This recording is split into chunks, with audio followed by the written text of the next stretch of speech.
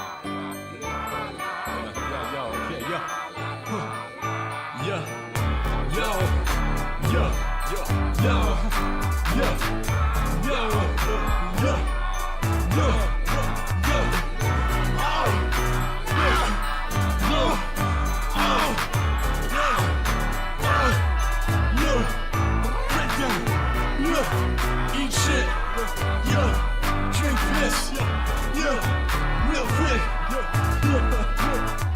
Oh, nothing like a good bad mood, like fuck the moment. and fuck you too. Yeah, you made plans, I'll make pretend all of your friends have abandoned you. Always a downer, enough with the frowns and talking about death and stuff.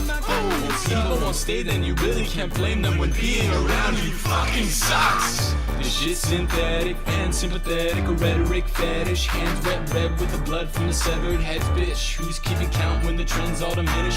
All about the finish, no journey. Damn, who hurt you? No, who hurt me?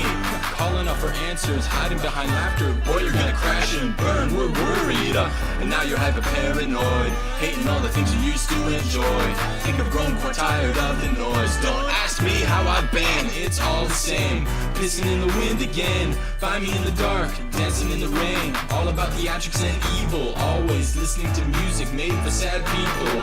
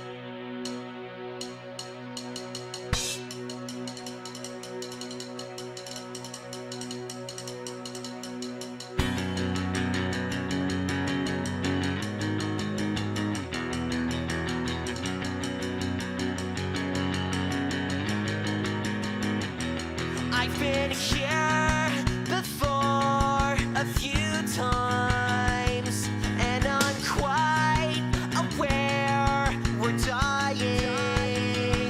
And your hands, they shake with goodbyes, and I'll take you back if you'd have me. So here I am, I'm trying. So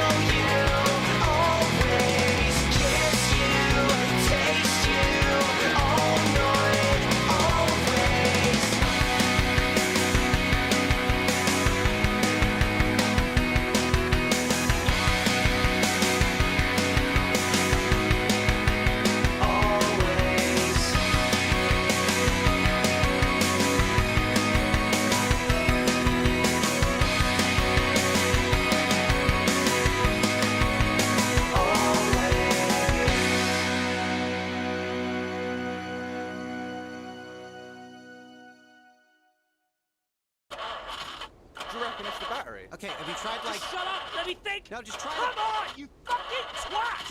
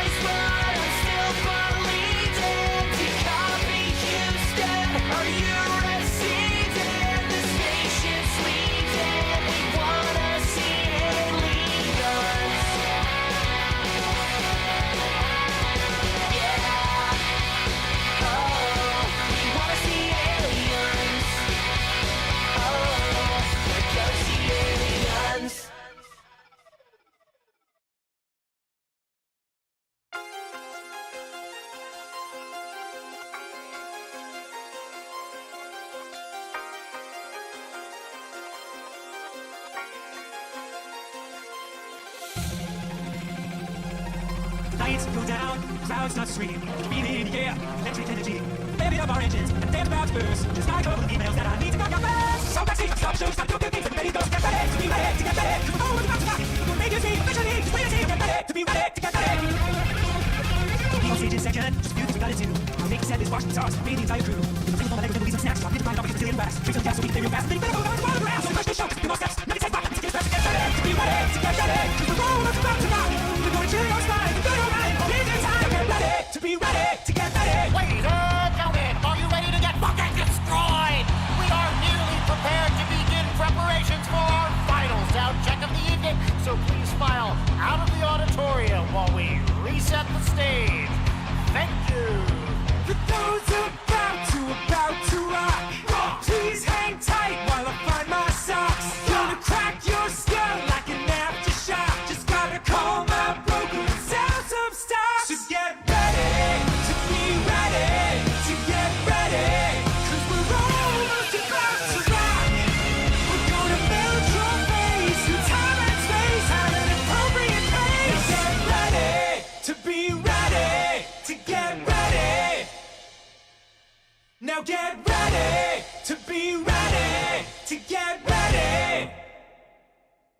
Now be ready to get ready.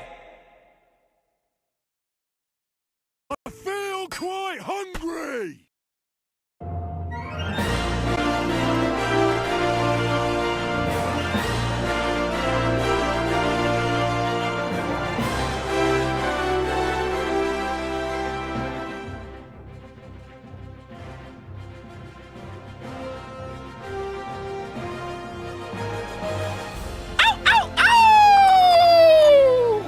And welcome everybody once again to another stream with the one, the only, the me, the Sydney. How are we doing today? How's it going, guys, down there in the corner? How are you? Are you there in the corner even? I don't actually know if chat's working today. That might be broken. Is chat broken? God damn it. Hold on. Let me figure this out. It wouldn't be a Sydney Belt on a stream without a little bit of bullshit. I bet it's because I'm not logged in the Streamlabs anymore. They probably booted me out. Yep, they did. Give me a sec. Let's get this back up and running. Whew. I hope everyone is doing good today. It's Monday. I have some things to go over before we dive into art today. So give me a moment with that. Grab our chat box and launch. Go. Blue. Copy. Copy. Double clicky. Deleted. Oh wait. Wrong bit. Wrong bit. Wrong bit. Wrong bit. Pasty. Okay. Boom. Is that working? Say stuff. Say stuff so I can see if it's working. Go on, don't be shy. Go on, you can do it. I'll wait. I might have to reload plugins, maybe. Hold on. Here we go. Do that. Huzzah! Huzzah. Okay. We got money. Let's see. Give it a second. Let's see. Okay. Can I like refresh it? Just like refresh it itself. How do I? Wouldn't be a me stream without bullshit. Alright, I don't think it's gonna work. Well, that sucks. That's okay. Titty. Oh! What? It hurt titties and it woke the fuck up. It's like, titties? Where? Well, okay, good. All right, good to know that works. Alrighty. There we go. Fixed it. We can give it to Pocket. Pocket wins.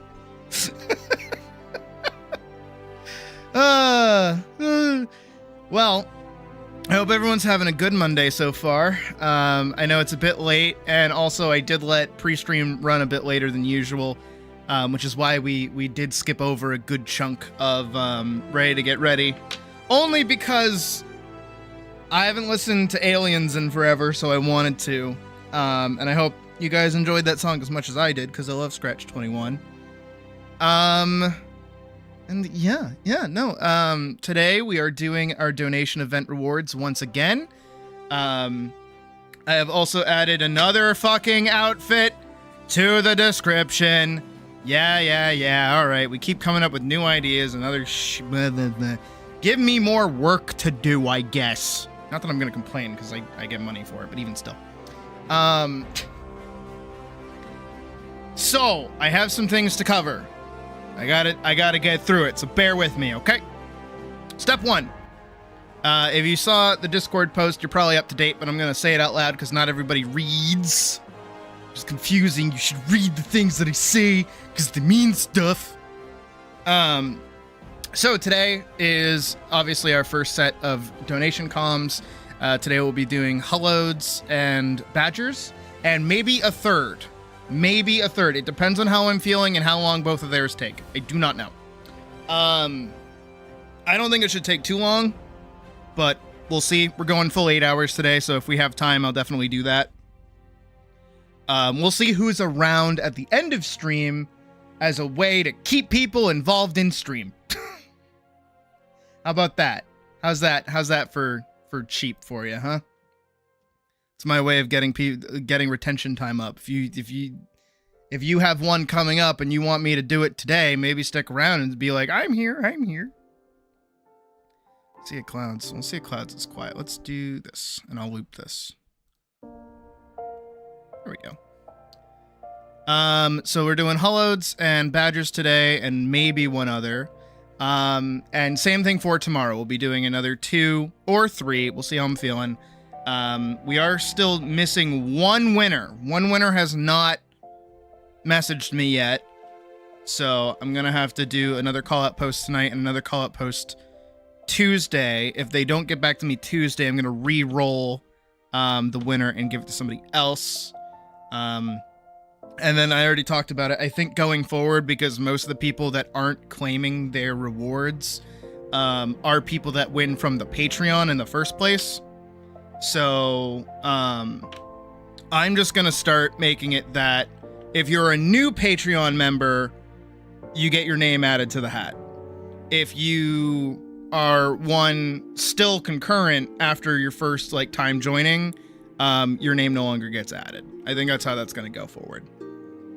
Just so it's like, hey, I'm still donating money, but it's the first time you do it, and then you also get other rewards and things. I think that's how I'm gonna do it going forward. I know it's a little dicey, but it's just because we have people that are in the Patreon who probably don't even recognize that they're being charged $1 or $3 every month to a random streamer until it's called attention to. And I mean, hey, if they got that kind of disposable income that they could do that, I'm not gonna say nothing. It's a little scummy on me, but I'm not gonna say shit.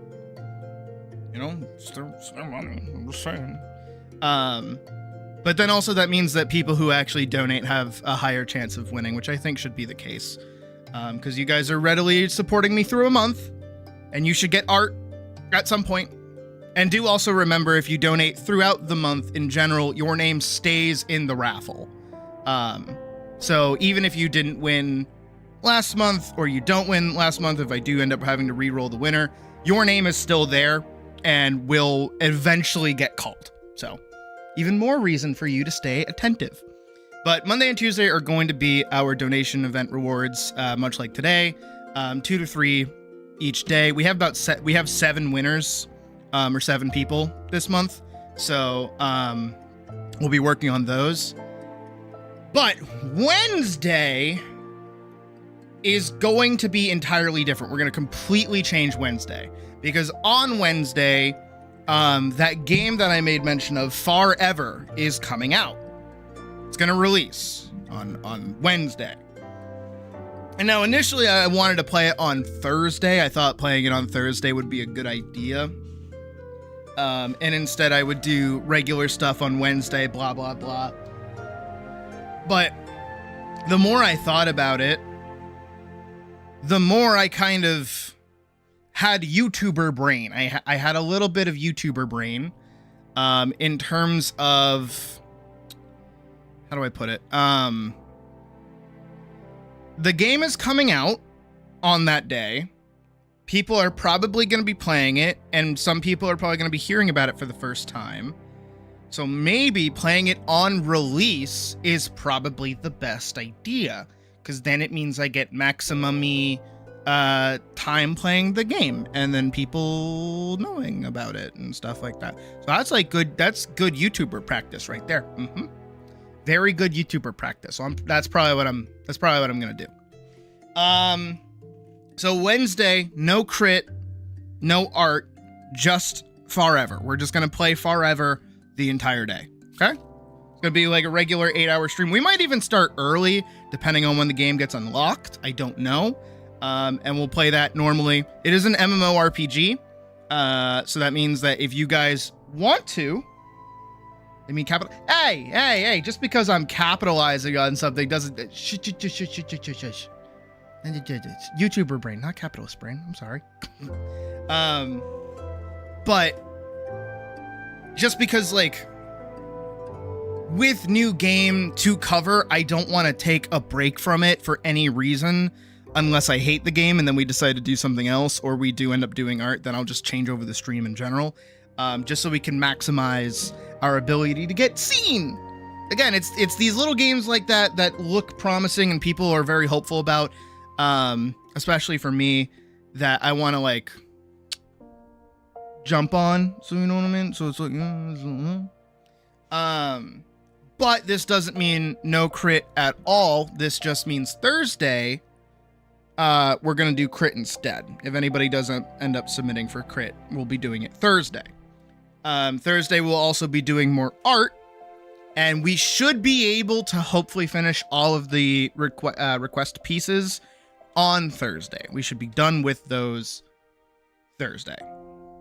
Now, here's the extra bit. I asked Pocket specifically for permission to do this, because initially I was just going to do this in my own time, but I've been having a really hard time feeling motivated, not on stream, to do anything at all. Basically, when stream ends, I go to sleep. And sometimes when it's like, I have to work on a thing, I sit there and I stare at my computer screen at a blank canvas and I go,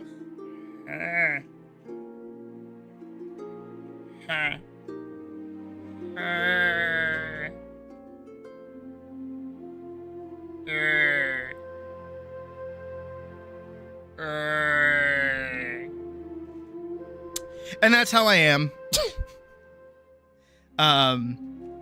when I'm basically done with stream. So I asked Pocket permission to do this because they have commissioned me actually to make them their own model. No different than mine. Well, a little different than mine. Obviously a different design, different character, and made specifically for them and their preferences. But I'm going to be doing a pseudo workshop on Friday going over how to make your own model. So this will be not only from designing the model, breaking up the model so it can be animated, how I rig the model, how I get the model to do all the random bullshit I have it do, but basically just a full RahiTuber tutorial, I guess. And you might be looking at me a little funny like, Sid, don't you offer commissions for RahiTuber stuff? And I go, I do. You can in fact commission me, no different than Pocket does, to make you a RahiTuber model. And then I hear you further say, but Sid, isn't it a little like, I don't know, backwards for you to tell people how to make the thing that you're charging for to make? And my answer to that is kinda. At the same time, if you ask me to make your model, I'm saving you the headache that is making a model. You're giving me the headache. You are giving me the headache, and your funds is to alleviate the headache that is making a model. Because that's what I'm going to basically show you, is the amount of things I have to consider when putting together one of these fucking things. You know, you might look at my lovely costumes of the teacher and the bunny suit and the nun and go, man, I can't believe you just press a magic button and like your whole outfit changes. God, I wish it was that fucking easy, because guess what? Today, I had to go back through and fix up the model a little bit. I can now do this. Now, you might be looking at this and saying, but Sid, weren't you able to do that before? Yes. But maybe you will notice that this arm is now different. Do you know how much time that took? Do you know how much time it took to figure out which arm that is? Figure out which arm to plug it in? Get the right rigging down? At least like 5 minutes. And then I had to do it for this one too. When do I ever use these? Rarely. Why? Because I don't really like them all too much, if I'm being entirely honest. I don't really like these, like... Look over here. Look upon my sword. Look at my swords. They're right here in this corner. Look at them. They're over here. Why is it like... You see that? It's like freaking out. It doesn't know what it wants to do. It's weird. Anyways, point that I'm trying to make is that, you know, just tiny little micro things I have to do for my model specifically are fucking headache. And I'd like to tell you why they're a headache, but here's the thing, right? Is usually when I'm working on the model, specifically mine, I don't want to spoil surprises, right? If I'm gonna do like a new outfit, right? I would like to have a whole dedicated stream to this is what it looks like, or check this out, or I'm gonna teach you something. I ran out of bits. I ran out of funny bits to do for this. I'm sorry, but I don't want to like take you through my process of working on a specific part of the model, not because I want to hide it. And I never want you to know how I do anything ever. No, you can't know my secret. Like, no, I would not. Honestly, I am bad at secrets. I would tell you everything that I do all of the time, actually. Legitimately, I fucking do it all the time. Like, I can barely keep Hell, even the other day, I spoiled my own twist to my own story because I can't keep it in my fucking mouth like a fucking dumbass. Right? So I try everything in my power to hold on to my secrets. So whenever a new outfit pops up, aka whenever Hollowed decides to fucking pay my rent that month, sorry, Hollowed. Sorry, you're catching a stray like that. Or catching a stray compliment like that? I don't know. Really just being an Italian Renaissance benefactor over there. My God. Get that human being a fucking like pimp hat or some shit. Like the one that like Hank Hill wears in that one episode, you know, the one? He looked good in it, by the way. You can't tell me Hank Hill doesn't look good in a fucking pimp hat. You can't tell me no, you can't tell me no with that. But I think that, you know, having Pocket's model specifically as a kind of demonstration, because it's another wolf character. So it's very similar to the one that I'm working with. So you can see all of the problems that I run into when working specifically with this one. And then it also means that I can still keep a lot of my models kind of hidden without needing to, you know, and still being able to kind of make like a pseudo tutorial-y video. So it will be a live stream.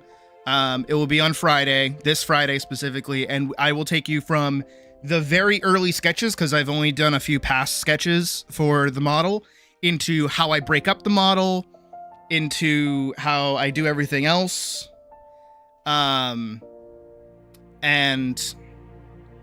how I rig it and everything, and just taking you all the way through it. And what's really cool is that, as far as I know, RockyTuber can actually run in multiple different states. So I can still have my model active while I'm working on Pocket's model. I think that's how that should work.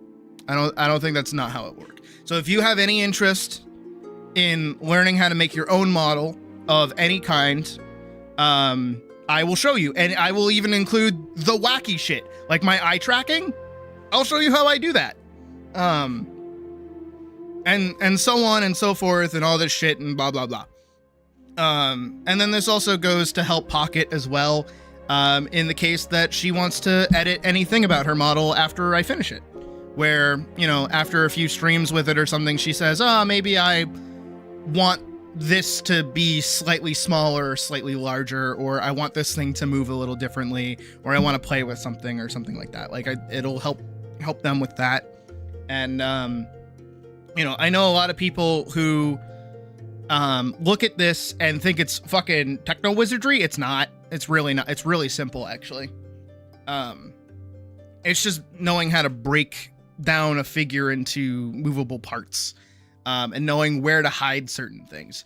Do you have any idea how much this right here, you see over there, I would point at it, but I point over there. This, the little thing of hair I'm pointing at. Do you know how much heavy lifting that does in terms of this model? Have you wondered why every single costume still has that little tuft of hair? because it covers the jank shoulder. I'm not kidding. The shoulder jank that happens is unbelievable. Because again, when you really look at it, look at what my arm does when I change poses. See that? You don't have to worry about the connected link there. You really don't have to worry about that. Right? See what I mean? That doesn't do anything. Oh, I also modified this. Who the fuck starts a conversation like that? I just sat down. So that's louder. Oh, she's 2D? This is loud. Lois? Spin around. Spin around. That's fun. And then we got this one. I feel quite hungry. That one's a little laggy. I don't know why that one's a little laggy. And we also have this one. That one's a little laggy too. But again, all of the little problems and thingies and bullshit and blah, you'll get to learn on Friday, because I think that'll be really cool. And then hopefully you can see how I do stuff. And then maybe if you want to try your hand at it and see how much of a fucking nightmare this shit is and why it's a fucking headache and why you should pay me to do it for you, watch that, I guess. And then Saturday and Sunday will be more animation. Oh my god. I think that might be it. I think that might be it for animation that we have to do. I really hope that's going to be all the animation that we have to do. I really hope so. Please, God. Because we basically worked for like 24 hours this weekend. And we finished scene 3 and scene 4. We just have to do scene 5 and scene 6. And then we're kind of sort of done. We're at the fight. They're going to fight. Oh my god. That's my rate for a model. That depends. Let me go pull up my own commission info, because I don't know off the top of my head. So for a full body, it's 180 USD. For a half body, it's 140 USD. And for a bust, it's 100 USD. You can get additional emotes for $10 extra per. Additional props are 30 USD. And if you have no ref sheet, it's an additional $80. Because I have to design the whole character. So, there you go. Yeah.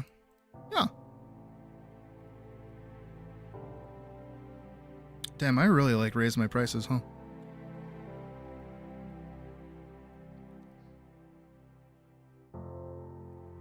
I need to update my commission sheet in general, because it's a little old. And by a little old, I just mean like my examples, because I only use the Elise turnaround, like the really old Elise turnaround sheet, and then the newer one. Yeah.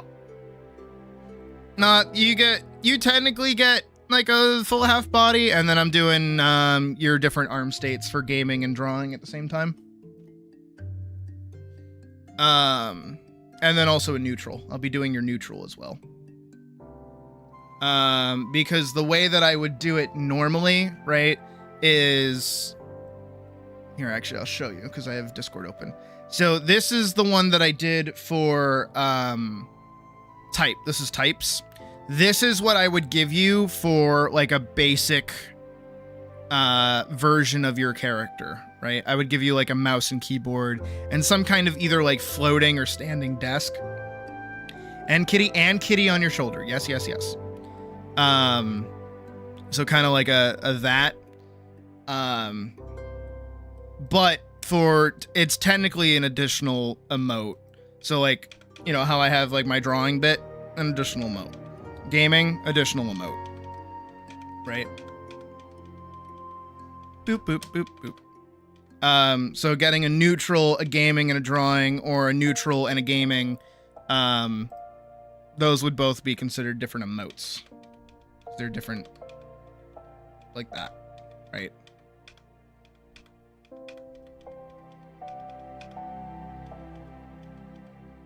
Props I would consider like, I don't know, like eating, maybe, I don't know. So like she has a stack of jelly. I mean, kinda, yeah. They're like a little bit of jelly beans. Just her color choices. But yeah, and this is in the Discord, so you can look at it whenever you want. Doop. Skadoop. Nugganooch. Alright, let's put that over there. But yeah. So, that'll be Friday. We'll be working on that. More animation this weekend. Forever on Wednesday. I hope it's not free to play. I know that sounds weird. For my own sake. I hope it's just like cheap. I hope it's like $10. Because I would rather them have like a pay one-time fee kind of thing for their game than a free-to-play with microtransactions and things like that, because that gets dicey and fast, especially in this day and age. And I've been keeping a little bit more of an eye on Forever since we heard about it only like a few days ago. And most of what I've seen about it is little baby YouTubers looking at it. So it's kind of in my prerogative to latch on to it a little bit. And it looks honestly like what is it? The fuck is it? It looks like Atlas if it wasn't furries, basically, which I'm cool with. I don't hate that. More games, better. Wouldn't want to deal with a battle pass. See, my take on the battle pass, Fortnite battle pass, I stick it up my ass. Is I don't hate battle pass systems. I don't like when they're FOMO. Don't have a fisticuffs? They do. They do. They have boxing gloves. They have punchy gloves. Yeah, they got fisticuffs. I mean, maybe not like outright punching with your hands themselves, but they have like fist weapons where you punch with them. That was like a really big one because the claw. There's like a crab that drops them. They're like boxing gloves. From what I saw, anyways. As long as you posture. But no, I don't hate battle pass systems because I think they are naturally like rewarding. But as long as they're not FOMO. I don't like when a battle pass system is FOMO. I think probably one of the better examples is actually Helldivers 2 specifically. In the sense that all of their battle passes are, if you like what's in it, you can buy it, and then you will get rewards for it. If you don't like what's in it, you don't have to buy it. I don't hate that. And also with the tentative system that they seem to have shown off for Final Fantasy XIV, I also like that system because it's like a pseudo battle pass where, of course, you're not paying for it. You're not buying like a pledge or something for it. But it's like a weekly system of do X amount of activities, gain experience, get rewards for it. I think that's fine. Because I'm gonna bat for the enemy for a second here. Fortnite is like a really rewarding game to play. And I know that sounds bad if you don't like Fortnite. But it's because Fortnite has, over the years, kind of changed from a very bare bones, simplistic shooter game where it's, you know, survive 100 players or whatever, to the point where if you're loading into a regular battle royale, there are so many different activities for you to dedicate time to that even though the game mode never has to change, you're going in with a different goal every time, which is really fun and microactively rewarding. Even if you don't win the game, you can complete an action or a mission or something and make progress even without winning the game, which is actually really healthy for a lot of younger kids that play the game and aren't probably going to win the actual PvP part of it. It gives them something to feel good about while they're playing the game. Which I think overall is probably how most online sort of games should function, where it's like, it shouldn't matter what activity you're doing, you should be getting rewarded for it. Which is, again, a mild issue that I have with Final Fantasy XIV right now. Is that, like, what is it? The problem that I run into, specifically with 14, is that there is no reason for me to go to literally anything in the game. Because the only kind of rewards I'm going to get are things I either don't need or don't want. And that restricts me from a lot of things that I want to be doing. And if certain content annoys me, and the only reason to do it is because it's quote unquote fun, there's no reason to, right? If I only have like an hour to play a game, right? Like if I only have an hour to play 14 for a minute, right? If I go do a dungeon, why am I doing that dungeon? Right? Why am I doing it? And I know I've talked ad nauseum about this in the past. But why am I doing that dungeon? Oh, well, I want to level Dragoon for some reason. Let's say I'm leveling Dragoon. Okay. Well, that means I'm gonna spend probably an hour in a dungeon, maybe like 40-ish minutes, 30-ish minutes if it goes really fast. And then randomly, if I'm doing roulettes to get the most amount of XP, I might get a really low level dungeon and not be able to do anything fun with my actual class. And then I'm just gonna kind of be bored. And then I have to do that across every class because I want to level every job.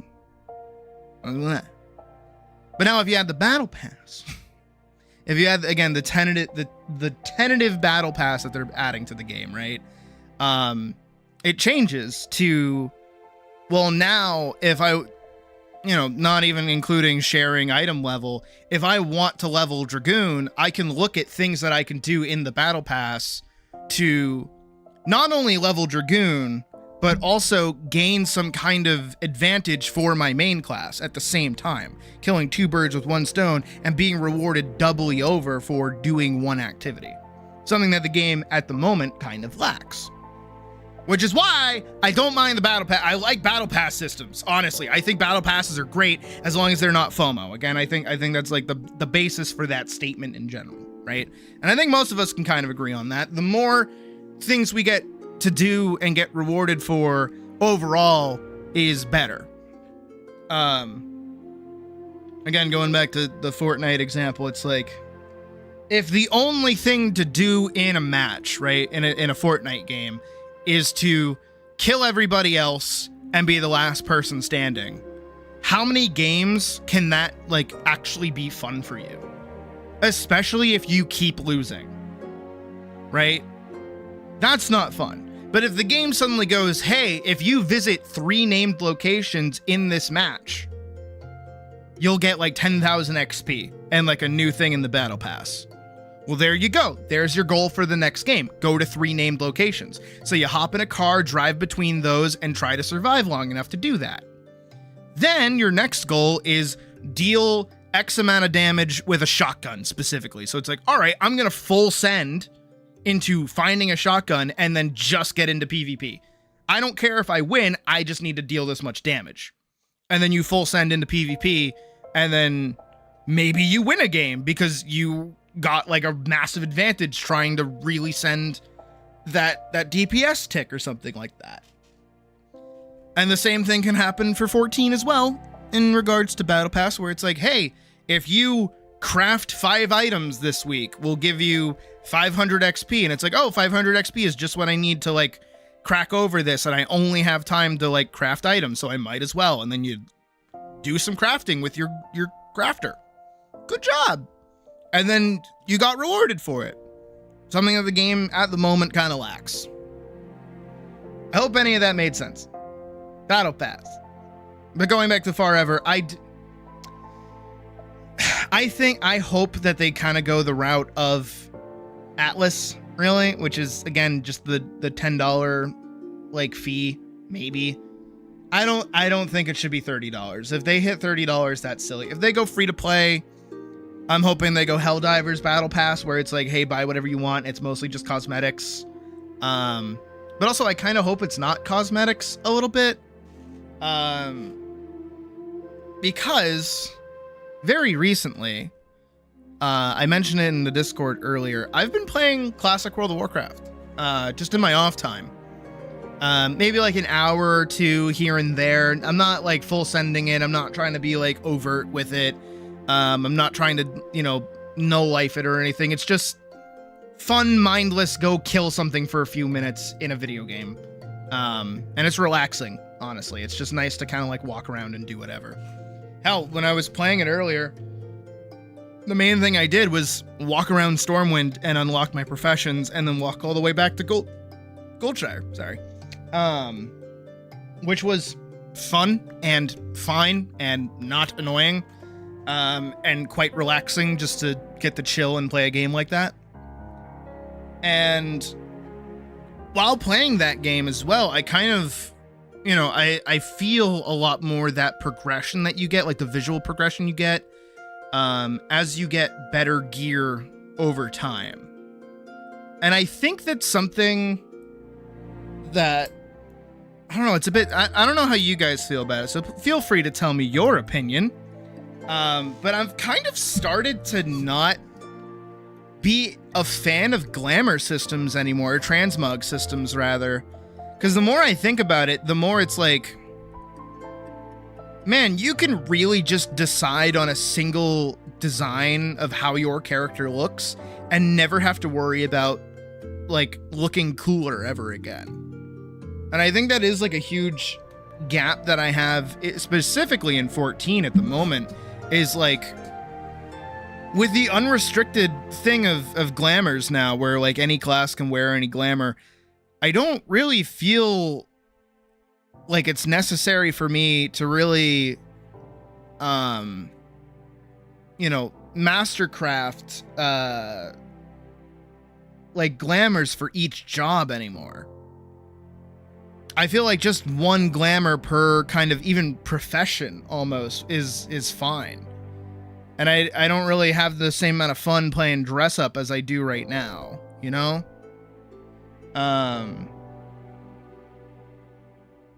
And I even think about like lower level players too, who get like,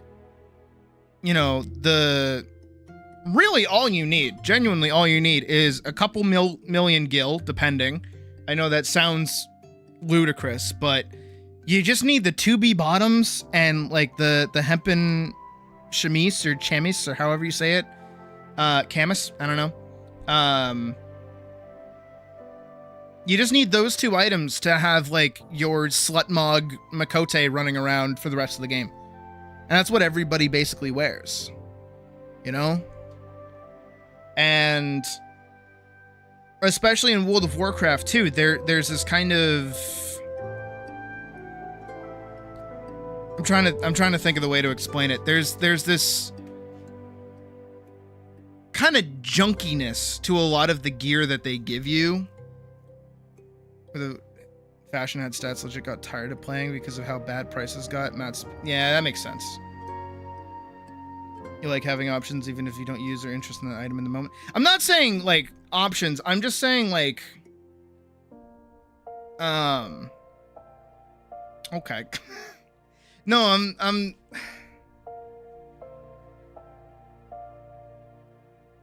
I think a good example, and I know not a lot of people played it, but old Monster Hunter, and if you haven't played that, old Xenoblade, and if you haven't played that, oh god, I can't help you.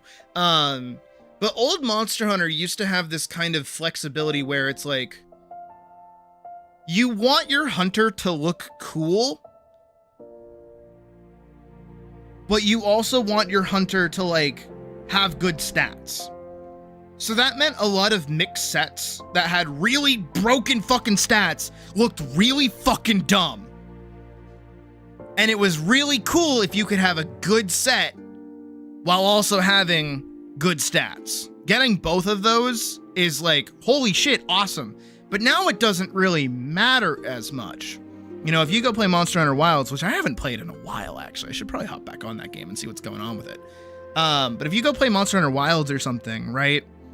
The second you get to high rank, you don't really have to worry about what your hunter looks like anymore, because you can just kind of put on whatever to get the maximum amount of stats and never really have to worry about it. And I'm noticing it specifically in World of Warcraft as I go from like level 1 to level 5 to like level 10. My gear is slowly getting more refined, and it makes me feel like I'm actually doing something good. And I think too, it's a similar system that like Atlas has almost. And I think often about Atlas's transmog / glamour system a little bit in terms of like, I like it, but I also liked when getting new gear kind of felt like good. If that makes any sense. I don't know if I'm making sense with this. I don't know. I don't hate glamour systems. Don't get me wrong. I love playing dress up. Of course I fucking do. But it's like, the more freedom you get with it, the less what you wear matters. Almost. And I'm not trying to say the same thing that Yoshi P said, where it's like it doesn't make any sense for a mage to be walking around in full plate armor. I'm not saying that. I'm just saying, like, if I pick out an outfit that I really, really like, and this is my favorite outfit ever, then I could wear it all the time. And this is what I attribute my character to. I'm not going to care as much about new stuff coming out. Like, even the new dungeon that came out for 14 in 7.5, those glamours look really cool. But the more I sit on it and the more I look at them, the more I'm like, what am I actually going to use those for?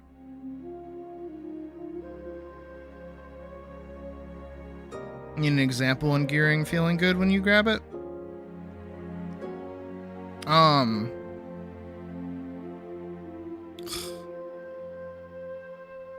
I feel like it's just one of those things that's kind of like lost in a lot of games nowadays, you know?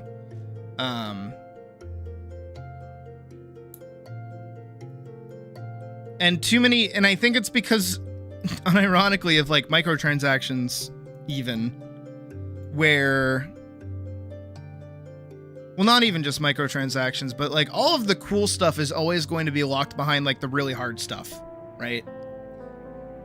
And that's kind of your incentive to even get that far, is because you want to look cool. But when you can look cool from older stuff and not need the newer stuff, why do you do the newer stuff that's harder when you can go do the older stuff that's easier and still look equally as cool? Right? And what I mean by that is like, let me see if I can draw this out. Let me see if I can do like a diagram. Oh. I also got a coffee earlier, so I'm like nuts. Don't worry, we'll get to art in a minute. I'm just kind of babbling, you know. Doing our opening babble monologue. Let's go here. Yes. All right. This is kind of what I'm thinking of, right? So you have like, whoop, here's your curve. We're going to say this is like level 60. I'm going to use World of Warcraft as an example. Here's level 1, right? On your way from level 1 to level 60, you have like, you know, incremental gear increases. Like this, right?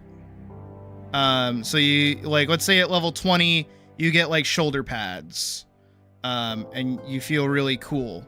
And then at level 40, you get like a helmet and, you know, you feel really cool. And then level 50, you get like a cool glowy sword, like a sword that's on fire, and you feel really cool, right? And then at level 60, you know, you get like a cooler helmet, cooler shoulder pads, and like a cool fire sword, different from all of these that you got, and then like a sick shield, right? And now going forward from, let's say, level 60 to level 70, only about 10 levels. So midway through there at level 65, you get a new helmet and a new shield and a different fire sword. And you still have like your whatever. But now you have like on fire pants, like your pants are on fire or something. I don't know. Right? Then level 70, again, pretty much the same. But now you have like a massive shield and a huge two-handed on-fire sword that you can use with one hand, and like, sick giant shoulder plates and like a cool chest piece, and you just look sick as fuck, right? You look so cool. And then, this is just like general ramping progression, and then pretty much the same thing for level 80 and then level 90, right? All the way through, which, if I'm remembering correctly, was level 60 to 70 was Burning Crusade, level 70 to 80 was Wrath of the Lich King, and level 9, what the fuck was that? Oh, Cataclysm. Right? So you're just kind of ramping up in how cool you look and getting new, like, fire effects and frost effects and cool looking armor and all these, like, ornate designs and cooler looking stuff as you go. And this necessitates that you will constantly be looking cooler every time you go up. Right? Just cooler and more out there designs and more sick ass looking things, right? And especially, you can kind of feel it if you go back to like older World of Warcraft or look at any of the older designs. The quality actually goes up. A lot of the textures look better. A lot of the modeling gets better. Slowly over time, all of these things start to become more, HD, higher quality, just look good overall, right? And because of that, this older stuff, while still looking cool, is not as cool as the newer stuff, right? Is what I'm getting at. But nowadays, right, in the now times, transmog is now a thing. So this means you can put over any outfit that you want at any time. Well, if I can just do that at any time, what if I just really like this? What if I just really like the old looking stuff? I don't care about this I don't even care. You know what? I don't care about this 65 stuff. I don't care about the 70 stuff. I just like this level 60 stuff. I'm going to wear this for the rest of the game. Well, now all that optional content that you could do to get those cool glowy things, no, you don't have to do those anymore. Because you just like this. Hell, even there, it's like, I could be wearing all of this, but I don't like how it looks, so I'm just going to do this. It's not really like a flex anymore. I don't know if I'm doing a good job explaining my reasoning behind this or not. And then the game designers kind of pick up on that a little bit, and they're like, oh, they kind of don't care about the little things here to feel this progression. They only care about max level. So we're not going to make these as cool either, because no one's going to really use this too much. So we don't have to worry about this too much. We're going to focus on making this part the really cool bit.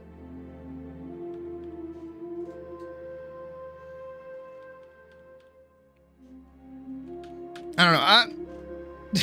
Again, I don't know if I'm doing a good job explaining it or not. The more I say things, the more I'm like, am I doing a good job with this? I don't feel like I'm doing a good job with this. I don't know if I'm doing a good... I just think about who I am as a gamer, as a semi-professional gamer, which is that I actually don't like glowy weapons. I don't like how they look.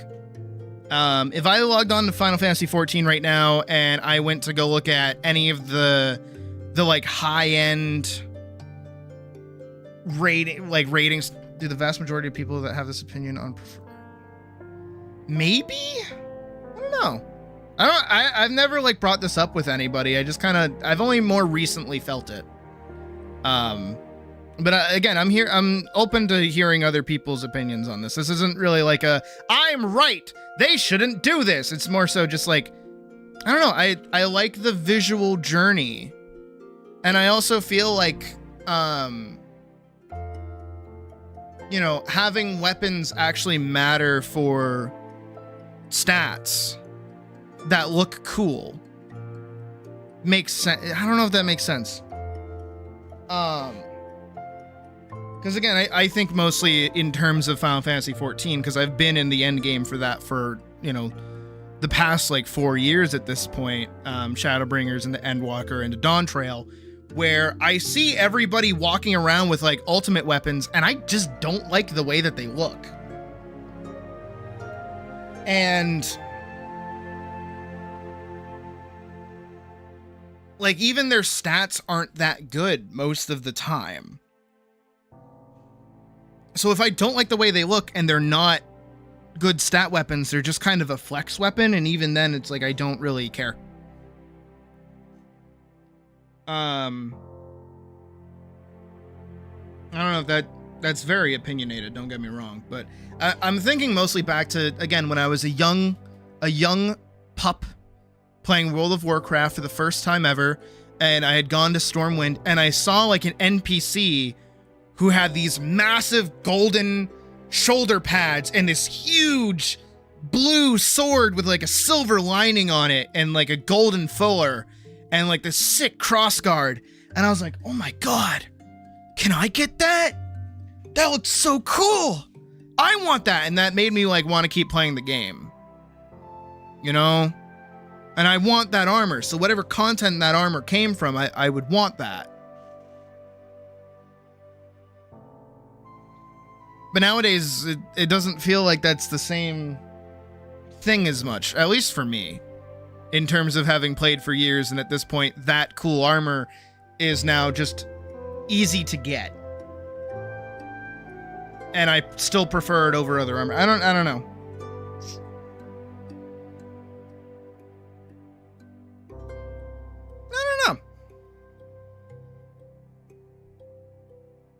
What I'm trying to get across here is that I like visual progression. I like my character changing how they look as they level up and as they get better. But I'm also one who kind of likes having my character look the same or having a distinct look to them in general. And that means I don't really interact with that visual progression as much as I would like.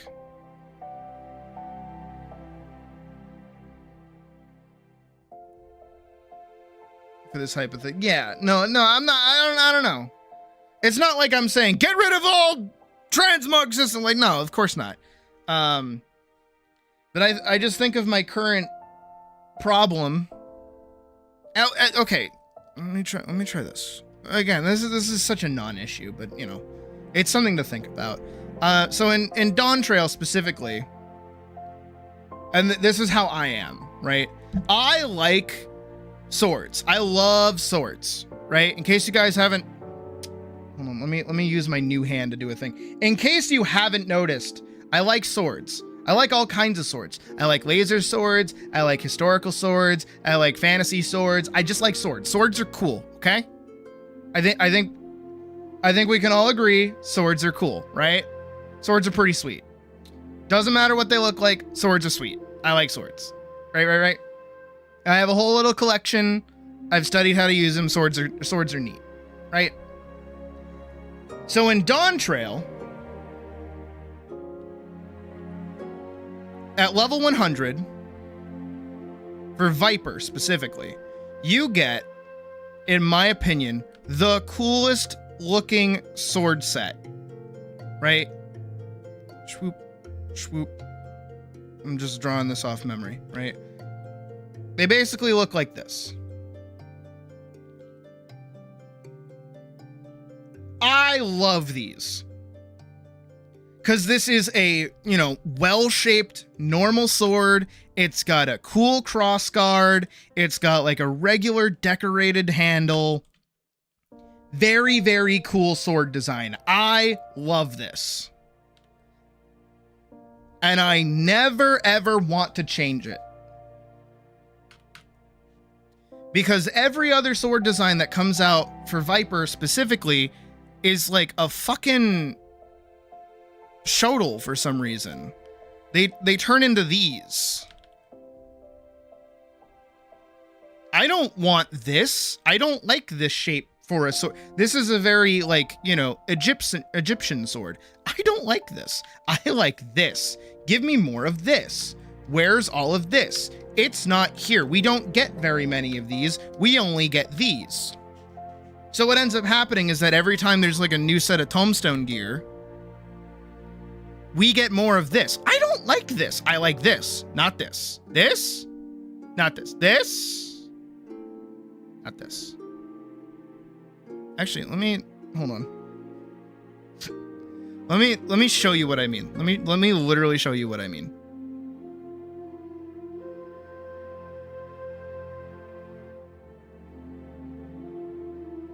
Don't worry, we're gonna get to art. Don't worry, Hello. You're gonna get your sweet route to legs soon. Don't you worry.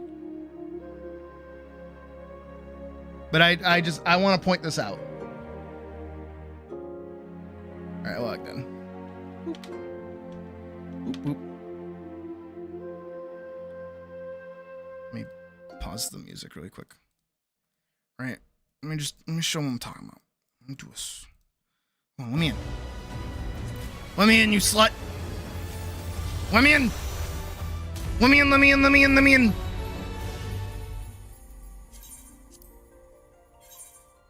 Let me in, let me in, let me in, let me in, let me in, let me in, let me in, let me in, let me in, let me in, let me in, let me in, let me in, let me in, let me in, let me in, let me in, let me in, let me in.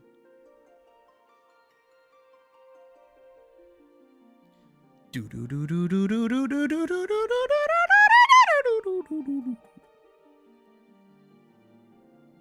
Let me in. Do you like my outfit? By the way? You like my little paladin outfit? I'm trying to get the helmet next. I know I'm bitching about glamour systems as I'm like, do you like my glamour system stuff? Before we go to solution 9, let's go down to the market boards and I'll go show you what I'm talking about. Could I have just aetherited? Probably. Will I? No. I like running everywhere. I don't like teleporting.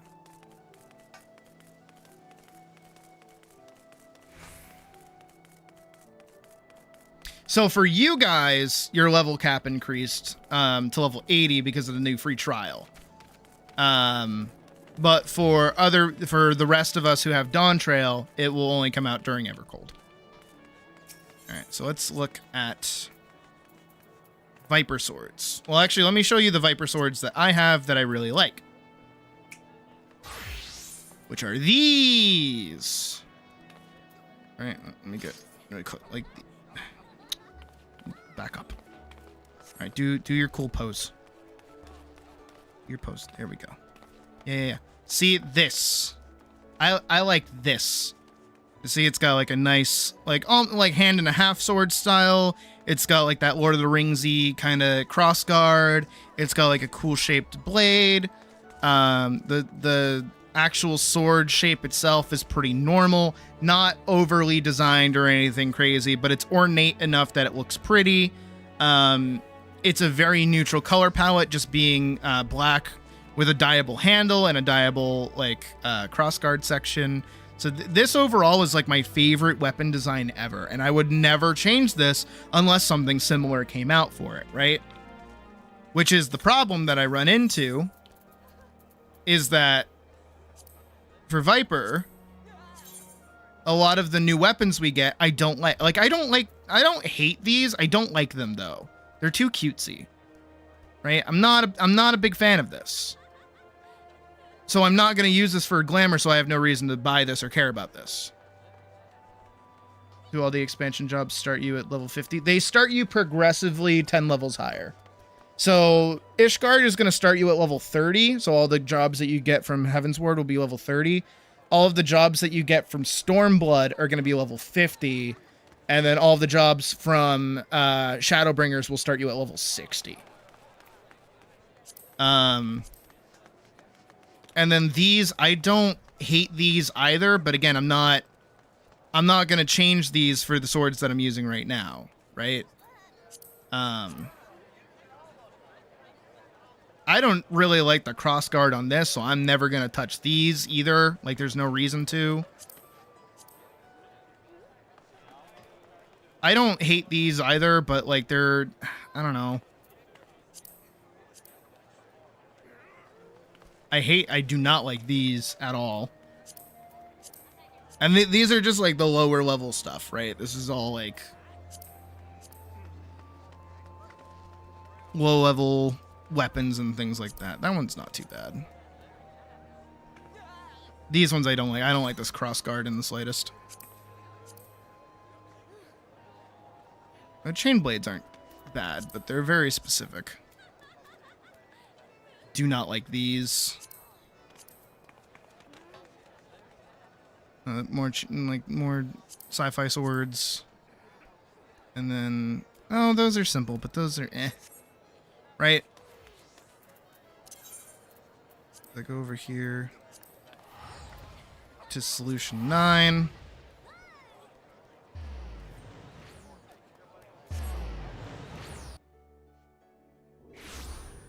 What swords am... Oh, I'm using the Veldian right now. Or not those. So I have my glamour over these right now. Right? Am I going the right way even? No, I'm not. These are the Arkveld weapons. I don't even really like how these look too much. Again, I like these. I really like these swords. Like, they're just so simple. But it's highly unlikely I'm ever going to change off of these, like, ever. Right?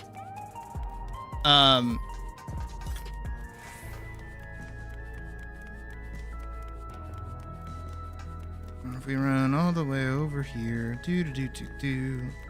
we go to Tombstone Exchange and we go look at the new ones. Well, 780.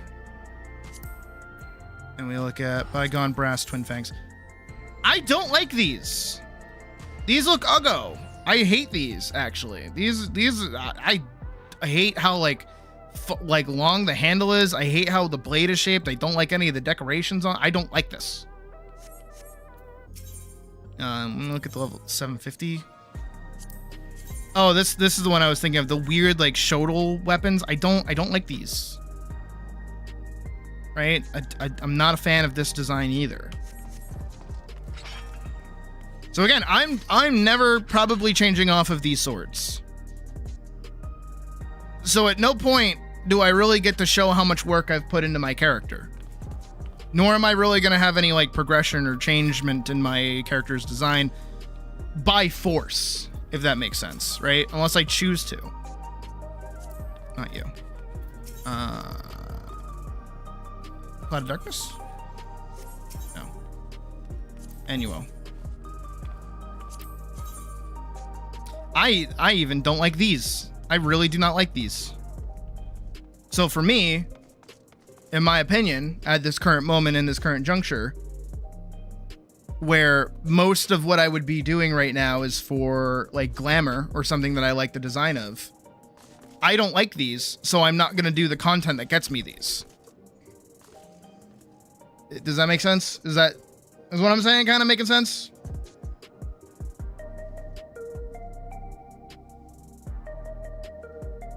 If the only thing I have to work towards in the game is looking cool, and I have hit my perceived end game of looking cool, why am I going to interact with any other part of the game to look cool? Like, really, the only reason to do Savage anymore is to get the cool armor.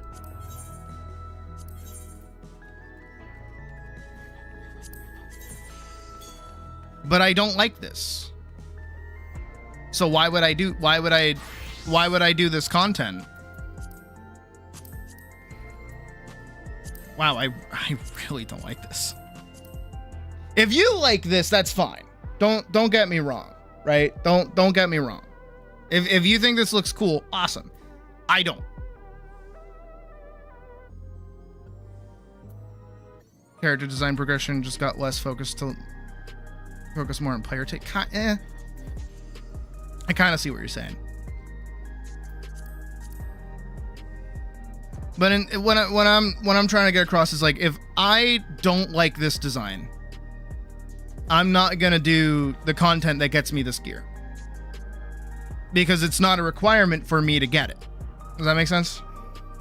Because after Savage, there's nothing to do. Savage is like the hardest stuff to do. I mean, there's ultimates and Unreals, of course, but for like the average player, this is like the end bit, you know, getting like max item level.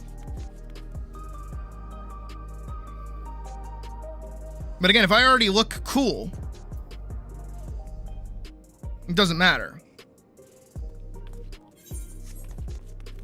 But let's say instead, right?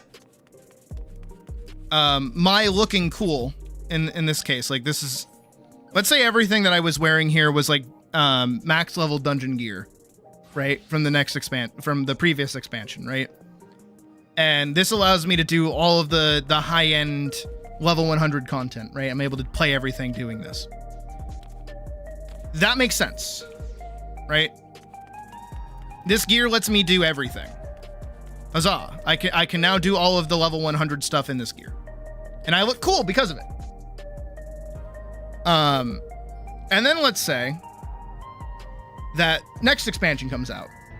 And now this gear is about as good as the middle gear in that expansion.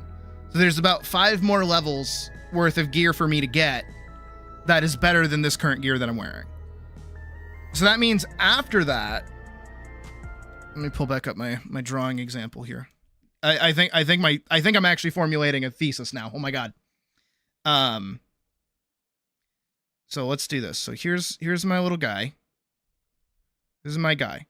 And because I am max level for the expansion, I'm able to do dungeons. I'm able to do raids. I'm able to do any kind of content all in this gear. So I look cool.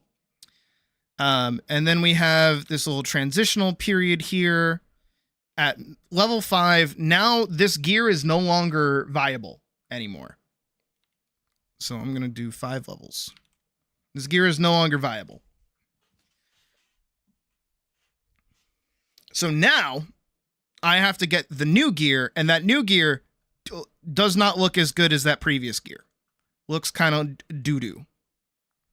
Right? But the end game gear in that new expansion looks really cool. So now I'm like, well, you know, if I want to be doing all of the things at the end of the game, but I look like doo-doo, I should go do all the cool stuff so I look really cool. Visual progression. Boom. Right? Does that make sense? But because of a glamour system, this means I can still wear this cool armor and skip over the doo-doo armor and still look really cool and hit the end of the game and not really care too much about doing this because this doo-doo armor still lets me do all of these things. But not only just that, this is the problem with 14 specifically, is that the dungeons, raids, and content are all in the game specifically so I can get this armor. So, you know, you would do this like 5 times, you do this like 10 times, and then you do this like 100 times or something like that to get this cool armor. But if I already look cool, and I don't like this, in theory, I don't like this armor here. I don't have to do any of this. I don't feel the need to do all of this content over and over again because I already look cool. Why do I have to do it again? I don't look like doo-doo, and I don't like how this looks. So if we hop back in here, we run all the way.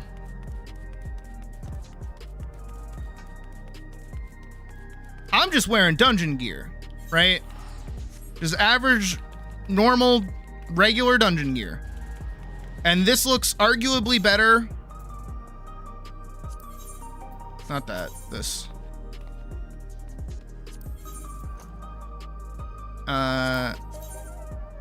Here.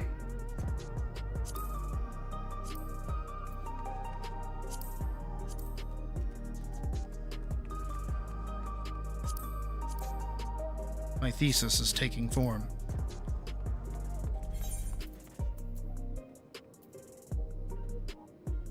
Here, let me do this. Don't look away, but like look there.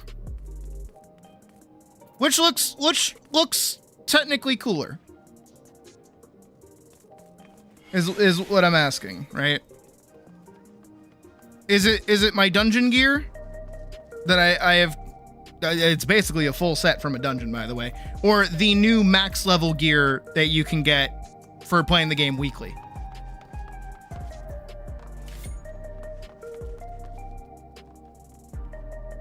Of course, this is subjective, as Phonerick said. But in my opinion, I like how I look here more than I look here. I don't like how any of this looks. It doesn't look bad per se, but I prefer how I look here. I look a lot cuter and more succinct, and because it's all dungeon gear. But if the only reason to get this gear is to do the higher end content in the game, and I don't want to do that because I don't like how that gear looks, I'm not gonna get this because I don't like how any of it looks. And really, then I'm just gonna use them as stat pieces, which is further interesting. This is why I'm bringing this up, by the way, which is further interesting that they're getting rid of this. That's what I like. I like that. That Final Fantasy XIV is starting to get rid of this kind of method of progression. Because we're not going to be doing this anymore. Gearing isn't going to be this. Gearing's going to change in Evercold. So that means the reason to continue progressing is to just level up your gear, like your item level. And that's it. Which is interesting. Because that means that technically we won't be getting visual progression anymore. But that means progression is going to be handled differently, which is neat. I think that's cool. And as much as I like visual progression, I feel like this means that there's going to be a bit more of a lean on like giving your character more things to hunt for fashion-wise, which I think might be extra cool, depending on how they do it. I don't know. All of this is basically just to say, though, I have mixed thoughts and feelings on glamour systems nowadays, which is interesting that I feel that way.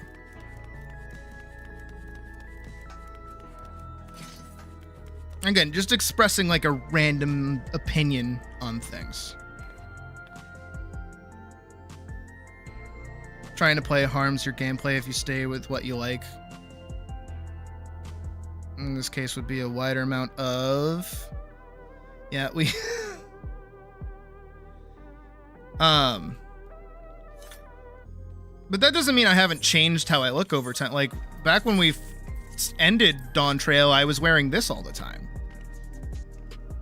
And then the new dungeon came out, and then I swapped over to this. Equipment styles? Yeah.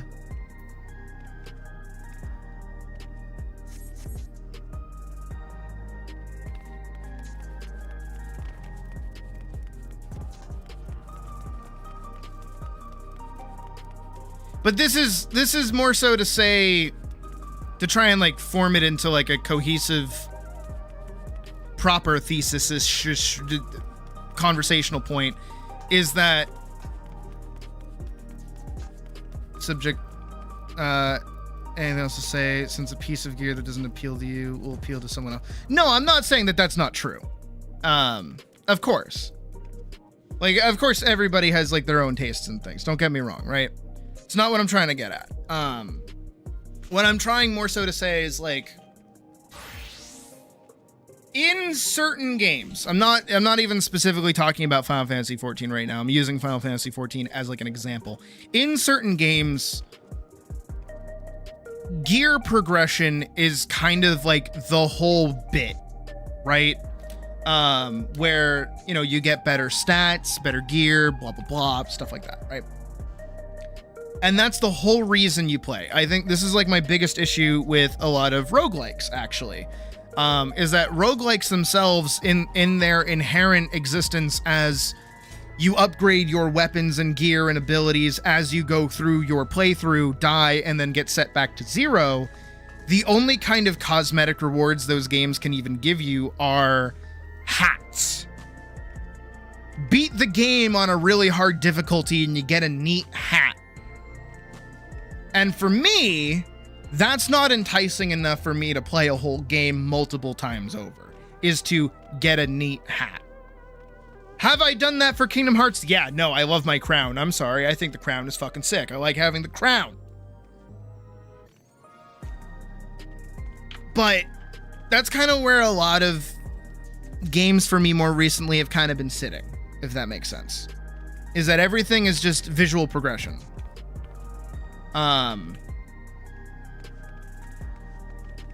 And when visual progression is the only thing in your game and you're not building anything else around that visual progression, if I don't want to visually progress, I'm not going to do that. Does that make sense?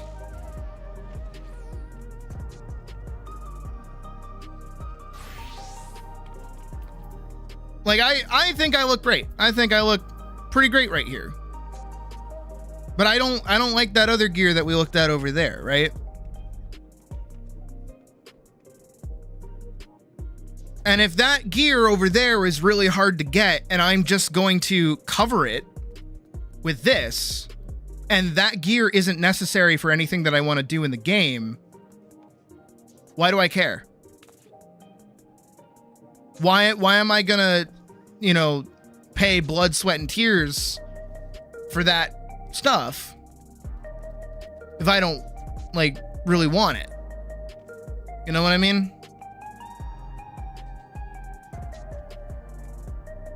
Why am I gonna play the game on the hardest difficulty imaginable so I can wear a hat that nobody's gonna see it? In like a roguelike, right?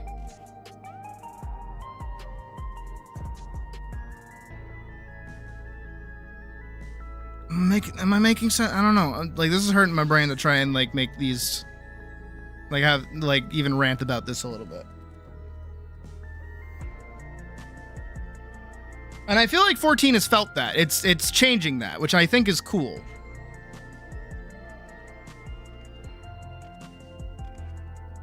I don't know. I feel like a lot of games focus on like the visual aspect a little too much. Which is obvious because like the most lucrative way to make money with like a game is by selling really good like cosmetics in the first place. But if you can just pay to look cool, why do I care about anything else? If looking cool isn't a flex of all of the cool stuff that I've done and all of the hard content that I've done, why do I care about doing all that? Which is, personally for me, something I think about all the time, especially in terms of Final Fantasy 14 and other games in general. And obviously not everybody thinks the same way that I do, which is fine. Please don't think like I do. I have a broken brain, don't worry. Is anytime I look at a new game or something, I always go, why do I care? Why am I going to do anything in this game? Am I just wasting my time? Because I have a very similar take on Minecraft, oddly enough. Because for me, I don't... This is gonna make people scratch their heads a little bit. I don't like Minecraft. I really don't like Minecraft, but I don't like Minecraft because 90% of the game is building things for yourself. and outright saying to yourself that you're going to take the game slow. I don't like that. But if you've heard me talk about MMOs, you know that that's what I say with MMOs is like, take your time, play through the game slowly, enjoy yourself. Would be something along the lines of, why is this a problem?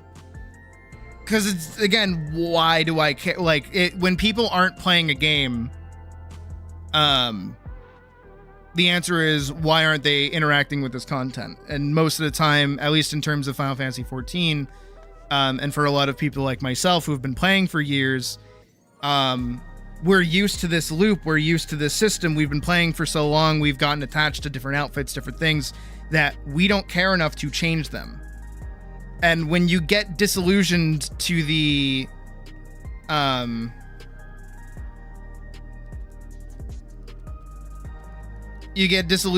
loop, you kind of fall out of it a little bit, you know, and there's no more reason to engage with that loop anymore. Like Hollow said with the intrinsic motivation, it's like,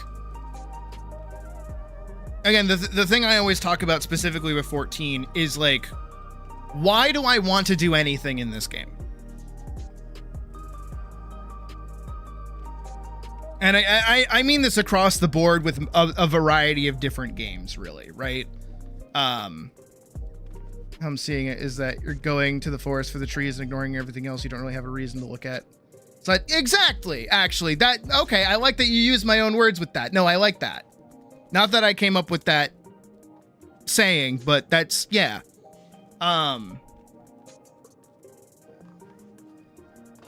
Again, like using Minecraft as an example, because I don't like Minecraft, is like, if the fun part of the game is the building,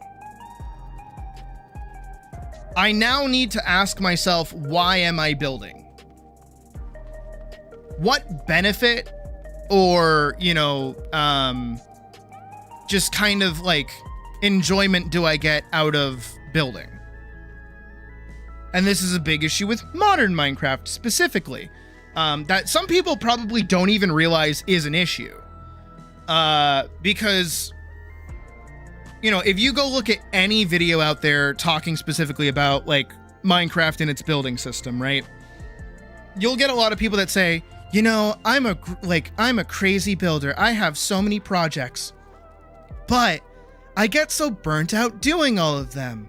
Because, you know, I just try to build my world. And these are YouTubers, by the way, who are making content out of these crazy, luxurious builds. But for the average player, why are they gonna do that? Why do you need to build a ginormous fuck you mansion in your video game? Why do you have to do that? There's no reason to do that. If anything, that's so like that's just like a personal project. You know, and it's not to say that in the sense of like there is no reason to, or if you do enjoy that, that's wrong. But that's like how most people try to play the game nowadays. When that's not how Minecraft used to be, and you can kind of feel the change if you look at like older Minecraft and newer Minecraft. Because older Minecraft had its loop. It had a good constructive loop. Which was, if you didn't build, you were going to die. And if you die, you cannot build. So you don't want to die, so you build. In order to build, you need tools. The better materials you get, the better gathering and you know, survivability you have. That's your intrinsic loop right there. Is, well, I don't want to die, so I'm gonna go do a thing. This is like gaming psychology, by the way. It's very similar to like it's a thing that Koopa actually told me about, like in their gaming class, which is if you're playing Valheim, right? Specifically Valheim, and you build a base. You've built a base in the meadows, right? And you've got a nice little house and you're very relaxed playing the game. Why do you, the player, want to progress? You've built a base. You've gotten food. You can handle the meadows pretty easily. There's no problem there. You're fine. Why do you want to protect your base? Well, because there's random events that happen where trolls can show up and break your shit. Oh no, your shit's broken. Now you can either quit the game because the game has pissed you off, or, like most players are going to do, say, hey, that's bullshit. So then what do? You up your defenses. Well, how do you up your defenses so that they don't just walk in and break your wooden hut? Well, you go get pine logs from the Black Forest. You upgrade your gear so you're a little stronger. You work on your stats a little bit. You progress through the game. And now that you're stronger in that regard, you make a little bit more progress. Now that you've, gotten copper for the first time because you needed to upgrade your gear from the basic set to copper, you also have the ability to make a ship. So now you're going to make a ship and go sailing for fun. Oh, but while you're sailing for fun, a serpent attacks you. Oh no! How do you deal with that? Well, you upgrade your ship and you get better stuff to deal with that serpent. So now you got to progress to that stage too. The game kind of gently pushes you along the progression system of the game. But if, let's say, for instance, in Valheim one more time, you build in the meadows, and the meadows is super safe. Nothing will ever attack you in the meadows. You can get everything that you need in the meadows. You never have to go anywhere else. You don't have to put yourself in danger. Why are you going to play the game? What's fun about that? There's no challenge. There's no pushback. There's no friction with you as the player. There's no reason for you to do anything. And that's kind of the issue that Minecraft has. Because unless you're specifically going out to build, right, where you need a specific block set, you don't have to do very much. Same thing with Terraria even. There's no reason to build actual houses or anything. That's why people have those like house traps for their NPCs and things like that, right? Is because those are the mathematically fastest way, easiest way to get NPCs so that you can just blitz through the boss fights of every game, of like the whole game. You don't have to interact with the building system. You can if you want, but you don't have to. There's a little bit of reward to do it where there's NPC happiness and things like that. But you don't have to. The game doesn't, like, you can skip over it and maximize it and do whatever weird ass challenge run that you want. Does everybody do? No, I'm not saying everybody does that. But that's how most of these games kind of get solved in the end, right? Which is why for me, again, a lot of the time when it comes to playing a game is I'm going to ask myself, why am I doing this? Am I wasting time doing this? Because again, to use Final Fantasy as an example here, those stat block items in the game, right? The gear that's in the game, those tombstone gears that I personally don't like. Again, if you like them, cool. I don't mind. Like, the taste is subjective and stuff like that, right? But I personally don't like them as the player of this character that you see sitting here on screen, right? I don't like that. I don't like that gear.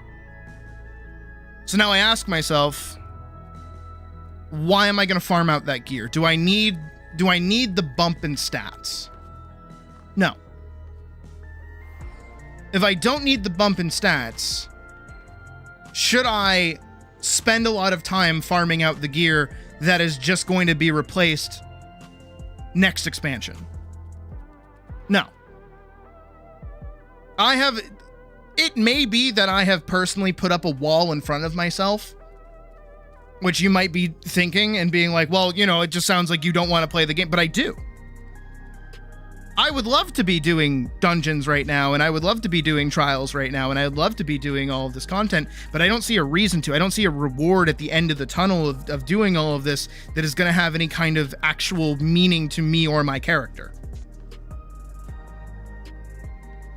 Money in this game is useless for me at this point.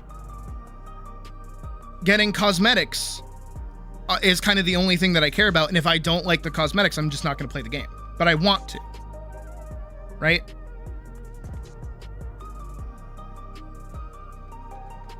And to kind of tie it back into my earlier point about glamour systems and things like that, is that because what I'm wearing is, in my opinion, already cool, I don't need to worry about getting something cooler unless I find something that's cooler or I actually want to use it. Walking around in the train outfit and the new train outfit is less cool than the current gear that I'm wearing. But technically it is more work to get than the gear that I'm wearing right now. For me, that stat increase is not worth doing any of the content in the game for. Because there's nothing to do with those stats after I get them. Same thing with hitting level 100 with any of my jobs. There's nothing in the game for me to do at level 100 that I want to do with those jobs in the first place.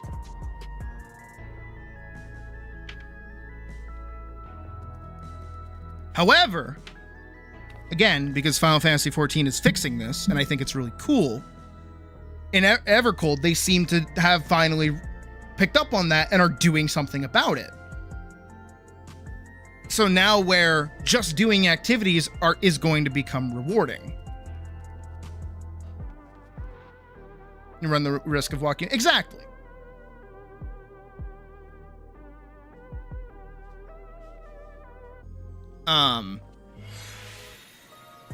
That's, yeah. And again, for me, playing a lot of games like this as of late, the more I can find reason to do something, the more I enjoy a game. And it's because if I'm going to, like, a lot of modern games, and this is very subjective, I'm very sorry for the very subjective, like, thing I'm going to push on you right now. A lot of modern games are not fun. To me. You might disagree. But for me, not fun. I'm very sick of the Souls-like era that we live in with video games at the moment. I'm very, very sick of them. I very much prefer puzzle games. And when I say puzzle games, I mean games like Legend of Zelda. I love games like Legend of Zelda. And I'm not talking about Breath of the Wild. I'm talking like Twilight Princess, Ocarina of Time, Link Between Worlds, Link to the Past, things like that, right? Where the game itself is just a variety of different puzzles that you can enjoy. But no games have that anymore because they're all just pseudo open world games that have either Metroidvania mechanics or Soulsborne mechanics, one of the two. And I'm sick of that because, like, I don't care. They're not fun. They don't feel very rewarding for me to play. A lot of them are very fuck you in the way that they approach you in general. And something I've realized after, this was specifically during and after Florenzia, when we went back to play that, is that the kind of game I actually prefer is the mindless go kill X amount of enemy in zone kind of game. Which is weird. Very weird that I like that. But it's true because it gives me all of the things that I want in a game. Which is weird. Most of the time it's visual progression. You get new abilities over time. You work towards micro goals and macro goals. And there are pieces of content that you can do pretty much at every checkpoint of levels that is progressively more difficult. And that's why I like MMOs as much as I do. They have like their own languages and their own way of like speaking to you almost, you know? Like Final Fantasy XIV, if you play the game regularly, Like a Dynasty Warriors game? No. I don't like full slashy games like that. I mean like more slow and again, more MMO-ish. Phantasy Star, as everybody who watched the Atlas video has told me, I would apparently like something like that. Where it's just like I don't really like power fantasy games too much. I don't like those. I like slow burn progression games where I get better or I learn the language of the game a little bit more.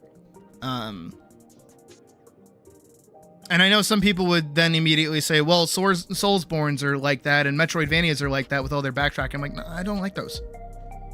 Because all of them are the same because they all heard that Souls, like Dark Souls was like hard. So they make those games like needlessly difficult for no reason and like pixel perfect so that people can do like Devil May Cry shit on them. And I'm like, I don't like that. You know, I really liked that the combat in Twilight Princess was really simple and that the healing mechanic wasn't fucking obnoxious. And that, like, you know, there's not like a shit ton of checkpoints and things. It's just kind of like a variety of different puzzles. And some are harder than others. And then I get like a little doo-doo-doo-doo whenever I solve one and I get happy.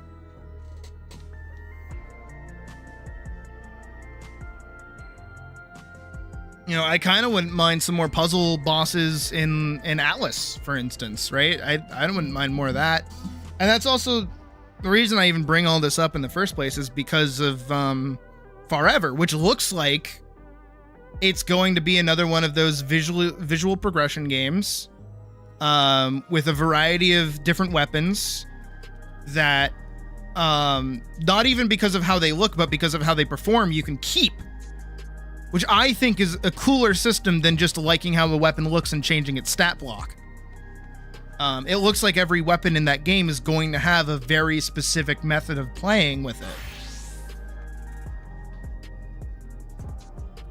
Idea of puzzle bosses. I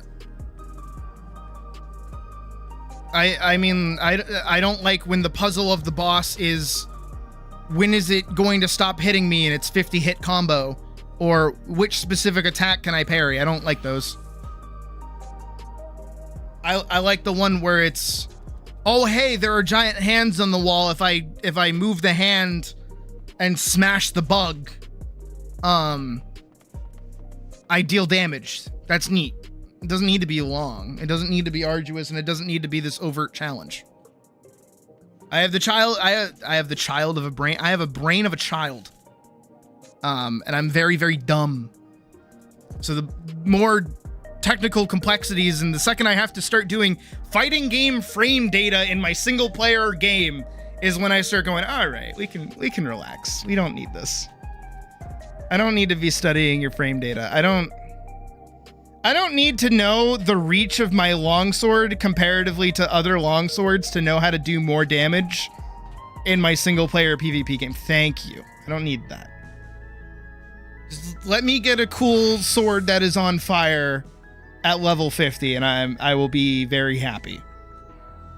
Give me progressively cooler designs in my weapons over time. That's all I need. And I will play your game. I mean, hell, even Atlas, right? I know I've been mentioning a lot of Atlas, but I think that's why I like Atlas as much as I do. Is that game is like pure visual progression. And I even think it's like, yes, as Hollow just put, yes, exactly. Which again is why I'm like really upset. There's such a massive lack in like modern Zelda likes anymore. You know what I mean? Like there are next to no Zelda likes, and you might say there's not. Bosses in Warframe, almost none of which are fun to fight. No, again, I'm thinking like, the boss that I liked the bosses in Twilight Princess. I think those are like the bar for good puzzle bosses. Sid, Pocket. What's up? We're ranting. What's up? What do you need? What's good? What's up, Pocket? You threw off my groove. What's wrong? What's up?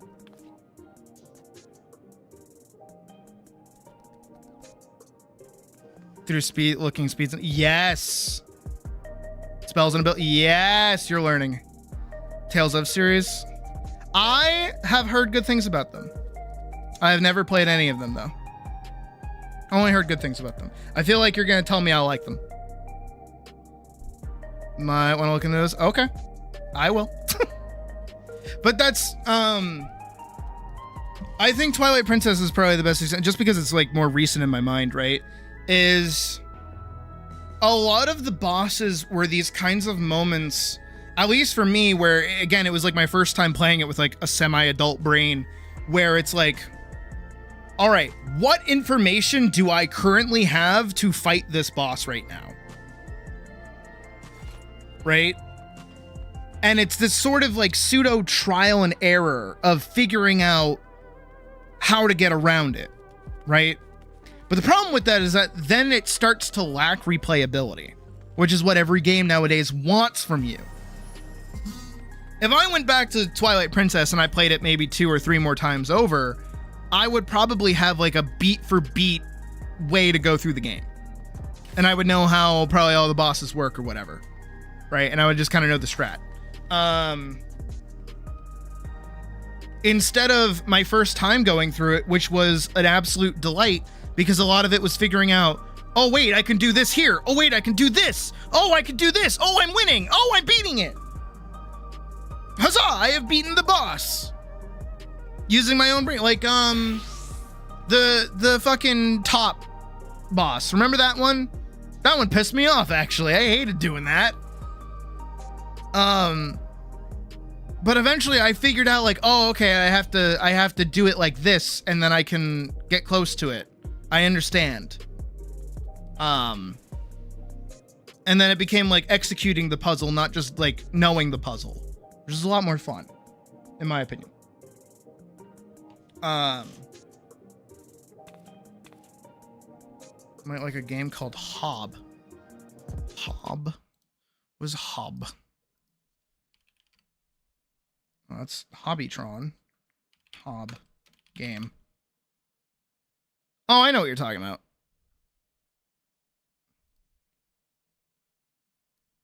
No, I know this game, yeah. Oh, it's on Steam.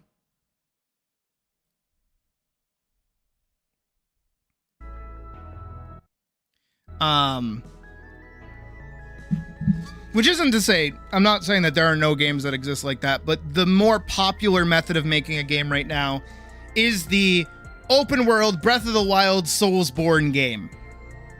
You know exactly the kind I'm talking about, with the fucking Ubisoft bullshit, little micro camps of enemies that you can go abuse, very minuscule like weapon and armor upgrades over time, different like gear stats that are very minor to the point where you don't really need to be changing armor throughout the game too much.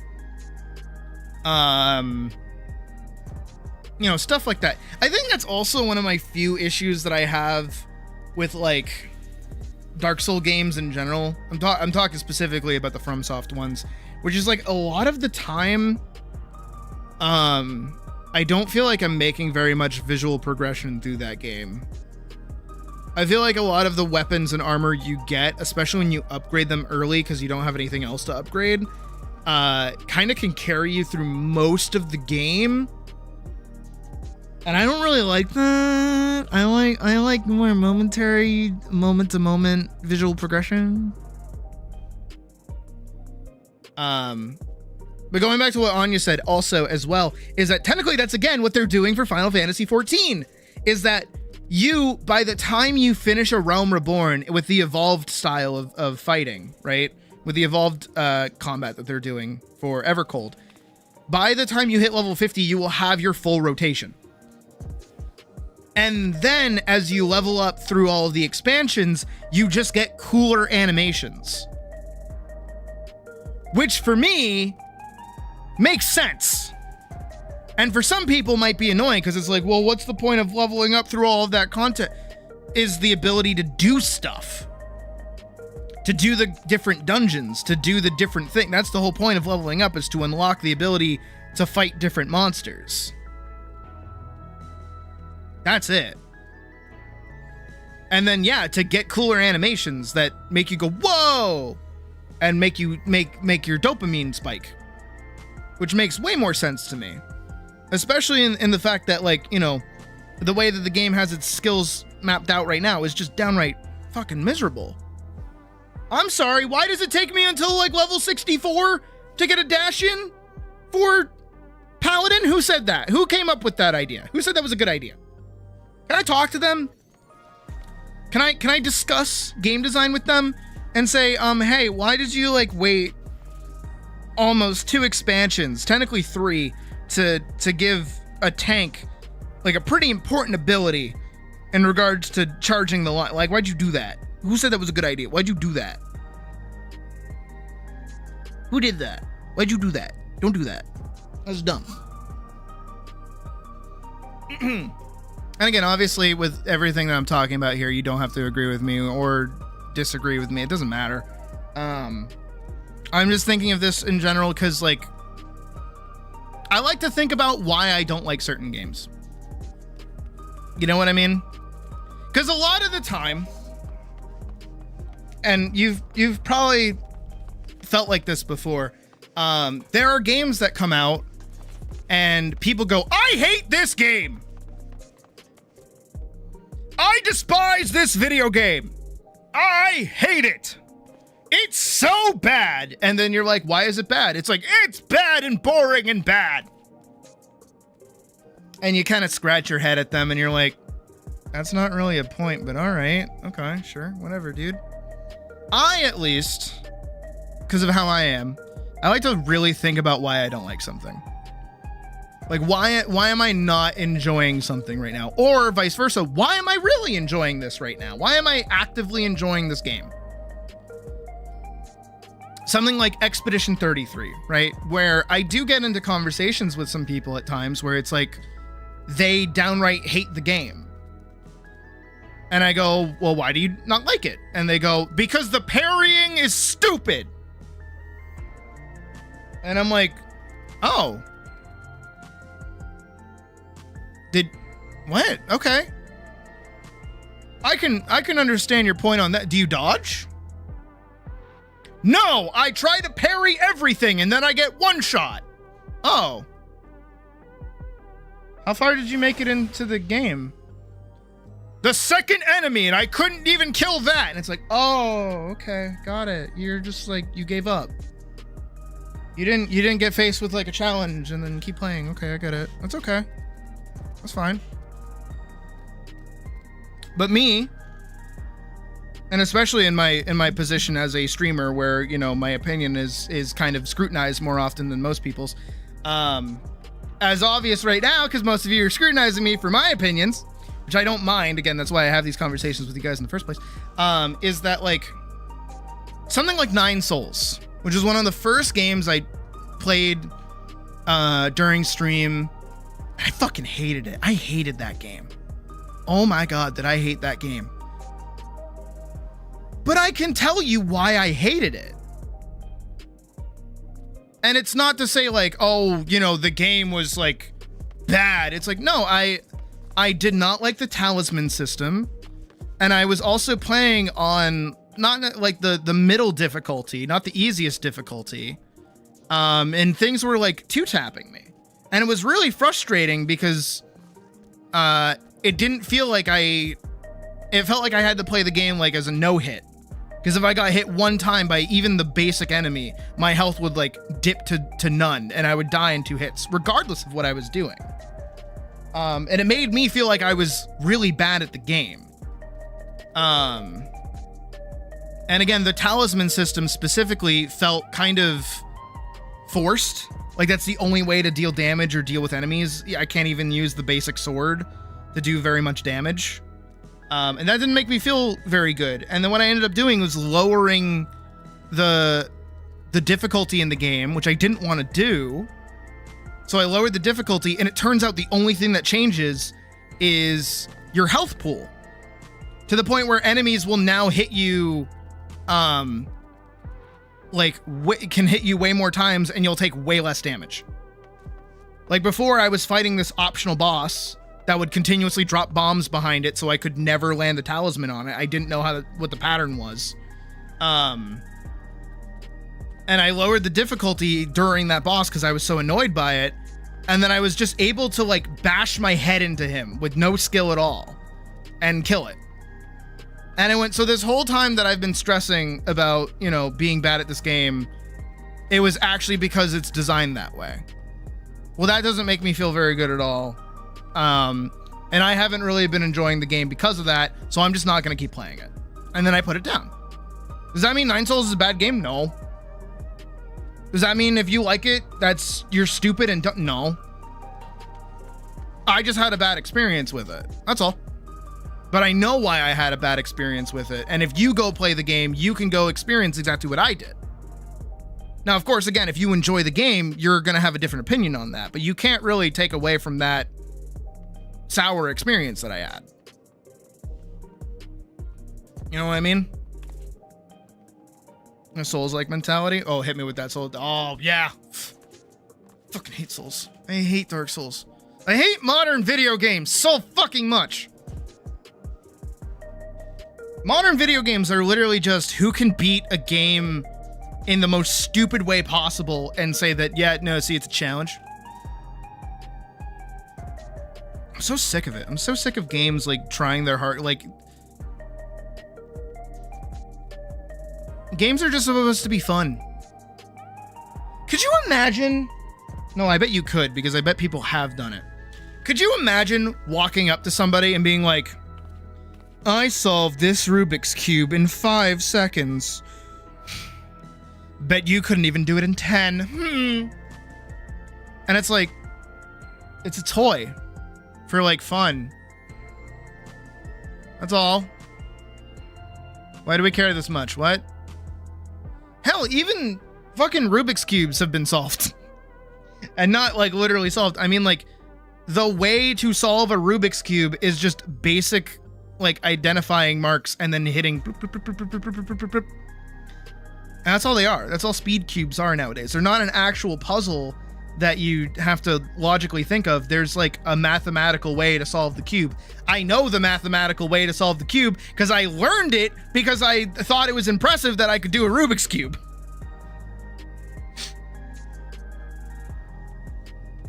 Do this because it's what they think are popular, or more disturbingly have proven to be. Nah, that's true. Fast way to get past. Yeah! But that's how it is with like games nowadays, you know? Like video games have this sort of like, how do you put it?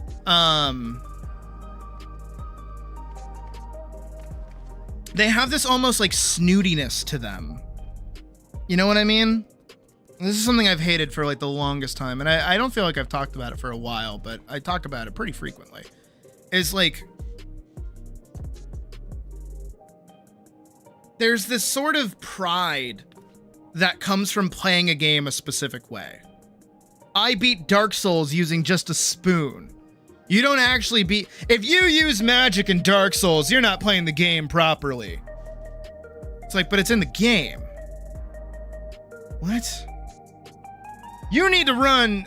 You know, if you're playing Kingdom Come Deliverance, you have to be playing it on hardcore difficulty. If you're not even playing the game. It's like... What? The fuck you saying to me, dude? Like, what's your deal with it? Like, what the fuck's your problem? Like, actually. It's the dick envy of video. Yeah. I don't know. It's the same. Like, you can't escape it regardless of what game you play, by the way. If you go play some random, obscure, old-ass game, guess what? A speedrunner's gonna pop up and be like, I beat this game in 20 seconds. You don't even know how to do this, boss. Pfft, there's a specific cheese that you can do, but I'm not gonna tell it to you because I know everything. Go fuck yourself. And it's like, what? Why? Why?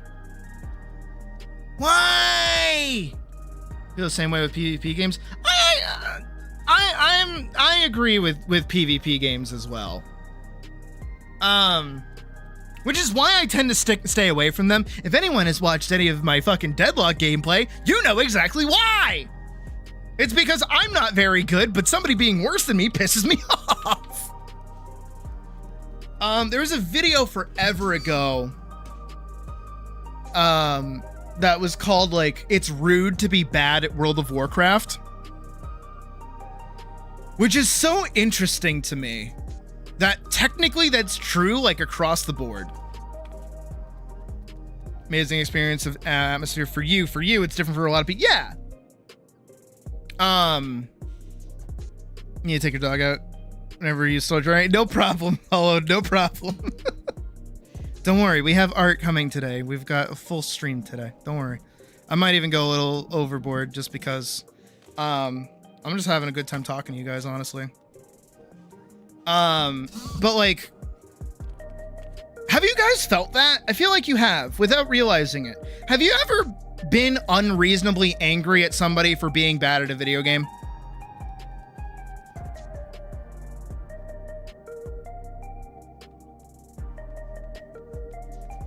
I have.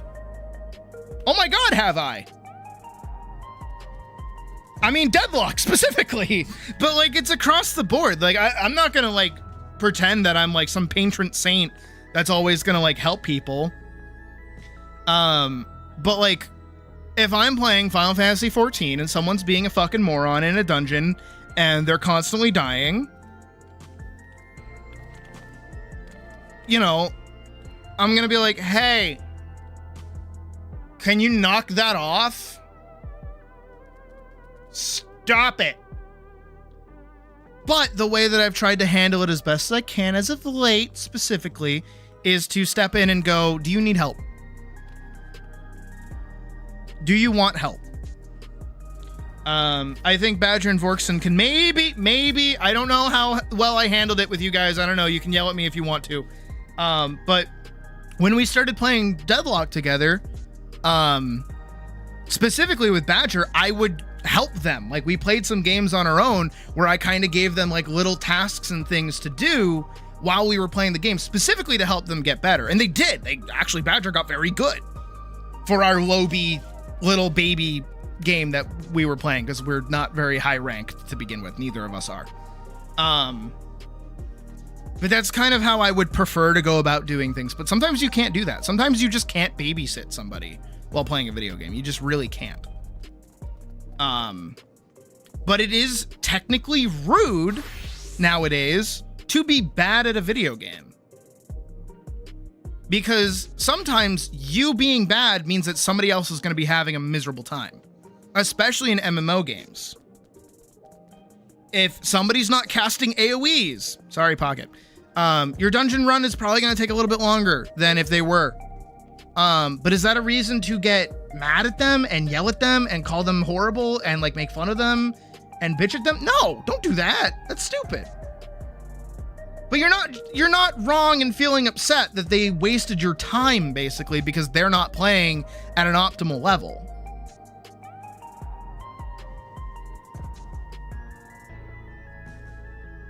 And it's like that, it's a double-edged sword with it a little bit. You know what I mean? Where it's like, on one hand, help them. But on the other hand, they need to be open to being helped.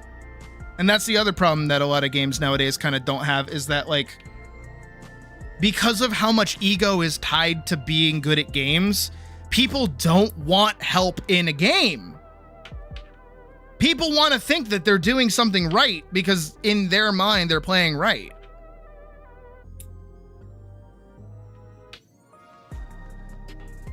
But that's dumb. Right? Wasn't that dumb?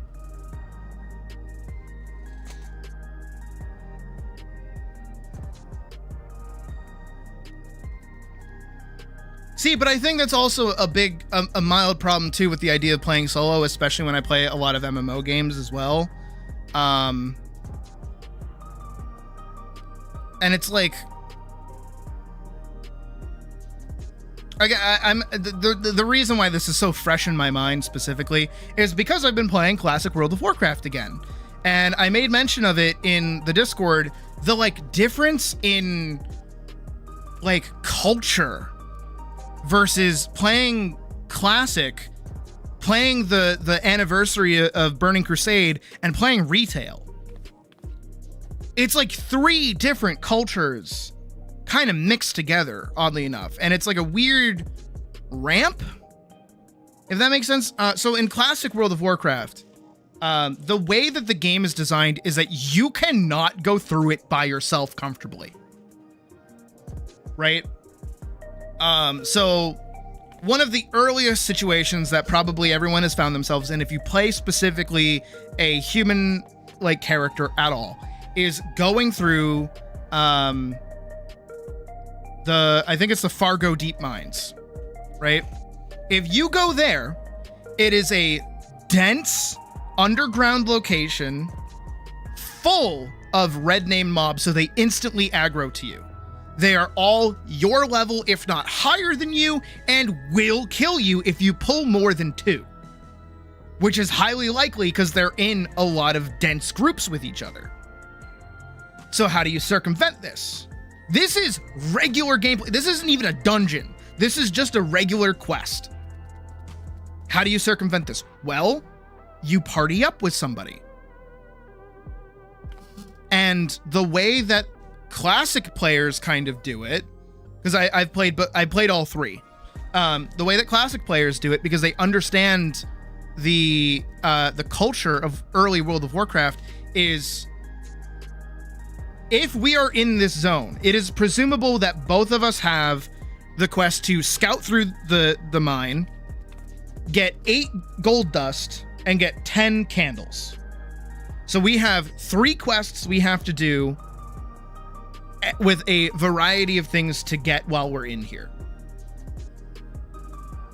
If I party with you, the other player, even if we've never spoken to each other before, if I party up with you, I'm going to help you with your quests because I expect you to help me with my quests.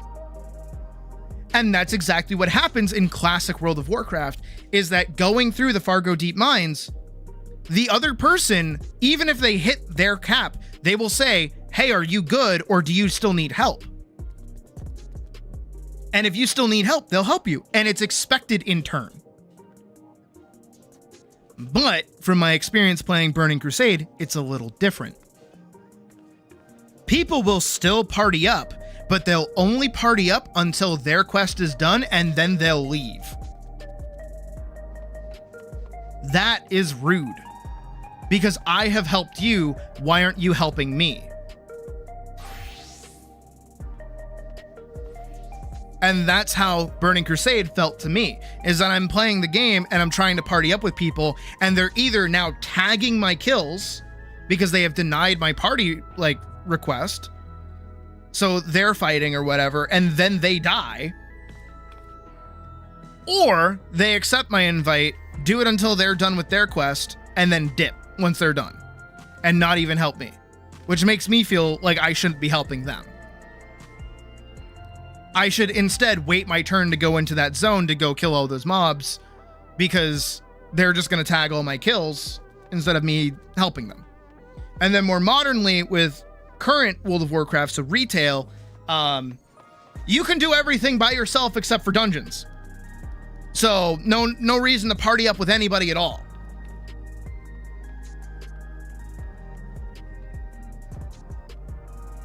Nice people willing to, yes! And I think that's something that's really cool about not World of Warcraft, but Final Fantasy XIV in specifics, is that they will mark you when you're a new player.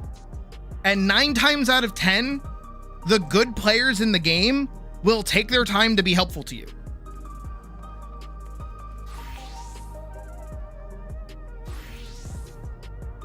You don't think I should play Liza P? Is it because it's the parry mechanic boss thing?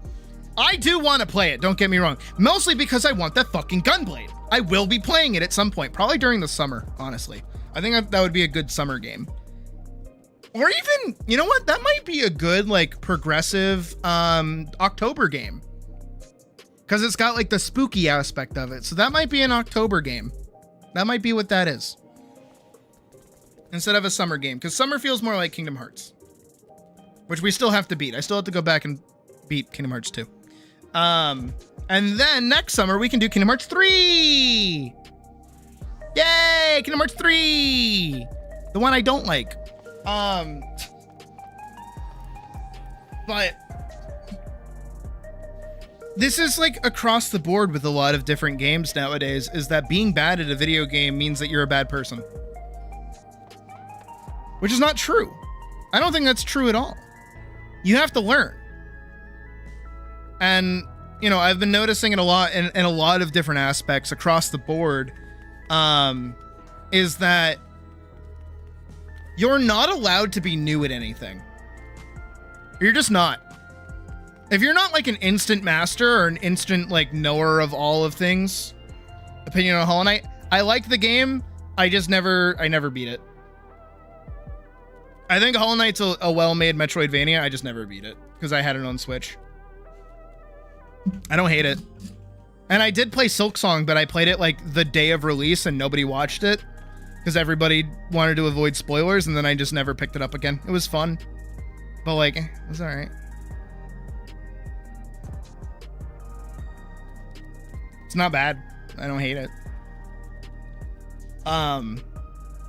But I've been watching a lot of videos lately on like the TikTok hobby trend more recently, and I hate to use this word, but y'all probably understand what I'm saying here. Is that everyone feels so performative with their hobbies nowadays. You know what I mean? Like, there's a whole culture centered around coloring. Like, just buying coloring books. And it's like, oh my God, that's just meant to be like a relaxing hobby. Why are people like making whole TikTok videos that are getting millions upon millions of likes of, oh my God, everybody, I just bought a whole bunch of markers. Oh my God, I spent $15,000 on these markers, and then I spent another $60 on all of these coloring books, and then they never touch them. Same thing with people who buy like a fuck ton of books and never read any of them, and they're like, okay, everybody, I went to Barnes & Noble and I bought a shit ton of books. And then they fucking like do the thing. Do I have like a box? Oh, I do. Where they do like the thing like, oh my God, look at this new book. And then they do like the little ASMR thing where they tap it on the book. Hey, hi everyone. Today I'm doing my book haul. And then they just like put that shit up on a shelf and call it a fucking day. And it's like, I fucking hate you.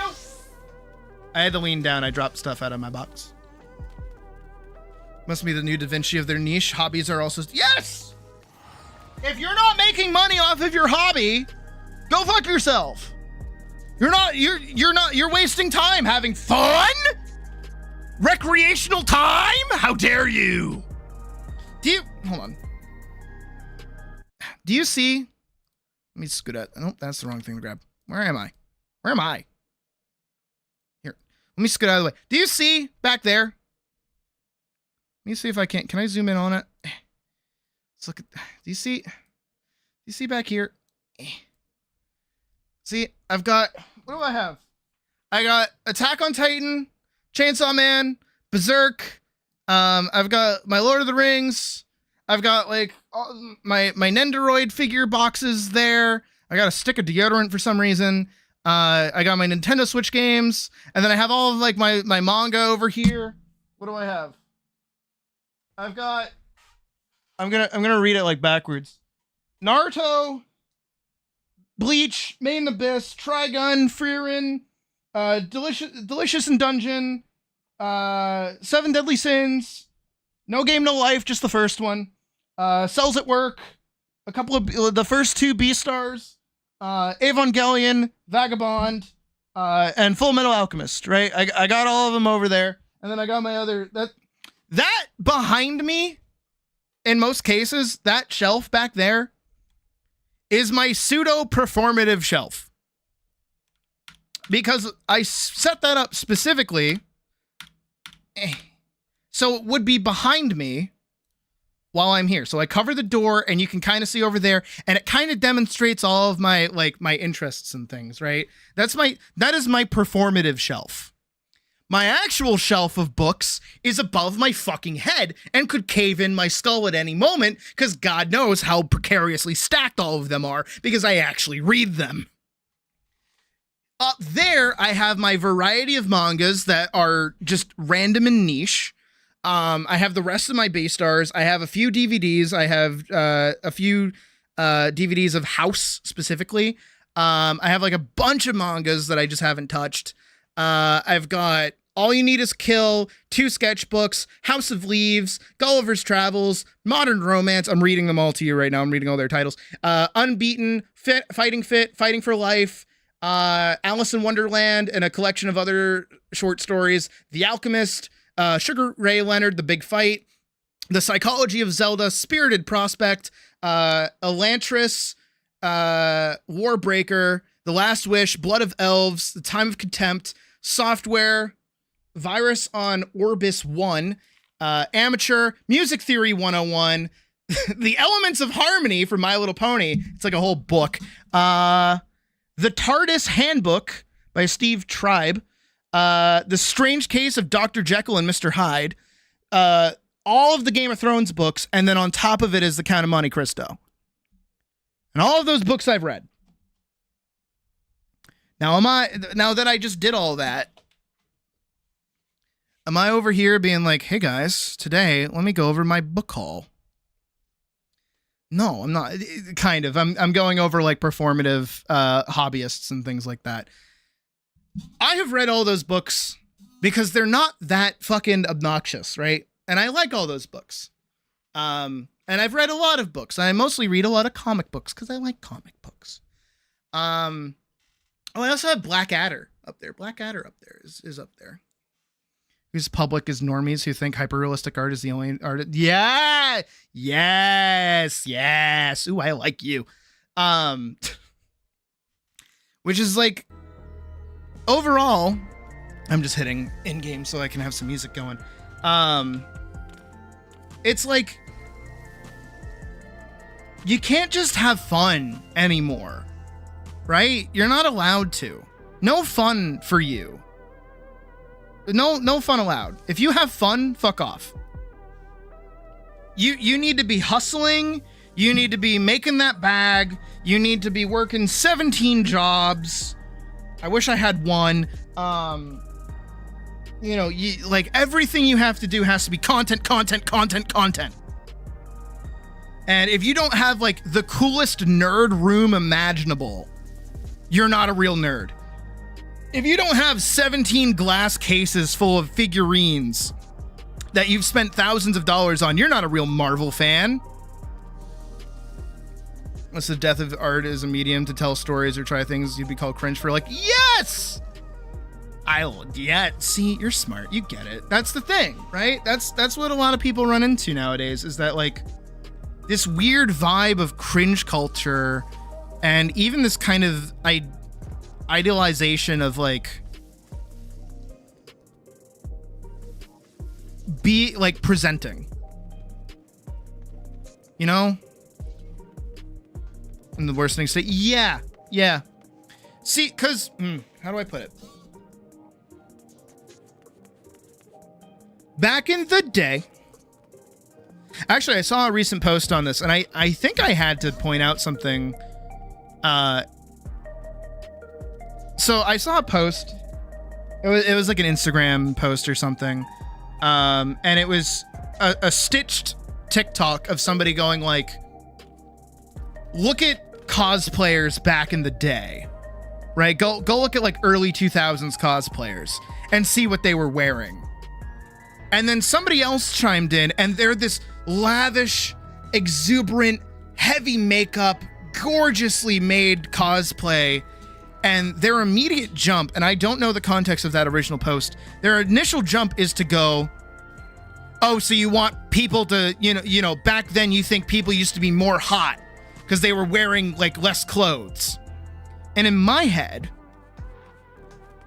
I think back to all of the anime conventions I've been to, because there used to be an anime convention in the city that I moved to, the one that Puck lived in. There used to be an anime convention that I would go to pretty much every year for a while. And back then, for me, right, I convinced my grandmother to order me this generic Kaneki mask, the one from Tokyo Ghoul. And I wore like a black sweater, just a regular black sweater. Hold on, my cat wants to be let out. I didn't even have to look at you. I just knew. I knew you. I wore a black sweater and like joggers, right? And a Kaneki mask. And I think I even had like the wig too, right? Because I was really into Tokyo Ghoul. I really liked it. And that's it. That's all I wore. And people would come up to me, the little 13-year-old, in like what would be the equivalent of like a Temu Kaneki mask, one that you could probably still buy today. And people would go, oh my God, I love your Kaneki. Wow. Like, where'd you get that mask? And I'm like, oh, I got it off of Amazon. They're like, oh, it's so cool. And then other people, because it was like the height of Ruby, would be wearing just like a corset with like a red cape. And I'd be like, oh my God, I love your Ruby. And they're like, oh my God. And then we'd run into people like wearing like a black trench coat, and they had like lined it very simply with like kind of silverish duct tape. And it's like, oh my God, I love your Kirito. And that's all it used to be, was dressing up as characters that we actually liked. It was very surprisingly rare to see anybody overtly sexualized. But nowadays, that's how people make their money, is by dressing up as cartoon characters and being hot. Now, admittedly, am I one to talk? No. But I do it in good fun. You know what I mean? And even back then, like, of course there were hot people in the nerd fandoms, and yeah, they would swing that shit around, because of course they would. But it wouldn't just be like, there was no OnlyFans. There was none of that. It wasn't a way to like make money. It was just like, oh my God, you're a really talented seamstress. Oh my God, you're like really attractive and you do a really good job of dressing up as these characters. Now everybody can just do it. But can't, because the character's main features are huge bughead masks and tits described to be so big it's so no longer hot. Ugh, trust me, I know what that level looks like. I don't like it at all. I'm so glad I'm not built with that in my mind. Oh my God. I hate massive balloon tits. And I know that might be weird hearing me say that when... But like, these could be so much bigger, and I'm glad that they're not. I feel like they're pretty nominally sized.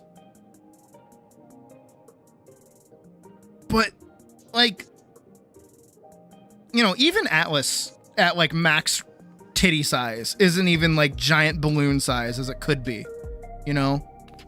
I'm thinking of the ones where it's almost just 2 circles on a chest. At that point, no more interest from me. Genuinely, no, zero interest. I have no interest in that. Thank God I'm built like that. Thank God my brain is not broken like that. My God. I'm not pyrocynical. Thank Christ.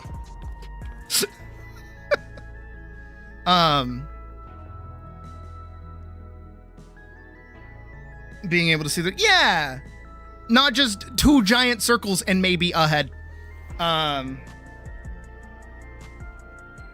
Yeah, the exercise. Yeah. Man, I want like at most a watermelon, not a beanbag. You know what? And when I say a beanbag, I mean like a beanbag chair. You know what I mean? But back to the actual point that I'm trying to make is like cosplay is so you know, covered in glamorizing and sexualizing and all this. Again, I know, I get it, I know. But I'm a furry. We've kind of always been like this. An actual item they received in her dungeon. What?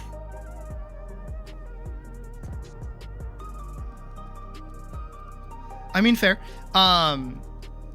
But this is across the board. It doesn't matter if it's video games, drawing, books, coloring, carpentry, anything, everything is content now. It is all content. It needs to be content.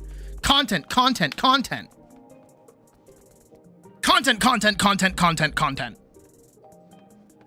You need to be selling yourself. You need to be a brand. I bitched the other day that I hate content that is somebody going somewhere and just recording themselves eating and then grading the food. I hate that. Why are so many people doing it? Stop. Oh my God, I do not care. And they all have that same like TikTok accent. You know the one I'm talking about. You know exactly what I'm talking about. Hi guys, today we're trying the brand new Sunny Side Up corn dog. Now I was eating this with my family, but honestly, I didn't really like it too much. So for this is a 6 out of 10 for me. It's like, shut up! Shut up! Shut up! Ah! Stop! No, this is happening to every subculture. I mean, Puck is actually a goth. Well, she's more emo than goth, admittedly. Actually, I don't know what she would classify herself as, but no, she is a very emo / goth in the subculture. That's just kind of how she is. And it's really funny how much that subculture has just kind of been sexualized. Like, even for me, right? I didn't seek out Puck because she's a big titty goth mommy. I sought her out because I liked her personality. She just so happened to be goth because I get along with goth people in general. And like emo. They just kind of vibe with me. Because a lot of them are very like real and not stupid. But nowadays, it's just so easy to dress up as one. Have dark hair, do over-the-top eyeliner, and, you know, be miserable, smoke cigarettes, call it a day. What is that? That's not okay. BPD and ecstasy likes to listen to shitty music. Dime a dozen, Jezebel. The other one. She saw Ramona Flowers and felt so empowered by a movie made in Hollywood. My God. No, and it's across the board, and I'm so sick of it because even in my own hobby, it's so difficult to meet people that I actually connect with, which is why I like most of you guys. I say most, but I mean all, don't worry. Where it's like,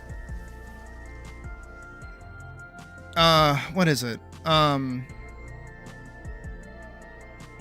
feel like those of you who actually stick around with me and talk to me and listen to me and talk, and even when I'm going off about random things about, man, I don't like having the ability to customize my character however they look in my video game, which is such a stupid thing to bitch about. I'm so sorry that I talked about that for as long as I did. It's like, it just makes sense a little bit, you know? It makes me feel like, okay, there are people out there that are normal like me. And by normal, I mean fucking deranged. Because it's almost like all of our hobbies have kind of become desensitized. And I've talked about it before, but I look at Berserk. Again, Berserk, which is behind me. I have read all of those. I love Berserk. Berserk is my favorite thing ever. Did I watch 2016 and 2017? Yes. Do I regret it? Also, yes. What is 2016 and 2017? I don't know. I never watched them, but I did. Did I watch the movies? Fuck yeah. Do I like the books? Fuck yeah. If I had the money to buy a statue, would I? Fuck yeah, I would. Rent comes first. But when Berserk got popular, it just became performative. Instead of people taking the time and having the media literacy to look at Guts, who is a troubled, traumatized adult man who cries and hates what he is and wishes to protect those he cares about, instead they see big man with giant sword. That is all he is. I shall get strong like Guts. I am like Guts. Me like Guts. My mom did not take me to Walmart today. This means I am Guts. I am like Guts. It's like, fucking stop. Fucking knock it off, dude. Prefer the term kooky? Okay, kooky's a good word. I'm gonna use it. Goofball, silly, kooky. What else do we got for like goofy words we can use there? I like that. I like that a lot. You're a Yu-Gi-Oh fan, you know the concept formers. Oh my god. Oh my god. Posers, yes, literally. You know what's even worse? You know what bothers the fuck out of me is the brand new word that people are using, which is not a brand new word because I've done it before. LARPing. Why does LARPing mean being a poser now? What does that mean? LARPing is literally a thing that nerds do. Why are we appropriating our own culture to reference to people not doing our culture? What is that? Why are we doing that? What's happening here? Why are we doing this? Look, and guess what? Here's the thing, is that I know a thing or two about posers because back in my day, I used to be a skateboarder. That's right. When I was 13 to 16 years old, I used to be a skateboarder. Do I know about actual posers, and the reason they're called posers is because they would stand there and pose with their fucking skateboard? And that's all they could do? You could ask them to do an ollie and they wouldn't know how. Because they never rode the damn thing.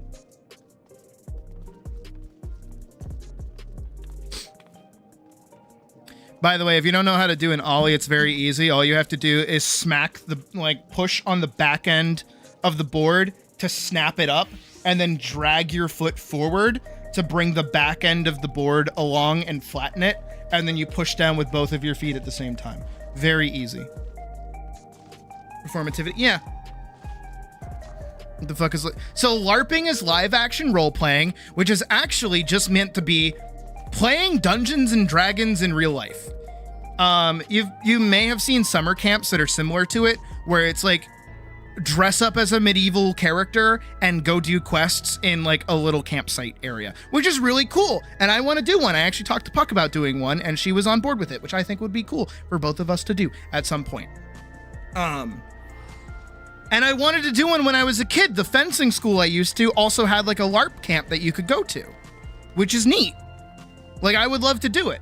But for whatever reason, it's been like fucking picked up into being not that anymore, which is dumb.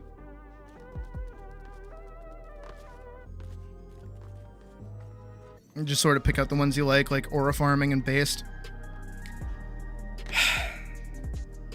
I used to be with it until they changed what it was, and now I don't know what it is anymore. I used to be with it.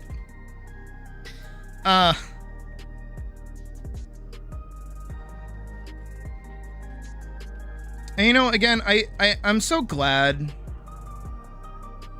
that two dudes pretending to be Sora and Riku. Yes! Yes! And they're like fighting on the snowbank. Yeah! Kairi will never give in to the darkness. She already has. And they're clearly like they're clearly improvising with each other, and they're not very good at it. And then the guy like drops down the snowbank and like slips a little too far. Me and my friends used to do that. Ugh.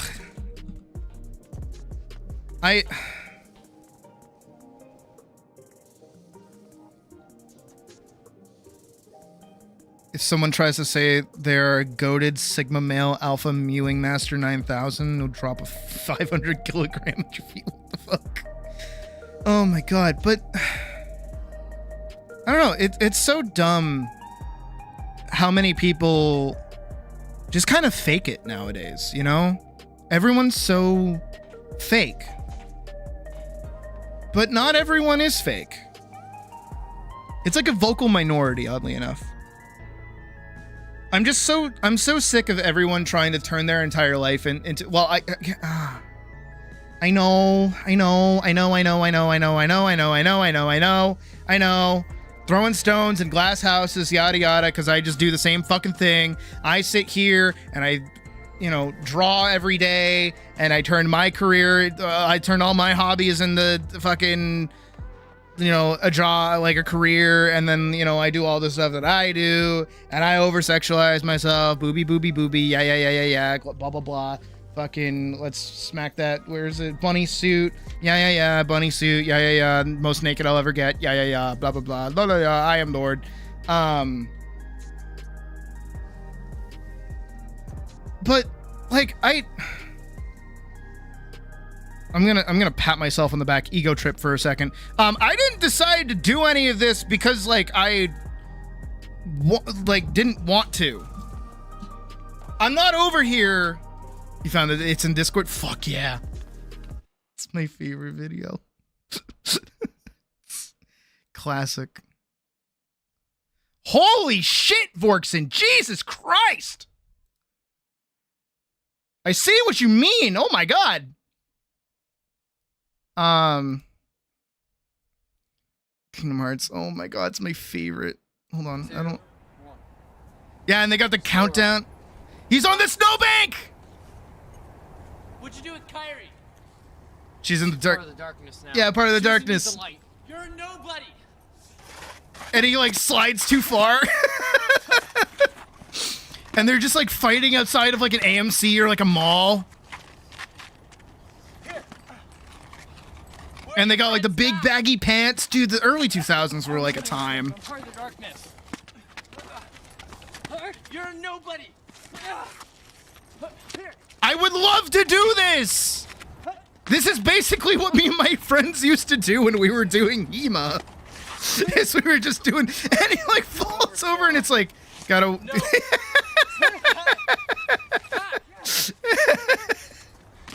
And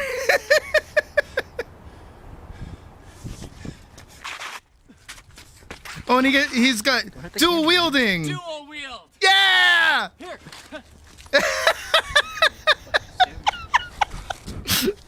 Yeah! Yeah! And slow motion, yeah! Oh, right up the butt. Hell yeah. Part of me. You're a fool, Sora. He puts on the hood and he like walks away. Yeah, go get in the UPS truck.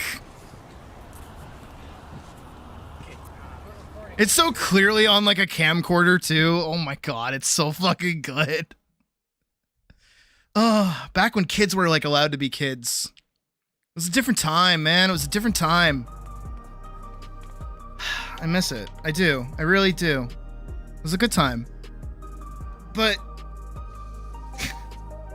it's so hard nowadays to feel any kind of motivation to do anything because everybody's gonna judge you. All right, I have to let go. I have to do it. I have to do the bit. I have been sitting on this since yesterday because it's been bothering the fuck out of me. Because that is such psychic damage. This whole time, I'm so heated. I'm so fucking heated because I didn't touch it because I was busy and I would have touched it and I haven't touched it. I'm so mad. Oh my god. Actual psychic damage. I hate how easily these people get under my skin. Yesterday when I was animating, right, we had some guy fucking join and he like max spammed. So like the most amount of text you could get in a single like post, right? AI is faster, AI is faster, AI is faster, AI is faster. And in my head, I'm like, okay. Whatever. Sure, fine, alright, cool. I'm still gonna keep doing it, whatever. But that's like the mentality that all these people fucking have. That's like what everybody thinks all of the time, right? Is like if something takes time, if something isn't immediately like beneficial to you, it is bad. Which is dumb, right? That's stupid. I'm not animating because I have a deadline that I have to do in like a week. No, I'm animating because it's fun. I like animation. I like making my characters move.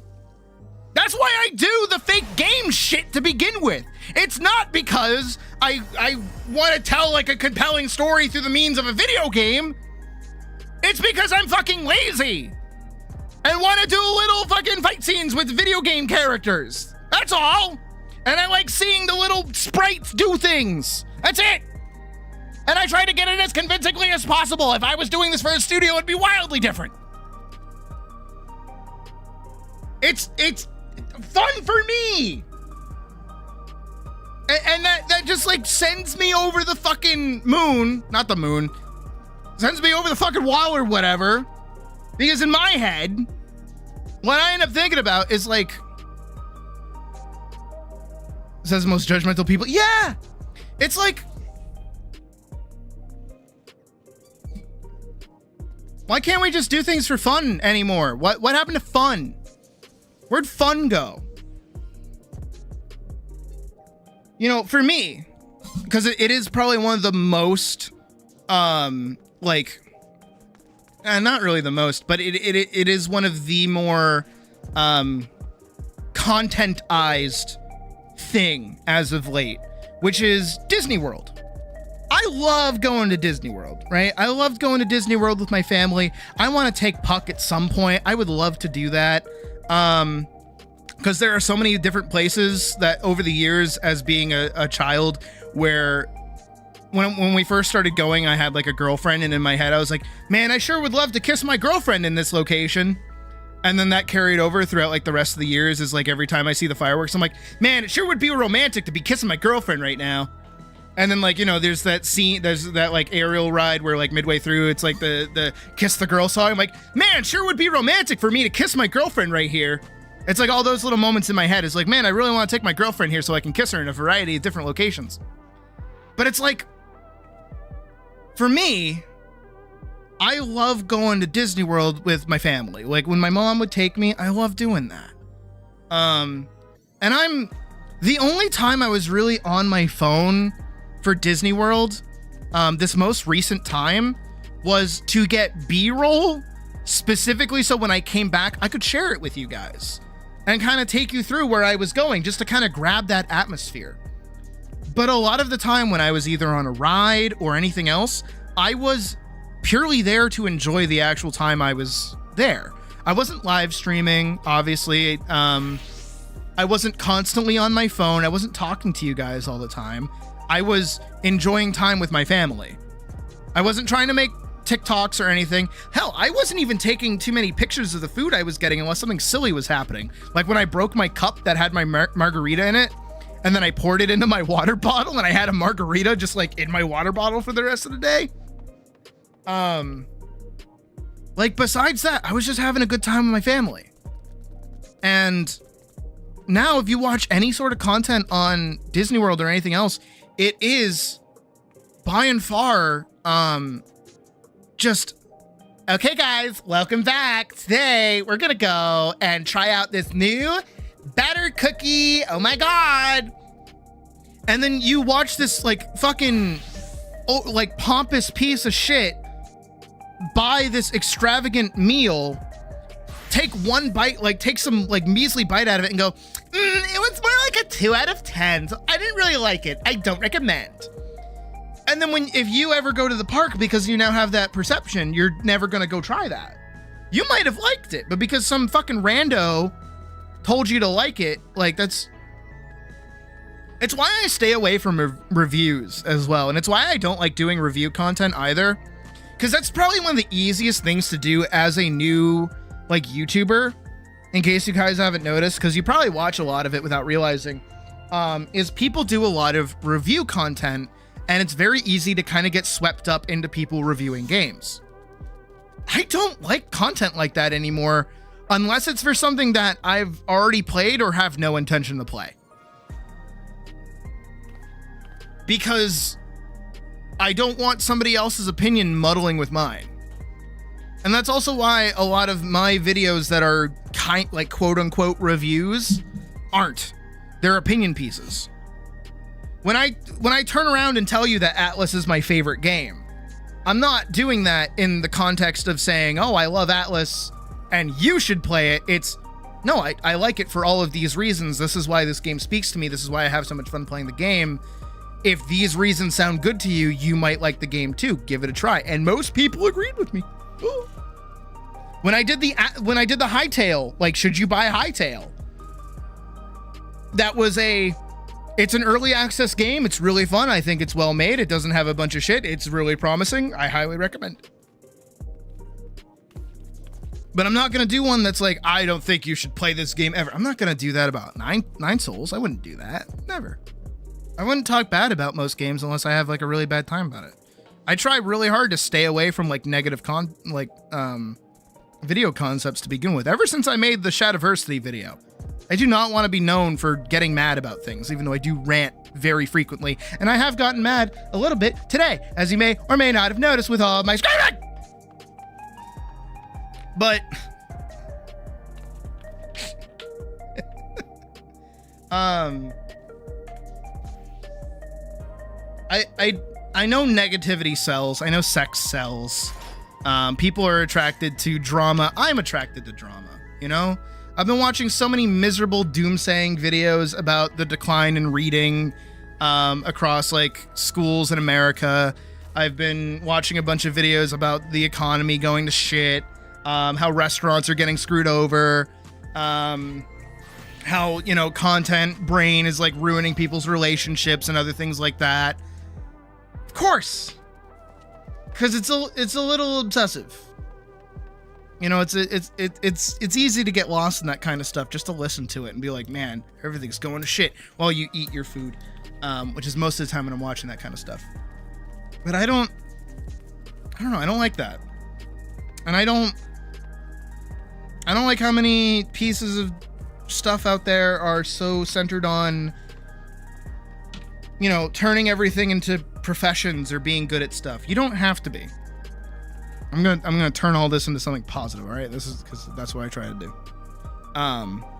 If there's something you want to try, whether it's making a video game, making art, trying animation, reading a book, writing a book even, or, you know, you want to go hiking, or you want to start a hobby, or any kind of hobby, whether it's like you want to do HEMA, or you want to play soccer with like your buddies or something. It's okay to be new. It's okay to make mistakes. It's okay to fuck up. It's okay to be bad. It's okay to learn. And it's okay to try. And it's okay to not turn it into content and not monetize it. It's fine. I know, again, stones and glass houses, but like, for being positive, at least for your friend, yeah. Because like, there's too much shit in the world to really worry about, you know? So you gotta make do with what you got. You know, and that's just kind of how I've always sort of lived my life, at least. And that's what I would recommend for most people. If there's something you want to try, just go do it. And I know that's not like the easiest thing in the world, depending, but like there's really nothing stopping you from trying different hobbies and things that you're interested in. I think what's happening nowadays is there is a significant lack of like passion in the world. There's a lack of romanticism. There's a lack of joy. There's just a lack of wanting to do stuff. You know what I mean? Is this what happens when I drink coffee? My God. This is what I turn into? Jesus.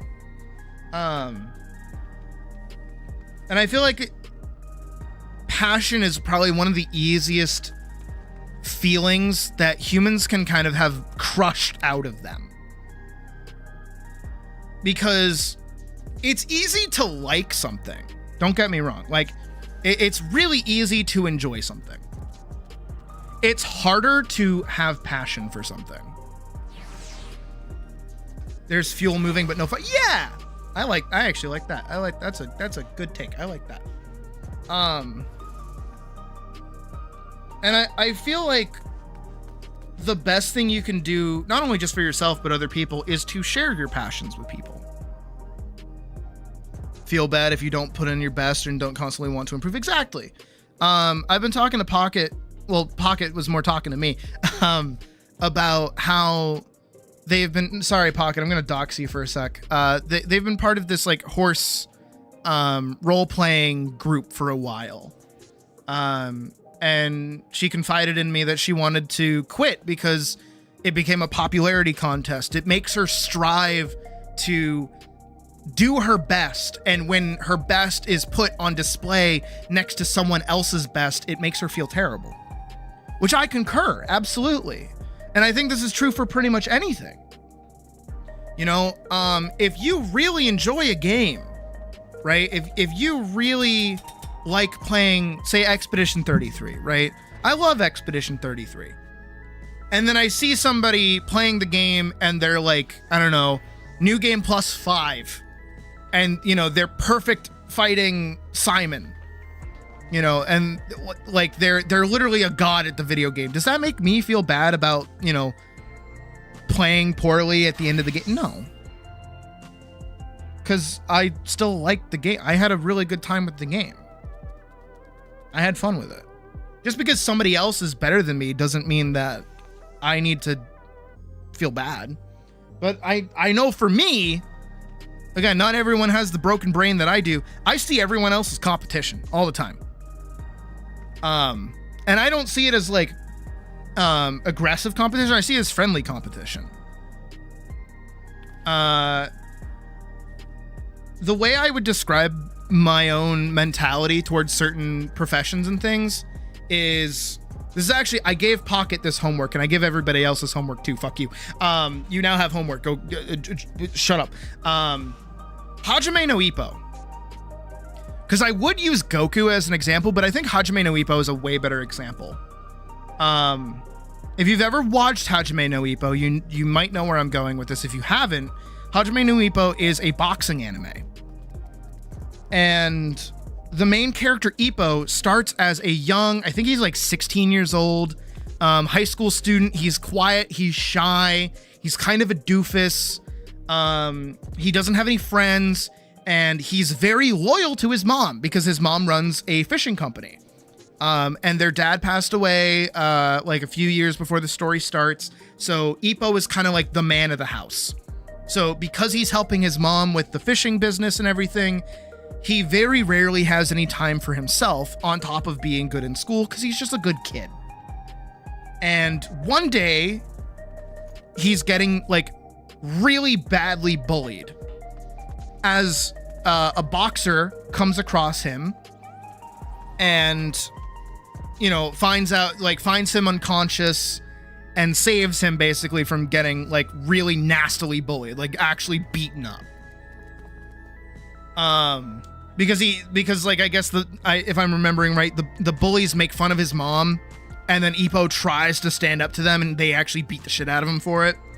And the boxer who saved him basically brings him back to the boxing gym that he goes to because they have first aid kits there and stuff like that.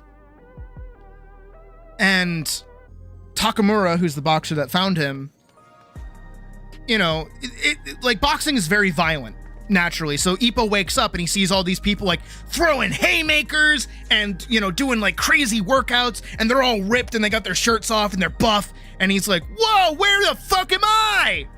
And Takamura's like, hey, you're awake. You know, I took you back to treat you. You had like a really bad, like bloody nose and like a black eye. So I brought you just to get the swelling down. And like Ippo feels really bad because he couldn't stand up to the bullies that were making fun of his mom. You know, and he felt really shit, like really shitty. And Takamura's attempt to make him feel better is to teach him how to throw a punch. So he doodles like a little doodle of the bully that was like, you know, the main one, sticks it on a punching bag and teaches Ippo to throw a proper right straight. And Ippo does it, and he does it perfectly, and he sends the bag flying. And Takamura's like, holy shit, this kid's strong, what the fuck? The reason for it isn't that he's like predestined to be a boxer, it's literally because he's been helping his mom with the fucking fishing boat, so he carries heavy tackle with him all the time, so he's got really strong legs and really like powerful hips, so it means that he also has like really good upper body strength, so he's been working out this whole time, so he's naturally dispositioned to this, but he needs to train his body further and learn tactics and things, so he's not baby. And point is, because of that, Takamura also goes, hey, here are some not DVDs, they were VHSs, of boxing. Like, watch them and, you know, feel a little better, you know? Like, see if you have any interest in this. And Ippo does, and he falls in love with boxing. And that's the main thing, that's why I told you this whole story in the first place, is that for me, that's what got me into boxing too, is Ippo's love for it, this passion for it. And that passion is displayed in Ippo's ability to always get back up, which is kind of a thing that people hate on him for, because it's like, oh, he wins every fight because he just never like actually gets knocked out. And it's because of his passion. He loves what he does. You know, again, it's a little awkward for me to say right now because I haven't been drawing this whole time, but it's how you guys who are, you know, you stop in for the animation streams and you watch me draw for like hours on end. Sorry, I had to change arms there. And a lot of the time I see you guys ask, like, how do you draw for so long? Like, how do you keep up with it? Why do you keep, how are you able to do this? How are you able to stay like this locked in to drawing for that amount of time? I can barely draw for maybe an hour before I'm tired. And I go, because I love doing it.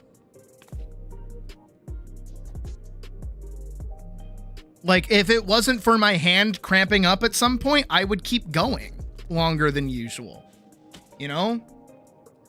That's why I'm so open too about, like, it depends on how I'm feeling. If I'm feeling motivated to keep going with drawing or something else, it's like, it's my passion. And I've always felt like that. And I think personally, I have the added benefit of never touching social media during my art career. I very rarely uploaded anything throughout my entire time of being an artist. And I think that's a big problem that a lot of kids are dealing with right now, is a lot of people who were in the early ages of my age of, like, I don't know, like 10 to 13 are on YouTube or on social media posting art and feeling like their art is bad or that they need to be perfect immediately. And it's like, I hate that for them. They shouldn't have that. That shouldn't be part of their mentality, is to weigh themselves against others so early. I didn't even know there was a distinction between anime and regular Western cartoons until I was like 14, by the way. I just thought they were the adult cartoons that came on at night. I didn't realize that they were from a different country.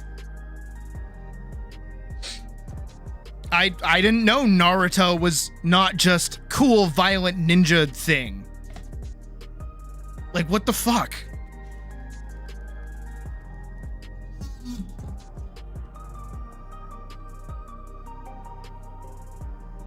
Like,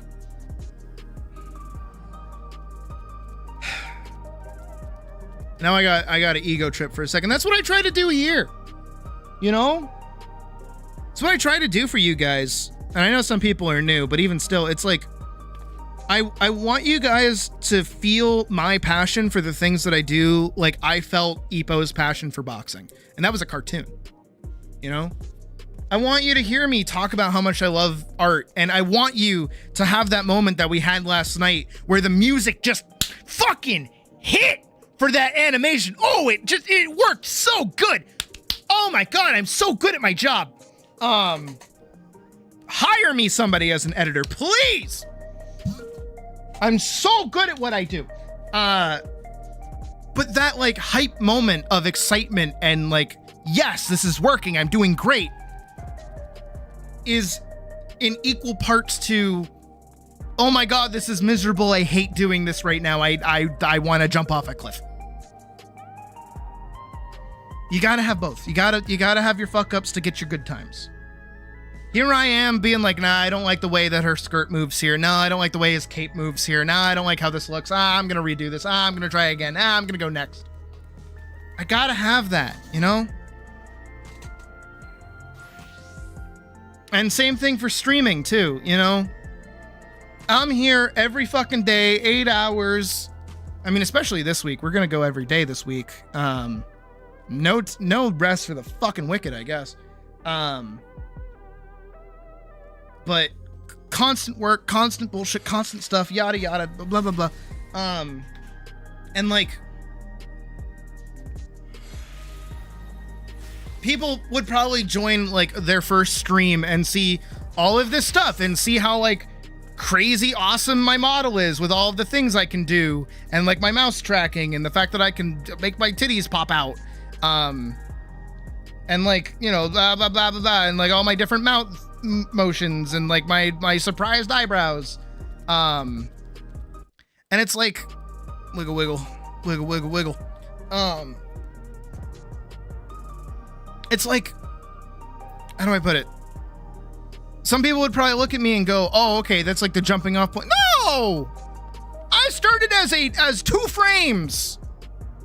With a mouth open and a mouth closed, and that's all I was. And I just kept working at it, because this is another thing I'm passionate about. I love streaming. I love streaming children. I love streaming children. Whoa. Whoa, that's not what I meant to say.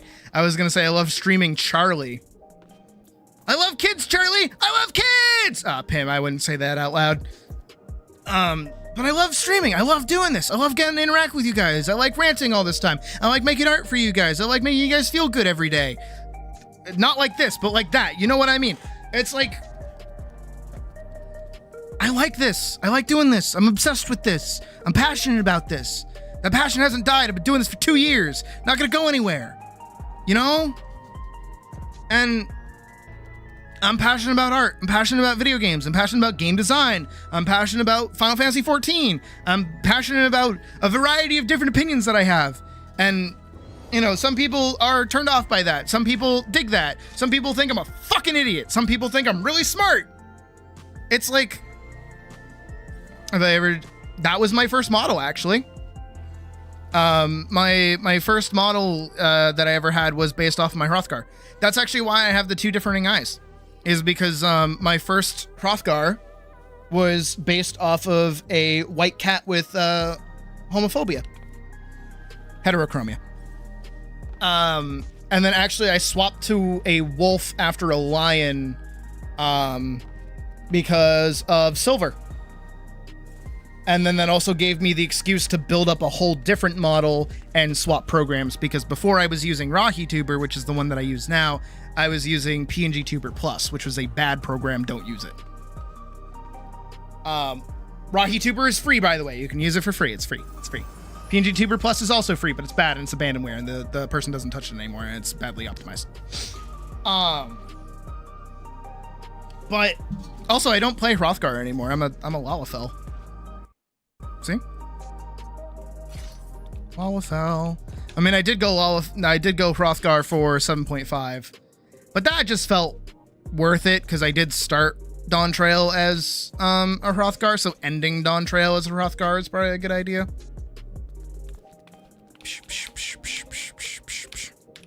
Probably. I mean, too, also, we did have like our massive jump. Let me pull up one of my older streams.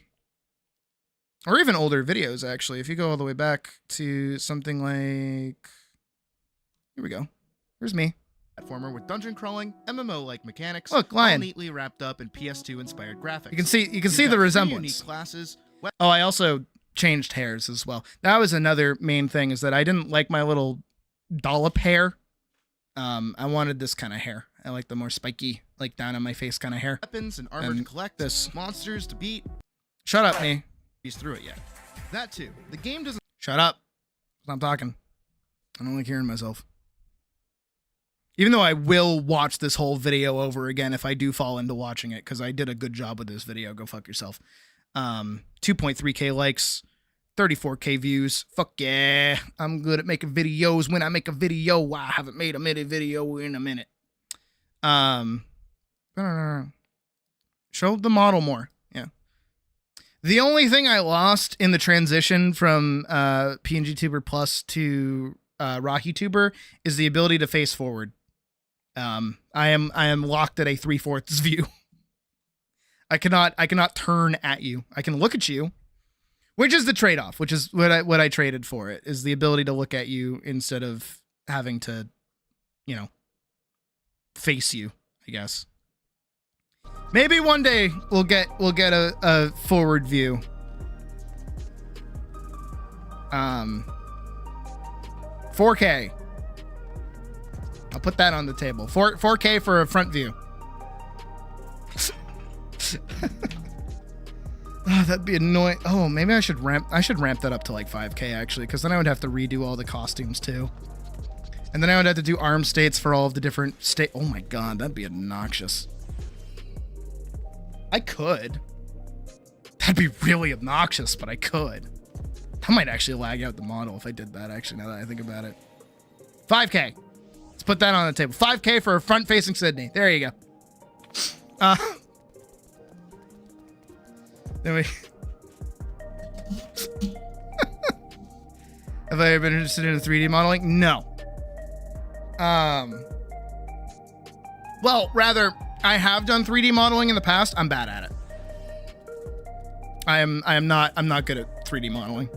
And that's like a whole different skill set that I am bad at. So I don't want to touch it. I don't want to do that.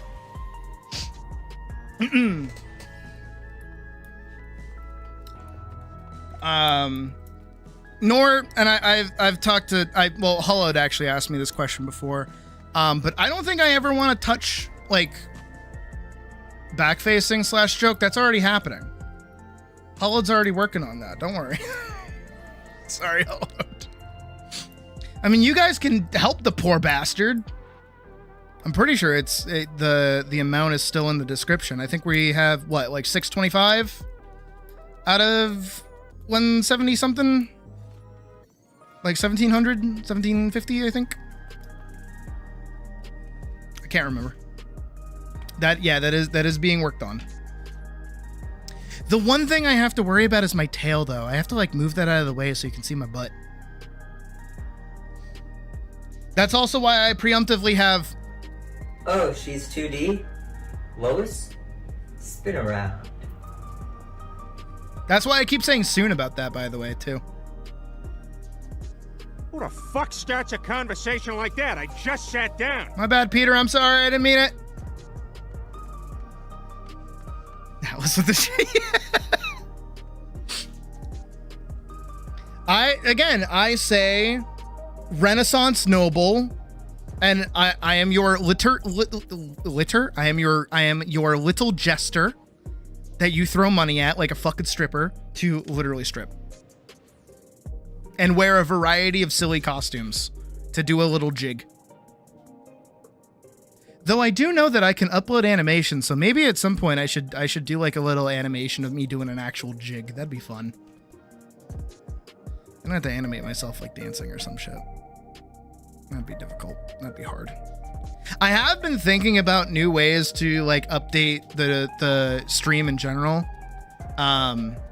One thing I would like to do, this one wouldn't be like funded or anything, so I don't worry. I'll do some things for stream for free. But our stream BRB, right, has been this for a while. That's my old design too. But I barely ever really use it too much. But what I'm thinking about doing is specifically if I'm gonna go like step away for a second, or if I'm gonna go like downstairs to cook something while streaming, in the case of being more healthy, I'm thinking of doing like a little mini animation of me like in a kitchen cooking something and having it on the loop for when I'm like gone for a bit. That would just be like a quick way to kind of do it. But I'll probably do that. What is it?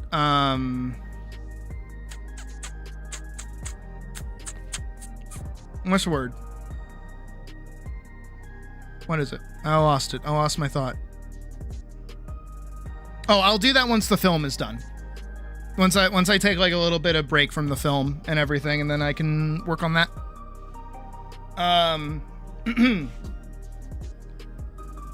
But I don't know. There's like a bunch of different things that I kind of want to do overall for the stream and the channel and everything that just kind of clean things up a bit more, especially as we get closer and closer to 3K, which we're like 70 subscribers away from, by the way, which is nuts. I gotta make another video. But yeah. So here's what I'm gonna do. Now that we've ranted for approximately 3.5 hours, I'm gonna step away for a second for reasons. And when I come back, we're gonna actually do art. Yay, art! Yay, drawing! Woo, drawing! Yay, drawing! So I'll be right back. Give me 2 seconds, okay?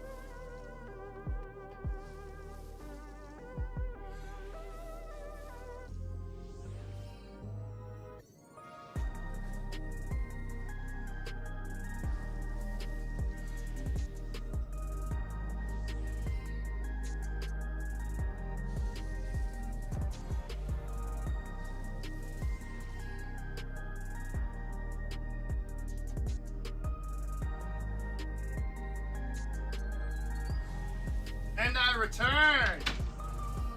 I have returned. I am back. Ha! Swashwa! Shoo shoo! Yeah! Ugh. Oh, Jasmine, all you gotta do is tell me in TTS or tell me in the chat. And then I keep it marked down on a piece of paper. Okay. Let's do art.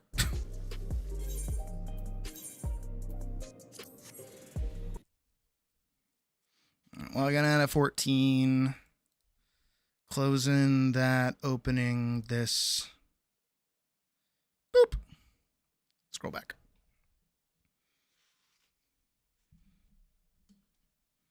And then also I kind of have it be where if somebody donates but they don't specify, the remaining amount goes to whatever is like winning.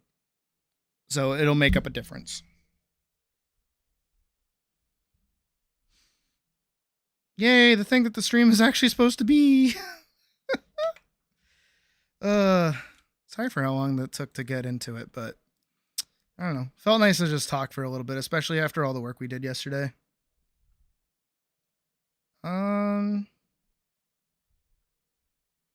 What do I want for music? I want music. Music. Actually.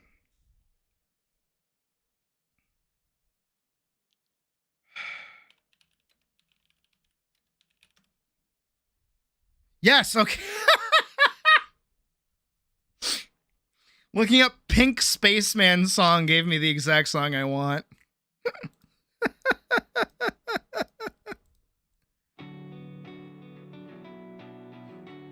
I'm so glad that worked. All right, we're going to start with the Hullodes.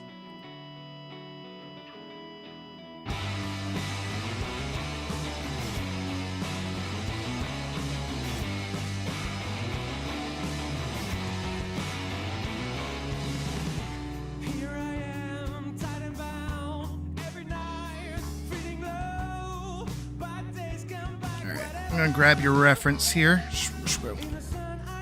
Jesus Christ. What am I supposed to do?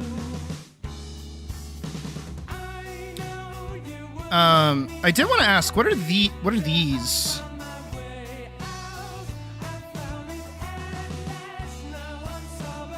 Because if I'm remembering right, this is meant to exemplify her leg muscles.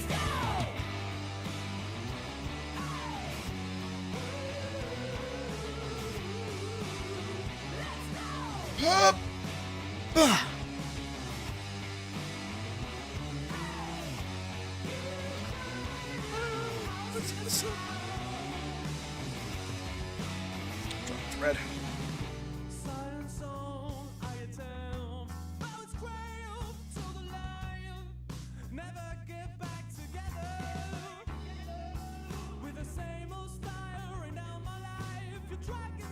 Oh, I got you.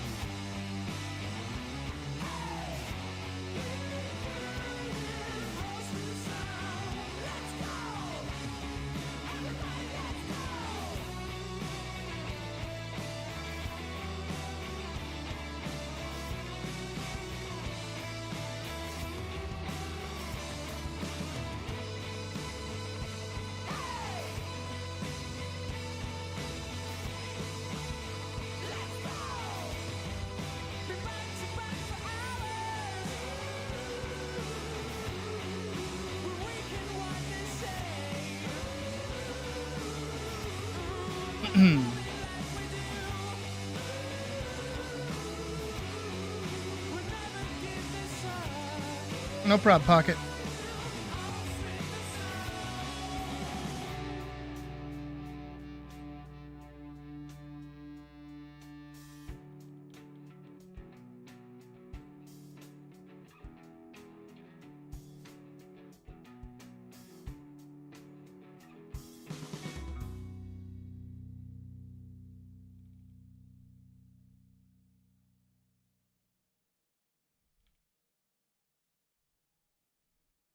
Also, again, as always, hollowed.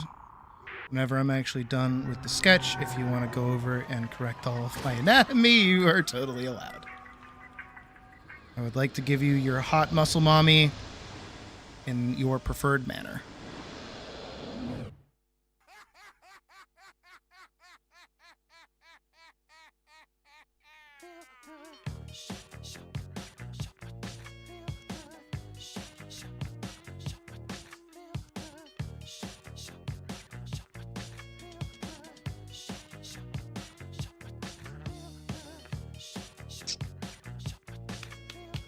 Oh.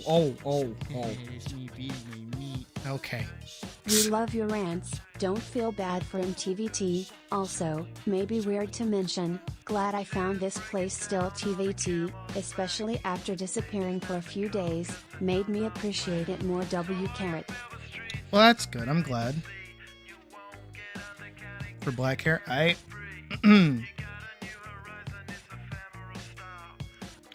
Collie town where we never smile. All I wanna hear is a message beep. Cause I don't get sleep, no.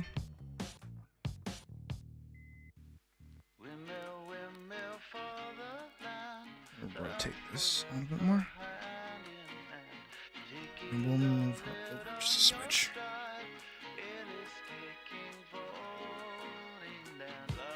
I want to give you your axes while also not having them like entirely obscure the rest of her pose. You do use it a lot, yeah.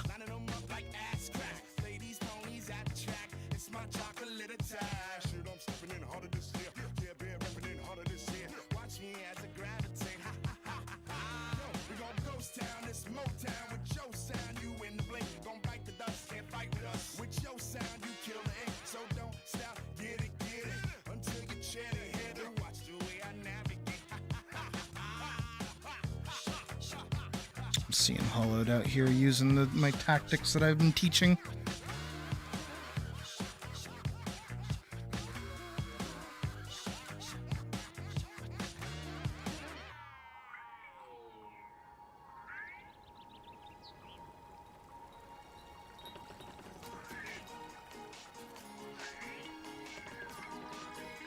Because if she's summoning them, wouldn't she want to, like, hold them?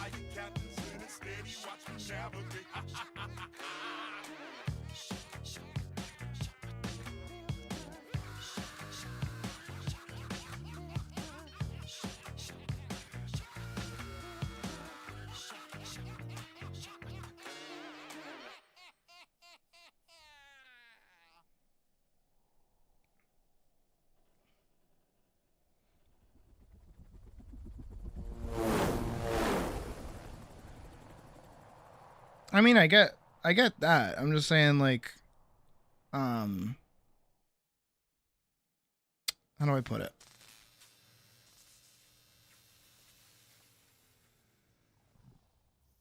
If she's, like, summoning them, wouldn't they start in her hands? And then she'd be able to control them like Mjolnir?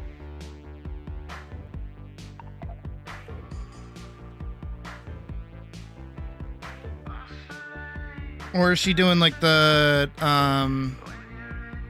thing that Ed does when he like summons a spear? Hold on. What I'm talking about.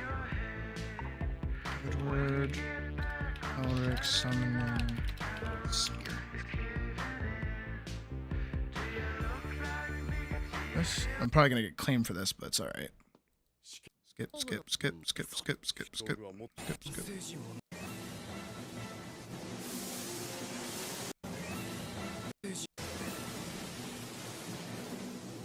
I mean, obviously she doesn't pull it out of the ground.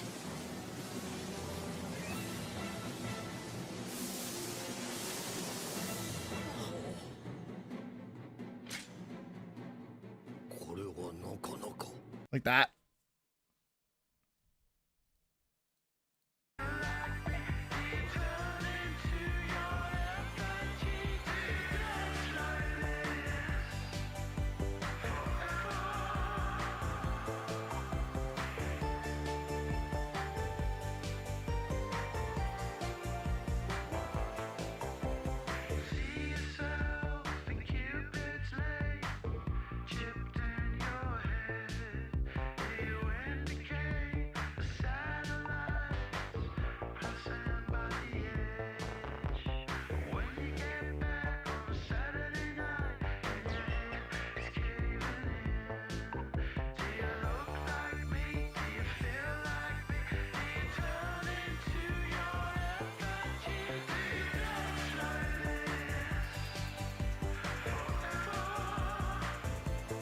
Do they not? I mean, I feel like just foreshortening them like that and like this makes sense, no?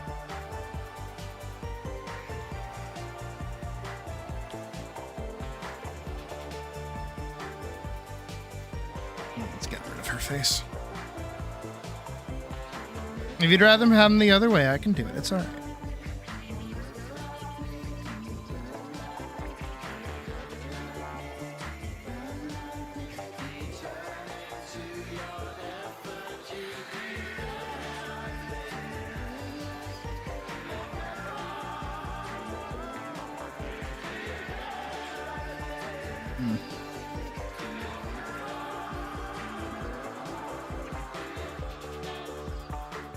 Because, like, alright, now that I'm trying to do it the other way, it's, like, reading weird to me.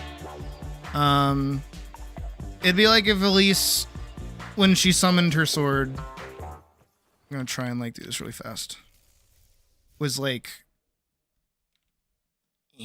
It'd be like if Elise summoned her sword and it was, like, upside down.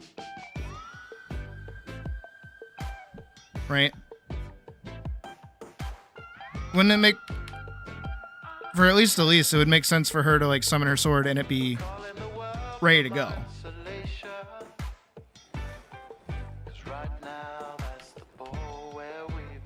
Or even the classic pose that she does, like here. Right? It popping up like this. Versus them being, like, low down where the blade is all the way down here even.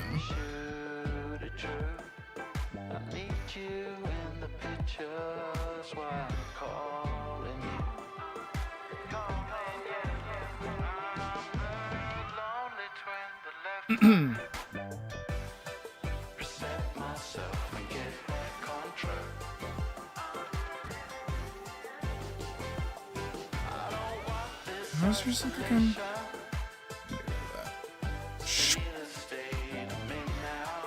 Because you have yours.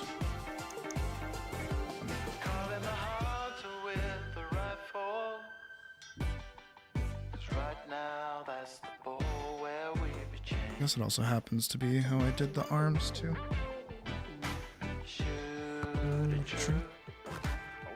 In the pictures while I'm calling you.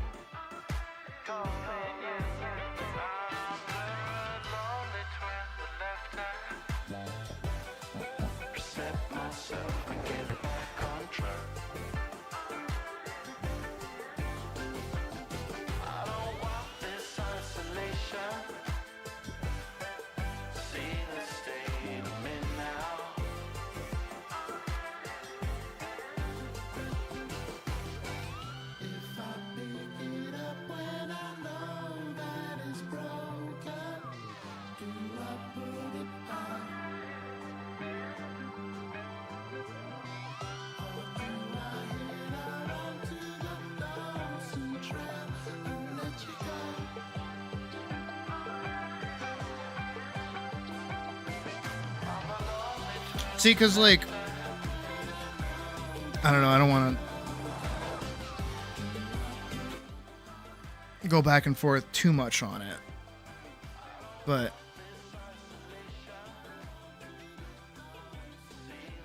taking the forms of the axes. Oh, that's not how those worked. They're tension shards. They're not supposed to turn into anything. At least that was my read on it.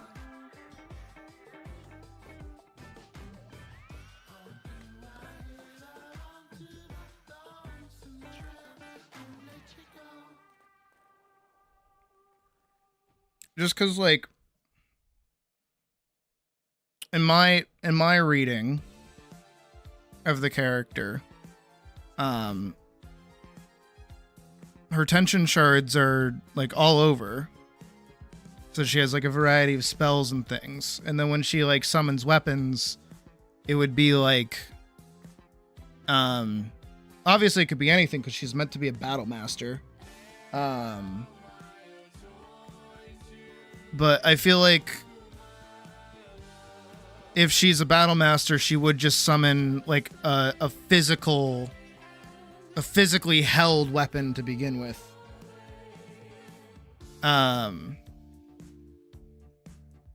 Obviously, I'm just kind of doing, like, bases here's and things like that.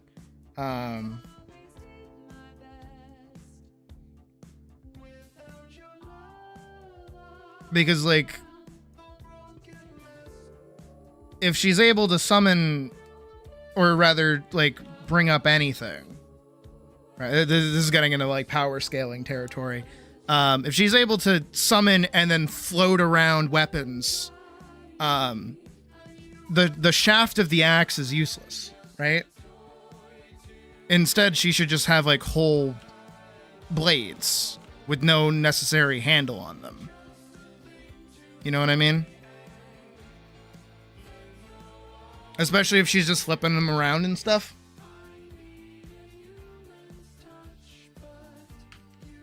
At that point, she just becomes like whatever the ninja guy from not Ninja Gaiden. What's it called? Strider. That's it. He just becomes Strider. Or she just becomes Strider. Where it's like the big wham, wham, wham.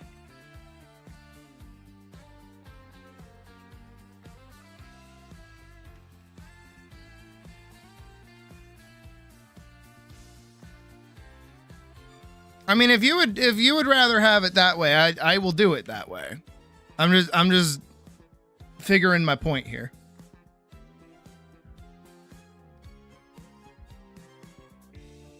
Because I can do this. At the end of the day, it's still your request.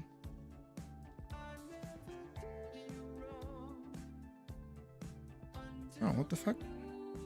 Oh, yeah, no, you did. I forgot. I have to go add that. Hold on. Where am I going? There we go.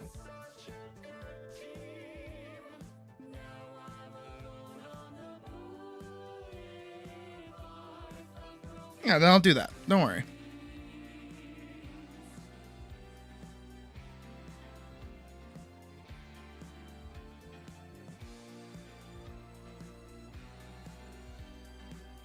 I do want to try to push the pose a little bit more. Bro, are you sucking my Fucking hell. right now? Hell yeah. Mru, for the back, that tracks. Fair enough. Why is it able to say that?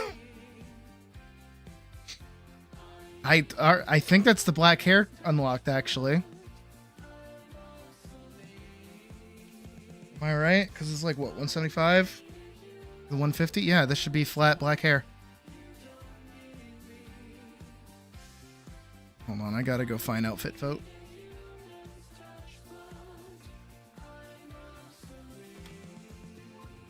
Gee, well, thank you, Calf Cat, for that. Jesus.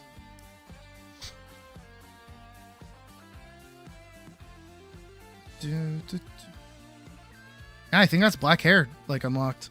Shit. You guys got a hairstyle out of me.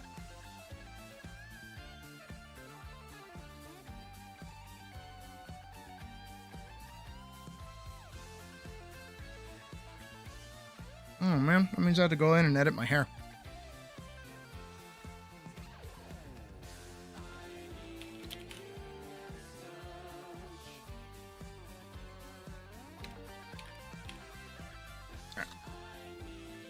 I gotta start marking these down as a new month.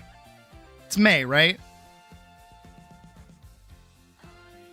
Oh, for the back. Oh, never mind. You did not get a hairstyle out of me.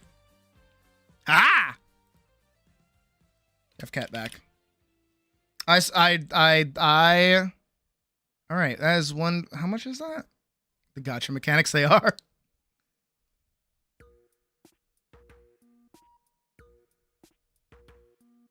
All right, so that's 150 for that. So what are we at? That should be 750. Not bad. You're 1K away from the butt. I'm 1K away from having to draw my butt in a variety of poses.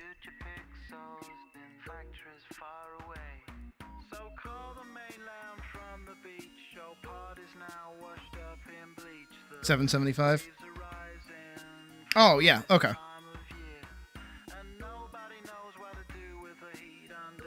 Math hurts my brain.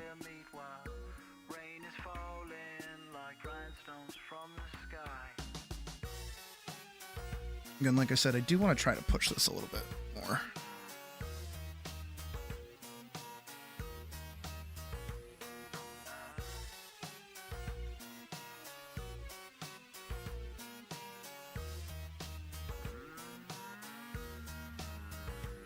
Because again, Hull, your focus is the legs on this one, right?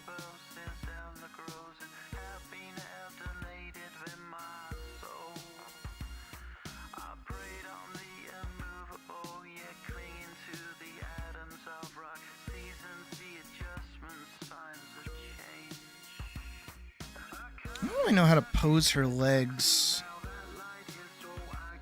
in terms of like. Alright, see, now we're gonna do a little bit of this.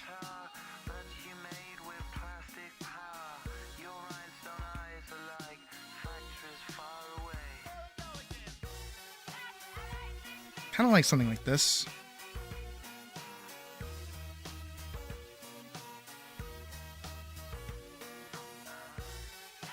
I like the finger reaching out. I'm gonna keep that as best as I can.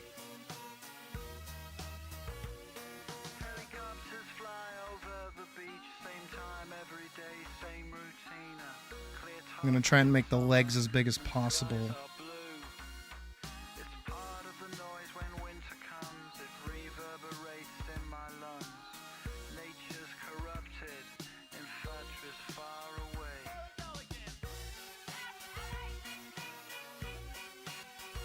This one's gonna require a little bit of extra love.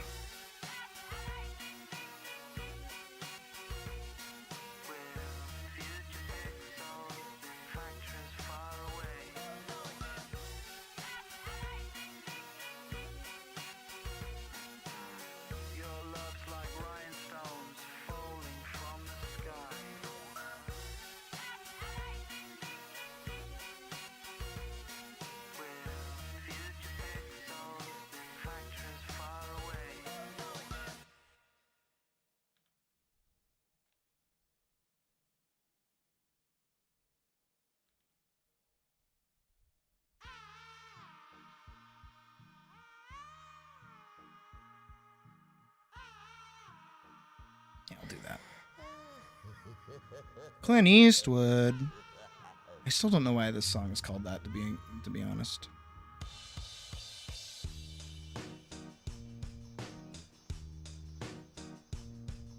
Be bowing like a little too much there. I'll kind of do like a wispies to show that it is the bracelet's like turning into the weapon.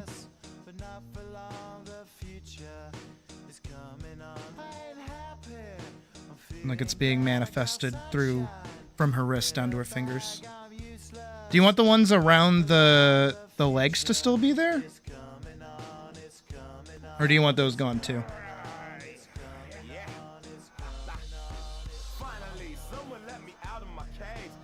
Tough for me is nothing because I'm counting no age. I can be there. I shouldn't be scared. Intangible, but you didn't think so. I command you to panoramic view. Unmanageable, pick and choose.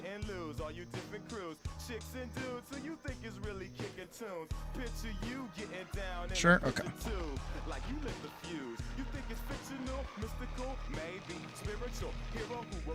They can remain, okay.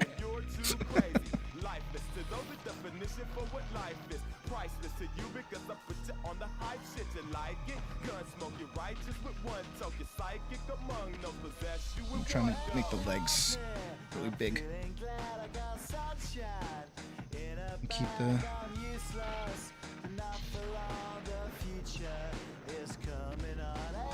Did you agree that she kind of has his legs? She doesn't have like the... She does kind of have the back legs, huh? Kind of like back subtle.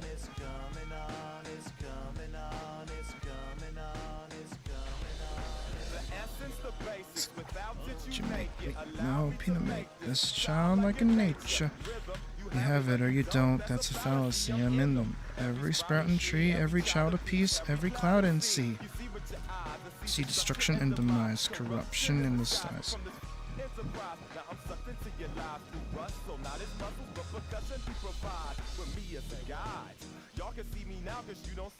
I'm gonna take this leg. Stick around, press and be a mentor. Nope. Grab that, rotate that out. Then just like, oh, the toes, that way.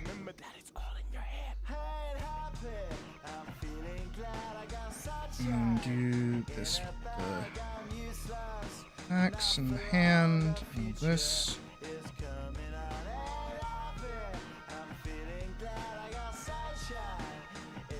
Then rope this around a little bit more.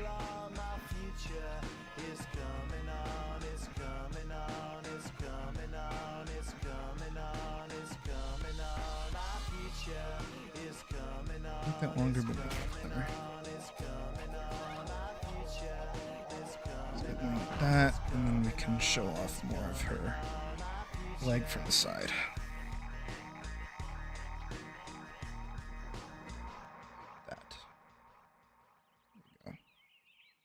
And then it shows off more of her leg that way. Kind of more of this.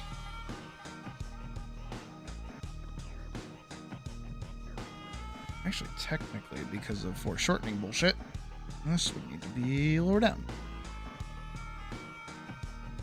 Right on the same path like that.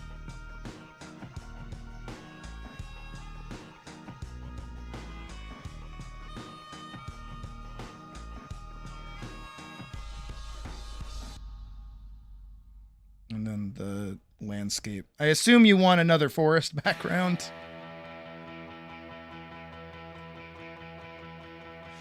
Kind of look at that.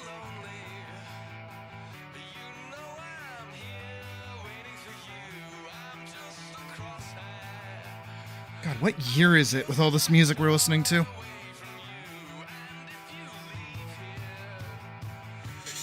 Leave me broken, shattered, alive.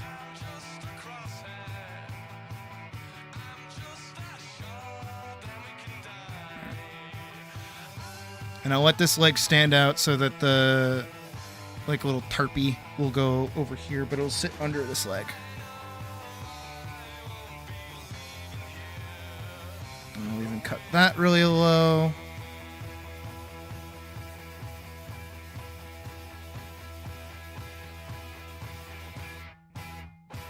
E1, E2.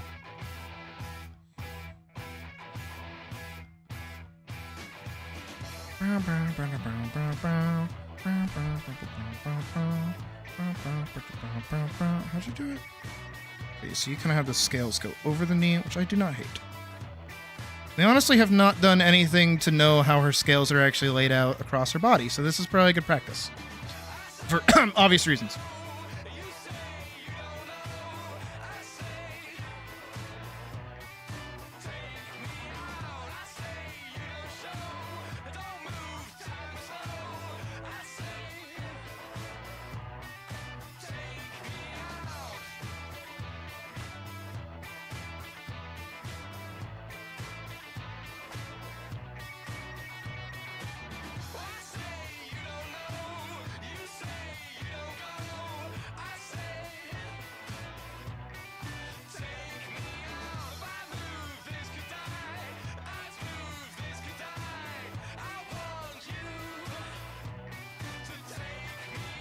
We gotta do scales for the scaly.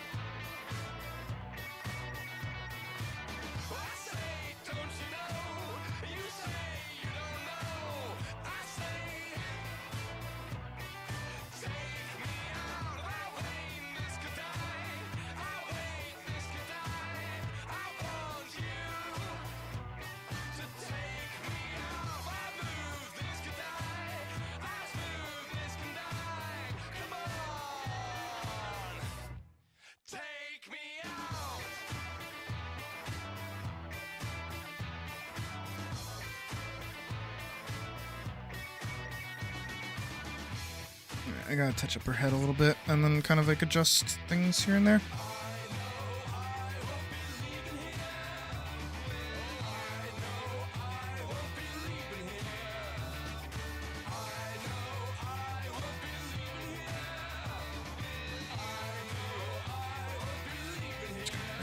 Move her head entirely.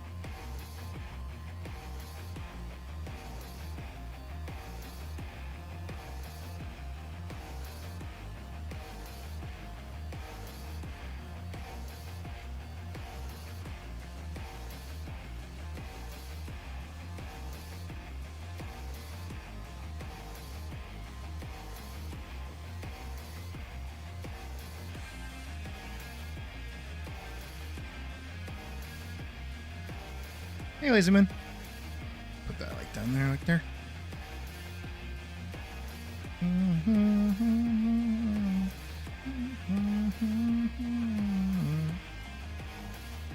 Shrink it down a little bit more.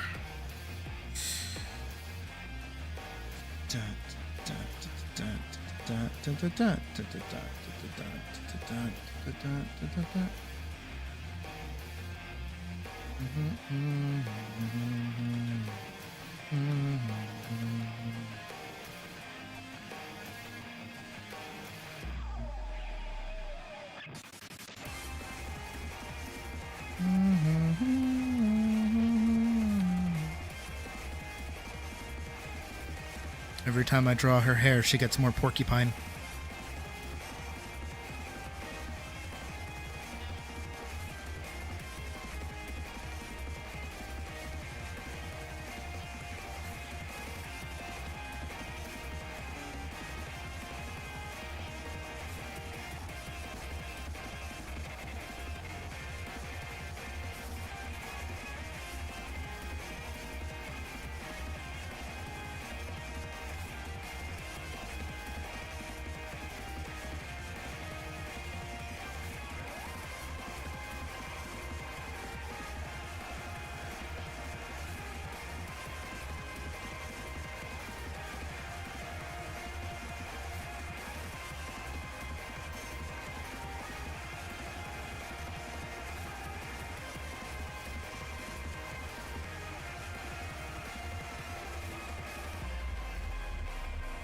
We got rid of that, I guess.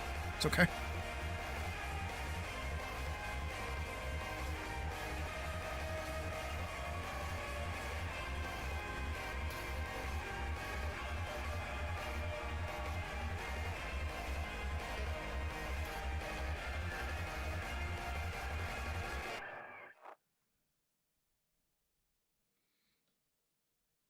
Good luck, soldier.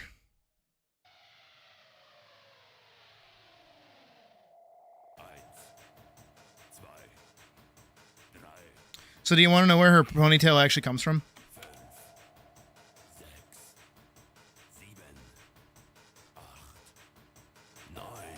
It might help actually a little bit.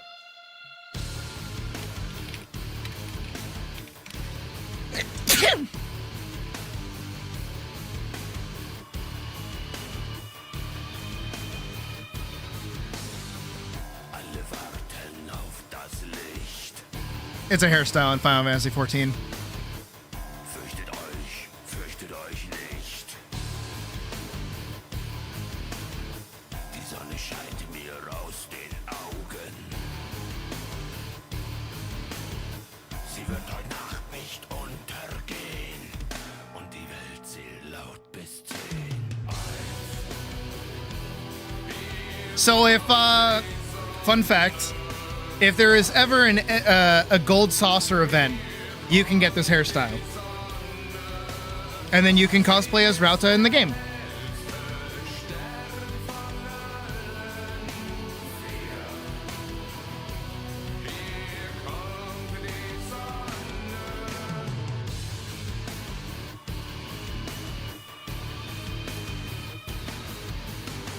Die Sonne scheint mir aus den Händen, kann verbrennen, kann euch blenden. Wenn sie aus den Fäusten bricht, leg sich Eis auf das Gesicht. Sie wird heute Nacht nicht untergehen. Just like some grass to show that like the camera's like all the way down here. Bis 10.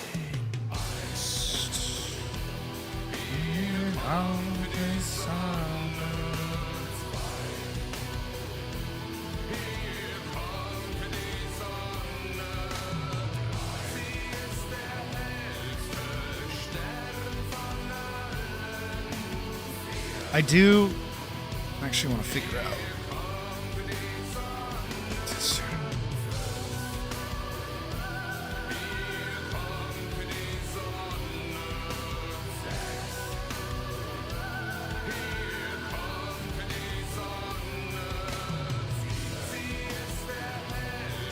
Trust me, I know.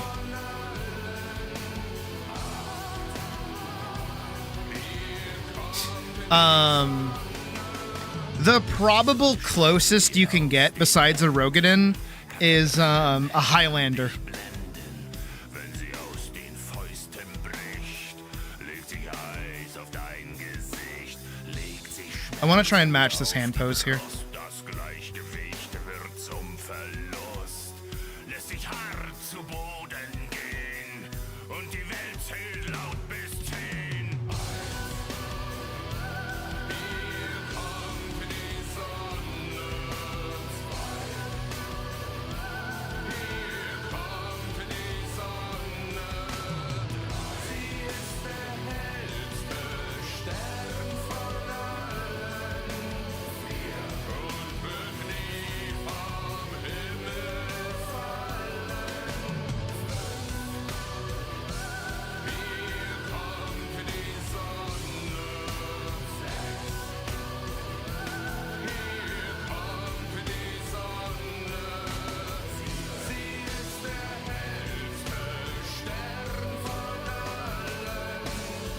Because you went Hell's Guard row, right? The more red colored ones.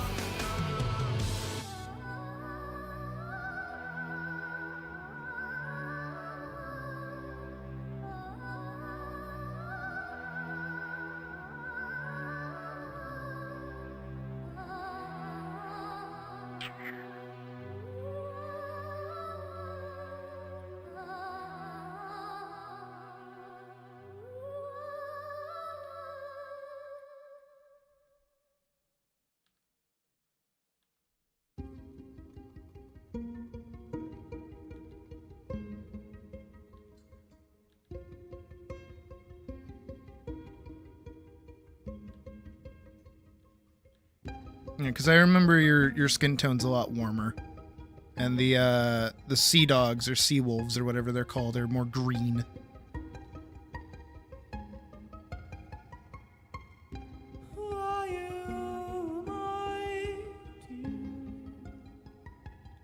But yeah, I think if you're a max height female row, the only thing possible that the only thing that can possibly be taller than you is a male row, like a max height male row. If I'm remembering correctly. And obviously you dwarf me. I don't even think I was as tall as your fucking shin. So, that's a thing. I was always quick to admit defeat. Empty statements of both. Do you guys like Kishibashi? Or Kishibashi? I don't know if it's Bashi or Bashi. Give her some cheeks. Take his soul. My life is so difficult. Oh my god, I have to draw muscle women on the internet. Oh my god. It's so difficult to be a streamer. You guys don't even understand.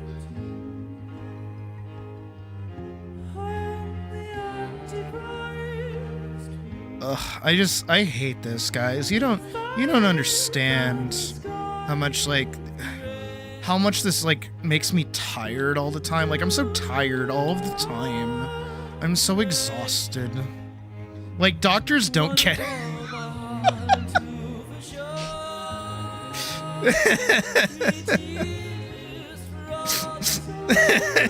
It was the doctor's comment that threw me over.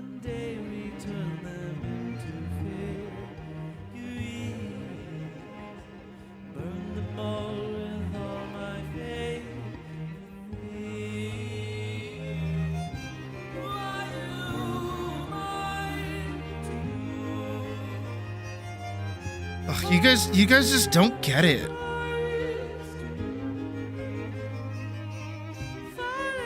Like, ugh, I have to, like, draw these such attractive, well-designed... I mean, it's my own character right now, but, like, when I draw other people's characters, I have to, like... I have to do so much fucking work. Like, oh my god. Have you guys seen that video of the guy that does, like, the fat face filter? And he's, like... that friend from high school that, like, you know, constantly still makes, like, Snapchats about, like, working blue collar. I want you to picture that face while I do this, while I say these things out loud.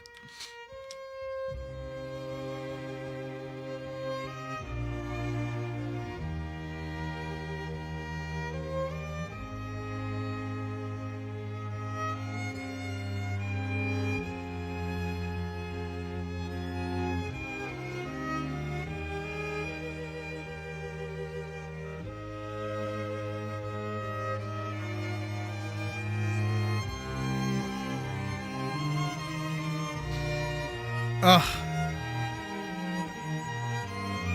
I mean, just look at how, you know, voluptuous this woman is. Ugh, I can't stand it, guys.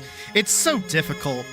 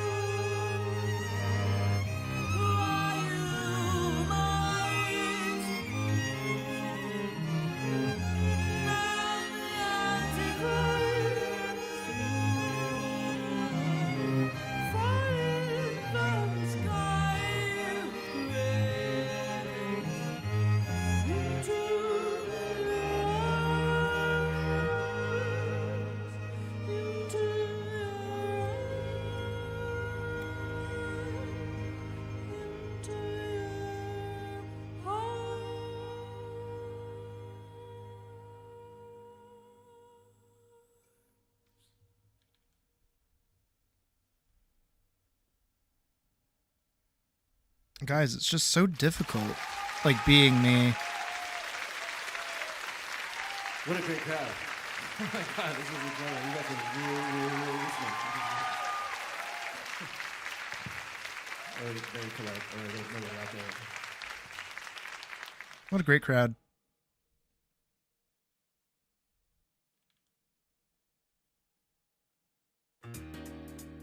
No. Okay, everything else I've been able to play. I cannot play this song. That opening piano riff, I just know it. Oh, let's do these guys. I haven't listened to these guys in forever.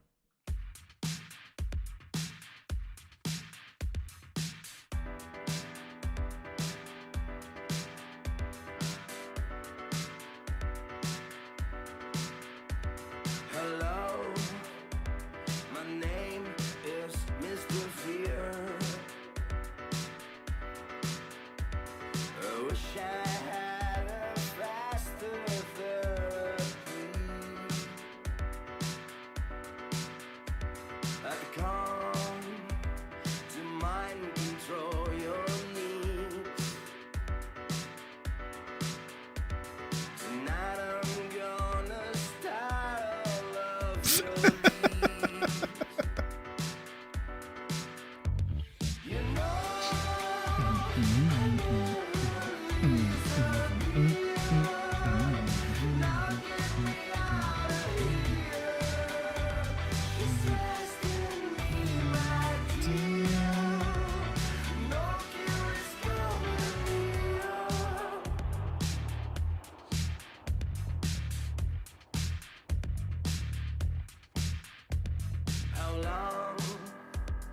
You call me insincere.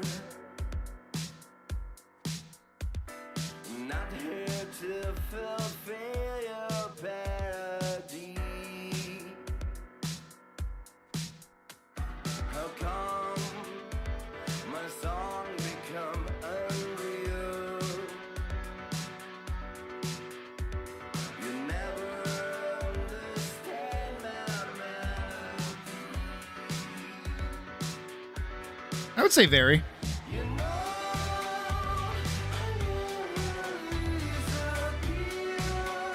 Trying to figure out how her like hair would fall. Probably like that, huh?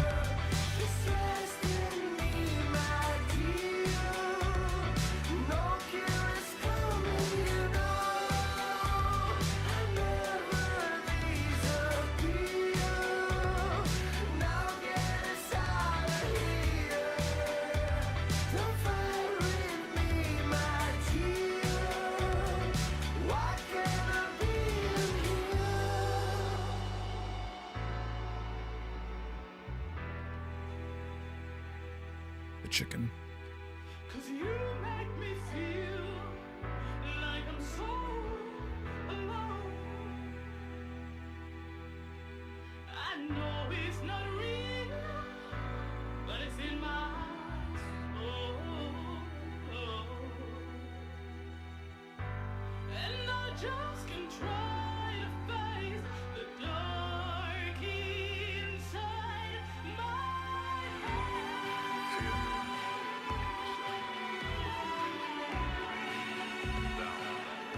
Oh, so I see.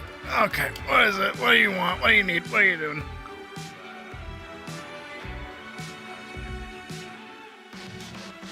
Oh, okay.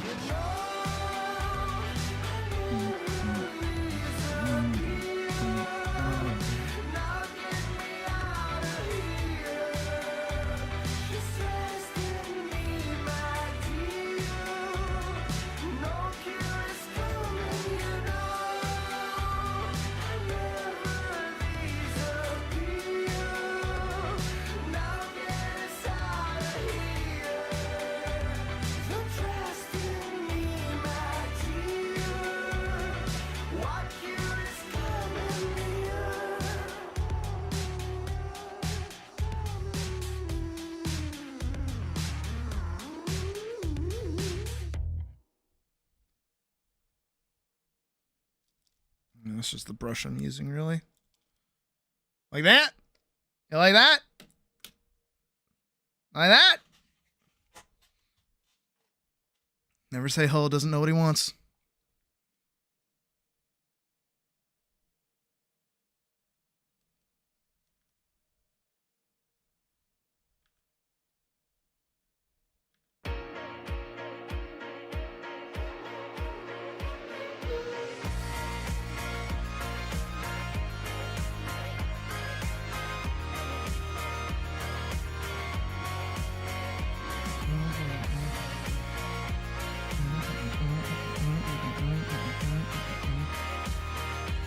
You could grind meat on those. Ah! Hiding from the sunshine, wandering in the shade. Not too long, not too young. Every night again, dancing with the moon. I should have played this during my fucking reveal.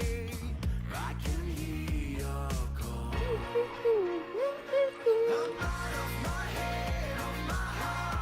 My mind is can run, but she can't hide.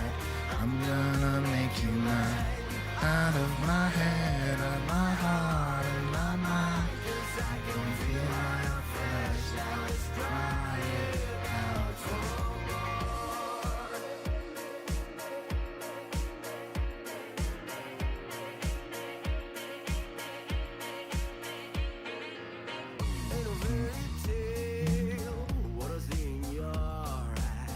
Honestly, I haven't listened to this song forever either.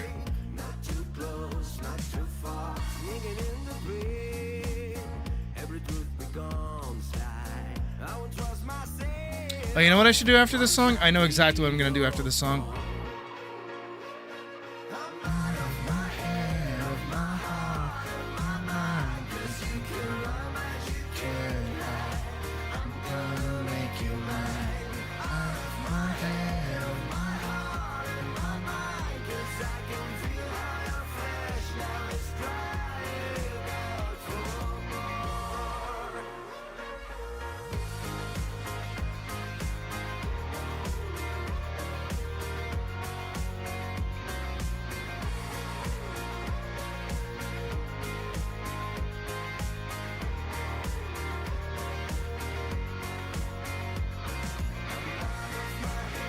It is indeedy.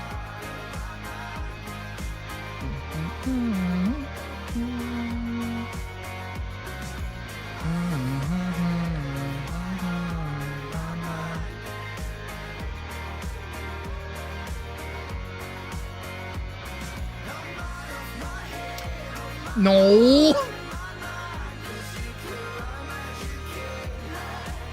It's Siamese.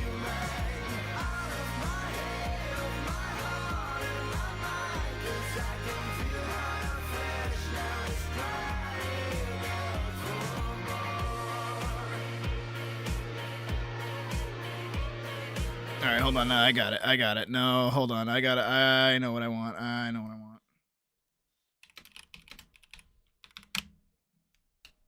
Give it. Music, one of man's greatest achievements, is I might get yelled at for this one. I don't know if they're okay to play or not, but we'll find out. We invite you to follow along as our scientists work to conceive of a future where music is created not by man, but by machine. Topical.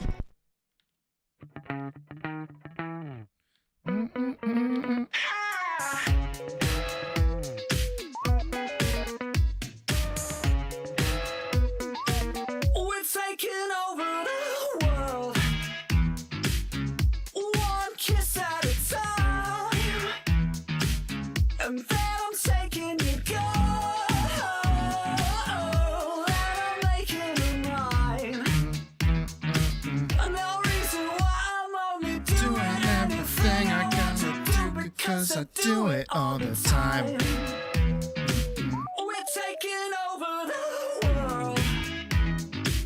A little victim is crying, and we're all taking your innocence. I'll be corrupting your mind. No need to cry, I'm only doing anything I want to do because I do it all the time. We're so young, but we're probably gonna die. It's so fun, we're so I want to say 2017. look so good, and we never even try. Get your money, 2018, October 12th. do it all I was the a year off. time.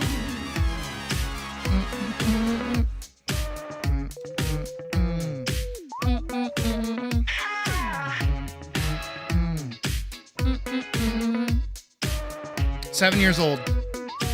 We're taking over the world, one kiss at a time, and then I'm taking you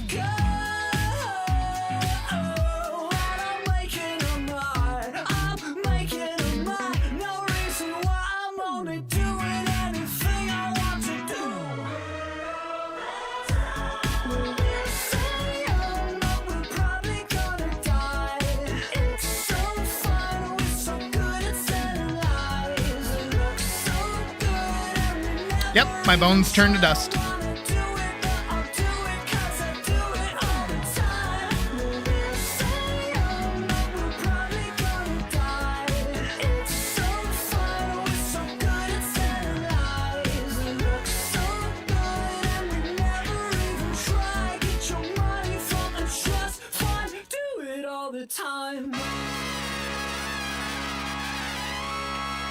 All right, let's see if somebody else is still making music or not. I see you. I get it. I got you. Heyo. I have one more song. Let's see if I can find them or not. As much as I like the correspondence, I haven't listened to this one in forever. Do they still make music? Let's find out. 5 months ago. Oh, they're live. Okay, that's good. Feeling closer to the stars. I've been invaded by the dark. Trying to recognize myself when I feel I've been replaced. When I'm furthest from myself. Feeling closer to the stars. I've been invaded by the dark. Trying to recognize myself when I feel I've been replaced.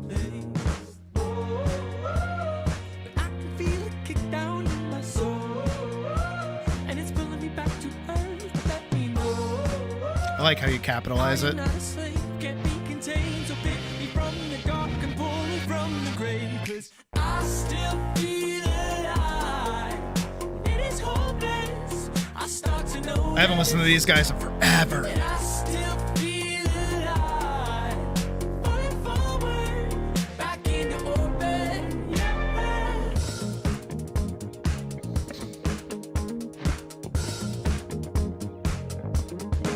So when I lose my gravity in this sleepy room, drifting as I dream, I'll wake up soon to realize that All right. Any additional changes? I'll leave it like this for now. I can feel it kick down in my soul, and it's pulling me back to earth. Let me know I am not a slave, can't be contained. So pick me from the dark and pull me from the grave. 'Cause I still feel alive. It is hopeless. I start to notice, and I still feel alive. Real? Okay, so you. All right. This is Half Alive, and their song Still Feel came out the same time as the other ones.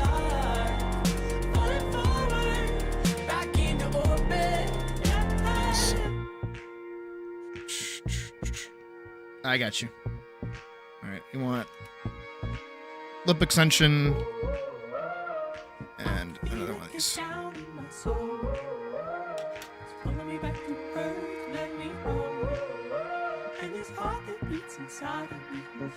I just noticed the forehead one, like that.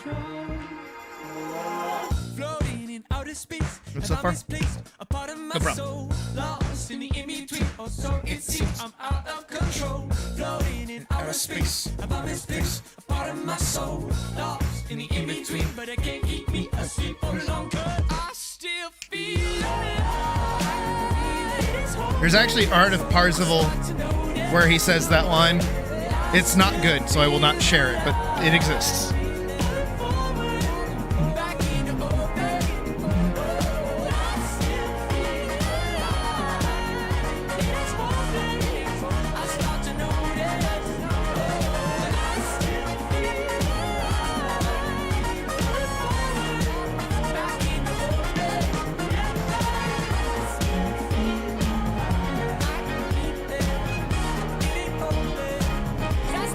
Go right ahead.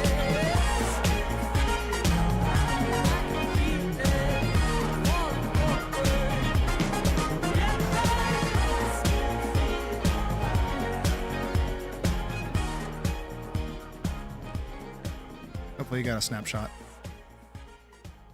I'm just working on her hair right now. I can go down and work on that once you do your adjustments.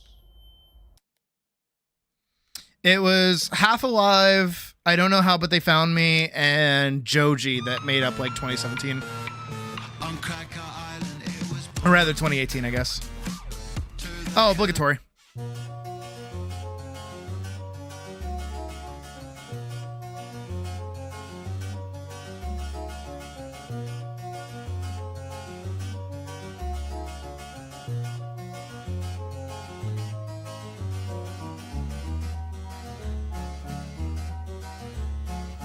Golden brown, texture like sun, lays me down. With my mind she runs throughout the night.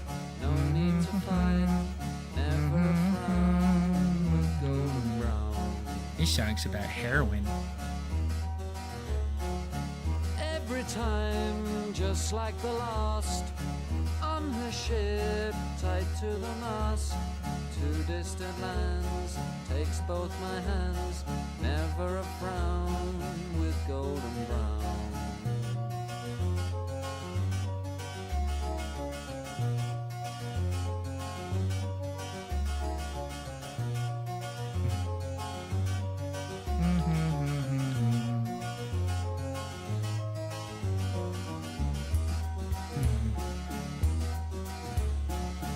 Golden brown, fine a temptress. Through the ages she's heading west.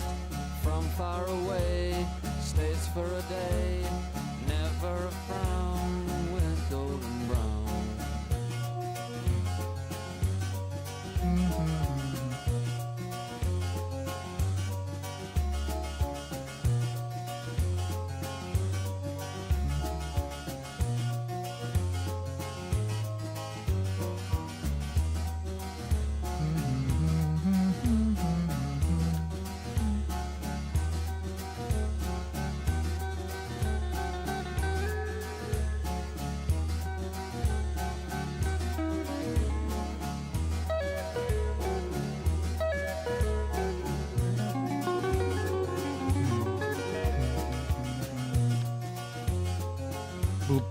Booby.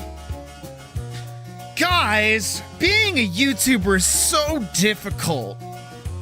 I mean, look at what I have to draw. Oh, it's so hard. I hate my life.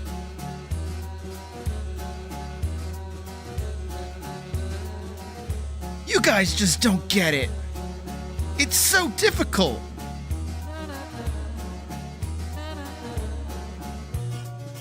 Streaming is such a difficult job.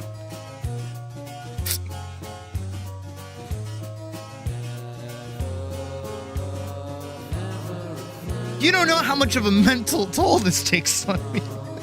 I can't even get through it.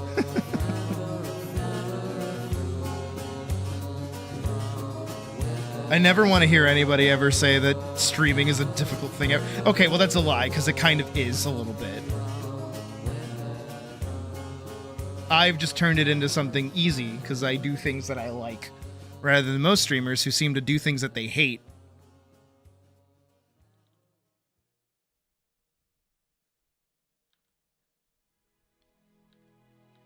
Oh damn, no wonder Ophelia's jealous.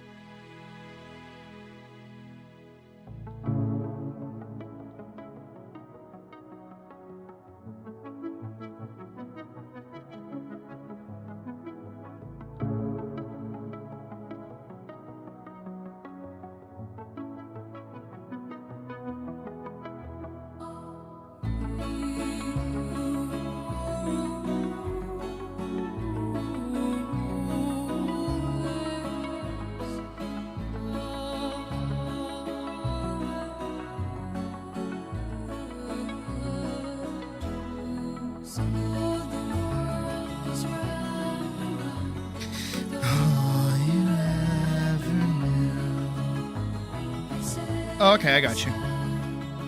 That's not hard. I'll pull that up when I'm doing the legs.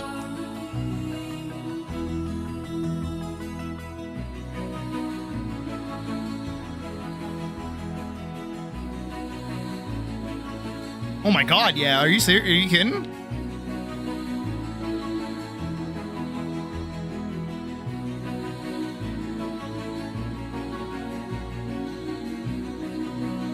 Well, the reason for it is that because Elise is now in service to Ophelia, she can't enter the stone anymore. Ophelia can communicate to Elise, but they can't, like, physically be in the same room anymore. So when Ophelia starts catching feelings for Elise, she can't act on them. So then, the person that she's, like, slowly starting to fall for, just so happens to start training with Big Muscle Mommy and Big Bahonka Ronka Donka Doos. And of course, a little somebody's like, no, that should be me.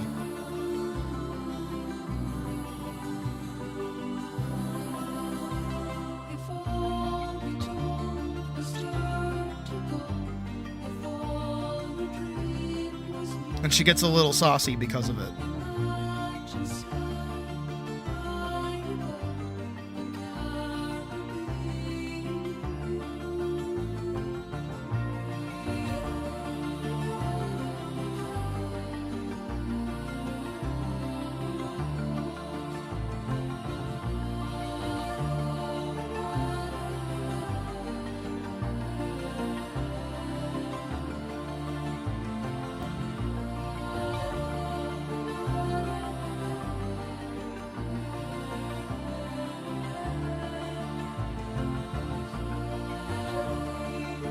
Because the whole... Oh. Are you guys... Are they yelling at me for play... Oh, no. I'm not allowed to play Caribbean Blue, it seems. All right, let's go safety. Let's go safety net. Kenny Young. Kenny Young is safety net. I'm being yelled at by YouTube.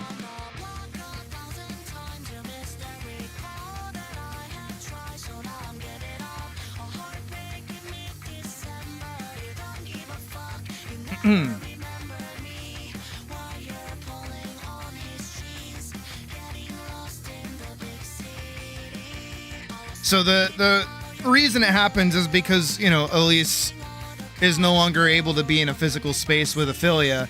It means Ophelia can't really, like, train her. And due to the dangers that they are coming across on the road, they think it's a good idea for Elise to undergo training before they travel to their destination in the event that they come across anybody else that's going to attack them. So because of that, what do you mean you've detected audio? What are you talking about? No audio. It's Kenny Young.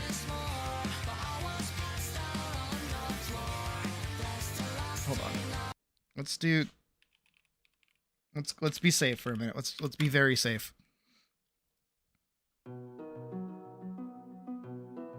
We're gonna be safe. We're gonna be safe for a minute. I'm playing video game music, YouTube. You can't get mad at me. I'm playing video game music. And I'm the one talking. Blah, blah, blah, blah, blah. Stop getting mad at me. Blah, blah, blah. Can't be mad at me. Blah, blah, blah. You can't be mad. You can't be mad.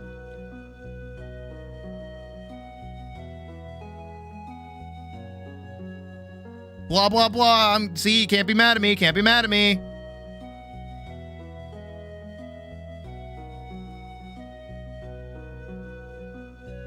See, YouTube, you can't be mad at me.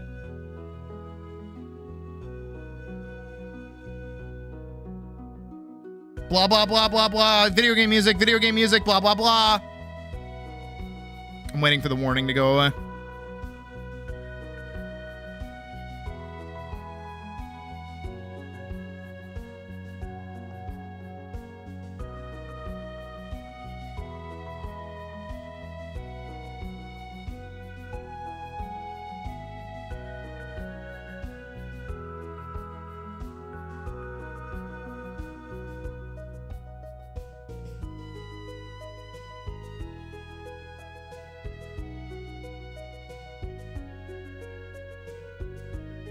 Go away.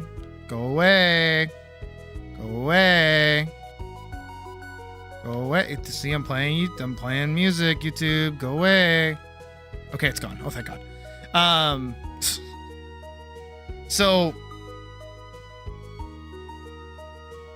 because of that, that's why they go to Rauta in the first place, is that Elise needs some kind of combat training to better handle the dangers on the road. Or rather, they come across Rauta as they're having this discussion.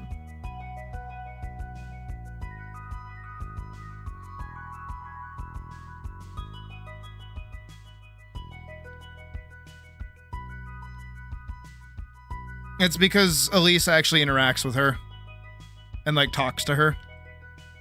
Because they kind of have to. Because prior to that, as she is goddess, most people show up, she gives them her powers, and then they never talk to her again. Until they die, and then the next one rolls up. So she's like a glorified, like, desk attendant, really. Elise is the first person that she actually has, like, a person-to-person connection to. And Elise also exemplifies, like, all of the things that she values without it being, like, fake.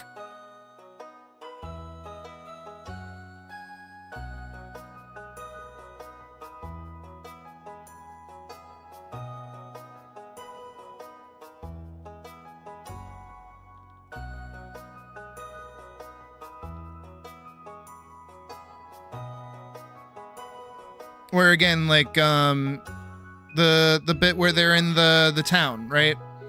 And Ophelia's all for run away. We shouldn't be in a position to fight these guys, like, at all. Don't do it. You you know, we barely escaped with like a final gambit against that other guy, and now there's two of them. This is a bad idea. And Elise turns around and is like, no, I'm gonna go fight them. And Ophelia was like, you fucking what? And she's like, yeah, no, like if I don't go fight them, they're just gonna keep hurting people. That's not cool. Of course, she says it in a more eloquent way, but still like that kind of ideal of, no, if I just stand by and not do anything, it means more people are going to get hurt. And it's not at Ophelia's behest. It's more so at like Elise's desire. And then because of that, they end up, you know, actually having more of a connection. And Elise does actively talk to her. Much kind of to Ophelia's annoyance, actually. She's not kind of on board with Elise even talking to her to begin with.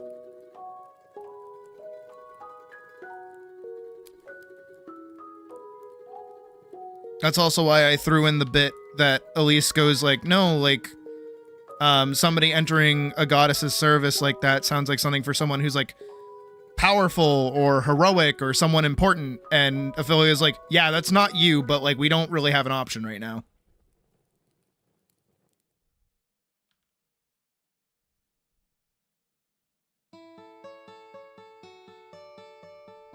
Pretty much, actually, yeah.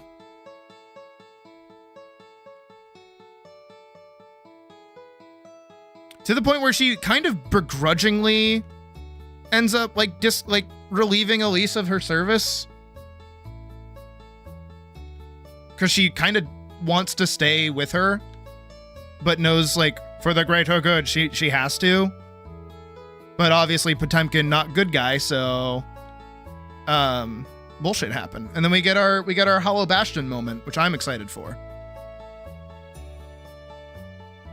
Where Elise like doesn't have her magic sword or whatever, and she's kind of like reduced and weakened, but we see how far she's come.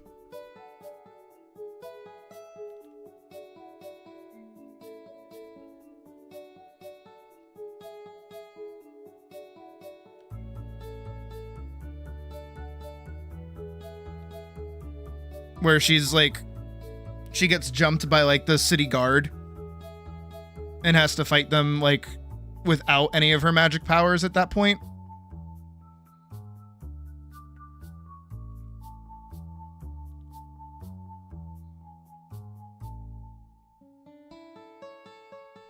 I know I'm skipping over the legs. Don't worry, Hal. I'll do your muscle definition in a second.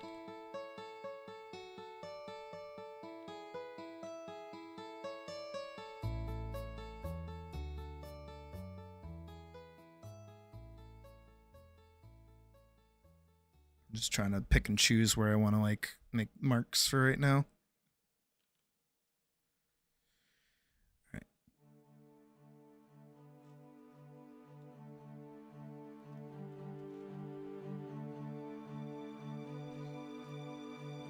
Oh, Lisa's just a bundle of joy.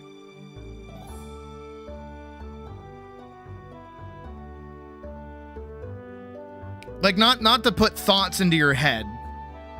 Like Omni, like the one where he was standing, like staring at the Guardians of the Globe fucking guys, where he's like,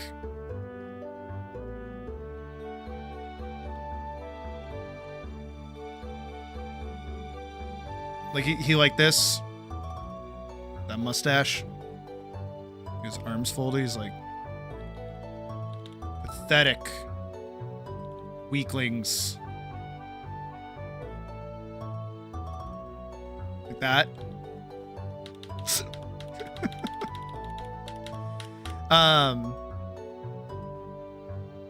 What was I saying? That Elise is like a little bundle of joy. And not to put thoughts in your head, that's it. Cause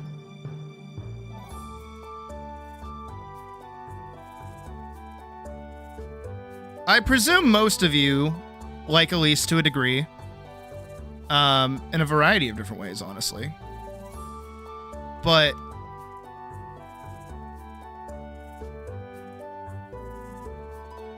Trying to make sure that lines up good. There's like a little bit of a second shadow, so I'm trying to like minimize that as best I can.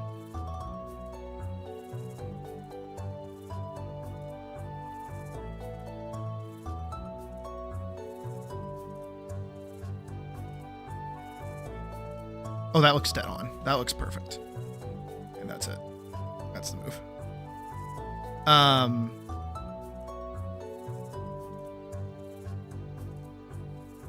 But Elise is just meant to be like a good person. She's like unapologetically nice. And not necessarily just, but she's just not, you're just meant to like her. It's kind of hard not to like her. She doesn't really do anything that's like not likable.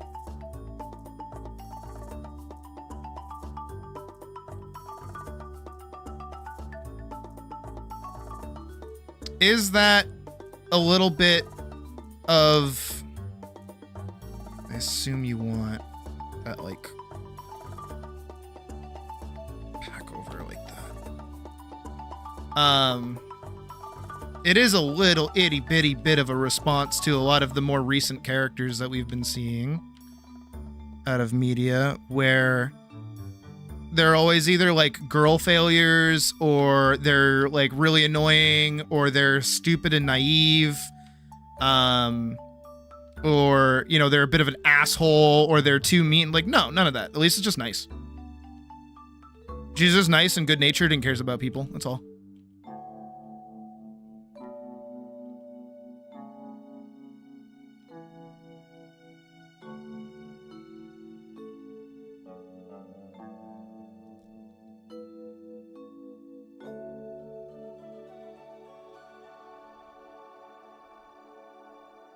Like that.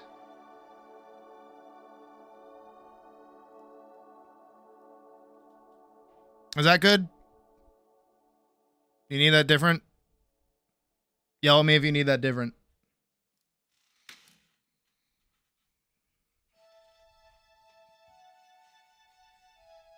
I mean, like, I feel like there's so many characters nowadays that, like, try too hard to justify their existence or justify where they stand on things. You know what I mean? And it's almost evil to be kind or be emotional or be nice to people. I mean, just look at the... Oop, wait. Waiting.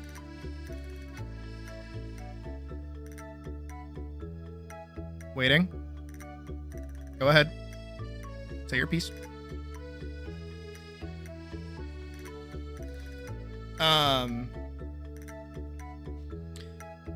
I mean, just look at the reception to the newest Superman, right? That whole movie is about just being kind and being nice, and how being nice and kind is like, okay. And people fucking hated it because they're like, no! Superman has to be evil or morally ambiguous. He's not allowed to have emotions and feelings and care about people and get emotional. And it's like, no, it's okay to be nice. I knew I liked you. Yeah, no, exactly. So many people want to like make Superman into this evil character. Omni-Man, Homelander. Probably more that I can think of, but I can't.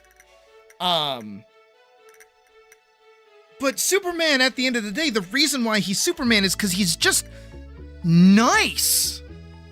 He's just a good dude. That's all he is. He's just a nice person. You know, he was raised on a small town farm and taught that, you know, to do good in the world and to make the world a better place, and that's what he fucking does. And people hate him for it.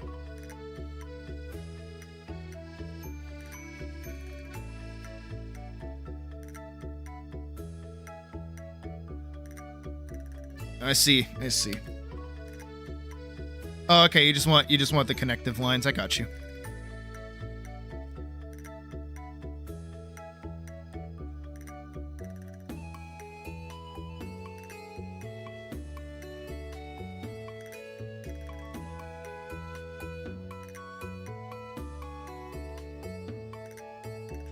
that in like a little gently.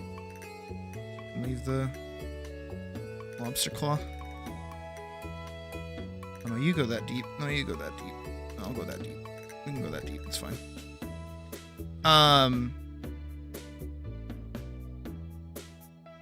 But that has always been like Elise's defining character trait, oddly enough. Fuck is knocking shit outside.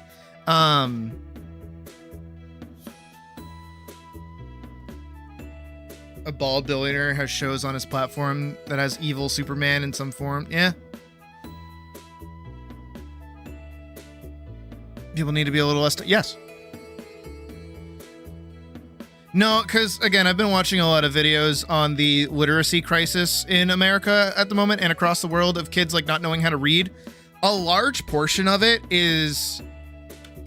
so you guys might not think about it, but I think about it. Because I watched a video on it, so now I get to think about it. But now I'm going to make you think about it, so you're going to get to think about it.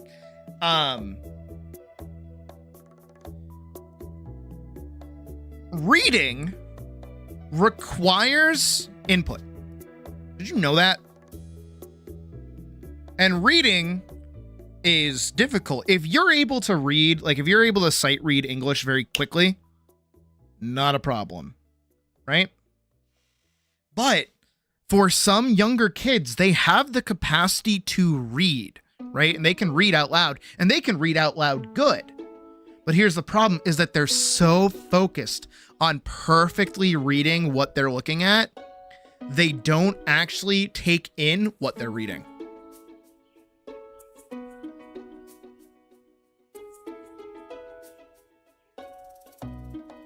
Think about that for a second. Isn't that weird? I've talked about it before as like a horror concept, but imagine... I'm gonna do an experiment with all of you right now, okay? What is this? What is that?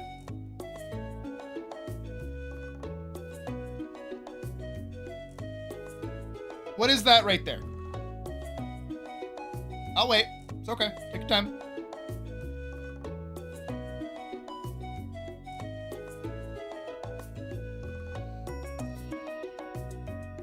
No, it's not a trick question. It's a very obvious answer. Don't worry. It's not scary. I'm doing a thing.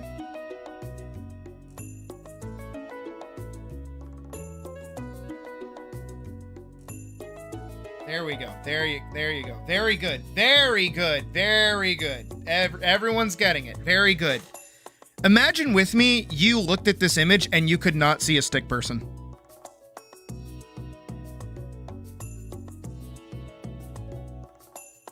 All you saw is a bunch of lines in a circle. That's all you could put together. You could not see how that turns into a person.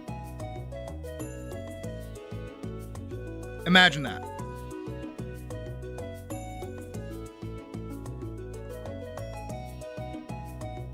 Not retain what you read. I like that point, actually, Vorks, and I agree with that. I have a similar issue. Makes it so people don't immediately assume the obvious. Nope. Even though that's a good point. No, I'm putting the horror concept of what if you couldn't look at art? What if?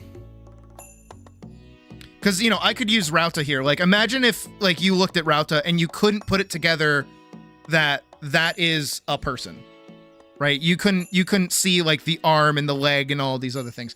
What if I showed you?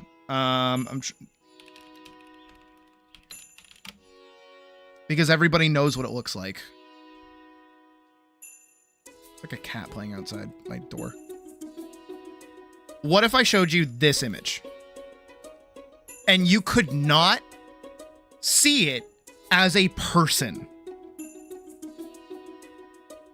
You look at this image and you don't see a figure. You instead just see blots of color. And that's all you can see. You have no perception that this is a person at all. You can't even recognize the face of it. There's no face there for you to recognize. That's what reading is for a lot of people right now. They are just looking at word, like letters on a page, and they're not able to comprehend what those things are.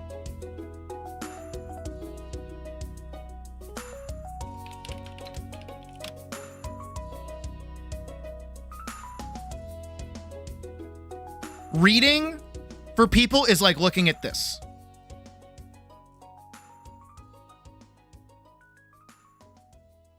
Right?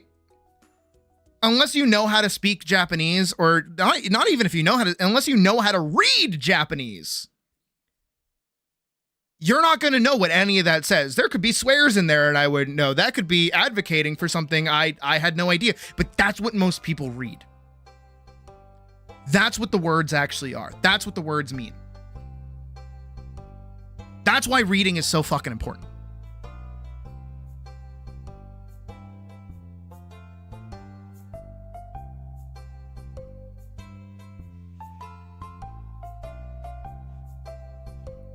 This is also why, so if you write Jim ate an apple, kids can't imagine that a boy named Jimmy ate an apple.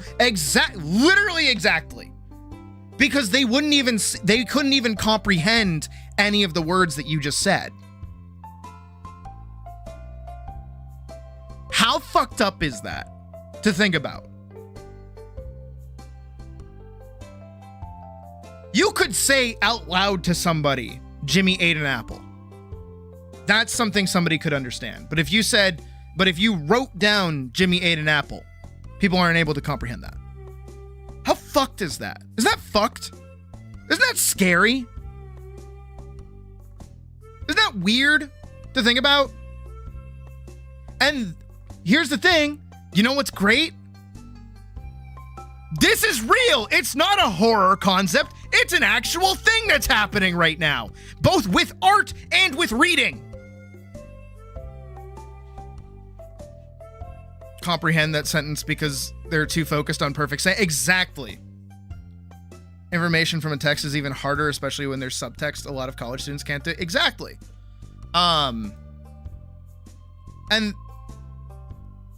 it's so interesting that people can't put these things together.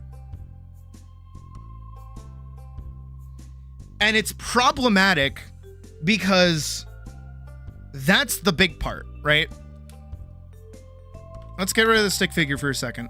Because basically what's happening is that you have a big giant block of text, and the big block of text says Jimmy, I'll use Hollow's example. Jimmy eats apple and dies.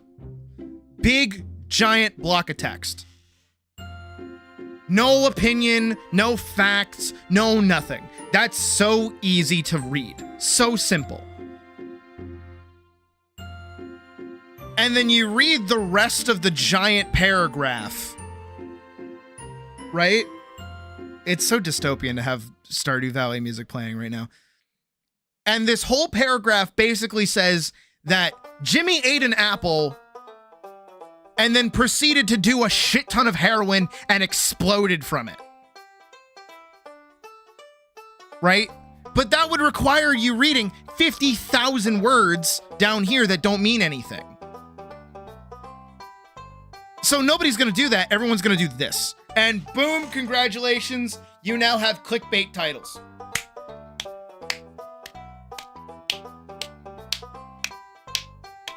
You have conditioned the United States public and those thereon to only read headlines.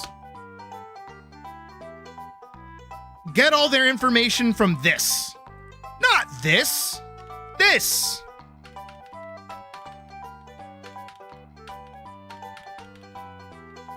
Imagine you went to school, or you're in like high school or something, right? You go to school and your professor or teacher is like, all right, class, today we're going to have you do an essay. But I'm not going to grade you on how good your essay is, only on how good the title of your essay is. but you still have to write the essay. Are you going to write that essay good, or are you going to write it like half-assed and just come up with a really good title?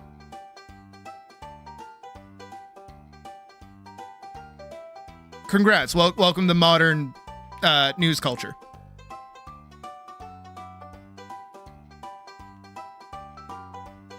Not only that, you want to know something a little more fucked? Do you want to know something like a little bit more fucked up? You may or may not have put it together in the past. I do not know if you know. You might have done. In school, when you were in school and you were learning about like America's history, how much emphasis did they put on the news?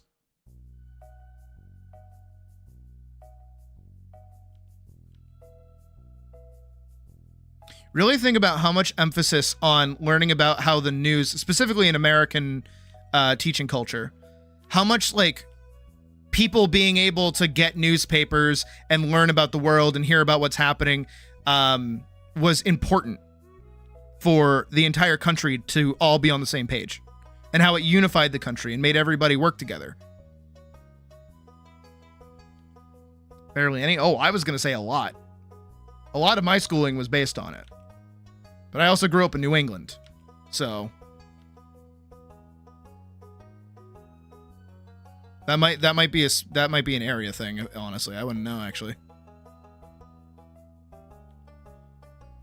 It's probably the only thing that I actually know about American history is that because of the printing press and because of how important papers were, and also because of the Newsboys strike, because I like the movie Newsies, newspapers were massive and super huge and important in like Americans keeping up to date with like stuff going on.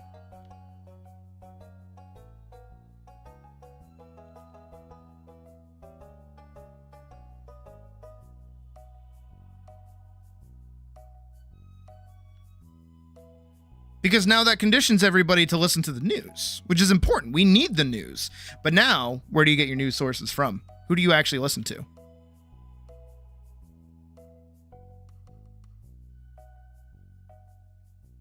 Have you guys seen how like different sides of different like political parties, and I'm saying both sides do it, not just one side does it, but they will varyingly depict events and situations going on with different words and point out different things.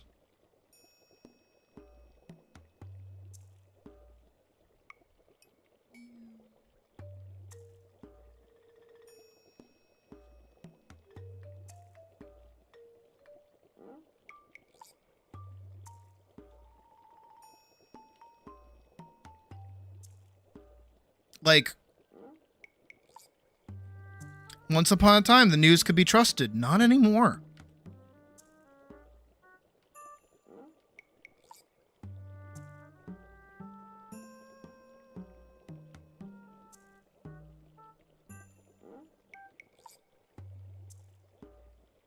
I won't disagree with that, Phone Rick. I will not disagree with that at all.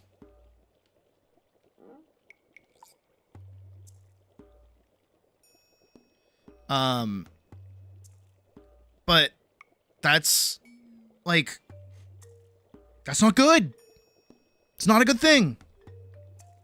That content creation is more important than creating information. Yup. Every day, Kojima gets more and more vindicated in his fucking deranged video game. Oh, man. Who sorts out that content? Who creates context? Who should be listened to?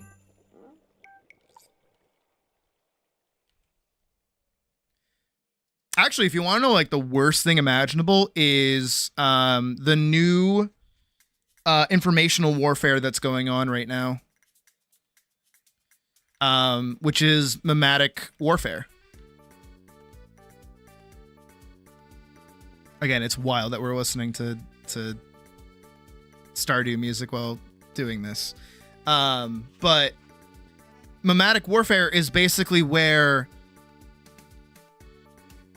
something horrible can happen. Something genuinely horrible can happen. And then it takes only a few people to make jokes out of it to kind of undercut its severity.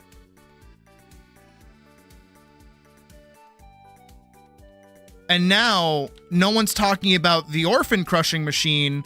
They're instead talking about how funny the orphan crushing machine can be in a meme format.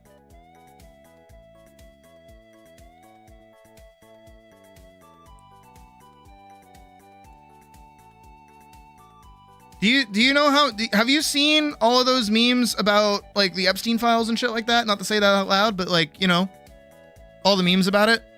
That's mimetic warfare.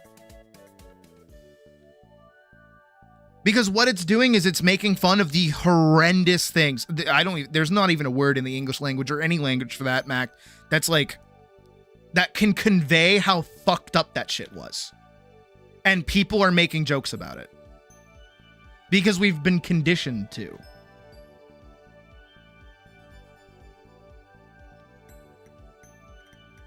No one is like, and everyone forgot about it too. People need to be more mad at that.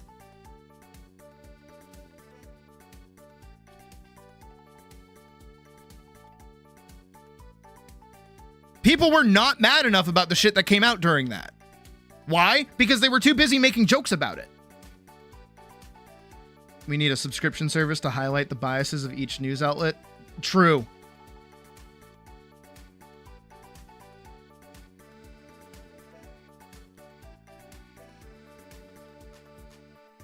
Not to be a doomsayer about capitalism and shit like that.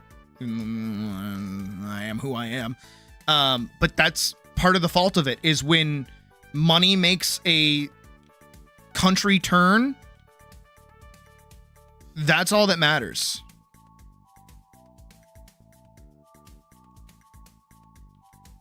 It's why we have so many people turning to things like OnlyFans. And yes, how stones and glass houses and shit like that.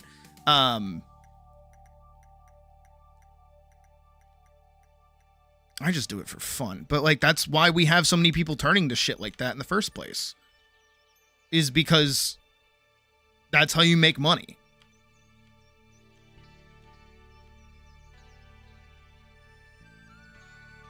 If you can sell your soul to make a good chunk of change and live lavishly, why wouldn't you?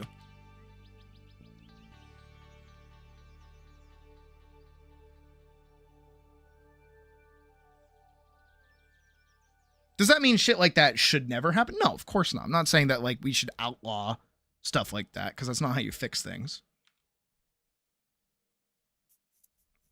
But I'm saying that's why it's the alternative, and people are doing it more and more and more and more.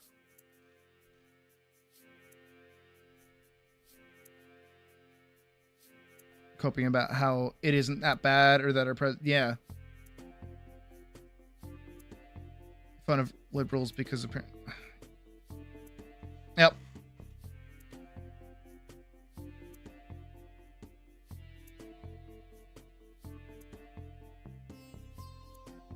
I'm not even drunk for this conversation.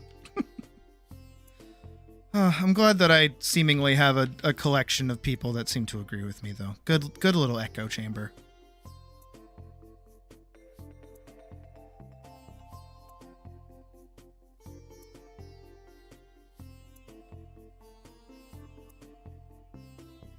I also don't think it's like doomed.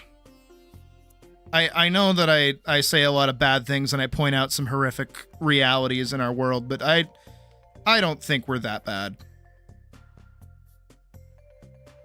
Opinion out of a situation is the same as inability to extract information out of a text. Exactly. Which is why reading is so important. Which is how we even got on this topic in the first place, actually.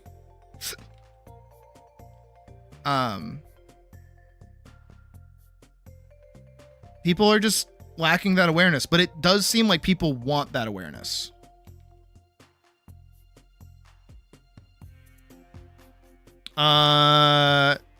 People not being able to read or see art. I think that's how.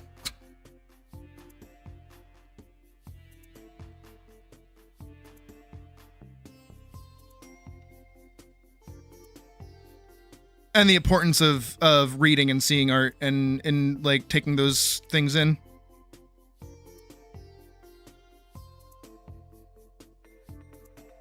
The things you do matter. No, the things you do matter. If anything, they matter more now than they ever did before.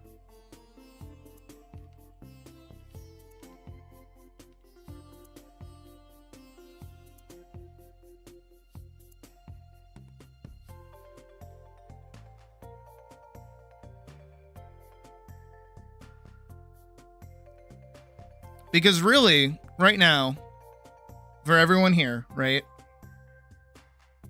In the words of Jam, it's hard to try hard. So you try hard to try hard. Do you try hard to try hard? Because you should.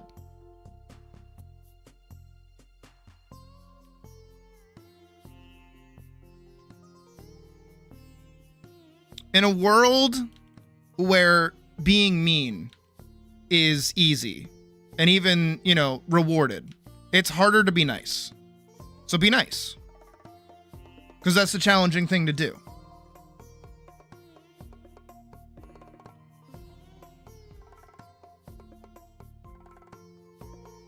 Turning this all the way back into Elise here, because that's how we kind of got on this conversation in the first place.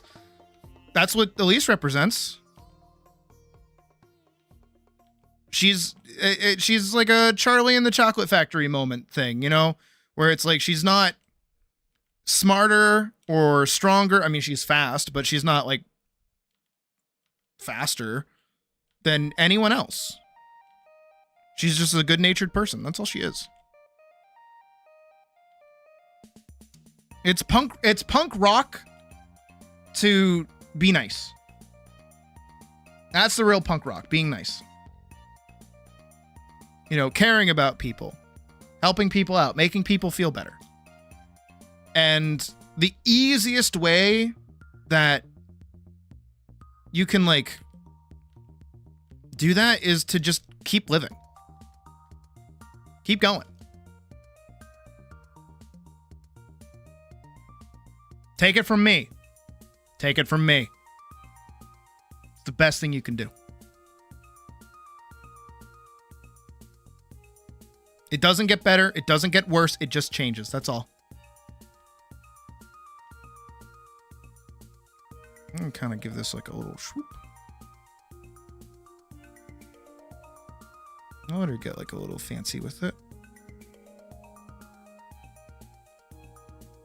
Hala, do you want this specific like axe shape, or would you like something a little more like Viking-ish, or something more like, I guess, generic, where it's got like that kind of bow to it, or like a Bardiche kind of deal, like something like that? Costs nothing to be nice, but it does. Yeah.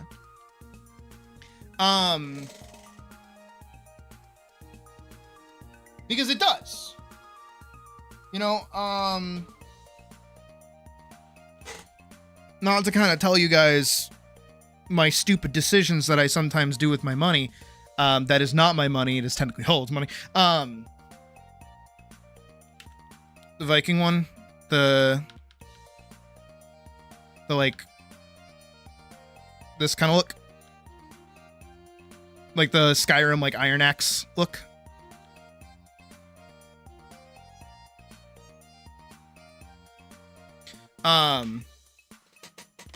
Like today, right? And pretty much almost every day that I can, I like getting Puck a coffee. You know, poor girl. I mean, it is kind of her fault that she does it in the first place, but poor girl is up all night trying to like have fun and do something that she wants to do, right? And I'm stupid. So I can't really do too many nice things for her, like around the house or otherwise. So the best I can do is I get her a coffee in the morning sometimes when she wants one. And I let her pick whatever place she wants. I let her do whatever she wants with it. And then I get her a coffee. Or if she wants like a little treat, I'll get her a treat.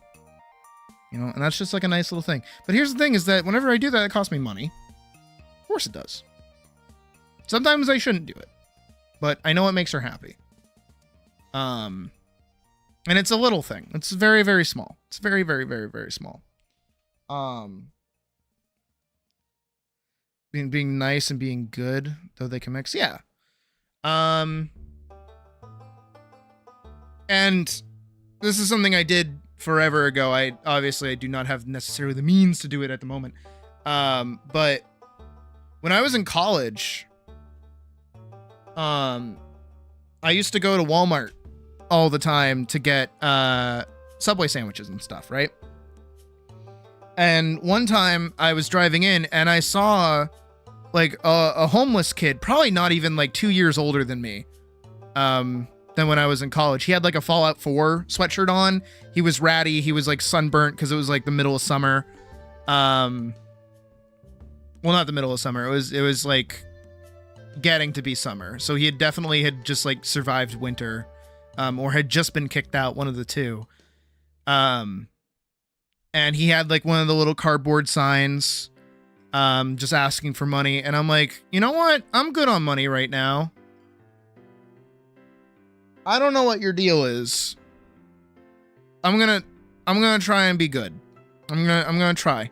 So I drove up to him. He's on like a little island, and I like stopped the car, and I leaned out the window. I'm like, "Are you hungry?" And he's like, "Yeah." And I'm like, "Do you want like a Subway sandwich?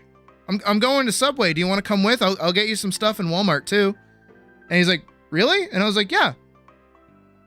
And I let him get in my car, and I drove him up there, and we went inside, and I let him order whatever he wanted. And I was like, "No, dude, get a footlong. Get a footlong. It's okay. Do you want like a drink? Do you want like a Gatorade?" And he's like, "Yeah, I can." I'm like, "Yeah, dude, go ahead. Go right for it." I got him a Gatorade, and I'm like, "Hey, do you need anything while we're in here? Like anything at all, within reason, obviously. I'm a poor college student, but you know, let me help you however I can." And I got him like some peanut butter crackers, like a case of water, and some like hand warmers. And that was all he wanted. He didn't want anything else after that. And I was like, "All right, cool." And I bought it for him, and I dropped him back off at his spot. And I was like, "Hey man, you know, be safe. I hope whatever's going on with you gets better." And he thanked me, and then I drove off. And then like a week or so later, I saw him again, same spot. He was still homeless. And I drove up, and I got him more of those peanut butter crackers, more water, and another Gatorade. Same one that I got him last time. I didn't get him a sandwich because I didn't remember the sandwich order that he had. But then when I was leaving, I gave him the bag, and I was like, "Hey man, hope you're doing all right." And he thanked me, and then I obviously had to drive off because the light turned green. And then after that, I didn't see him again. So I hope he's doing all right wherever the fuck he is. But you know, now of course, could I have used the money that I spent on that guy for something else? Yeah. Did I run the risk of him murdering me and stealing my car? Also, yeah. But you know,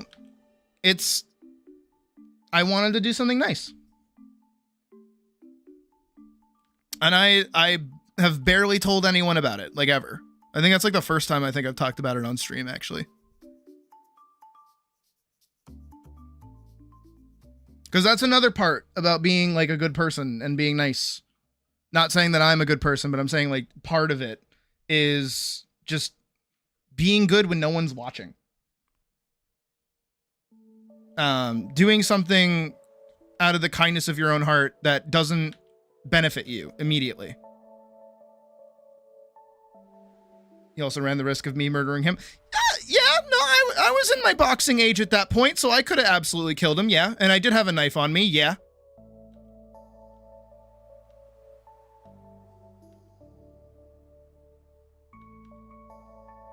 I'm not going to do too many detailings on this.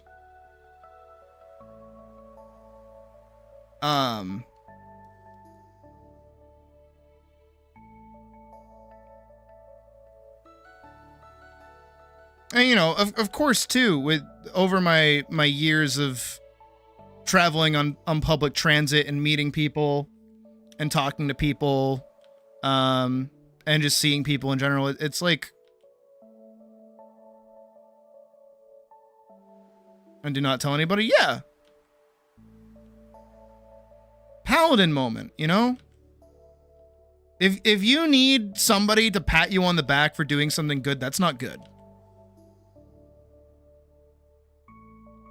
I say as I sit here and I go, yep, I'm so awesome and cool because I'm part of your everyday life and all of you like me and I make a big change in your life. So I'm awesome. Give me compliments. Give me compliments. No, don't do that. But,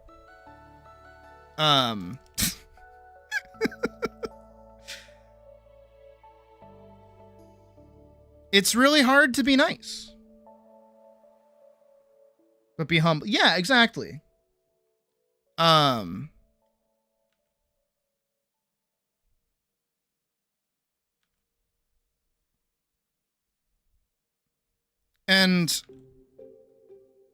do I run the risk? Do I run the risk of YouTube yelling at me? I mean, all these stories about nice people getting murdered after helping someone to mock kindness and altruism. That's a interesting point. That's really interesting. I'm of a like mind to agree, actually. So I'm gonna erase this. I'm just gonna call it pissed because I'm lazy.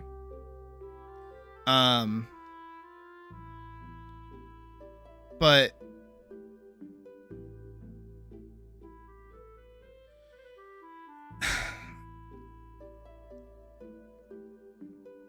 it's like, it's hard to be nice. And it's hard to be nice after you've been scorned for being nice. That's the worst of it. No one is born evil. You know what I mean?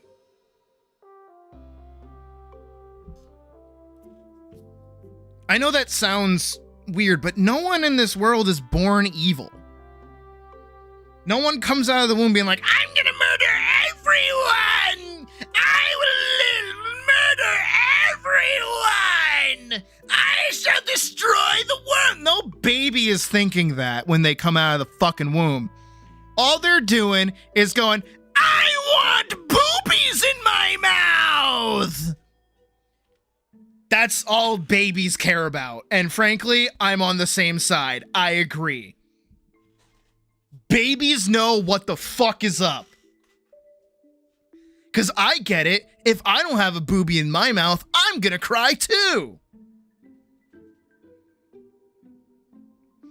Snark YouTubers, for example, why would they want nice people to suffer? It's almost like they yeah.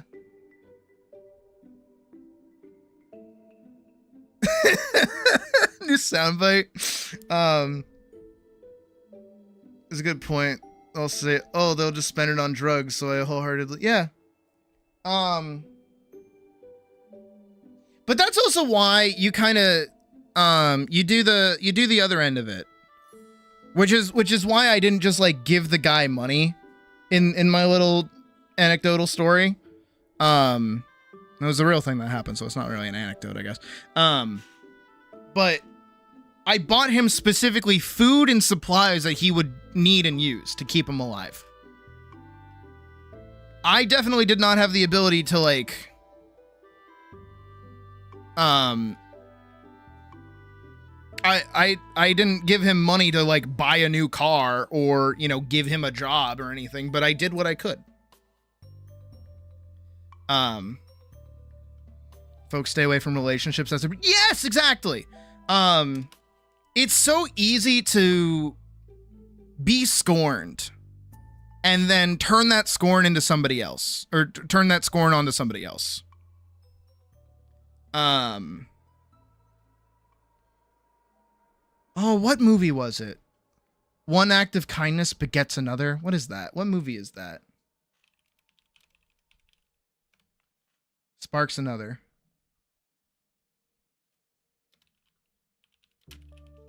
Klaus.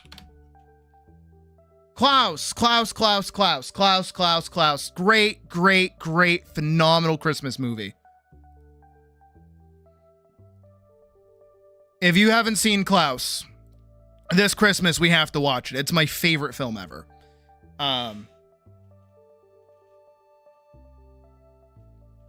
Because really think about it. In the world that we live in, it's so easy for people to blame each other for horrible things that have happened to them. You know?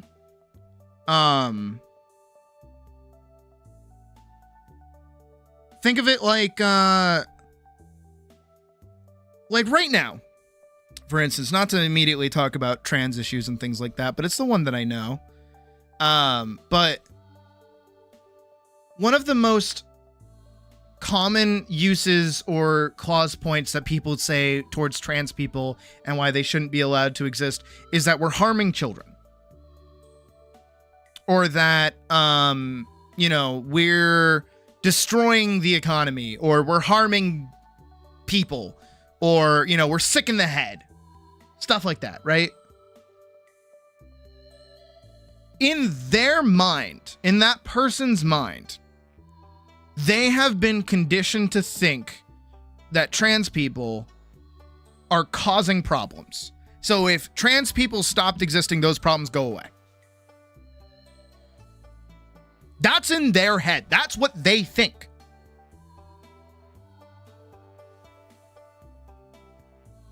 And that's the same thing with any amount of bigotry in general. It doesn't matter where it comes from. It is always in this idea of this group of people is causing harm to something I care about. Also, I gotta pull up her color, so give me a sec. I'm gonna do this one. Good. What happened to the shading? The shading's like weird on this. The shading is very weird on this. What happened? Maybe I saved it dumbly. I don't know. That's okay.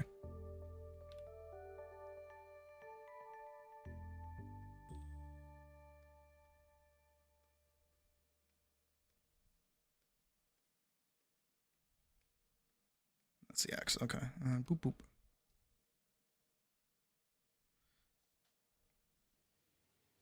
Just be exactly. But that's the problem, is that people get conditioned into thinking that a certain group of people causes problems. Like, for instance, do you guys know why people hate Jewish people? This is a legitimate question. I'm not trying to, this isn't a gotcha or anything. This is like a legitimate question. Oh, I forgot her tail. I gotta do her tail. My bad. Forgetting details of my own character.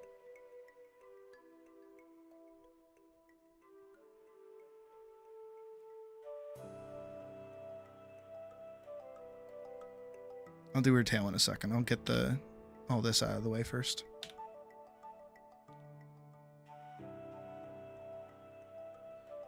Nope.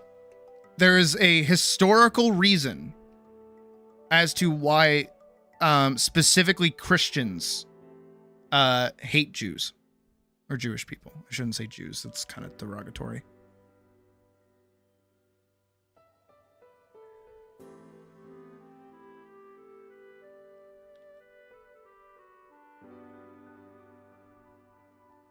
Because they seem to be doing off. That's during World War II. Or not during World War II, but that's during that's post World War I. I'm talking about historically. I'm not talking specifically about Nazis. I'm talking about throughout history. Sure, the shadows are deeper than how I normally should. Got you. I know you like your deep special shadows. Don't worry. I got you, Holmes. Is this color gonna work?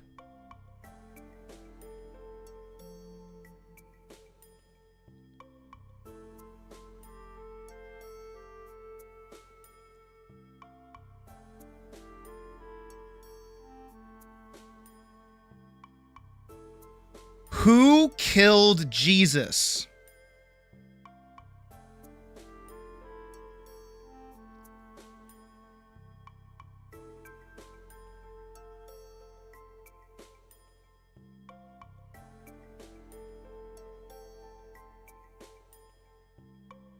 Who did it? Who killed the J-Man? Or rather, who betrayed him?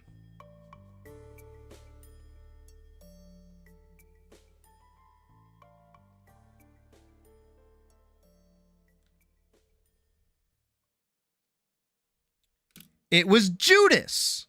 And what was Judas? Judas was Jewish.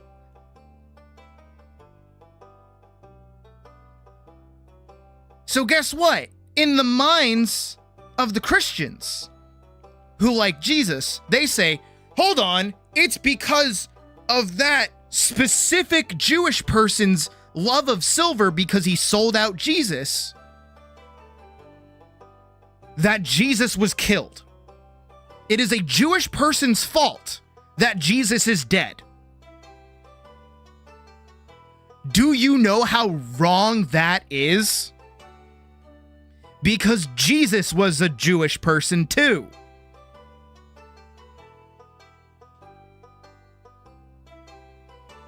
And that, throughout history, is what has put Jewish people on the bottom heel throughout everything.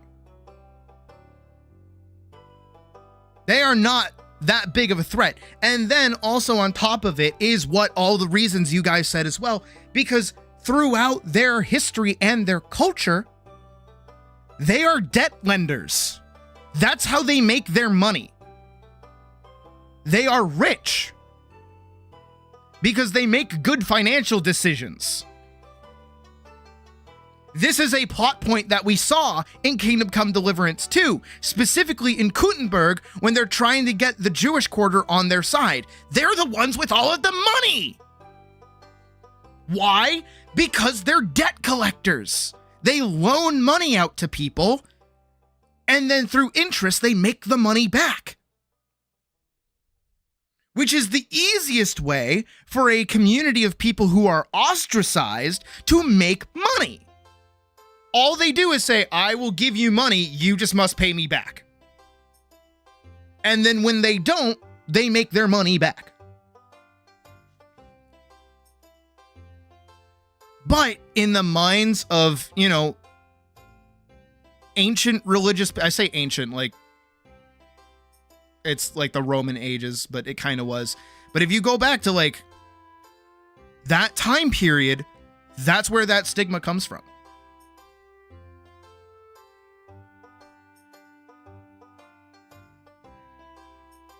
And then it just carries over because that's what they practice to learn how to survive.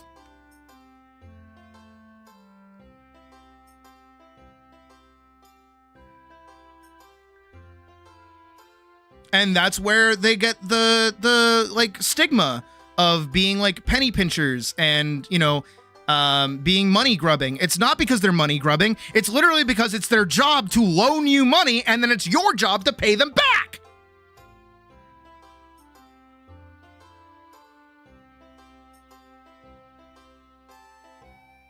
Confiscates money whenever they needed it. Exactly. Again, we saw it in Kuttenberg in Kingdom Come Deliverance 2. Thank God Henry was there.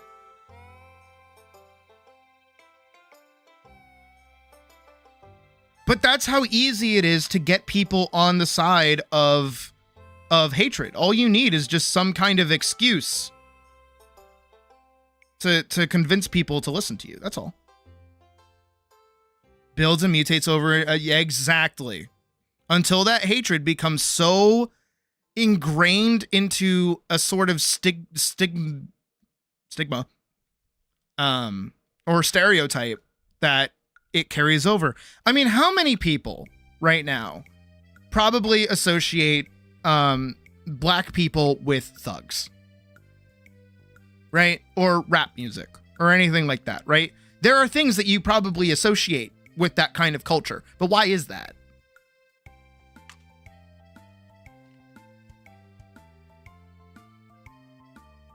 You can't say that a whole skin color of people are associated with these kinds of stereotypes. That's not good or normal. Who makes up these stereotypes? Who comes up with them?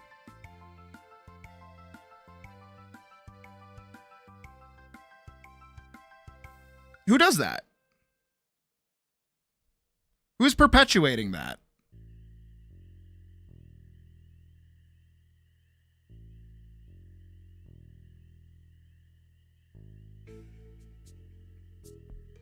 Who says that all trans people want to cut off children's body parts and turn them into the opposite gender for some reason? Who's advocating for that? Who's saying that? Where does that stereotype come from?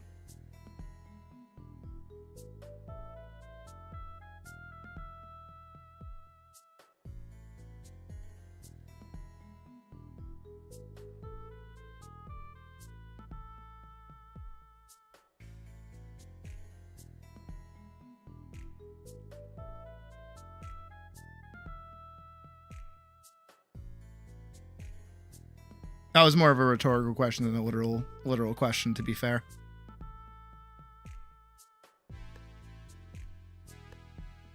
To use a more pointed one, right? Who perpetuates the stigma that every furry is like a sex fiend? That they have to be into babies and diapers and want to bang their cat?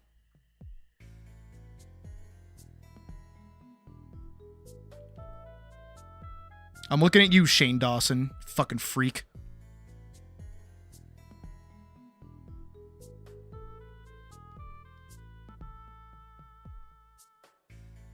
It's so easy to lump people in with this kind of perception because that's what we do. That's who humans kind of are. Also show that the people in those files were actually doing... Yep. So here's a fun fact. Here's a very fun fact for everybody here. You, as a human being, are capable of remembering about 150 people.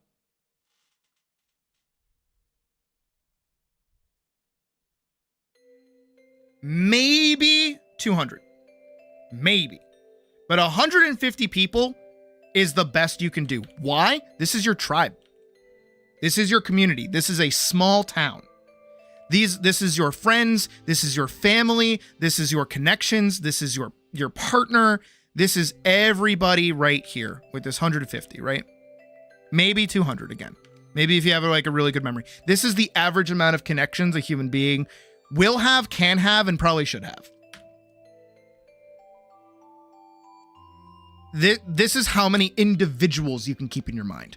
But now, let's say you have a grouping of 500 people. How do you separate them? There's no way that you can know all 500 of those people. So how do you separate? Well, you move them into different categories. You're going to say, "Oh, these are my my dancing friends. These are the friends I like to go dancing with. These are my sword fighting friends. These are the friends that I like sword fighting with. And these are my like card game friends. This is who I play card games with."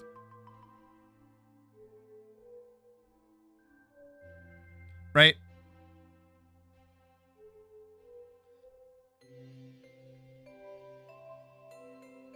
Swoop, right? Now you're breaking them up into groups. But now, let's bump that number up to like 2,000. How do you categorize 2,000 people? How do 2,000 people have anything in common, even? How do you really group them together? Well, that's simple. You give them all something that they can agree on singularly. This would be religion.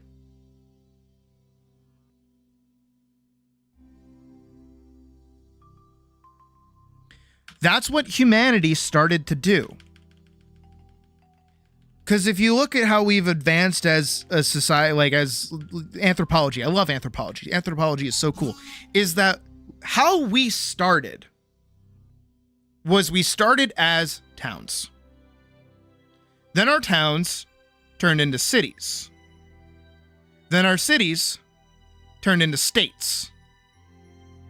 Then our states turned into countries. And now that we're countries and we're trying to take over those that are around us, how do we unify them under what we believe in? We give them something to believe in. Religion.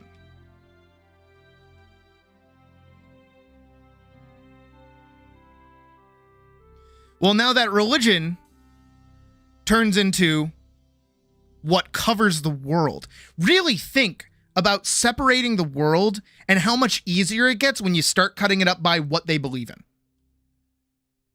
How many locations on the planet Earth can you just say they believe in Christianity, they believe in Islam, they believe in Judaism? How easy is that to do? Because those are dominant religions. They're the big three. It's easy to point at the whole of America and say that's a Christian nation, because the majority of people living there are Christian raised. This is another thing. Again, religion is fun because it's part of anthropology, which is how I look through it.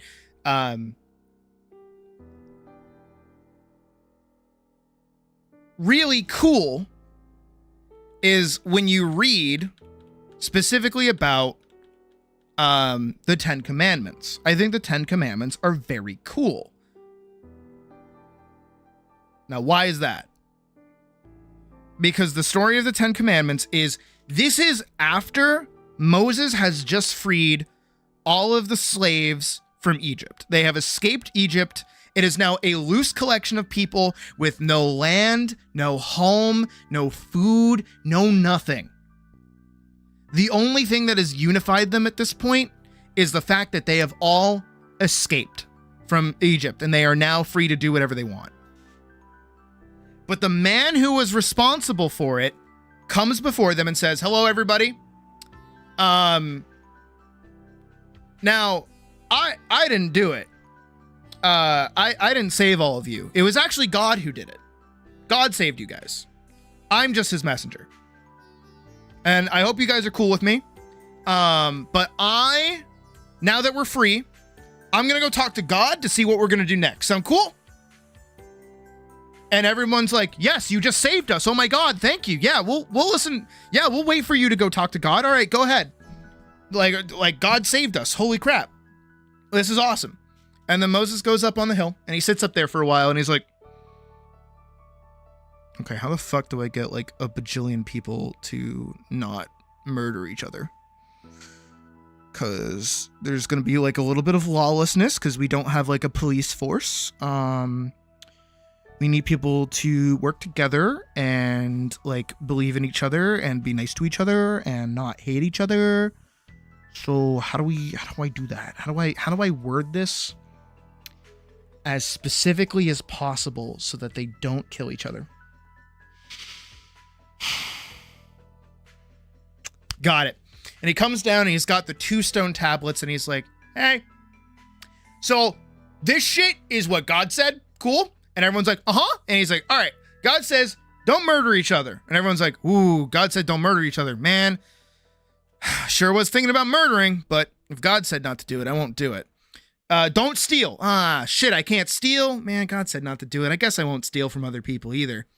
Don't attack people that way. Man, I can't attack people either.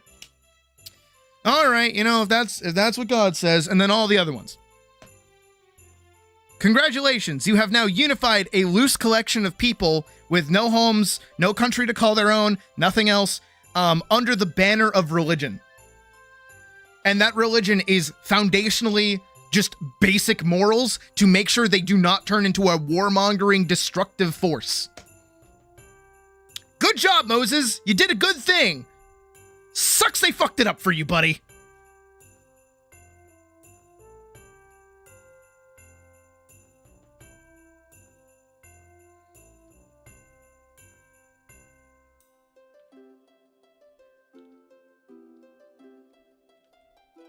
I love the conversations we get to have here.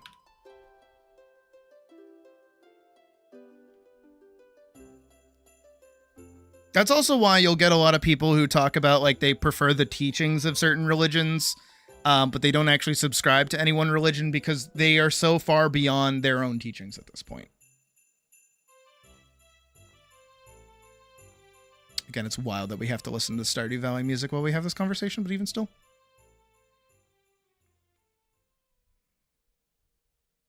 But that's how they get you.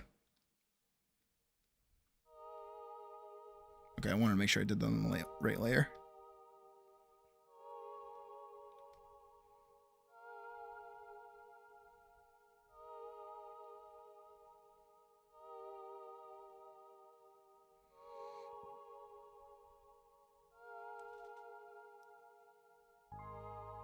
Mm-hmm. And then again, the same thing that I always say as well. Technically talking about the history of economics in Spain. Do you know how many dilapidated airports there are in Spain, by the way? Enough that Top Gear was able to do an entire special in one. Good times.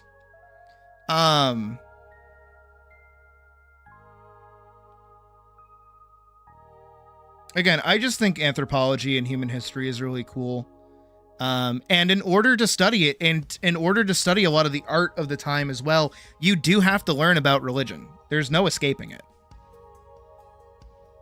There's no sidestepping the importance of religion in everyday culture, regardless of where you go. Because for a large portion of time, it was like the dominant way of thinking. I did not do her little glowy bits here. Did I do her little glowy bits anywhere else? I did in the booby cover one, and I did in this one, so we'll do this one. Oh, hold on. I gotta find the MDP of it. There we go. Yeah, there we go. Hide. Hide. Got it. Just wanted this.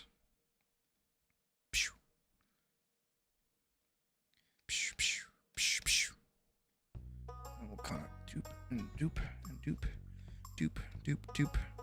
Whoop.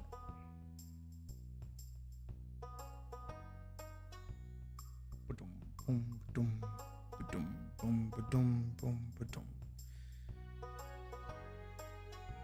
Dum dum dum dum dum dum dum.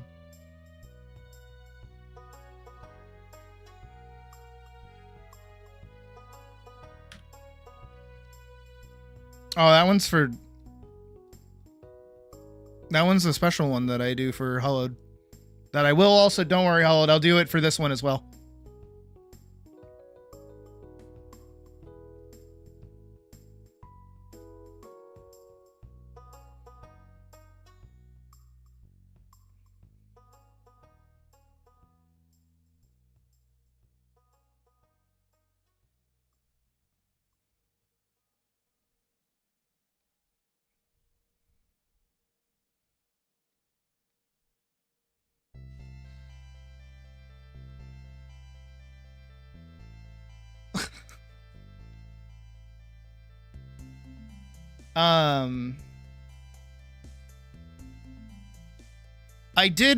I think one of my favorite intrinsic things to think about, right?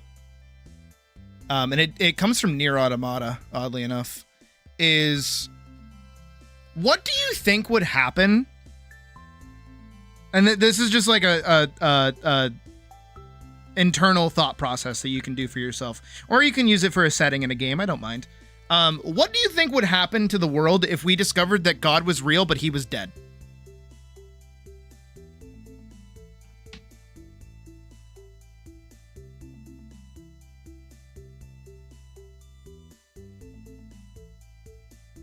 What if there is like a God, but he is dead? We don't know why he's dead. It might have just been time that killed him. He might have just been around for too long. But now he's dead.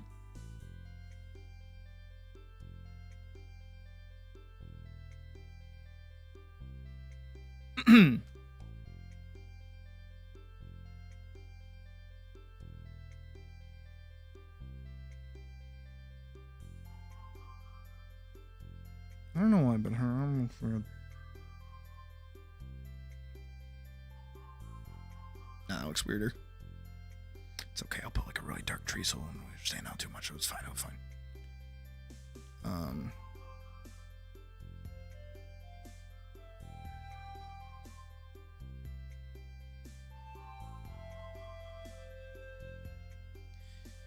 And to tie it into Nier Automata as well, sorry, spoilers for it, but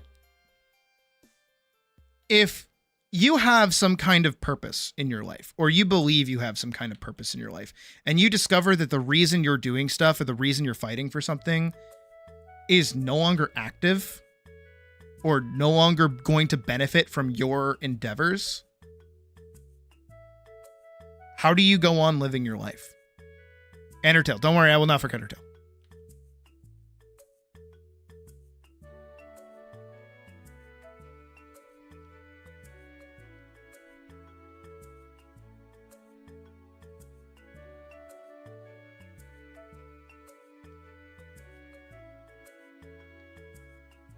That's the thing, is that the god in question, the transcendental entity in question is dead.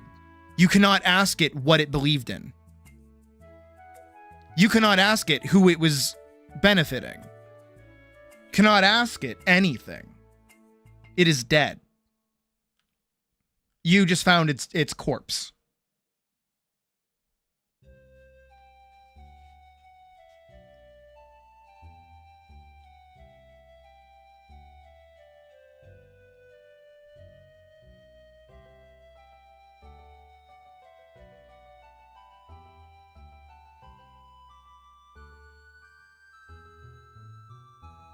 Okay, I'm glad I'm doing this on the right line. I was worried for a second.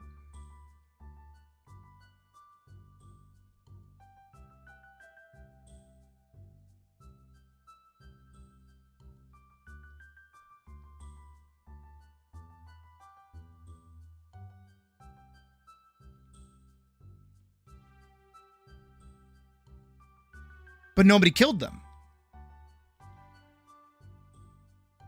That's the thing. No one person is responsible for them dying. There is no group of people for them dying. They died of natural causes.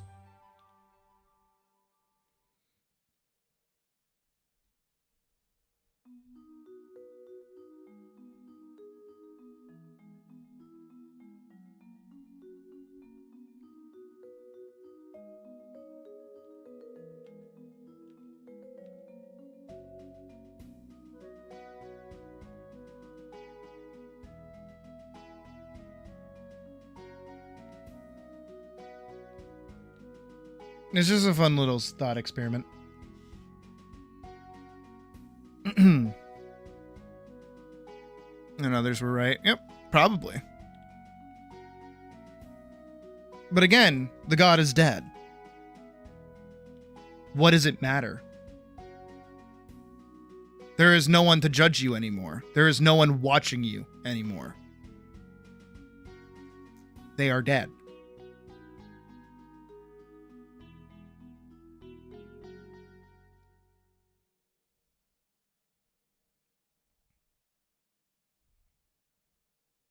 Did I ever do? I did.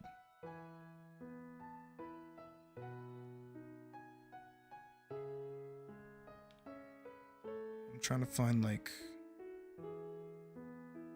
Oh, right. I was going to use this one. That's right. I think that's a darker red. Right?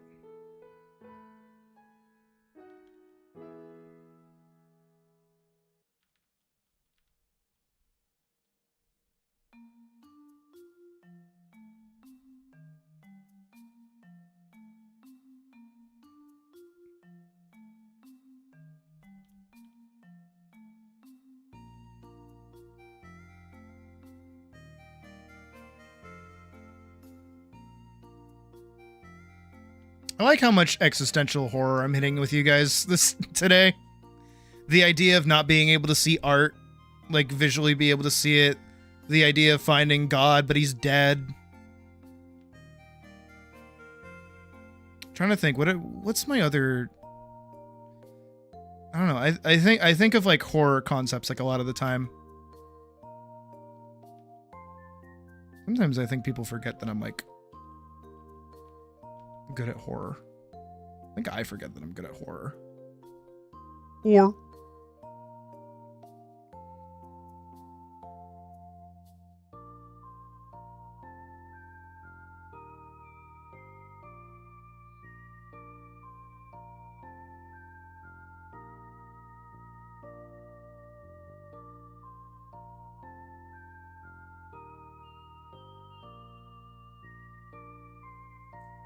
Come to have a panic attack? Well, I'm glad. Even if God is dead, at least I have big muscle mommies.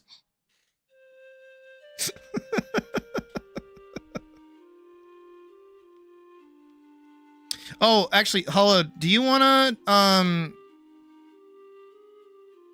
like, do any, like, definition on the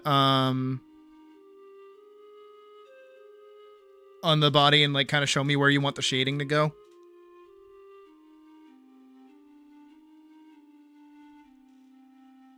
Pretty sure that was not Angela. Abigail's song. And that's you pulling out the harp.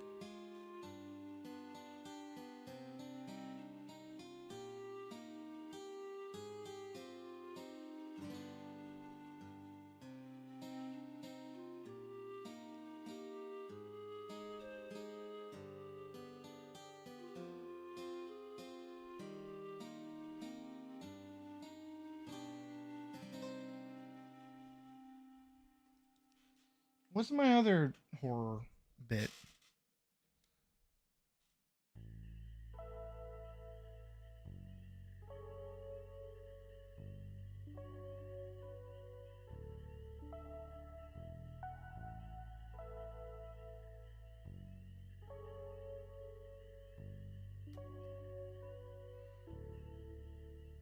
Do I have enough money? Hold on. Dude, people keep throwing fucking...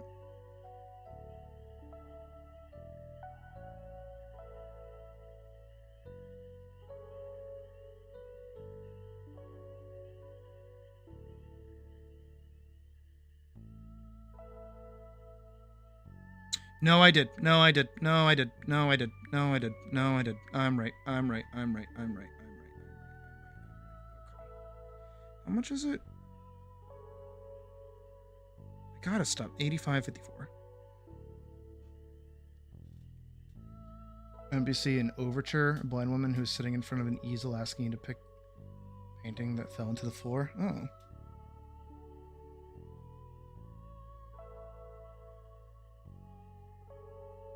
Actually, also going back to the art thing, that's our big issue that we see with AI, actually, which is really funny. Is how many people look at AI and not necessarily think that it's art. 85.54. 85.54.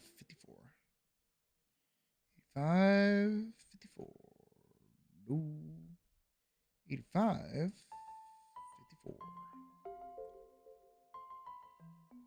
They gotta start telling me this shit. Boop. But, it's this idea that they can't see the value in art. When you put the painting back, she tells you how she found it. She has found it and fell in love with it. It gave her a reason to go on and value life, but the canvas is blank. That's actually really pretty. I like that idea. That's really pretty.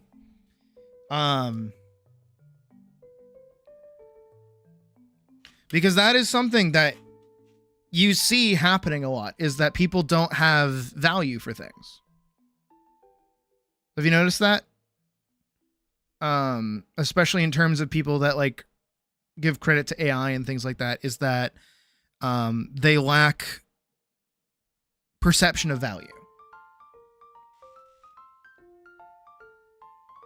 They see art as a commodity, right? They don't see it as culture.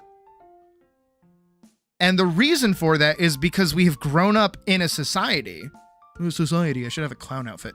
The closest thing I have is the bunny suit outfit. I didn't let you guys vote on an outfit today. I feel bad. Closest clown outfit I have. But we live in a society that has been slowly working out art. Think about how colorful the world used to be when you were a kid. Maybe you were a child in the time when McDonald's still had the French fry roofs. Fuck you, those were French fries. That's the whole point of them, by the way. Anyone who says otherwise is stupid.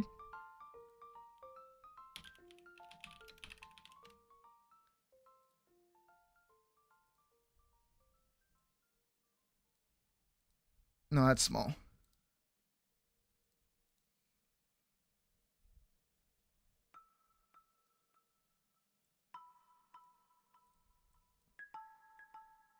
These beams. Yes, they're white. They usually were yellow.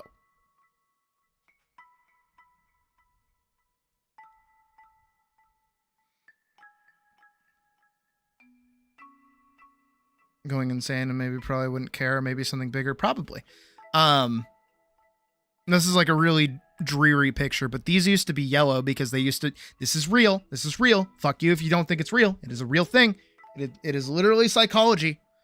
Because of McDonald's marketing back in the day, which is 90% of the time geared towards children, because that's how you get the money, is to market to kids. But this roof, these French fries, right? This is so much fun. This is like fun design. Now most of them are designed to be repurposed into a bank. I made the dumbest face at you guys and you couldn't even see it. I mean, most of the times they were lights.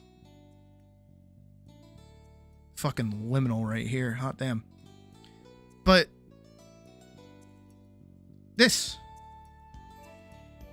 Also, the reason why they were yellow was literally so that when you were passing them, they would make kids think of French fries. And because their French fries are laced with sugar, I'm not joking with that, they have sugar in them. It makes them that much more addictive, so kids want to go get their fries. So when they see McDonald's, they have a Pavlovian response to it and go, "Oh, I want McDonald's, Mom! Mom, I want McDonald's!" And then because of the quick drive-through, it makes it super easy for the parent to drive through the drive-through and also get food for themselves and the child. Boom, you just got 2 sales. All because your roof is identifiable and subliminal. They don't do that shit no more. Nowadays, they just tell you to buy the newest fucking Goop factory. I hate that, by the way. Do you know how much, like, slime there is? Like, literal slime for people to buy?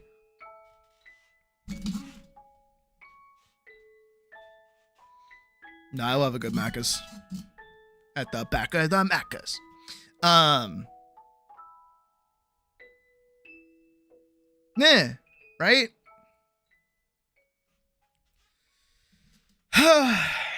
Back in the day, things used to be so magical. Nowadays, they're not.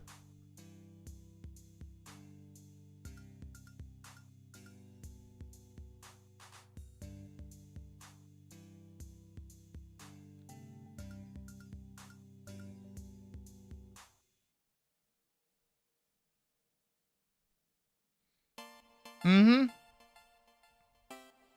They don't do that anymore. And because it's not beneficial to them anymore, they don't see the need to do it anymore, so they don't do it, so they're not magical anymore. Same thing happens with Disney, for instance, right? Disney is no longer a vacation for the middle-class family.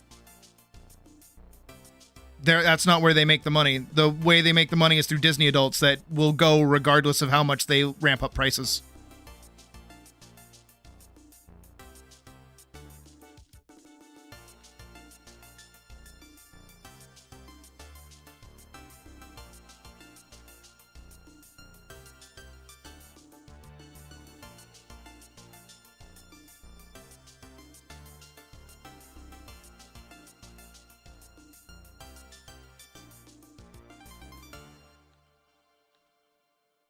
See, now on one hand, with the subliminal dystopia, on one hand, I'm not actually against it. Because 90% of the shit that, you know, we like was subliminal.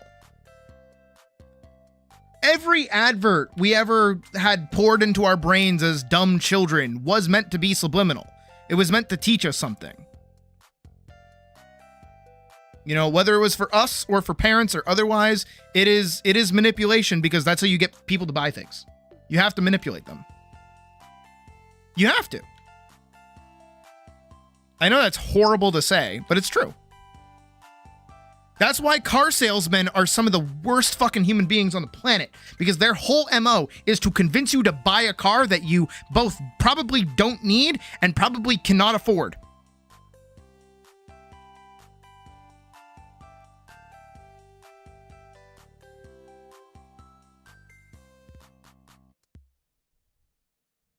Oh, 1000% manipulate.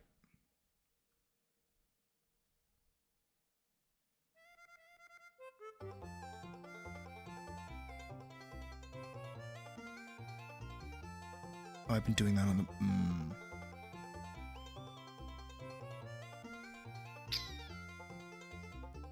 the... Oops.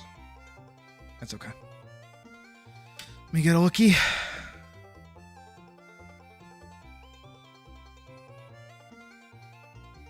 Got you.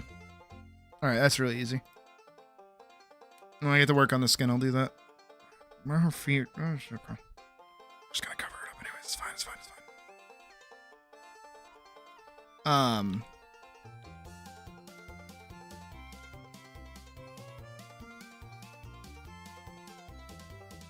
The entire point of selling something to somebody is to convince them that they need something that they don't want.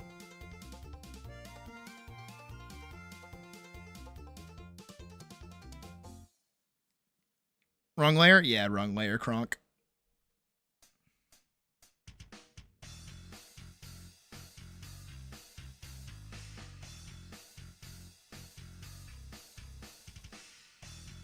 I'm gonna leave that one alone.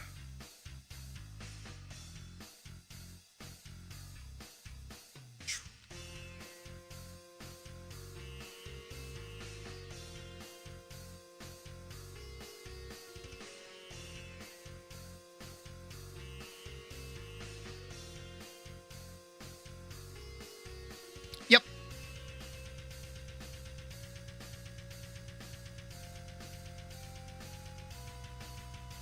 I'm just not doing a third. With what Badger has asked of me, it'll be pretty easy. Don't worry.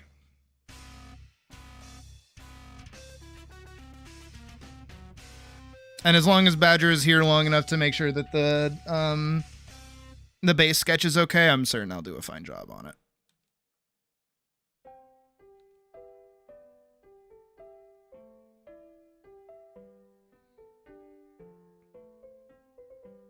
All right, let's go grab your darker shade.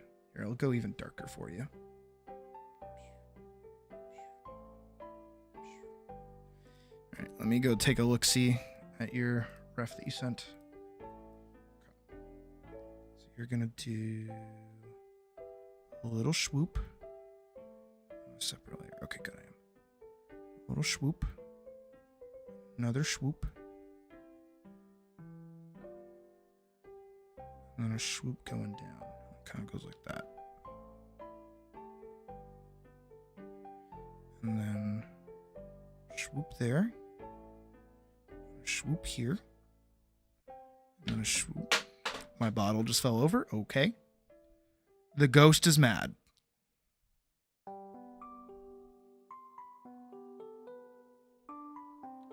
Okay. And swoop. And then you want the definitive swoop here. Saw that. There was and then your two swoops on the legs.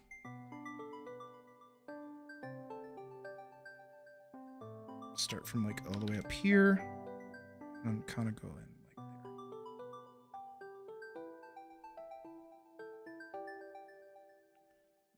there. One. Looks like you kind of curve it a little bit more in. So like about there. Swoop.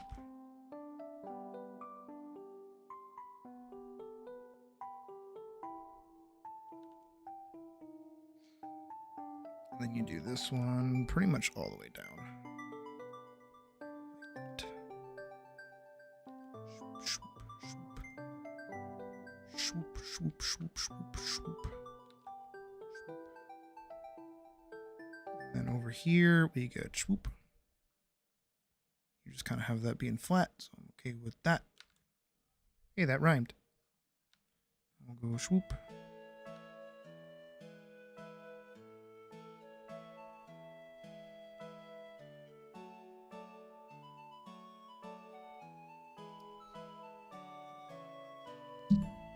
Okay.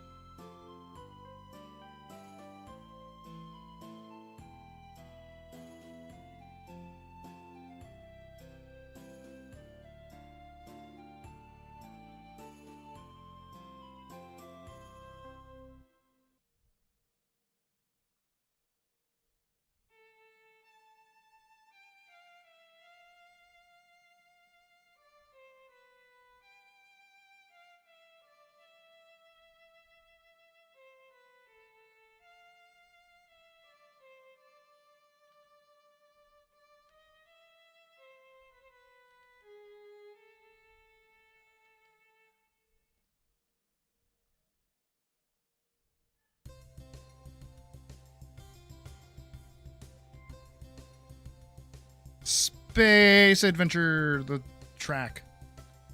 Definitely sounds like a space adventure.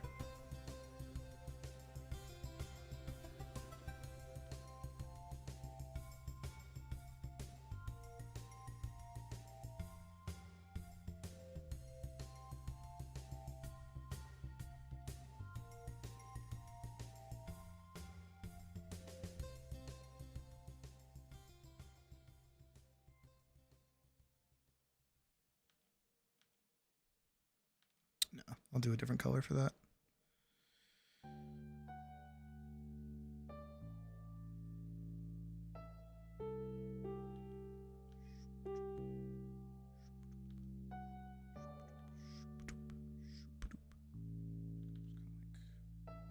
Spin around a little bit.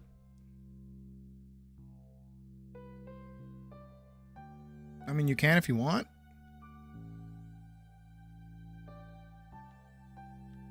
Surprised you're not just going to go for another Atlas character.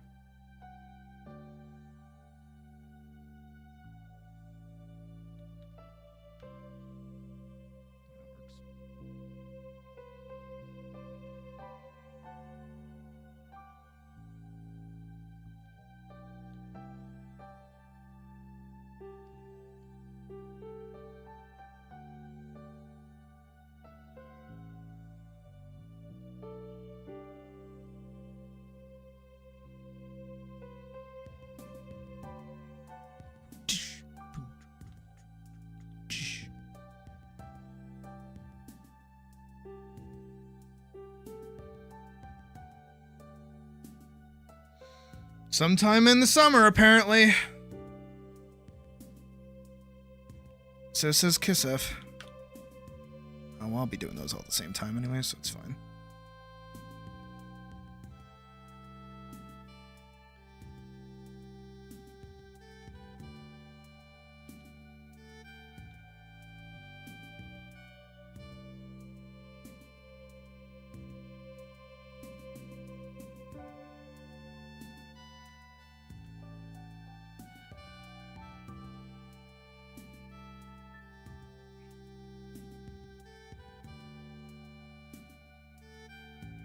Head with how the raffles go, how would competition prizes go if I plan on doing more?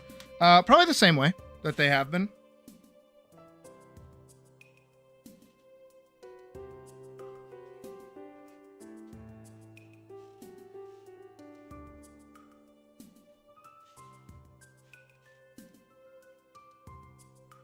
I'm gonna go like softer on the shadowing, but I'm gonna do her eyes.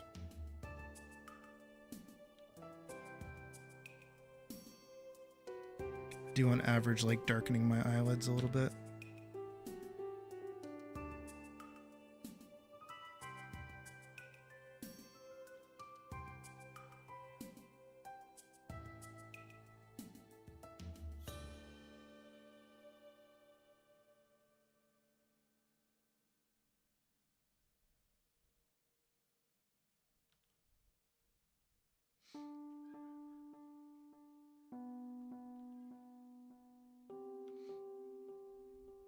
Just because the comp prizes usually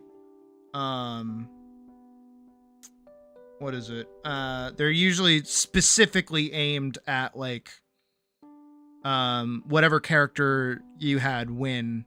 Specifically talking like Atlas, right? If we do like an Atlas PvP event or something. It's just top 3 usually.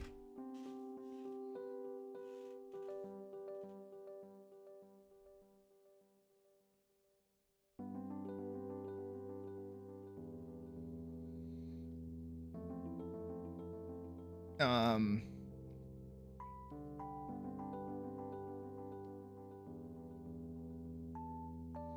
don't want to darken too much of that. Just hit like the top of the chest. Kind of lighten that. Yeah, that's good. Let's give that nice like soft shade away.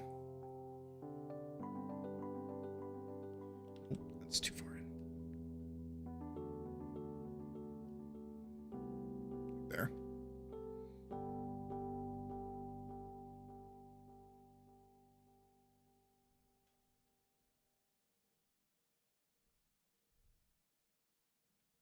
Just more pointed here because I like that soft gradient around her chest a little bit. I mean, I miss that kind of like specific detail there, but that's okay.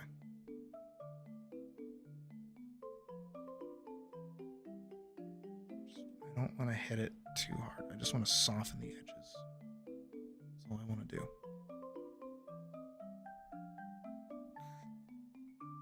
The more I touch it, the lighter it gets. What if we did... Ooh.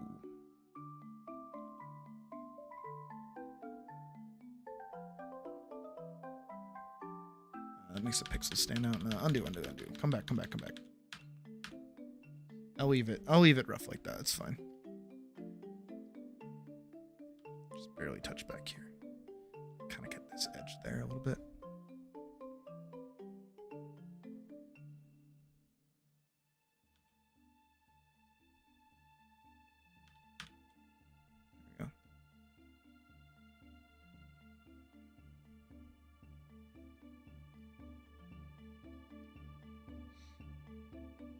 All right, no prob cap. See you later.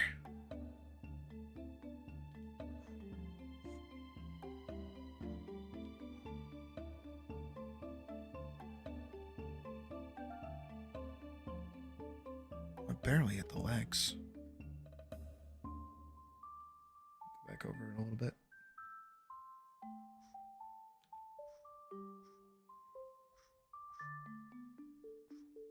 I just want to like ease up on that.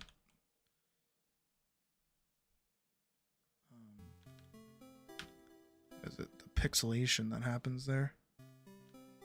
I don't want to get too rid of it. Gotta go like real soft. There we go.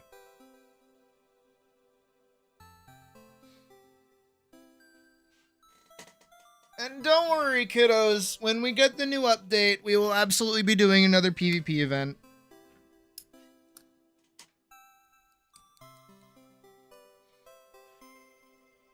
I might, you know what we might actually end up doing? We'll do 2 events. I'm going to put this into the universe now. We're going to do 2 events for Atlas. We will do a Weenie Hut Jr. and we will do a Giga Chad. All right, those are our 2 events. And the way I'll do it is that Weenie Hut Jr. is you're only allowed to use 1 of the skills. So 1 skill book for novice. You can only use a unenchanted wooden weapon of your choice. And you would have to be a max level character. So whatever the max level is, but all of your stats would be dumped into vitality.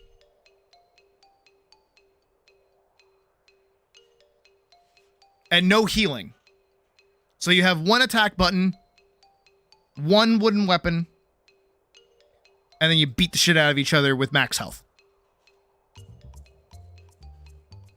That's our Weenie Hut Junior. And then max level is end game, whatever the fuck end class you want to be.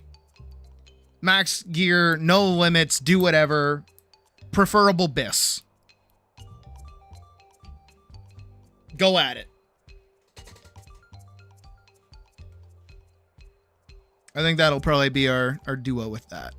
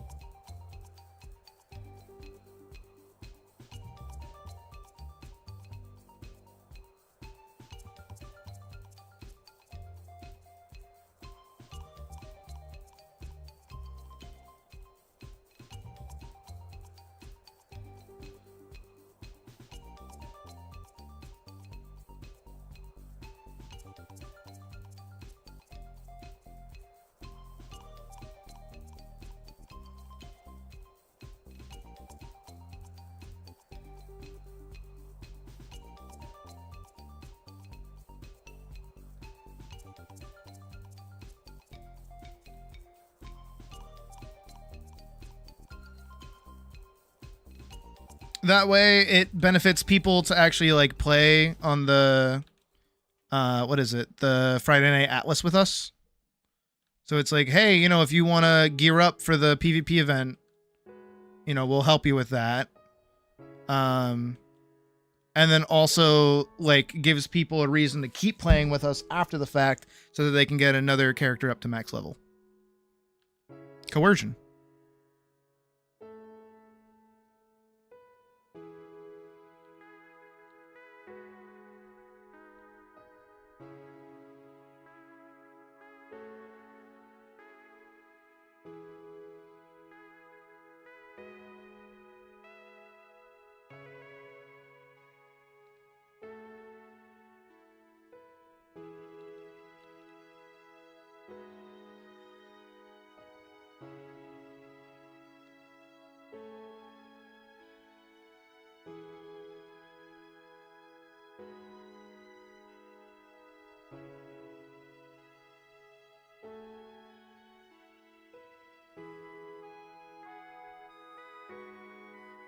Realized I basically got rid of her darkened eyelids here that I actually really liked.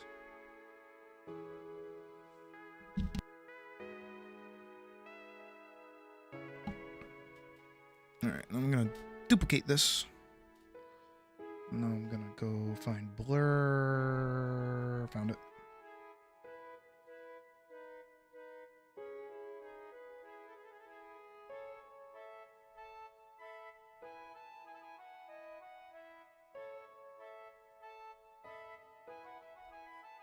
Wiggle, wiggle. Wiggle, wiggle, wiggle. Wiggle, wiggle, wiggle. Wiggle, wiggle, wiggle.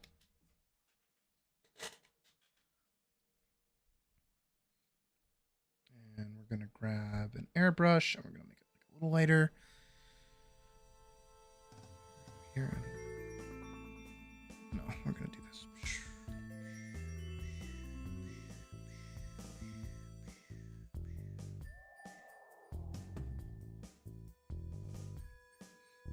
Good, I have an influence on you. Good, yes, be influenced, yes. Final Fantasy 14 should fucking sponsor me, by the way. The hell, 14?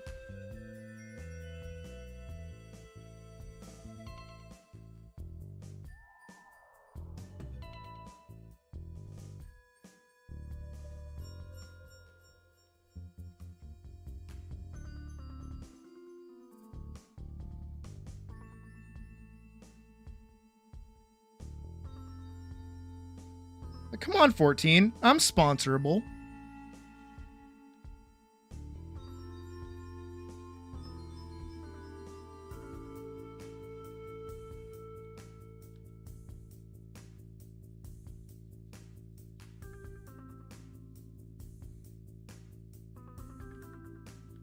Cause look, here's what I think. Right? Here's my take, right? Is that you can go and watch a YouTuber play an MMO right? But that doesn't mean you're going to stick with it.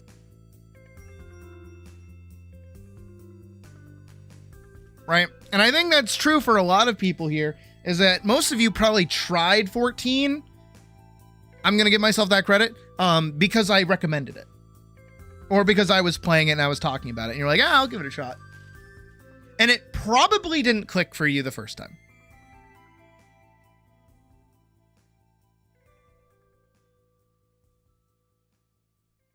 That's okay.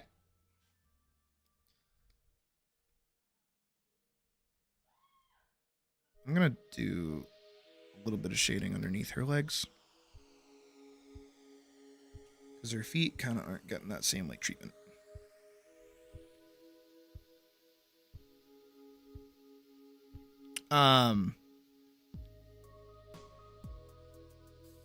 But now,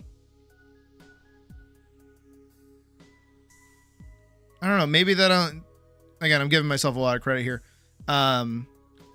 That I've kind of played it up a little bit, and especially after we watched the Evercold trailer, and I'm trying to get you guys to play with each other a little bit more. I'm trying to shove you guys into the game a little bit more so I can have like a little group. Just like a little group of people. I'm like a little group of people with me. Also, hi Alex. May the force be with you. Like a little group.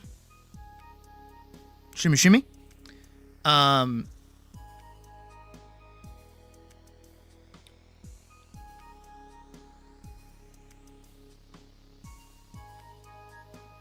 But I think as well, my openness to want to play it with you guys. Because I am noticing a lot of you are on my server. Which is good. Be on my server. Yes, be on my server. Be on my server. Be on my server. Be on my server. And I think that's cool because I will. Like, I know how much I bitch about 14, right? And I say that I have no reason to play the game. The reason for me to play the game is you guys. When there is nothing in the game for me to do, the best thing I can do is take you guys through it. Take new people through it.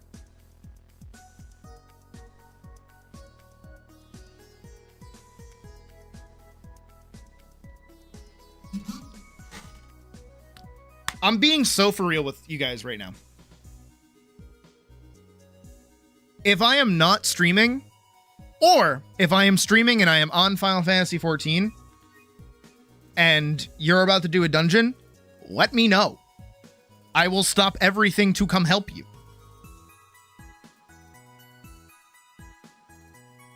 No, I will not complain. No, I will not pick and choose if it's a dungeon. You know, if you're going to go do Aurum Vale or something, I'll go help. I don't mind. If you know, you need a healer, I got you. If you need a tank, I got you. If you need a DPS, I got you. If you're doing a trial, I got you. If you want to do a normal raid, I got you. If you want to do an alliance raid, I got you. The further into the game you guys get, and the more things that you do that you want to do, or the more things you want to learn about, just ask. And I will help you, because god damn it, do I know a fuck ton about that game. Just ask Forkson. They will tell you how much I vomit dumped on them.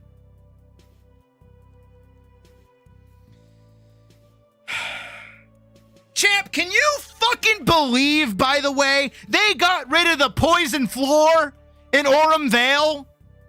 Can you believe it? The one thing that made that dungeon slightly interesting, and they got rid of it.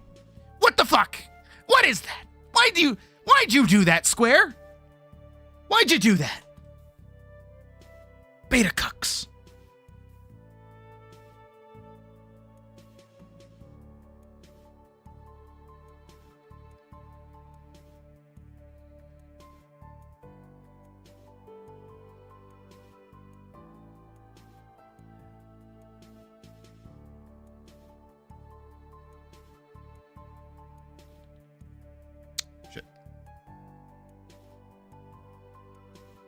Yup.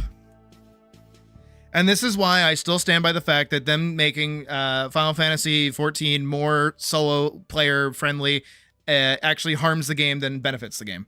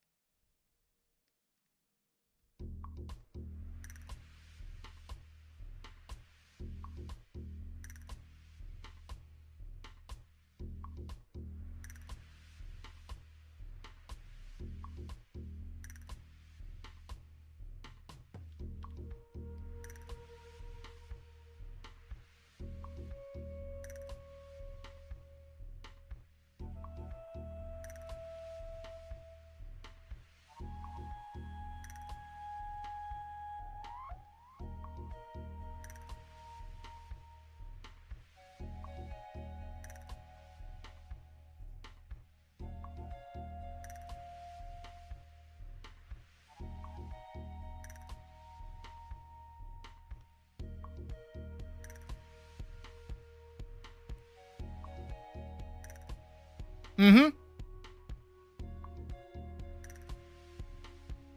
No, I'm very sick of dungeon hallways in 14. That's how all of them feel.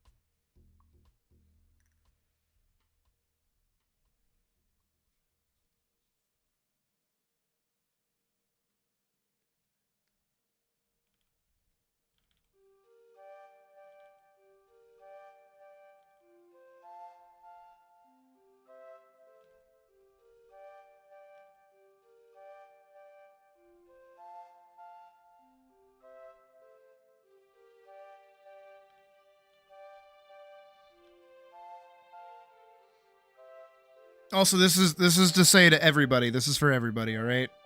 Because I get it. I get it. I do. I get it. I understand. I'm scary. I get it. I don't know why I'm scary, but apparently I'm scary. I get it. If you are playing Final Fantasy 14 and I have not posted in the Discord that I am on a date night with Puck, or I am not streaming, and it is not post 3 a.m. Eastern Standard Time, I am most definitely awake, horrendously bored, and most definitely willing to log on to Final Fantasies purely to do do a dungeon with you. I do not care who you are.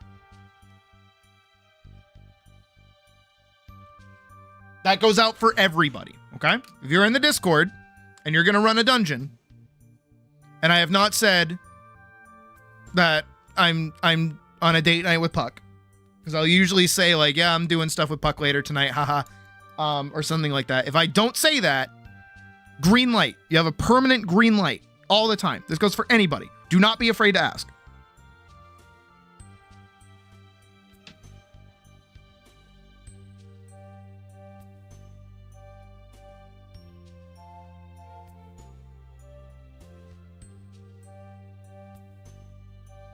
I'm going to be on that computer exactly where I'm working the kettlebell. Uh-huh. No, but literally I am always at the computer. And if I'm not, I'm dead. Or I'm asleep. I'm most likely asleep.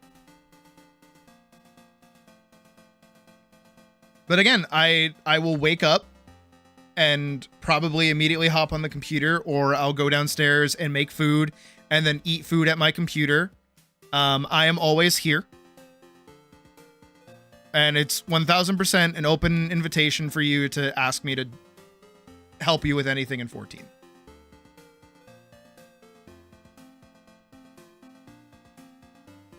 And then if you have any questions about anything at all, or you want help doing anything in particular, just play it. And I will be there. It's okay. And I will run up to you and I will go, wah! Wah! Wah! Wah! Because I'm a Lalafell and I will wah at you.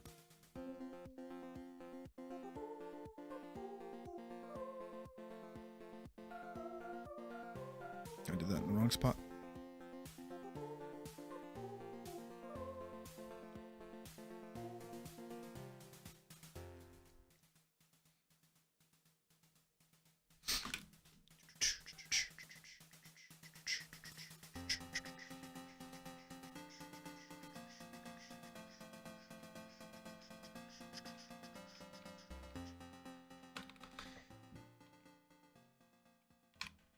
Let's do that. There we go.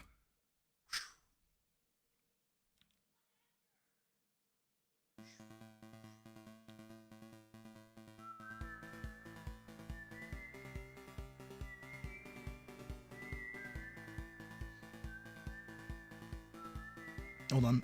Gradient.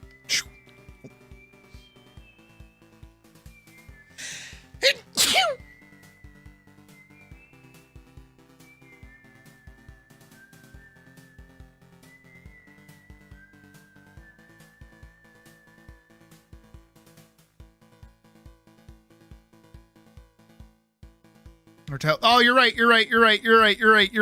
I got you, Home Slice. Don't worry. Thank you. God, I'm sorry. I got so like lost in her abs. I'm sorry.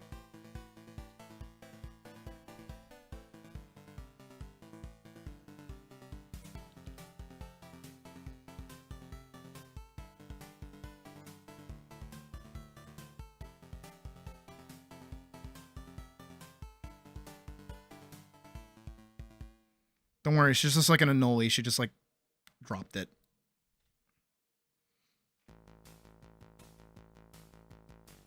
A soda bottle of sweet. Ah!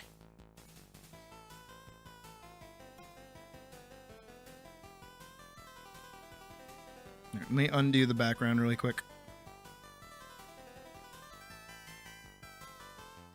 How'd you do the tail again?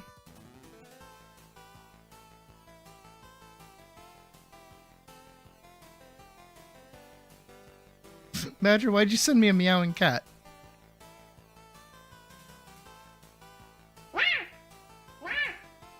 Oh, okay, I get it now.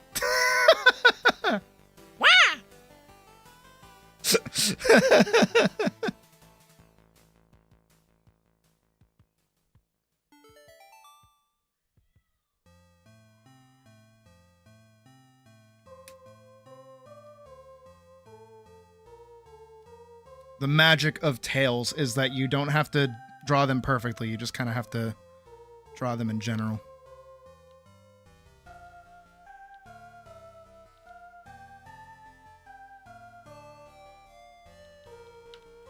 Kind of like that as it was. Kind of like it swooshing behind her like that. I like the idea of it going like swoop. Giving her the long tail with this one.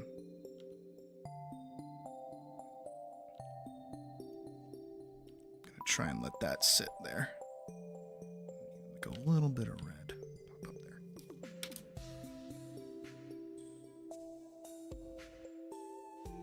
Ugh.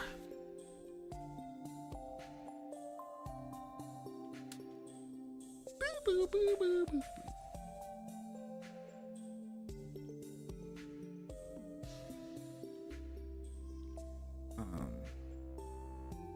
Turn those off. Turn that off. Turn that off. There we go.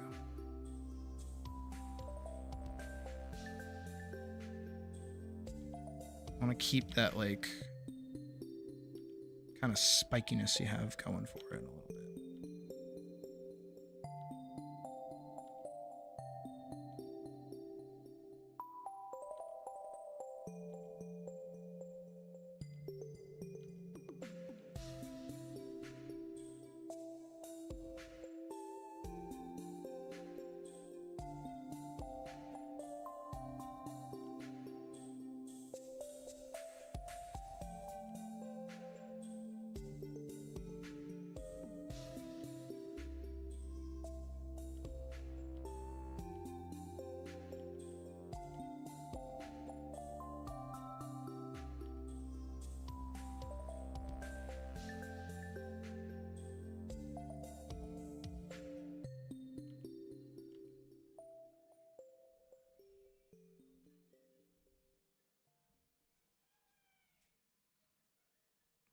hide that. Grab this.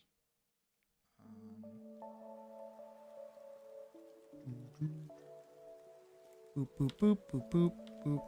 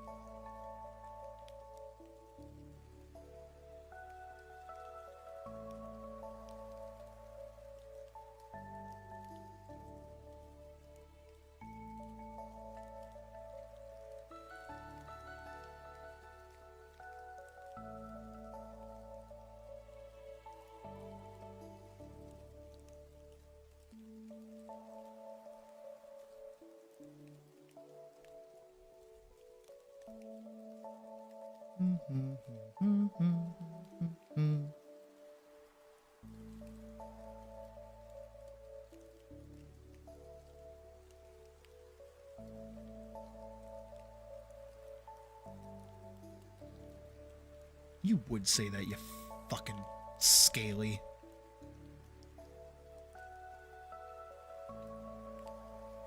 At least we know what you are. We've pigeonholed you into a category.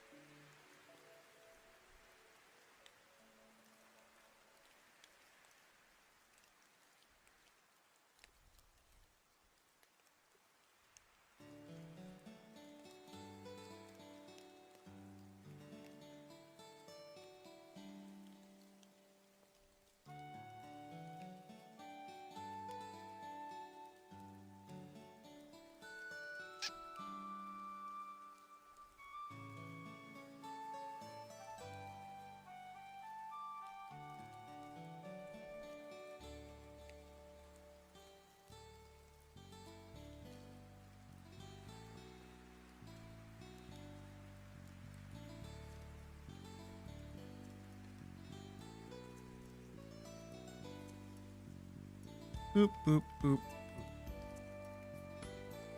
Boop, boop, boop. Boop, boop, boop. Boop. Huzzah! Let me go. Oh, that's too thin. Airbrush.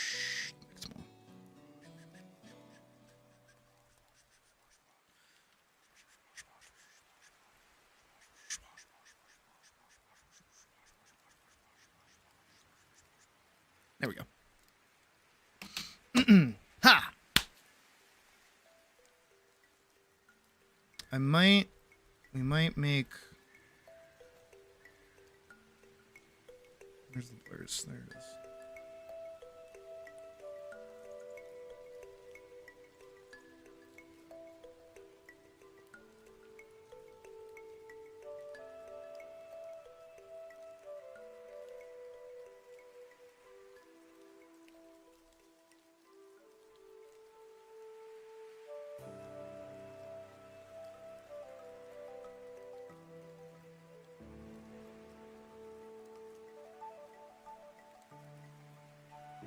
Those magic.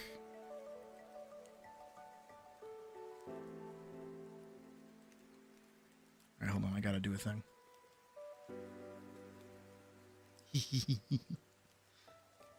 Hang on, I gotta do a thing.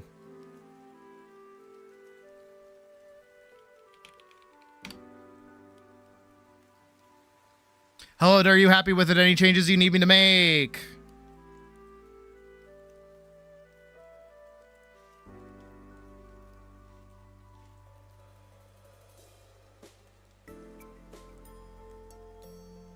Hold on, I gotta do a thing. Ah.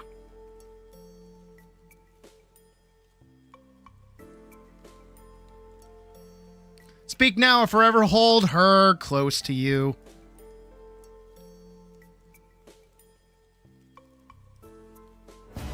Satisfied, you say? Okay, fair enough. Now, does that mean it's good or it's just passable? I gotta reach there a little bit. Oh no, I have people to go wah. Don't worry, Badger, I'm gonna work on yours next. And I will finish it tonight, don't worry.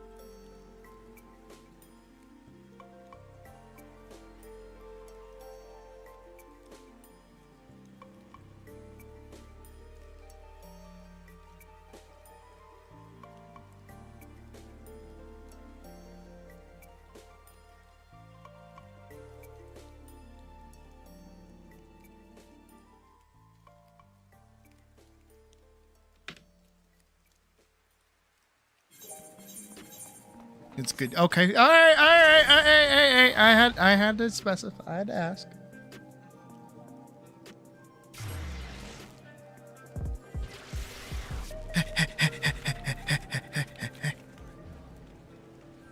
Wait, where are you?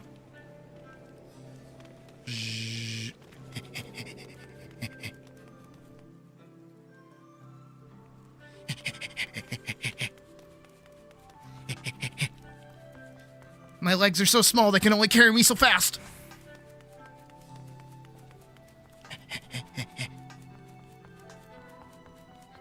Shut up, Discord. I'm already live to my viewers.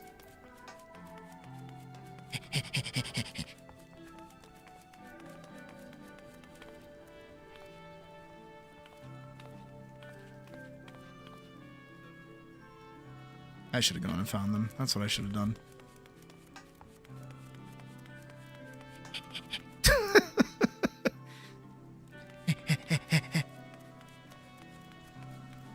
I go this way.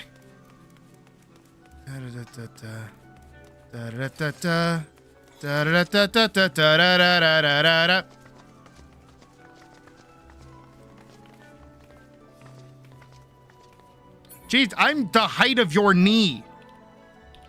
Look at me. I'm literally the height of your... I am literally as tall as your knee.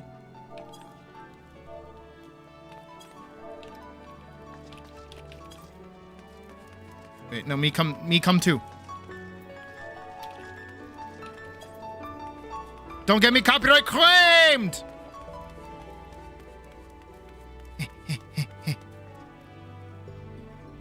No, they're a wanderer. You would think, wouldn't you?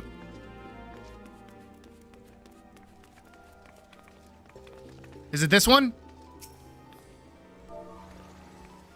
Is it this one?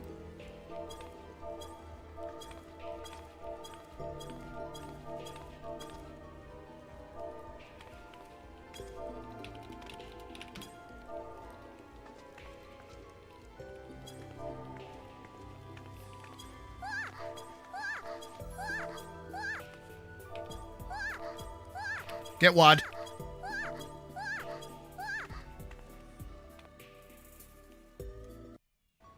I told you guys. I'm a Lalafell. I will wah you.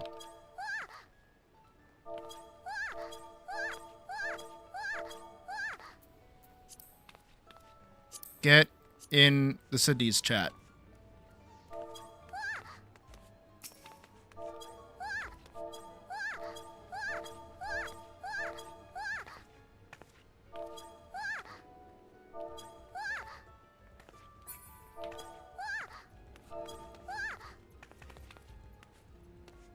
The Lalafell tech.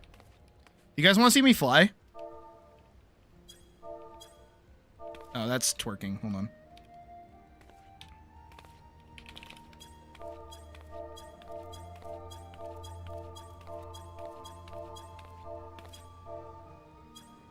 You guys want to see me flap my wings?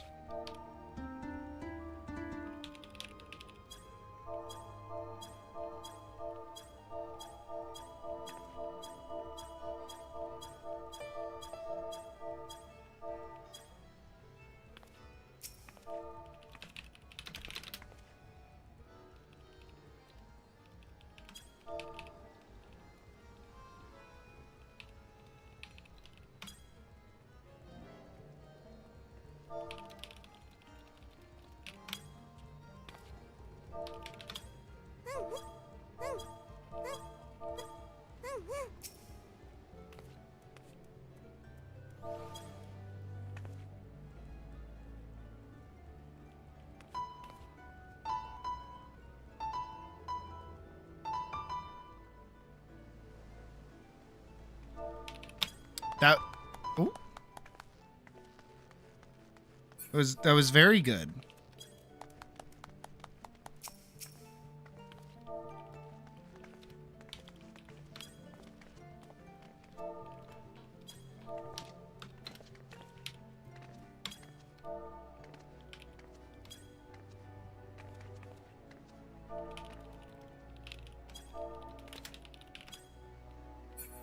Do I have the chicken outfit? I don't think I have the chicken outfit anymore. No, I don't. Yeah. Hold on, hold on. Let me just like give me one sec. Give me a second. Hold on. I gotta do a thing.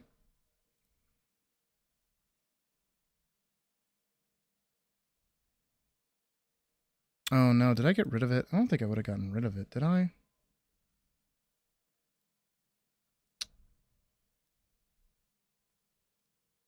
Nope, right here. Wait, which one's the more recent? This one's the more recent one. Okay. Here we go.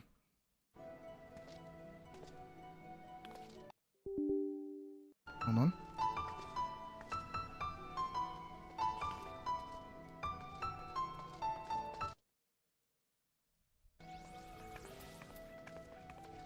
Hold on, I got you, Holmes. That's it. Let me go here, and then I do this, and then I do this, and I do this. And then I find specifically... Where is it? Where is it? Where is it? Where is it? Where is it? Where is it? Where is it? Where is it? What is it called? There it is. And then I hit this button. And then we go here.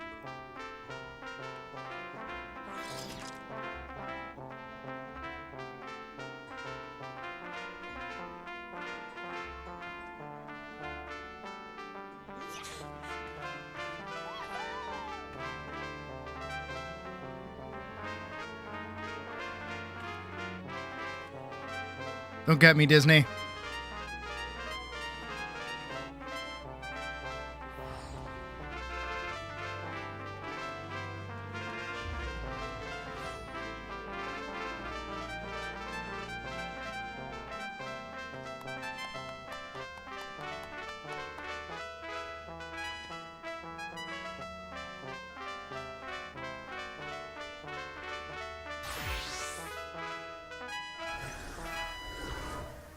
Oh, and then also I have this one.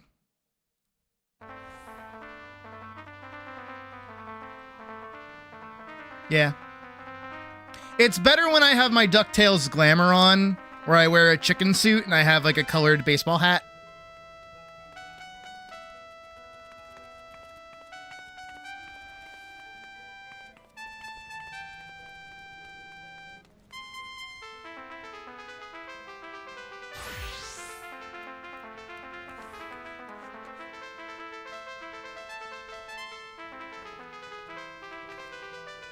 Don't we just have a time?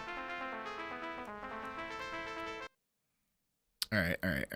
I'll stop with that.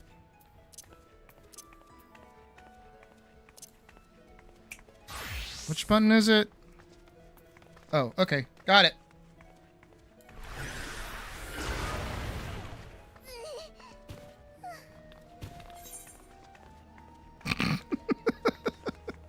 I haven't gotten to explode on anyone yet.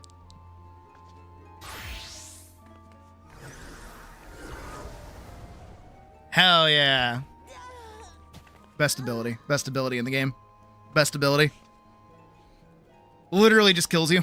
It's the best ability. You can't tell me otherwise. Fell Cleave? Nah, move over. Self-destruct. Rough Divide? Move over. You're not even in the game anymore. Self-destruct.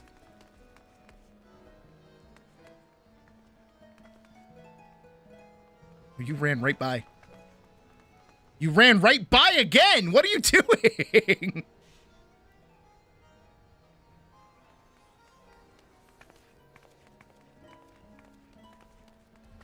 A raise would be nice.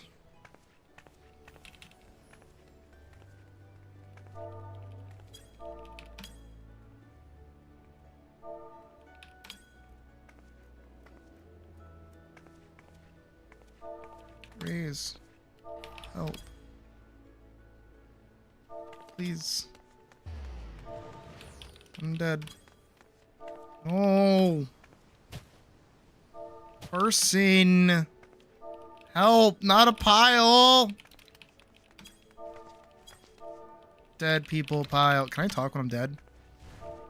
Woo.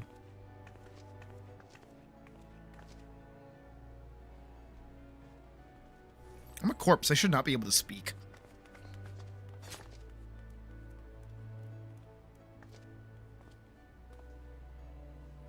People die when they die. This is what dying feels like. What do you mean you can't see us? You ran right by us.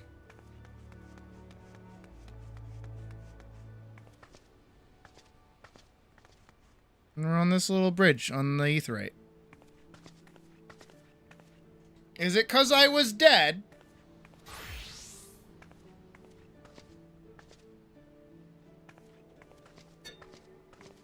I saw you run by. You had the orange name.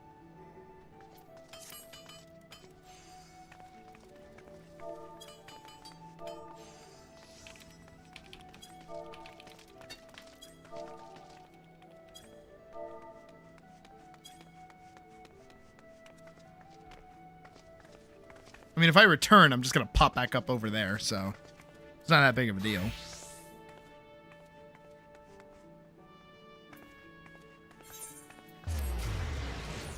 Here, I'll come back and I'll res. Do.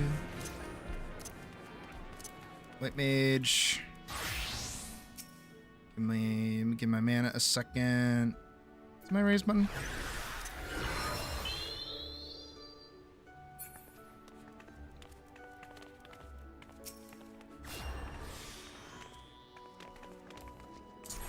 Get blinded.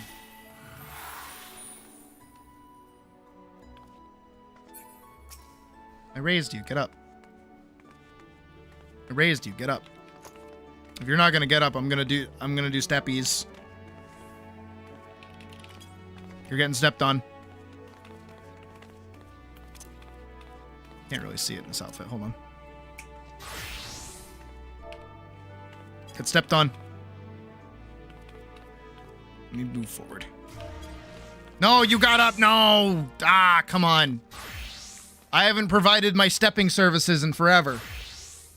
By the way, I am half joking with that. Back in the day when I was playing this game more regularly, especially as a Lalafell, and I had like a big group of people, I used to charge people $50K for me to step on them. And it would be me doing a bunch of variety of different dances and emotes of stepping on that person. I made 2 million gil doing this. I am distressed. A lot of people wanted to get stepped on by a Lalafell. I don't know what that says about people, but I made money doing it. I funded a house, and then that house got demolished because I stopped playing for a while. But still, yeah. Yeah. And then I made 5 million gil gambling. You can death roll in this game, and I like had like a death roll ring, and I made 5 million, which is like baby money, honestly. I used to have like 20 mil back in the day. Now I am broke and destitute. I only have measly 1 mil to my name. There you are.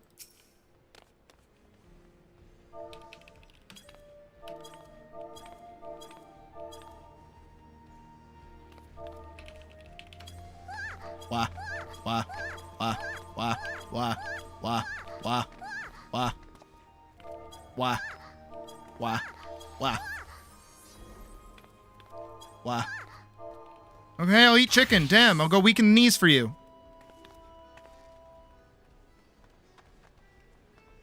I don't like the knee wiggle.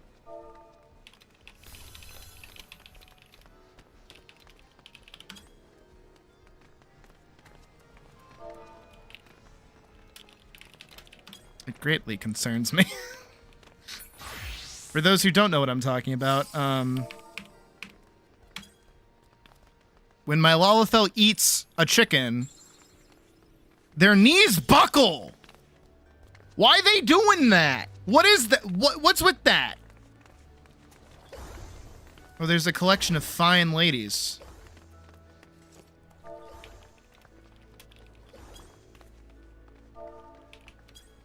Slash bow.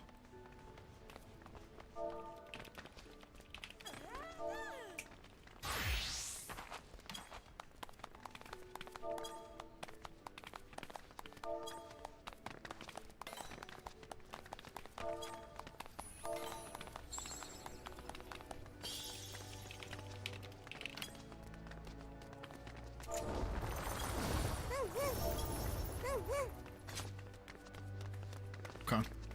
Just getting up to casual hijinks.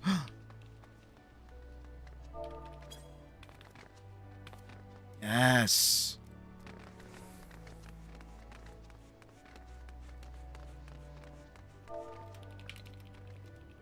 Make a good football.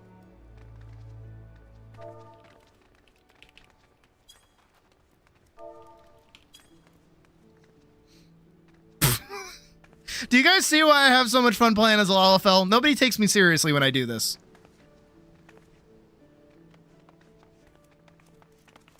Oh wait, Maniacal, do me a solid. Type C pose. I'm gonna post it. Do that. Type that, but with like a slash in front of it. And no space. Do it. No. Stay sitting. Stay sitting. Yeah. And then type slash C pose. You can do it. I believe in you. You got this. No jump. No space. No space. Just that while sitting. Yes. No, while sitting. Yes. You can do it. I believe in you. You got this. Yes!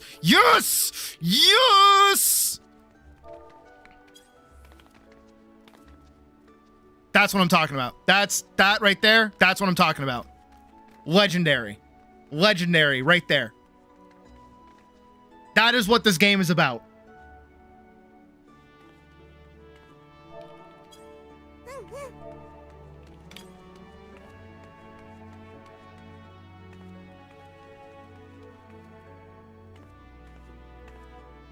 Koopa taught me this, by the way.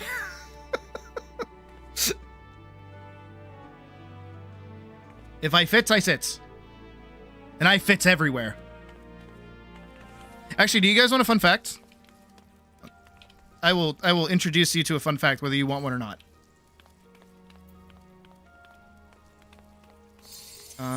Where is it? Others? Norvrant. That's it. Norvrant. We want Lakeland. Not Caluslia. Tomra. Fun fact in stream incoming. Come with me. I'm gonna show you that. So there's this location in Shadowbringer specifically. So one day you guys will be able to come here. But basically what they did is that they made Lalafells into a beast tribe, or an allied race, I guess. So there's a whole community of little Lalafells. Now, of course, little Lalafells in this, isolated community do not, on average, have normal people show up. Unless they fixed it. I don't think they would have done. Is there another? There should be like another settlement. Yeah. Hold on, let me hop on my Hardy.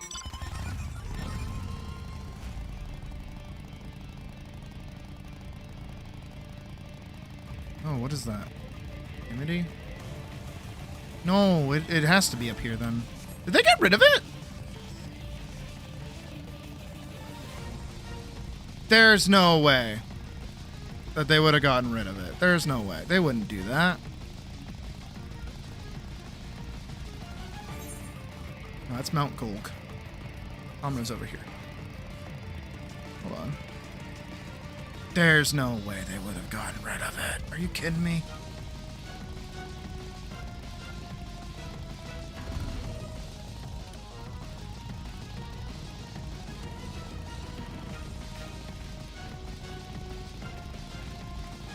just too epic of music for what I'm doing. There's like another whole little section of dwarf stuff somewhere. Hold on.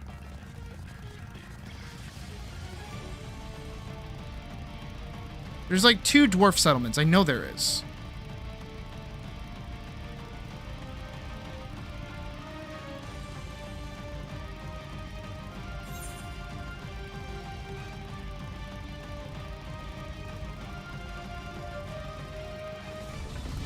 What? How slow I am. No, because those are regular people. Yeah, those are just like regular people. There's no way. They would not. Alright, well, what I was trying to show you guys is that there's like Lalafell only buildings that you could go in. But I don't know where they are. Thought I remembered, but I guess I don't. Oh, wait, hold on. That has like a light in front of it.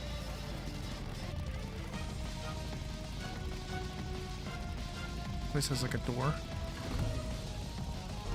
Because all these buildings are made for, you know, the dwarves. There used to be a way. The motorcycle magic. Wait, where is it?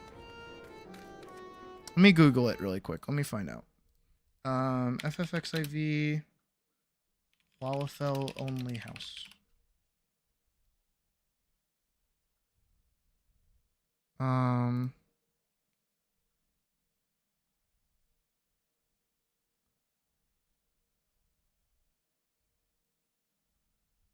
Where is it?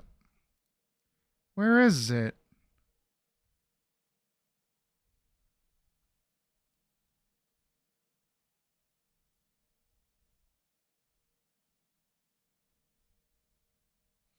Tomra. Am I in Tomra? I am in Tomra.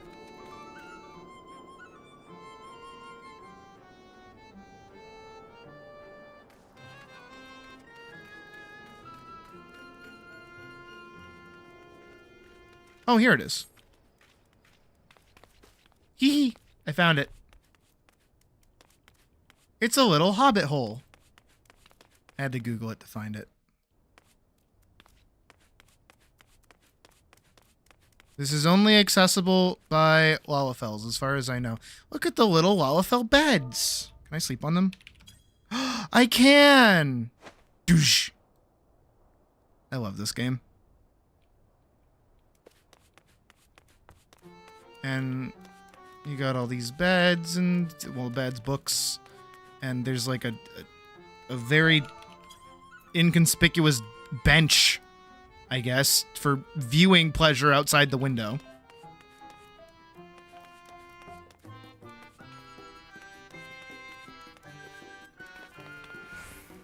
I don't know if they made it accessible for regular people. I remember they made some kind of post about it. But yeah, if you're a Lalafell, you can come in here. And I guess there's another location similar in Urkopacha in Dawn Trail as well.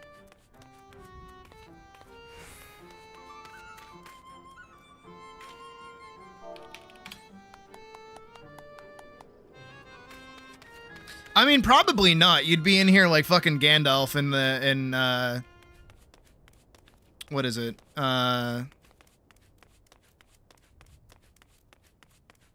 The fuck is it called? Hobbit hole. Bag End. That's it. And see, I can sit with the other dwarves. Also, this is like armor that you can get in the game as well. You can wear the same armor as dwarves, which is pretty great. It's the closest thing to Vivi we actually have in the game as well, because they have the little 2 dot eyes.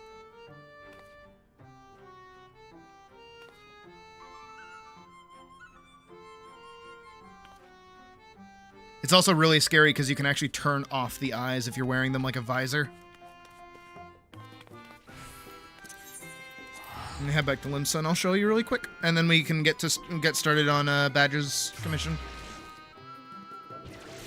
Poor bastard's been waiting so patiently. Where am I going? I'm going over here.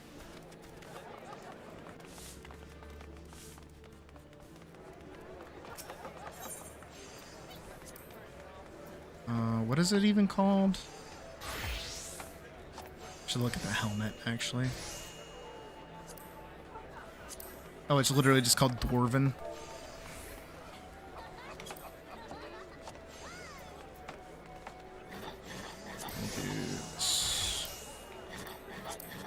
Oh, I'm not saving the outfit.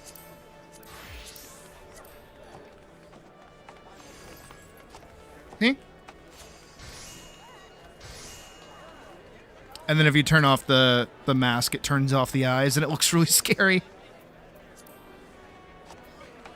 You got that one for maiming.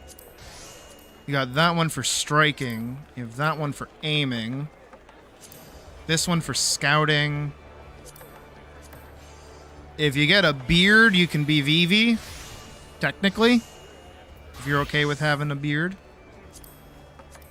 Casting.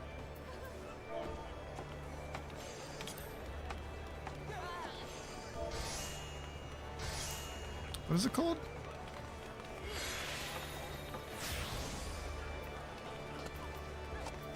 So if I look up here and we go find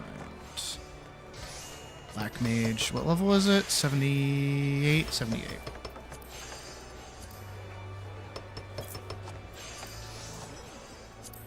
Here it is.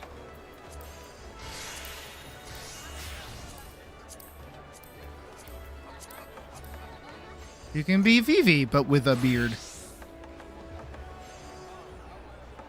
And then you can turn off the eyes and be scary. Turn them back on. Very fun. Actually, I think if you get like a set that actually covers your mouth.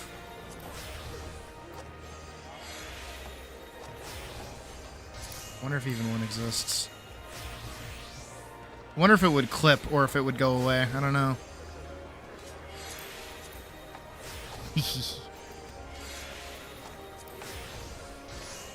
Oh, how much is that new thing going for, by the by? I haven't looked recently. Oh, this is the one everybody's been wearing.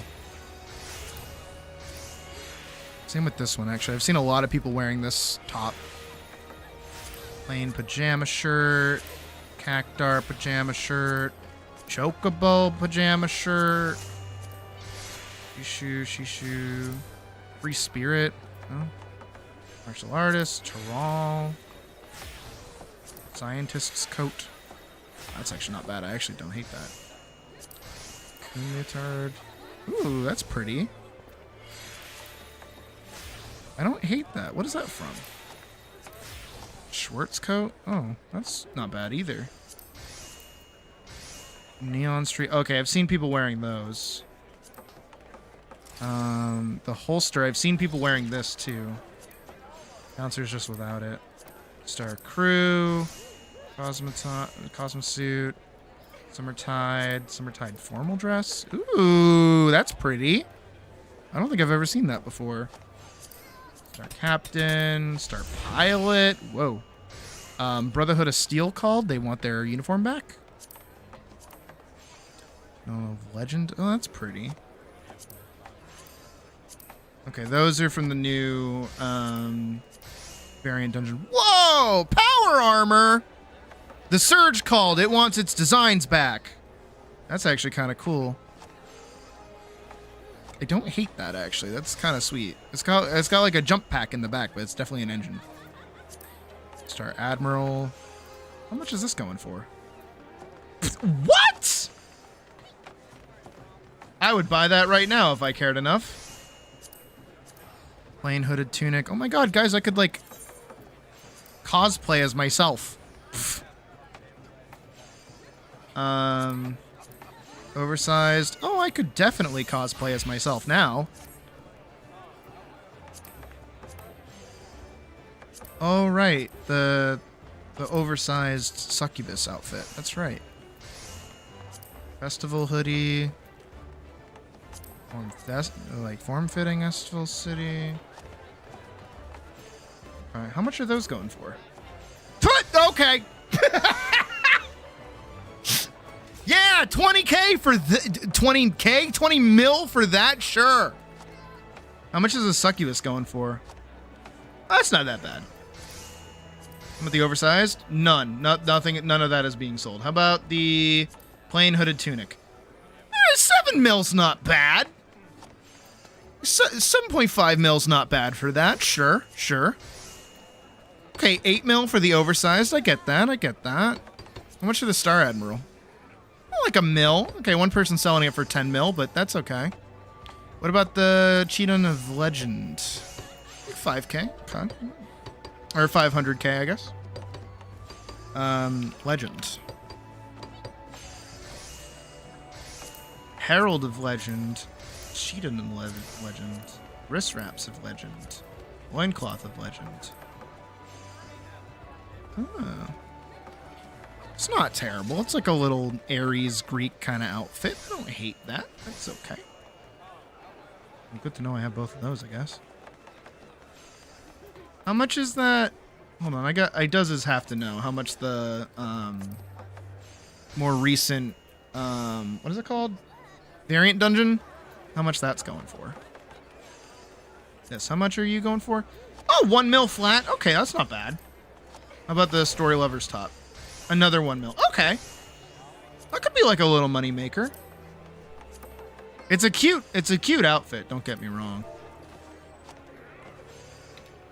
Is it 1 word or 2 words? I did not catch that if it was. Okay, it's 1 word. I think. I was wrong. Is it? Oh, it's got a hyphen dash in the middle. There we go.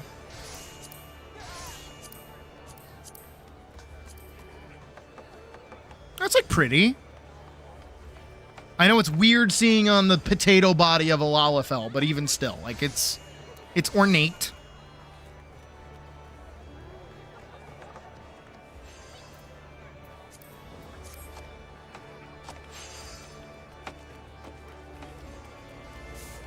Oh, which reminds me actually, because I have the FC, I need to upgrade it. How are we doing? Oh, we're okay. Okay, I can do 1. I'll do Heat of the Battle. There you go. You get more XP now. If you're in the FC, you get more XP. Alright. If you were still a full scholar, you shove them in that. Oh, I would give you well, I mean, you have to not be, what is it? Because I can't trade with you if you're free trial.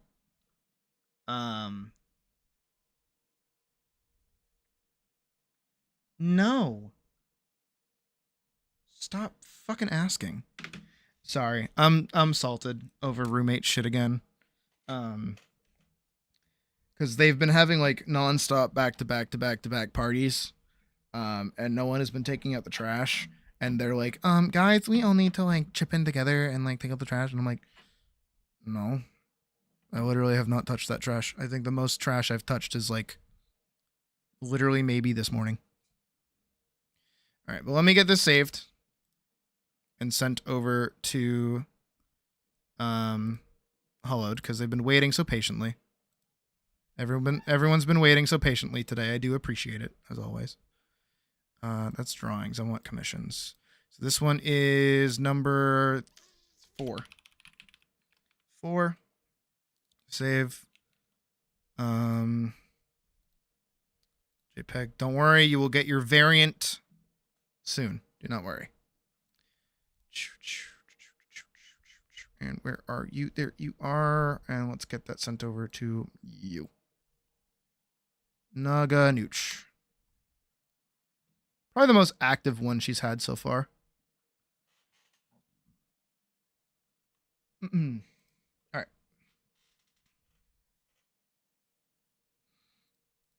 I concur, Anya. I concur.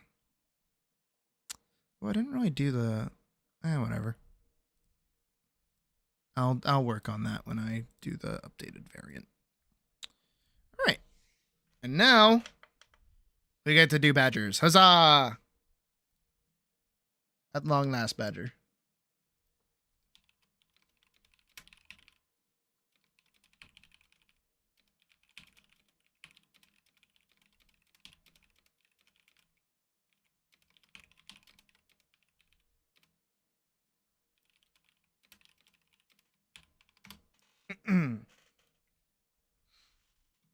All right, so badge.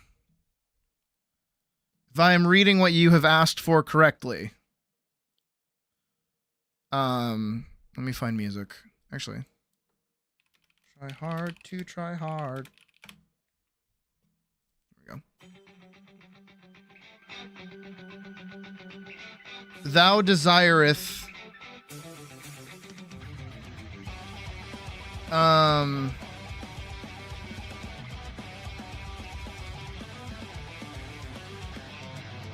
The Terraria armor, big booby bunny girl.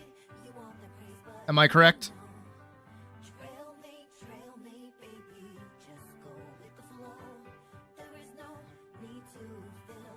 You did specify bunny girl, right?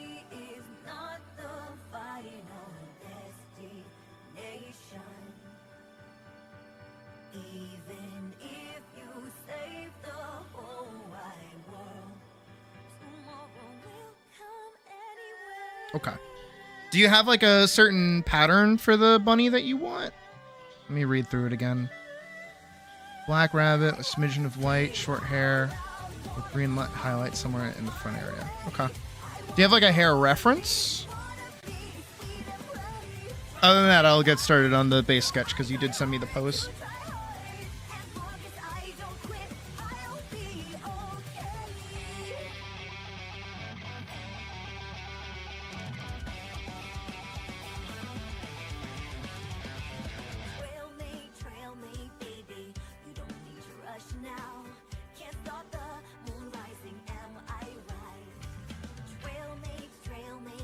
Also, feel free to Hercules this if you want.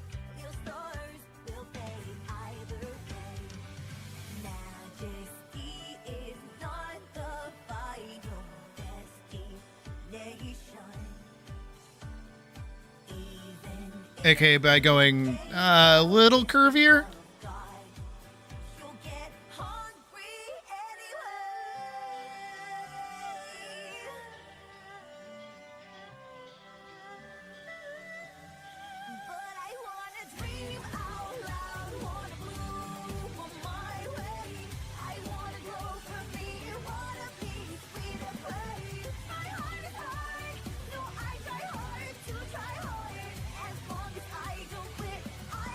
Have a good night, Hull.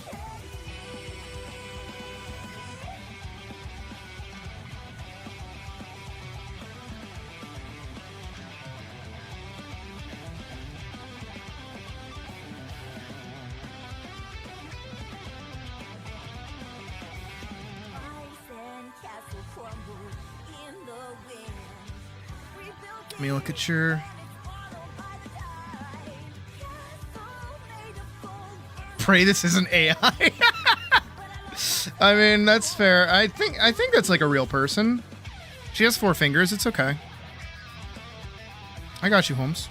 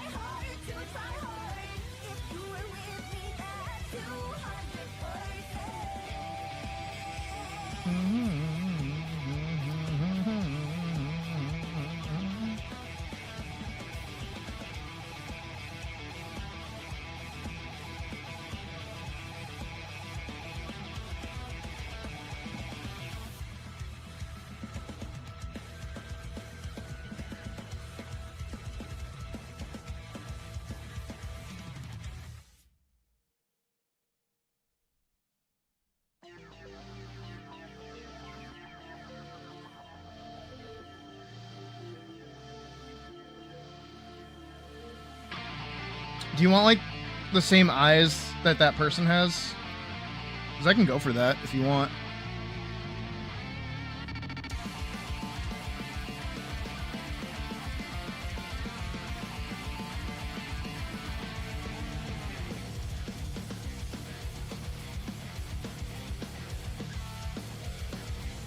Look at that.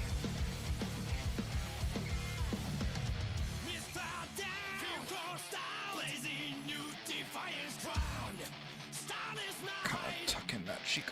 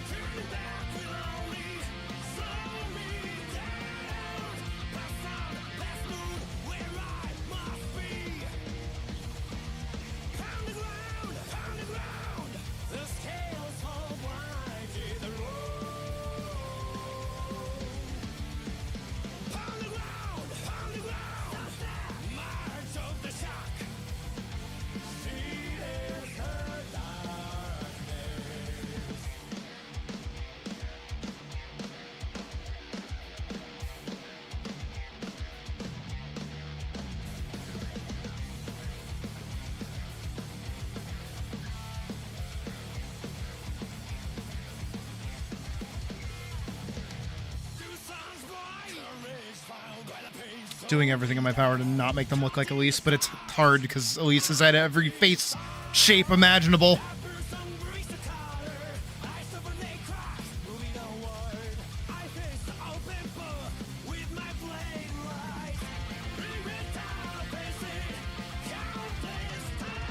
I am going full Atlas on this, by the way. I hope that's okay.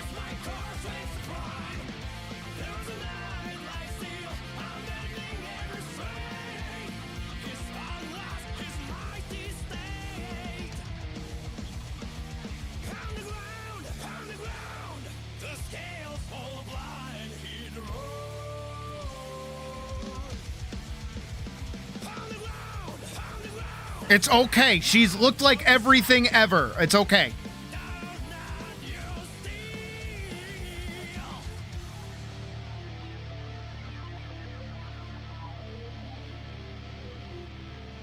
There is an Elise in every universe.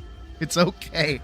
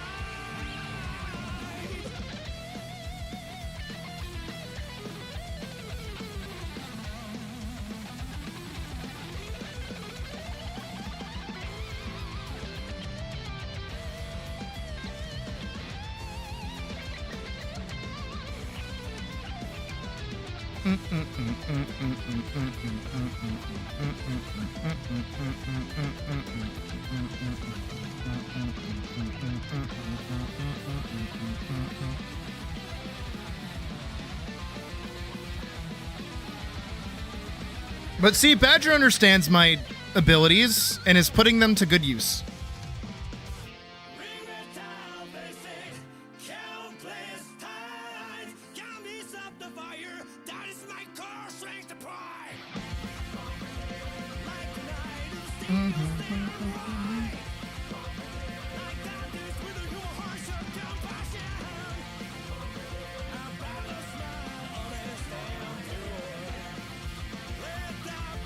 I'll even do the ginormous, like, Mega Man hands. I don't mind.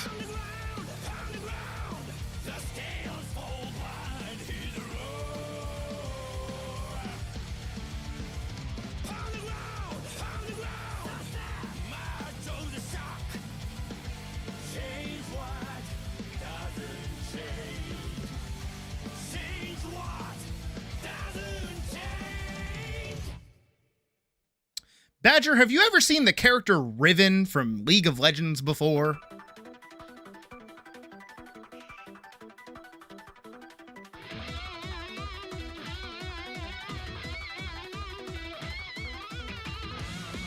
I am slowly realizing you are just making me draw a chroma of one of her skins. With bunny ears.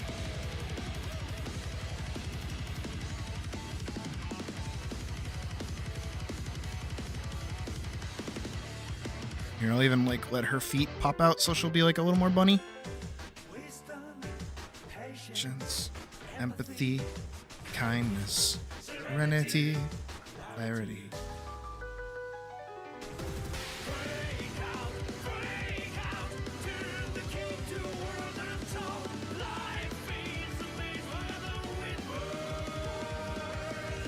I mean, pretty much. It's probably more to my fault that I'm drawing it like that, but I think it's Sentinel Ribbon, if I'm remembering right.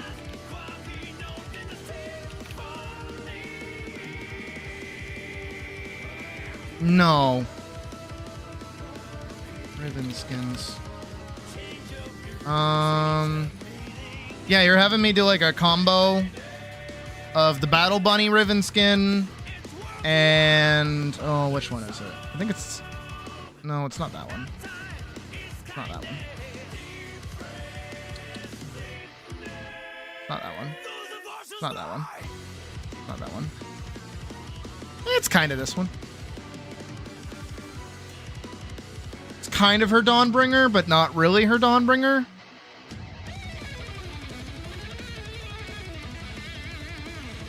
That's cute.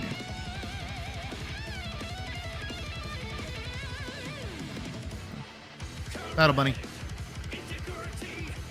I'm trying to find what I'm thinking of.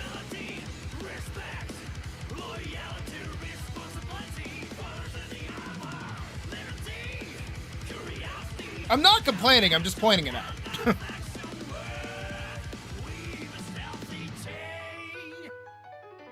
I'll give her like a really big...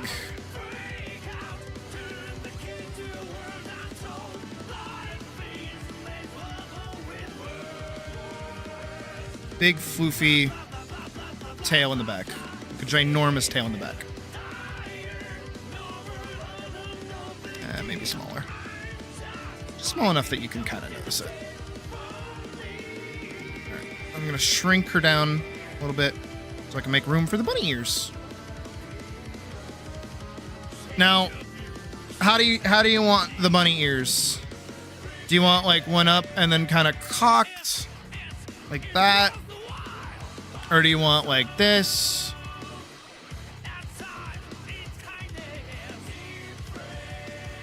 Miserable just thinking about the game. Yep, that'll happen.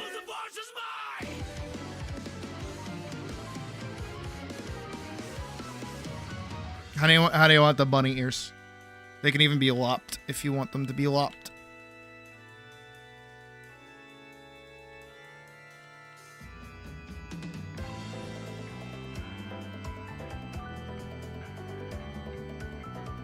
One perked, one cocked. Okay.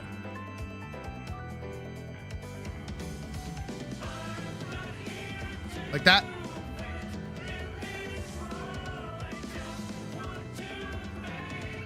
Lopped is good. Oh my god. That.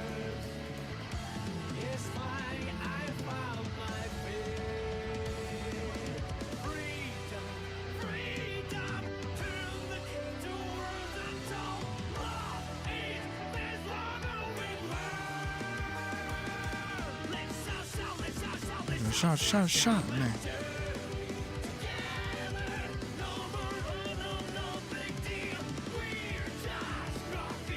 Give this a little bit more detail.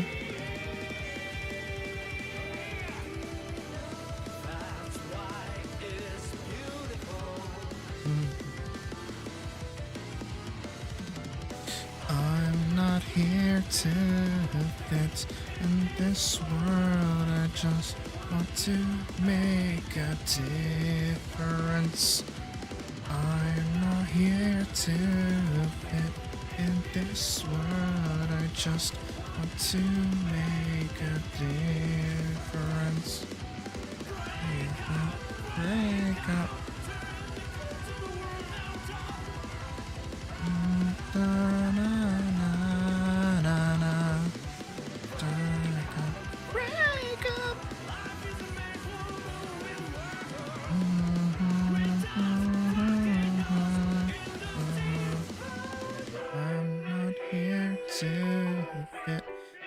this world. I just want to make a difference.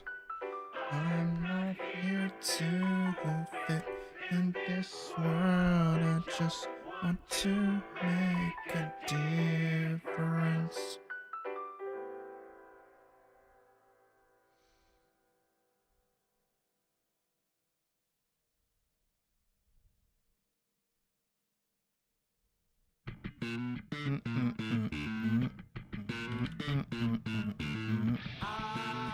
I see the circle.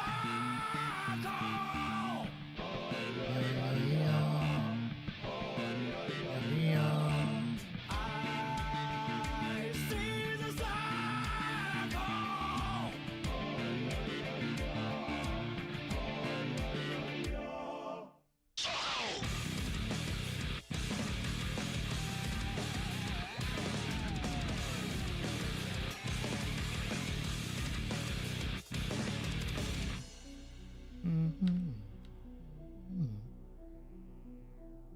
Welcome to the Infinite world. What's my end game? There came a zero.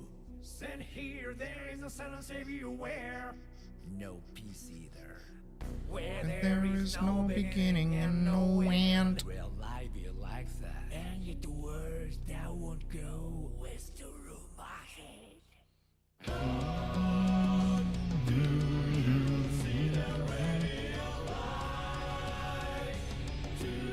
Just how MOBAs are from what you can. Yeah, no, I'm not going to disagree with that.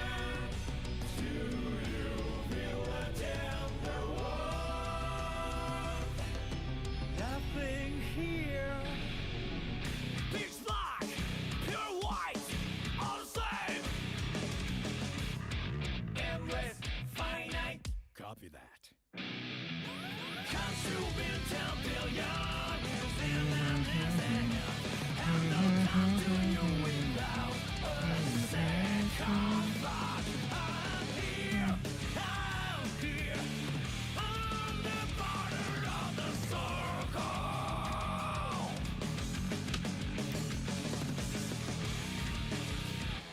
Probably going to scoot him over just a little bit. I agree. I feel like that'd be fun to play with you guys. More fun than me yelling at you in video game. Over and over again, I wish a new pendulum. How does that? My left that can reach like that through the wall. But I can't find you with access to the back of my eyelids. Pitch black, pure white, all the same. Endless, finite. Copy that. Comes to be 10 billion. You feel that this and don't come to you without a second thought. I'm here, on the border of the circle.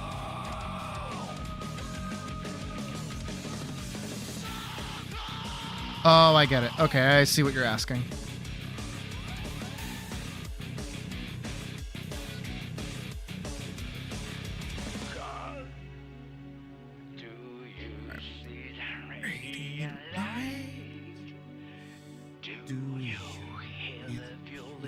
Chant.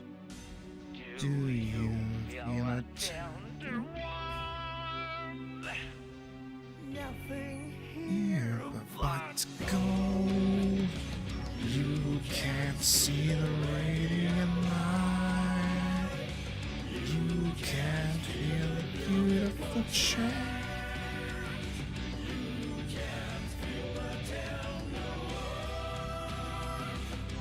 if you can give someone something.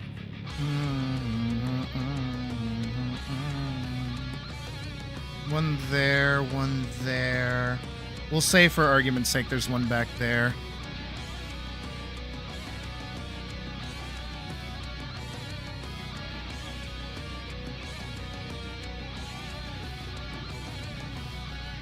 No hope, no rush, no hope. Copy that. I may not be able to make you smile, but I'll never make you cry. Even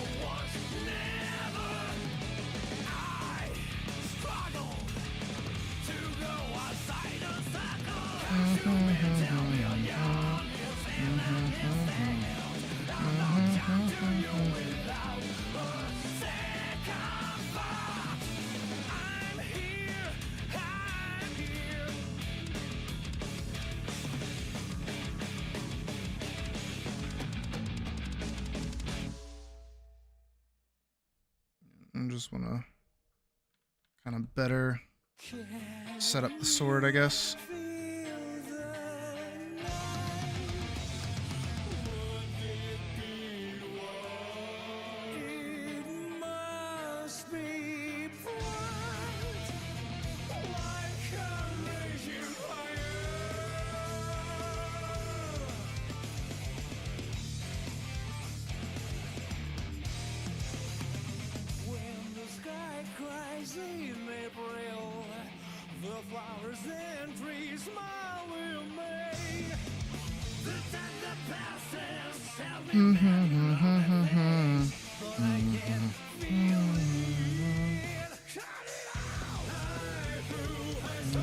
That I could be everything.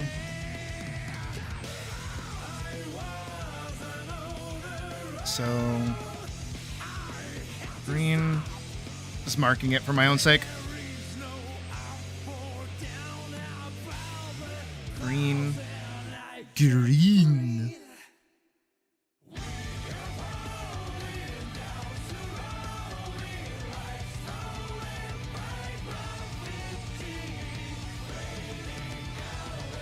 Just marking this down for myself.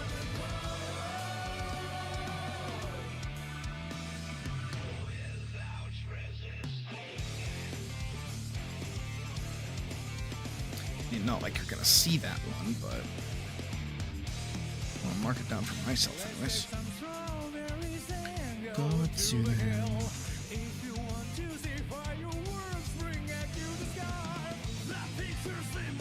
Tell me a lot of stories. Cut it out.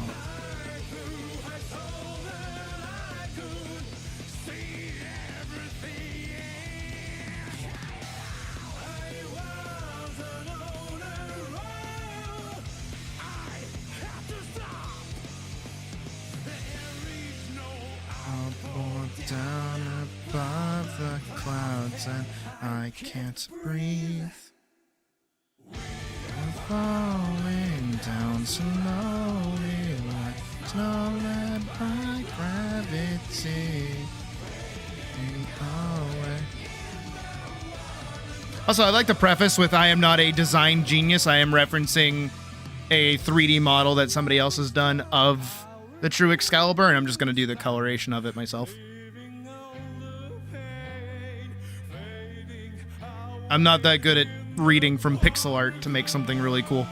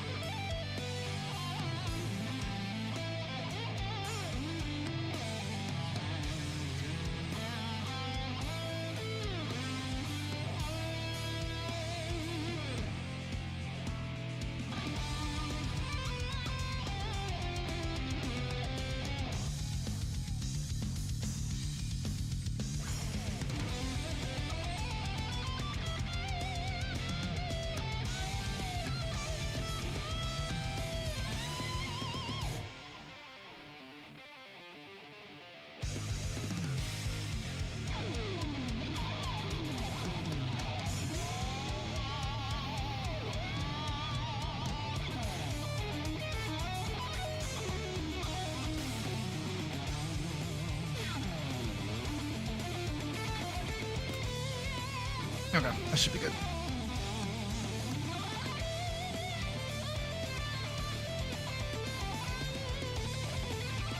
No, you're good. Down slowly like snow led by gravity.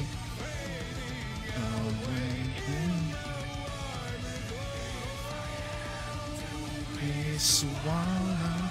I'm glad that you know the one I'm looking at, though, which means that it's good, I presume. Or at least acceptable in your terms.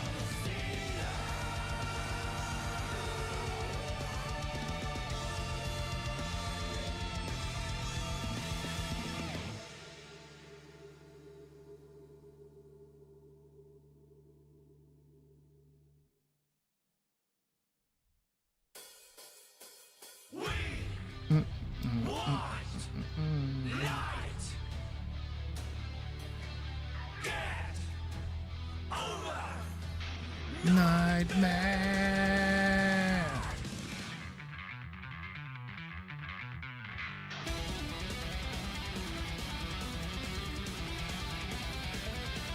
Me too.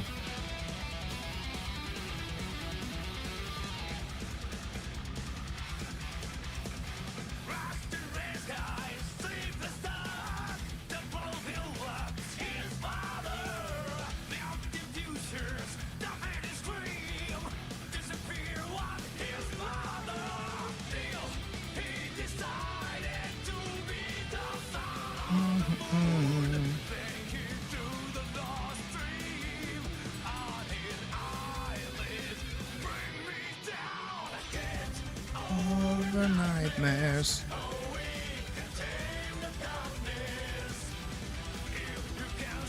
Just need like a better distancing on that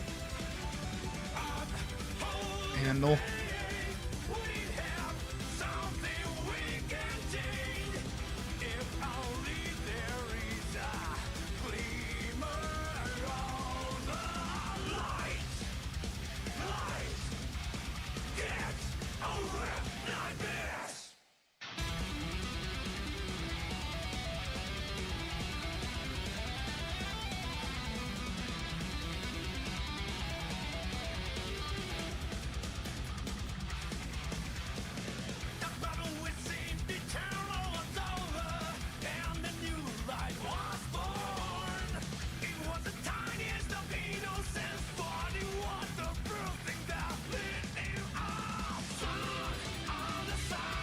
What color eyes do you want them to have, by the way?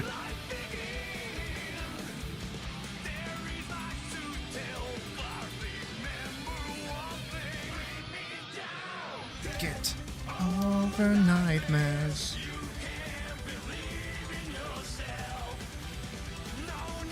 I'm gonna give you the recommendation of green just because of how purple this is gonna be because of the armor set that you want.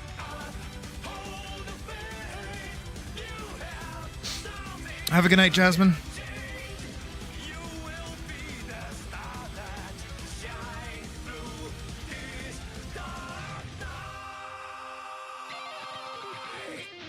Okay, good. I'm glad we agree.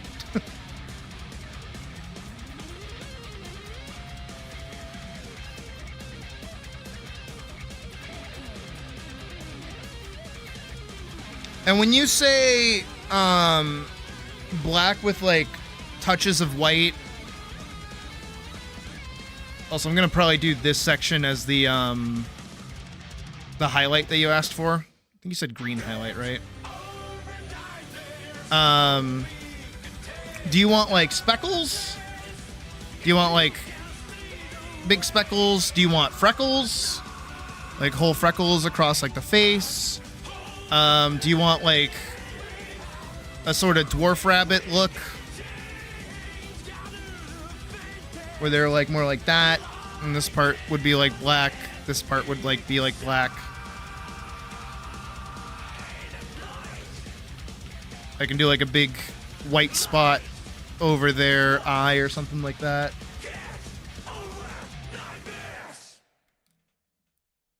I don't know how you want the patterning to be. So feel free to tell me the pattern. Something like that with the fur. Oh, okay. A big split down the face, kind of like, because that's where the nose would be, so it'd be like that. Chest would be white. Hands would also be white. I can do black like here.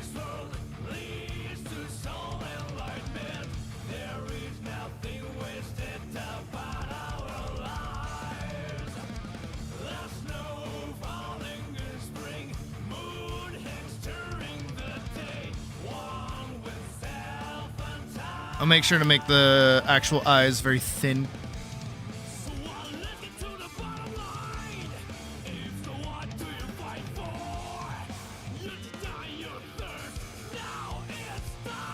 To feast. Probably expunge that.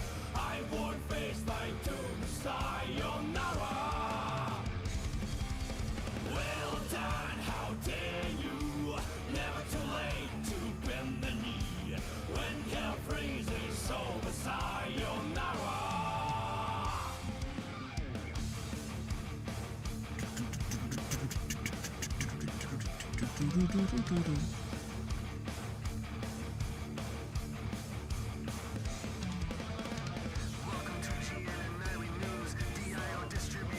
It's to soul enlightenment.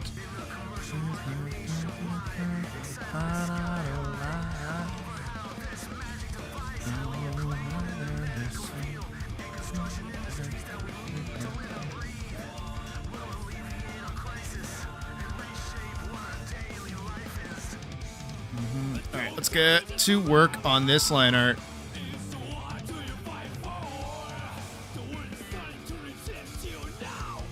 It's time to feast.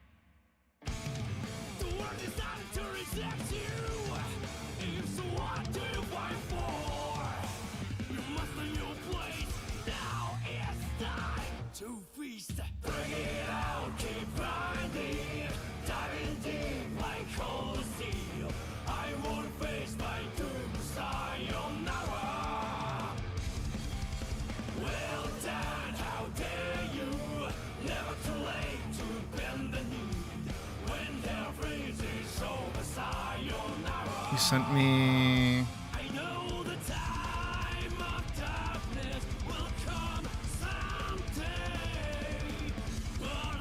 Okay, I got you.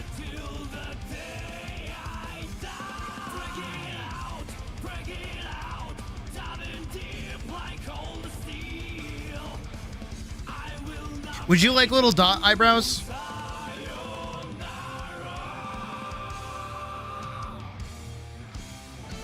Or would you like the full line eyebrows? I can do dot, or I can do line. Dot. Line.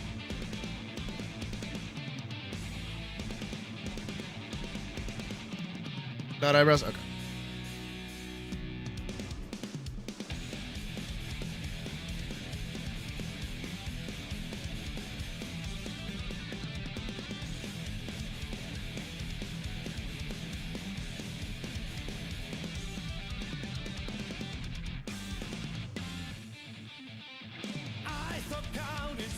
Long ago, enemies keep coming after me.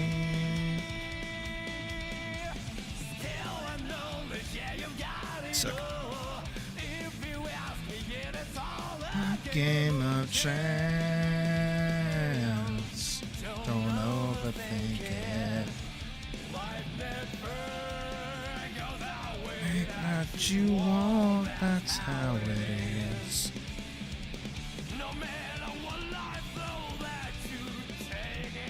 All right, now Badger, your homework, specifically your homework, is I want to see how you draw this character when I'm done with them. Take your time. Do it when you have free time or want to. But I want to see how you draw them.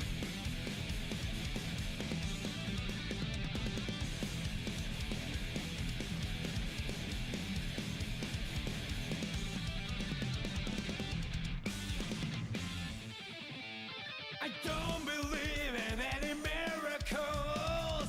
I risk a lost every day. Gambling's only for fools. Take nothing for granted.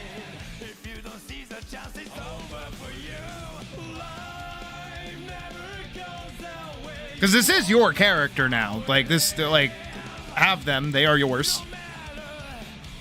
Oh, Lord, they are yours.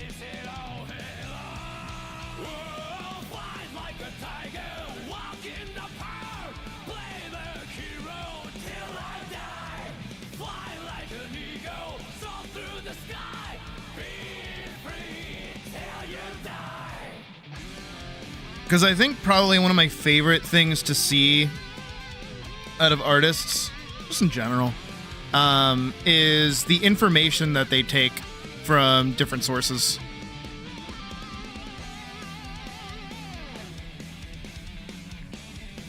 Like, I'd be really curious to see what you kind of like overall pull from this.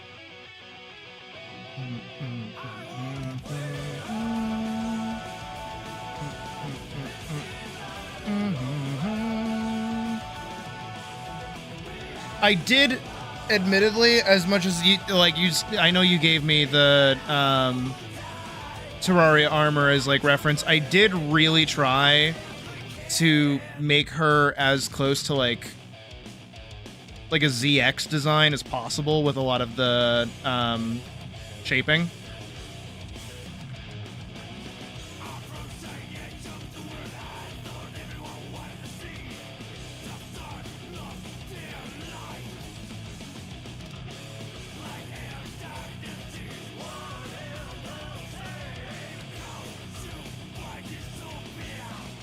I hope you can kind of see it.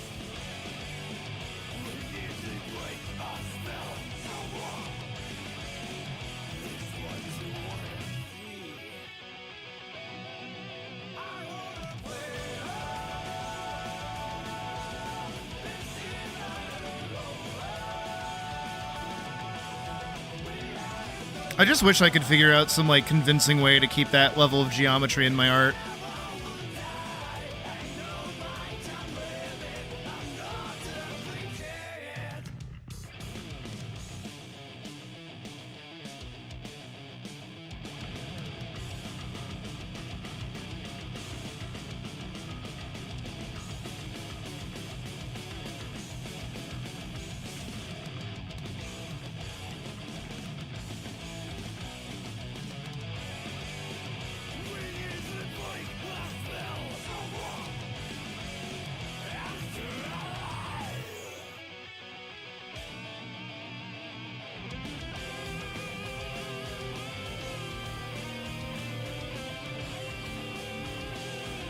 I really like the like early versions of like M0 because it's so like sketchy, you know. It has like that like over the top sketch layer. It's really cool.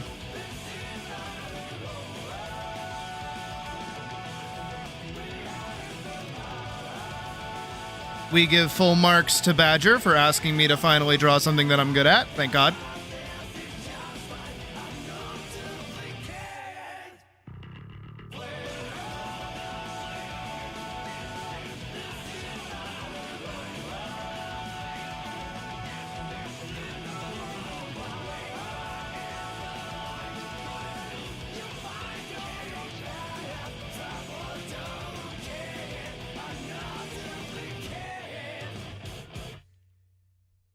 It does. No, you're right, it does. Who was the artist behind it? Now I'm gonna go on a small mini adventure. Who did the art for MM0? Not interested. Mega Man 0. Toru Nakayama. Toru Nakayama. Does he have? Ooh.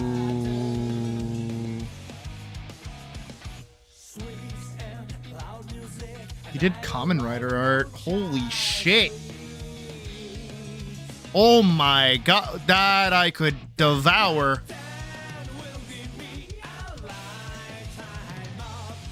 Holy shit.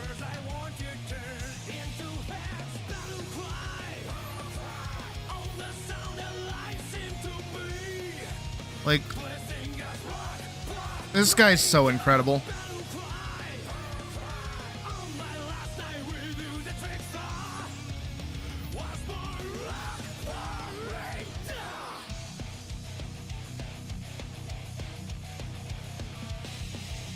Oh, that one's so fucking cool. Dude, how do you draw like that? How do you do this? How does one achieve that?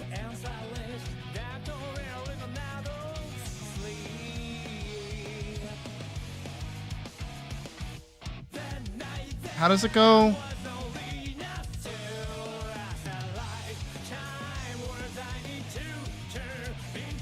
Like, oh my god, just the geometry of it in general. It's so simple, yet it's so detailed at the same time, you know what I mean?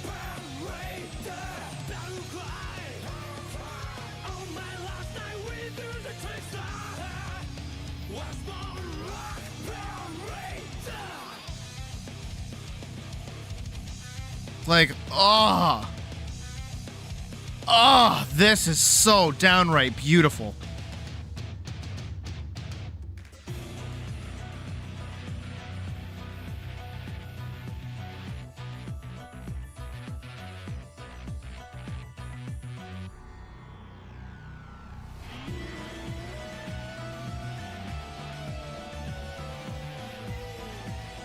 I could look at this for like hours.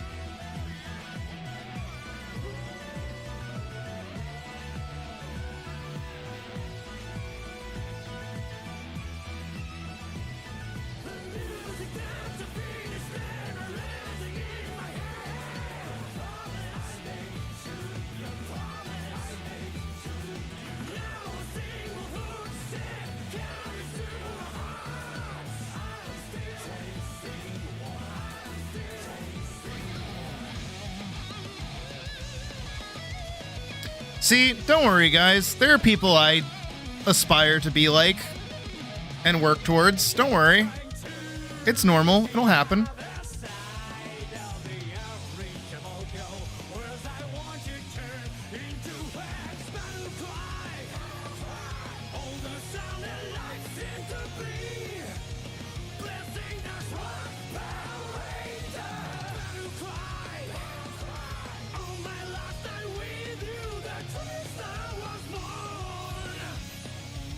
Was born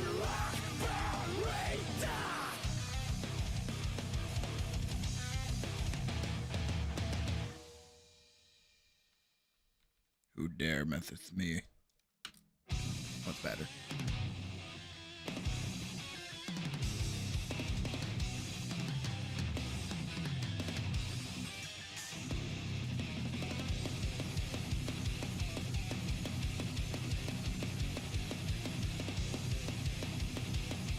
It's kind of fun.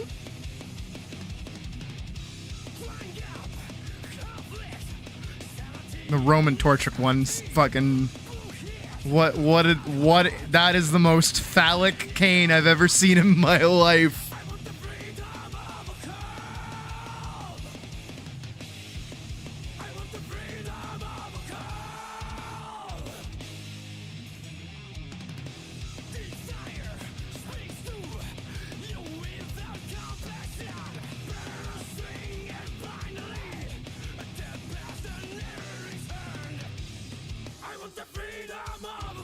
I feel the same way, Badger.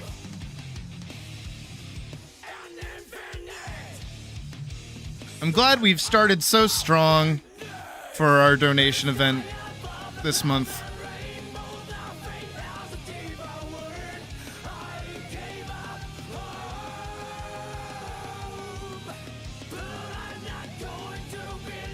I will say, too... Also, have a good night, Anya. Streamer brain manipulation for a second. I'll let you guys in on the secret. I think doing these like raffles in general, and on average taking about a week to complete them, is actually like really good. Because probably, let me do a thing.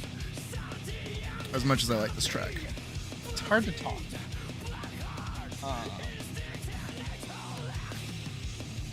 Ooh, let's do this track. Let's see if I'll get yelled at for this. I haven't listened to Black Hill in forever. But what I'll say,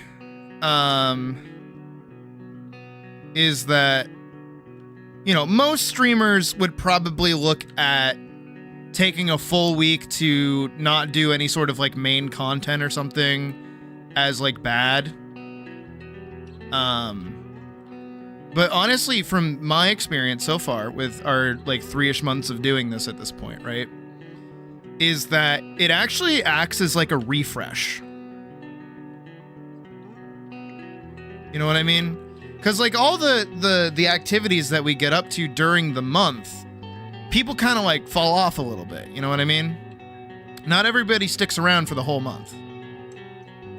But when we do this, everyone kind of starts coming back. Whether it's people who, you know, donated early on into the month and they come back because they got their commission, or, you know, people, especially at the start of the month, that haven't watched in a little while and are coming back. And it's not content, it's not anything crazy, it's just art.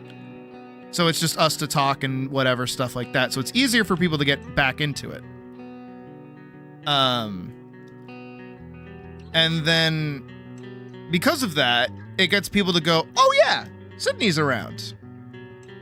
And then because this is usually the part where I'm like, hey, we're going to be doing whatever soon, people go, oh, that sounds fun. I'll tune into that. And then, you know, they might watch like for a stream or two and then dip again, which is fine. I don't mind. But it's that nice little like refresh right at the start of the month to kind of let people all swing back in.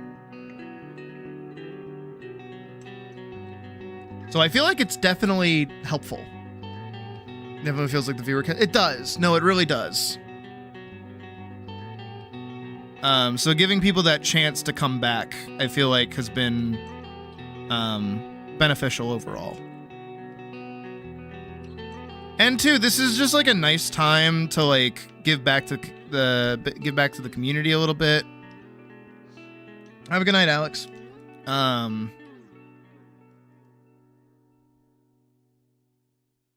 Because, you know, it's I do so much personal work all the time.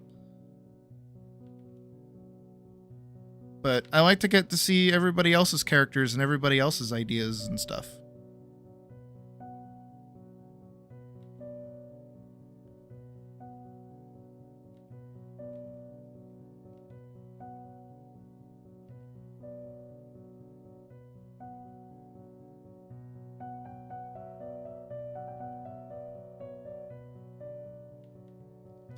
Let me do the classic. This is something I used to do for Elise. Back when she was like super sci-fi.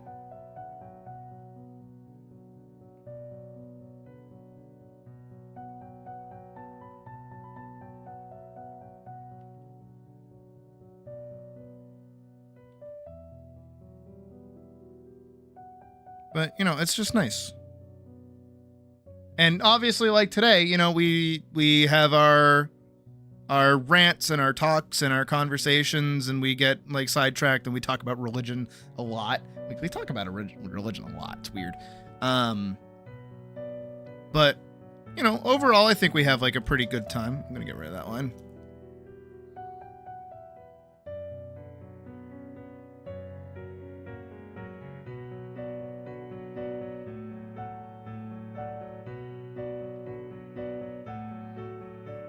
Exactly. And it's you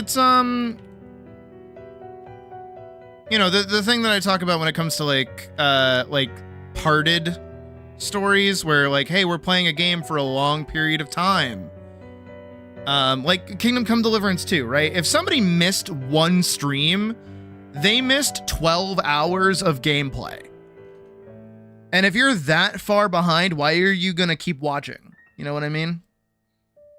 Like, I don't blame people for not being able to keep up. Like, absolutely. I do think that's probably one of my downsides to my perma experience, which is that it's very rare for anybody to actually, like, get the chance to get caught up. You would have to be, like, watching my stream on 2x speed for an entire year for you to get caught up on everything that we've done and watch all of my streams. Isn't that weird? Isn't that weird to think about? I genuinely have to wonder, can I find out? Can I find out?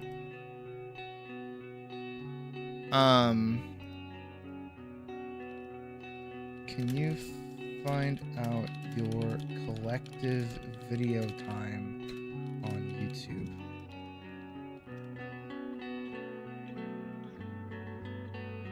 I wonder if there is a tool or method to count the duration of all the videos from a channel. Go into YouTube's channel playlist, Little Horizon collection of uploads or video. Next to that header, there's a button that says Watch All. Clicking that button takes you to an unlisted playlist which contains all current videos from that channel. In the playlist drop-down next to or below, if in theater mode, video, it has information within the drop-down header. The collective video time is visible within that header. This is the easiest way to see the collective runtime. Okay, actually, let's see if we can do that, shall we? I want to know how long I've streamed.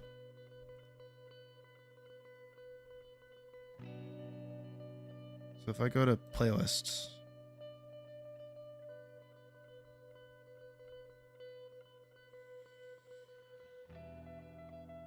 home screen,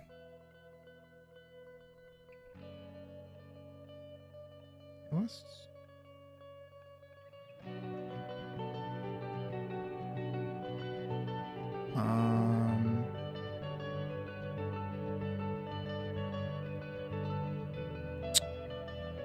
no, because all of these are mine. Your videos.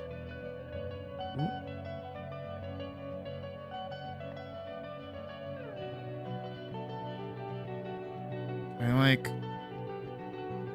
Can I like, how do I do that?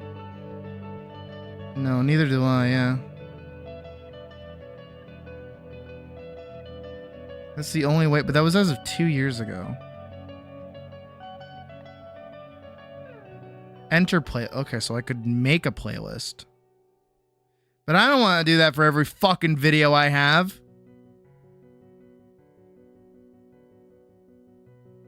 Time watched. I don't care about watch time. I care about how many hours I've uploaded. Promotions, collaborations, inspiration, dashboard. I have no problem showing any of this, I think. Probably shouldn't.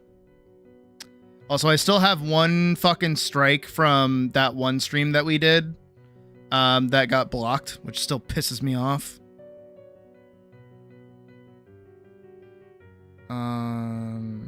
Analytics? 15,000 views in the last 28 days. That's not bad. That's pretty good, actually. And we're at flat 2.930, which is really nice. Ooh, when was this?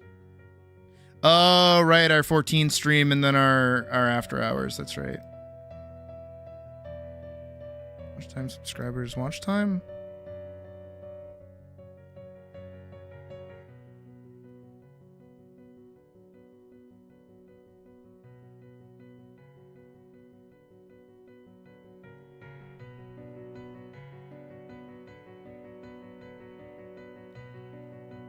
So our total watch time in hours, right, is 37.2K. How long is that? Let's go find out. Let me grab this. 37.2K to okay. What's that? Hours to years.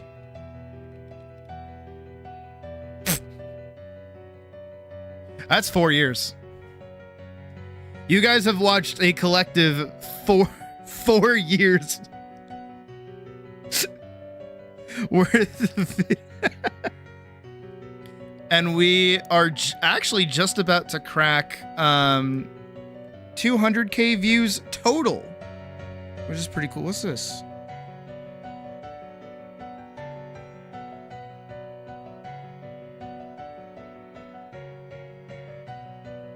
Shorts views are counted differently from March 31st, 2025. Interesting.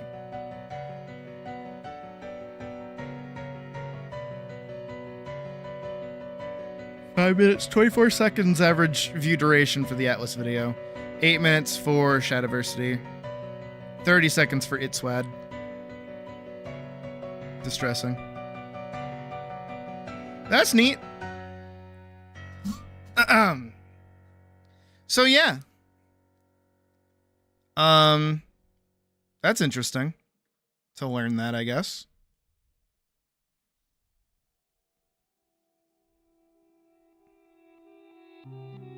I would say if anybody figures out how much time that actually is, I'll give you a cookie. But I don't want to subject anyone to that.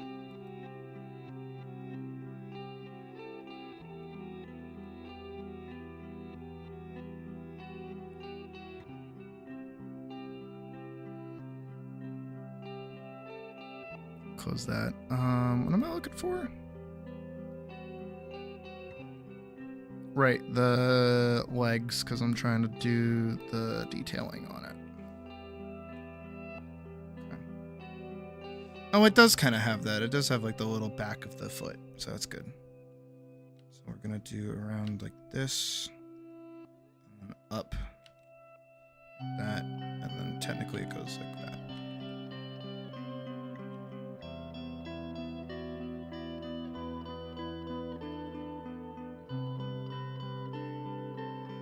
Get basically an additional one. This one goes all the way up and like touches up here. This one should follow suit, I think.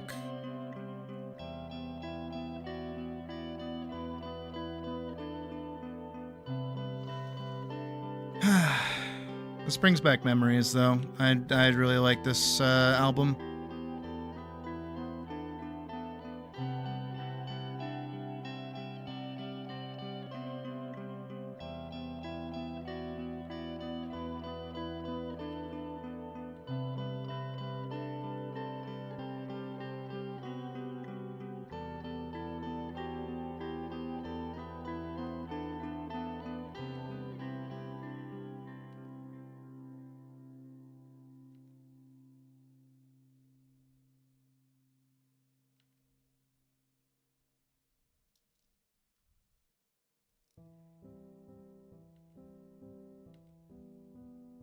And it's chill too, because you know it's late.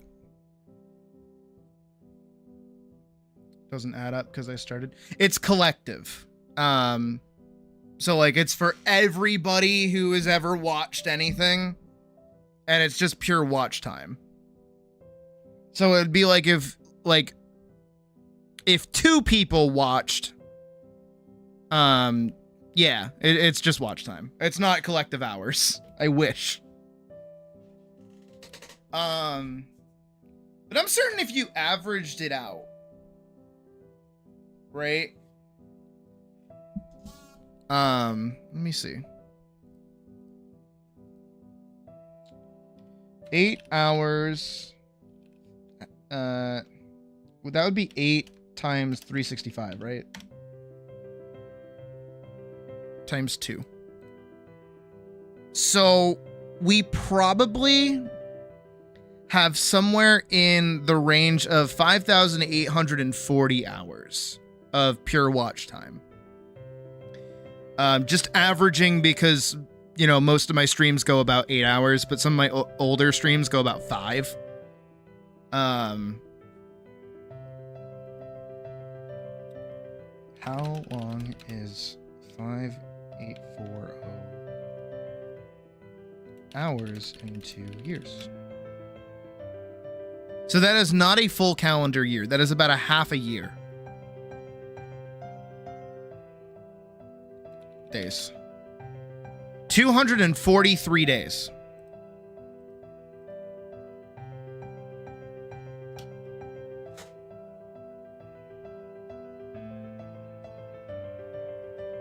What was the math problem? It's not really a math problem. It's more just like figuring it out. Putting together every single stream that I've done and how many hours each one takes up. I don't want to subject anyone to count, like, putting together that amount of numbers. As I hear Vorkson skitter away from their moss sorting duties.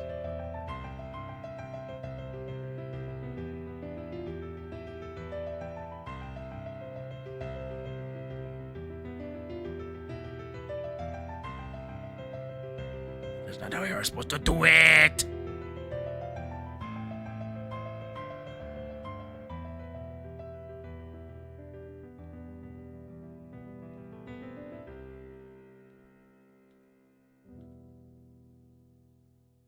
A lousy moss collector. You do not deserve the duty.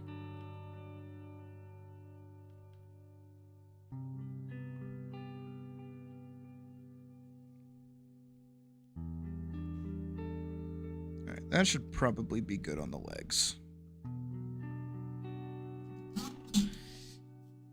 Yeah, no, do more important things than calculating how much time it would take you to get to the center of a Tootsie Roll Pop.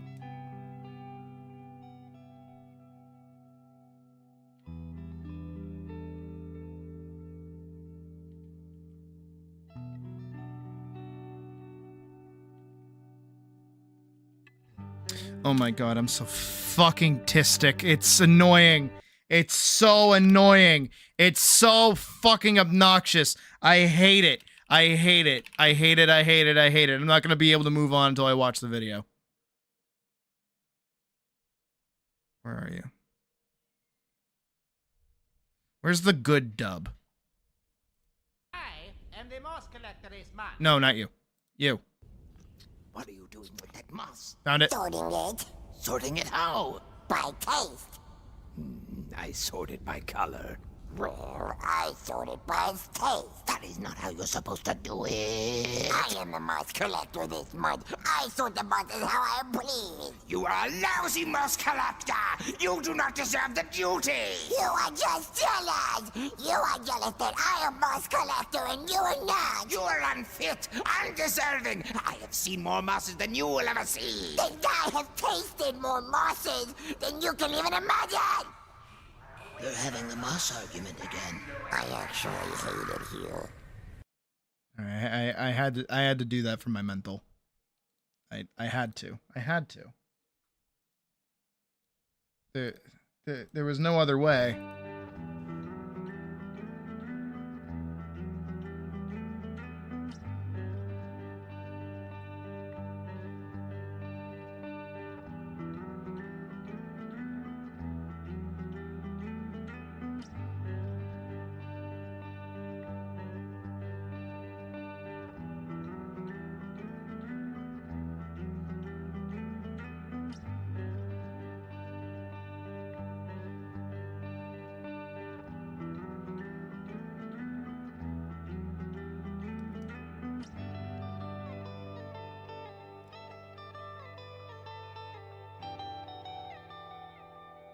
Yes.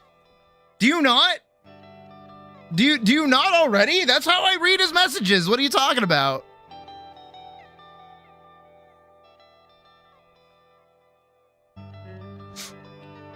That's how all their messages come across. Unless they're playing Final Fantasy, and then I have like the like Mikote to go off of.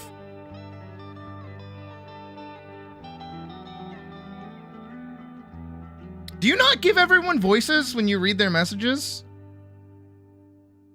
Is that just a me thing?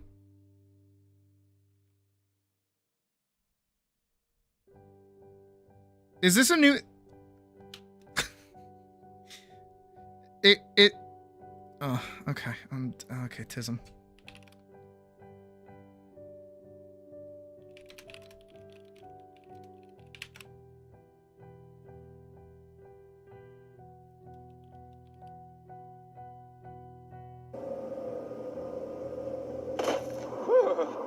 Oh my god, was it always this cold? We were here at noon. It was not this cold. Well, if you need to warm up, start looking.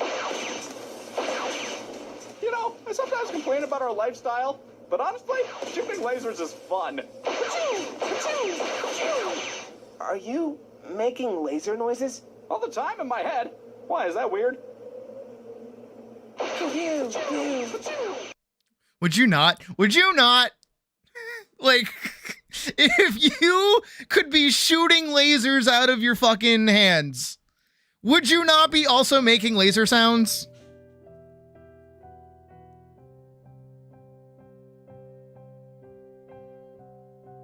You'll just hear Fender. You know what? Having Robin Williams in your head when you read somebody's messages probably is not the worst thing to hear, admittedly.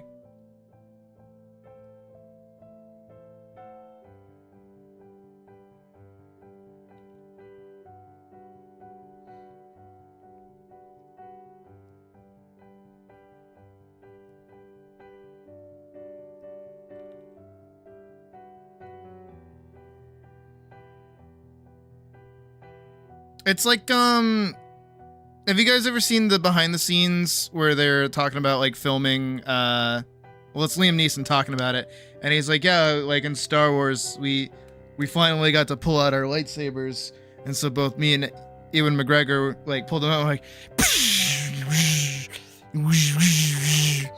and then they had to call cut and say, boys, we'll add that in post. You don't have to do anything. Because lightsabers just have that fucking sound, you know?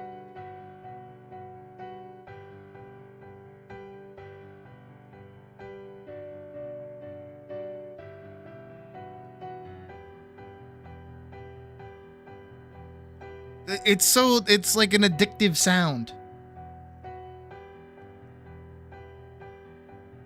Description in RO2 that does this whole Pachu thing, the item log for the shurikens item. And someone talking about another guy and how shouting "yeah" doesn't make them fly faster, but then says "yeah" in their head, and or does it too?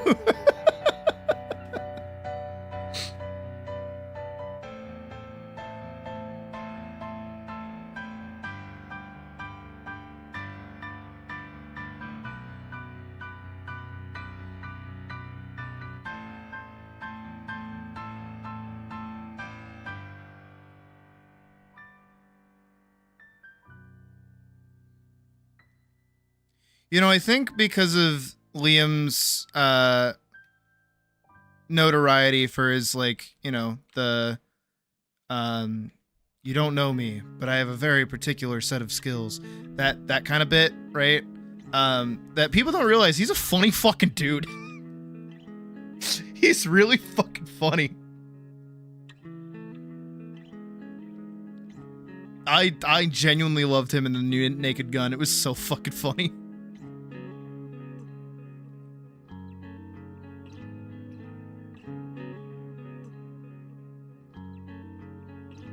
That looks about right.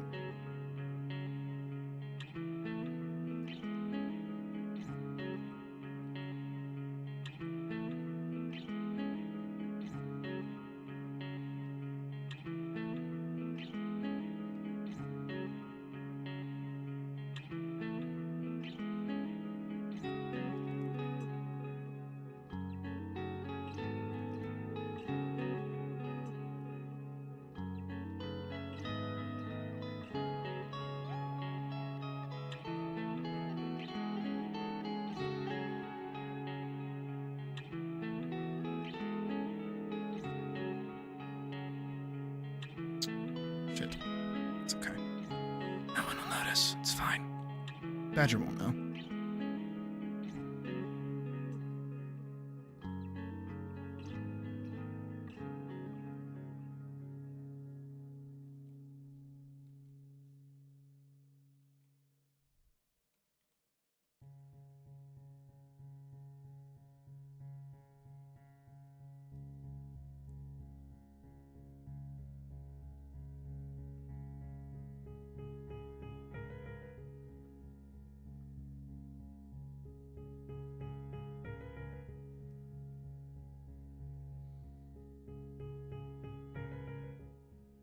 Exactly.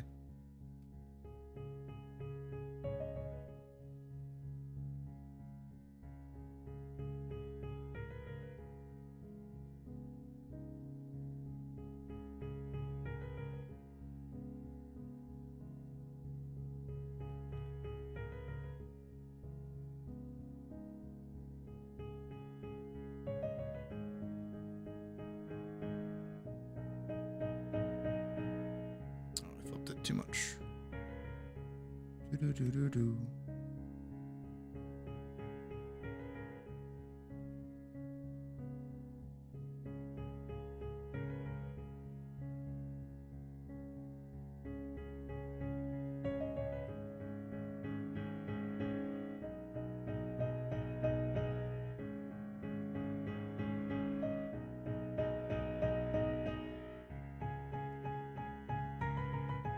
Do-do-do-do-do. Do-do-do-do-do-do-do-do-do-do. Do-do-do-do-do.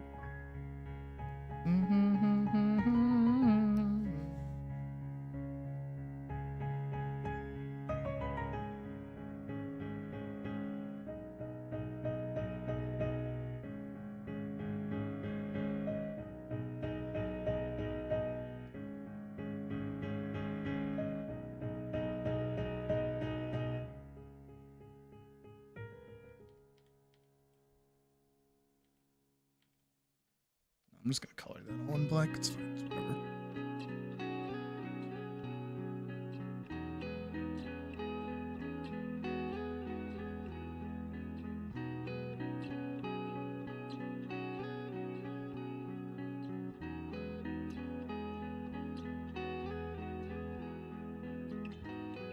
Did your joke get eaten? Did you tell a joke? I think it's funnier that I got eaten.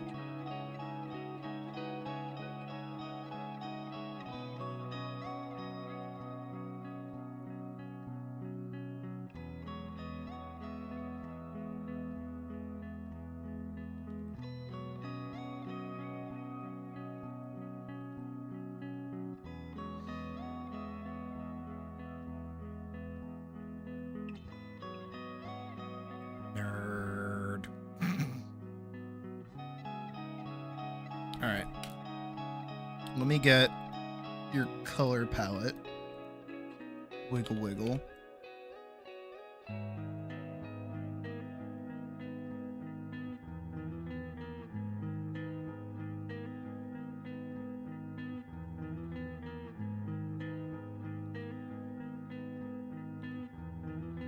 So I see.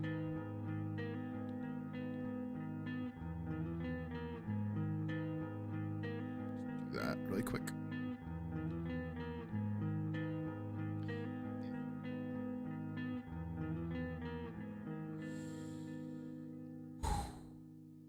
Yoink. Blip. Blop. Bloop. Bleep. Blop. Bloop. Bleep. Blop. Bloop. Bleep. Bloop. Blop. Bloop. Bleep. Blop. Bloop. Bloop.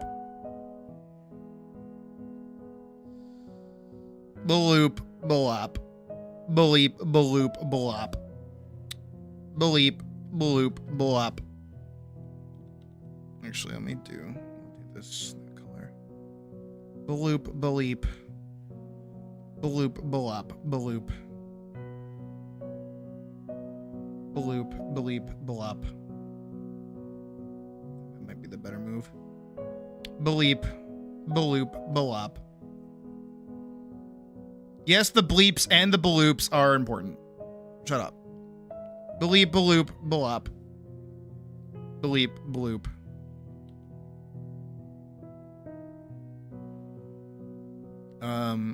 Bleep, baloop.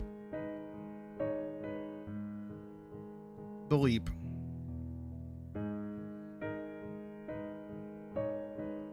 Darken this really quick. Baloop, balop.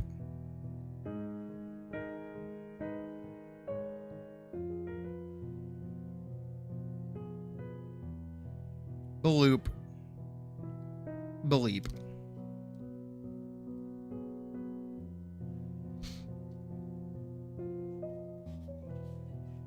If you don't make sound effects when you color characters, you're doing it wrong.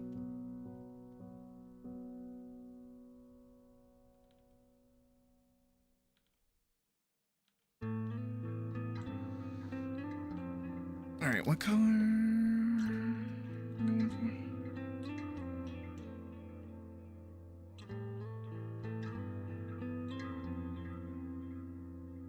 Green highlight somewhere in the front area. Okay.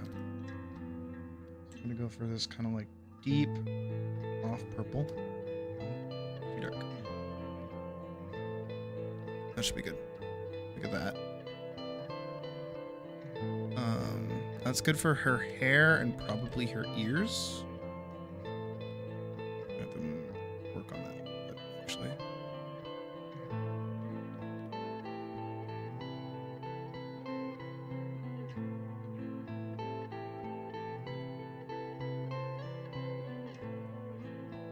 Okay.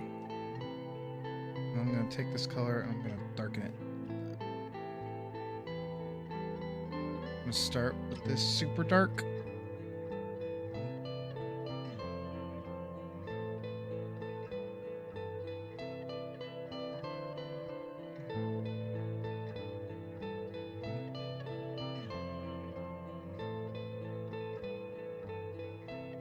At this rate, it's just anti-Elise.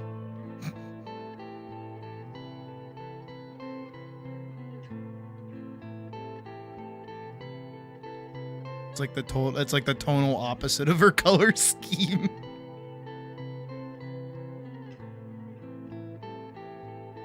So Badger, when you make it big in whatever you end up doing, you should commission me to have a battle between the two of them.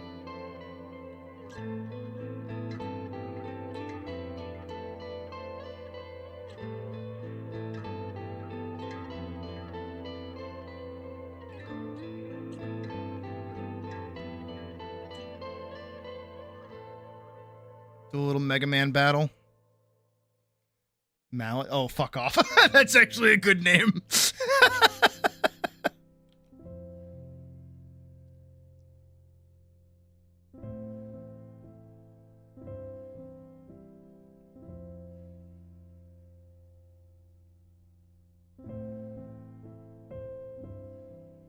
Go for like that.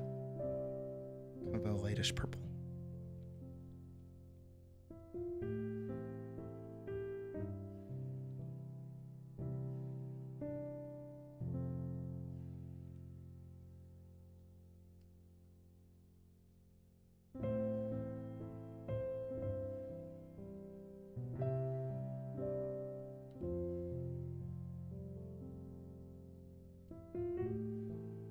Let's go the other way around.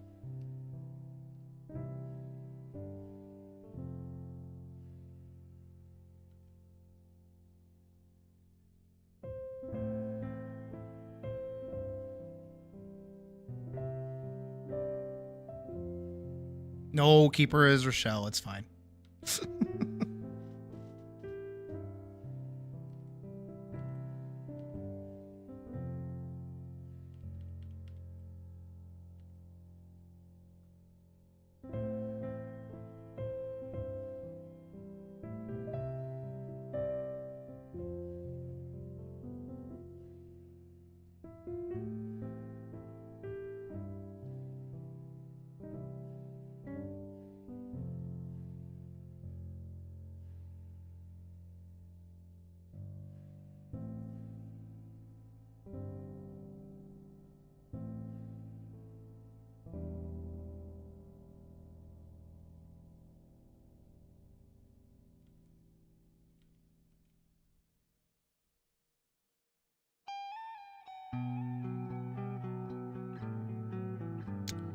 Might have to do the purple tech for this.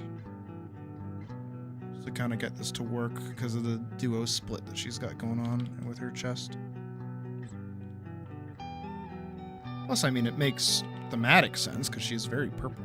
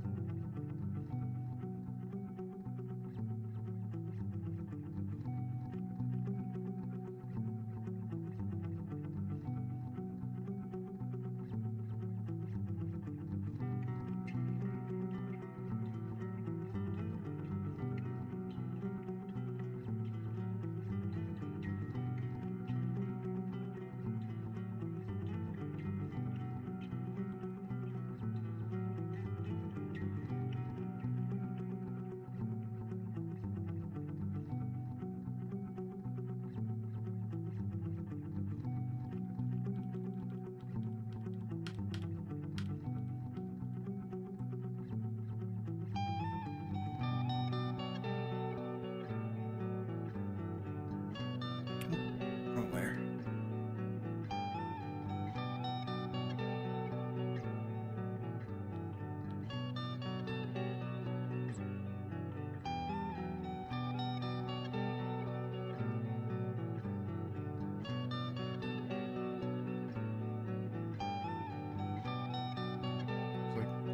There's like nothing there. Yeah, I guess it's because I can't really do too much with it, huh?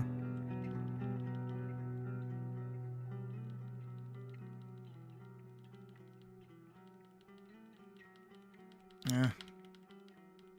I'll just do a simple shade. If I can't do it like that, it's fine.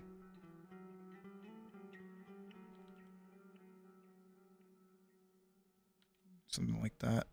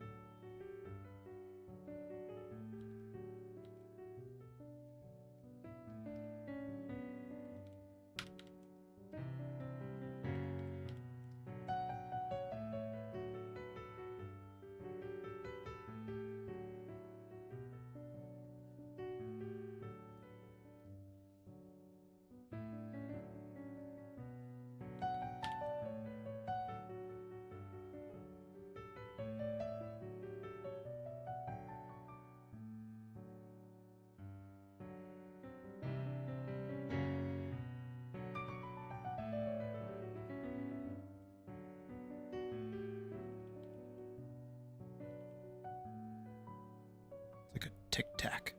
Not a tic tac. Pez. That's what it is. That's what I'm thinking of. Like a Pez. You know how they have that like little divot on the inside? It's kind of like that.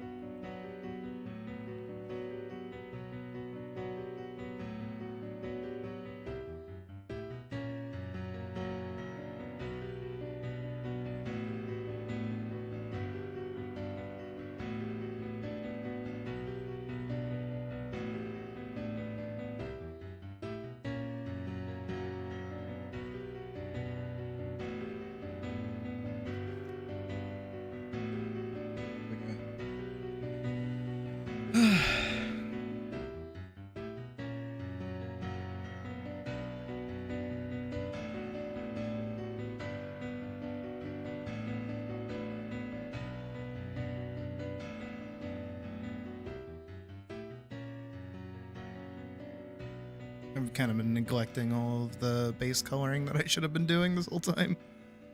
Oopsies. I got so ingrained in the booba that I forgot sometimes there are other things to draw besides the booba.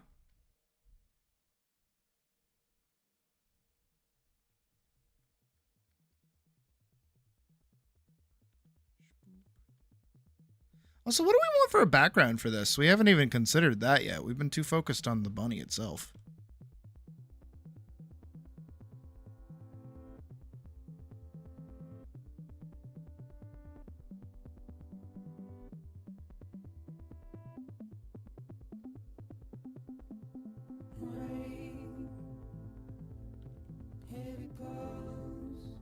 I can't even say, oi, it's not my character, it's yours.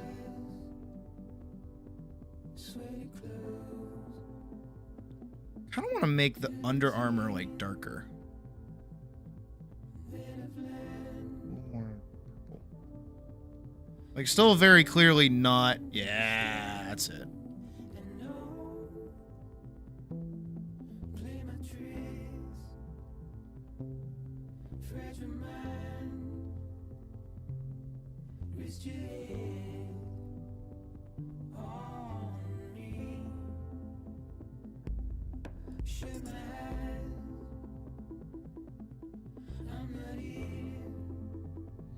I could do like a Spiral Knights-ish dungeon if you want.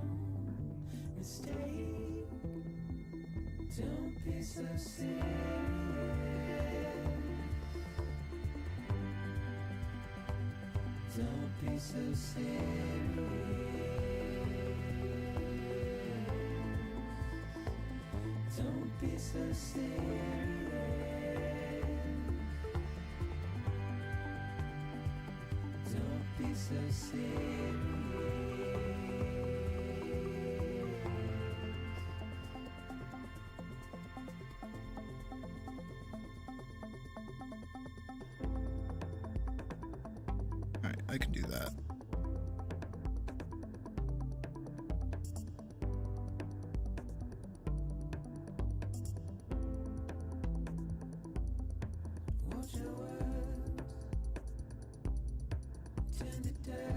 Also, the green highlight on her hair, do you want it to be like the same-ish color as her eyes or something different? Like a different shade?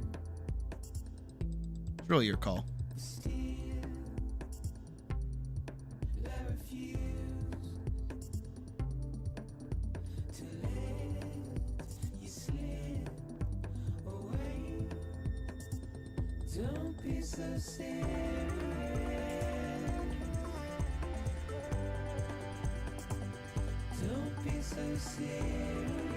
Same-ish color, gotcha.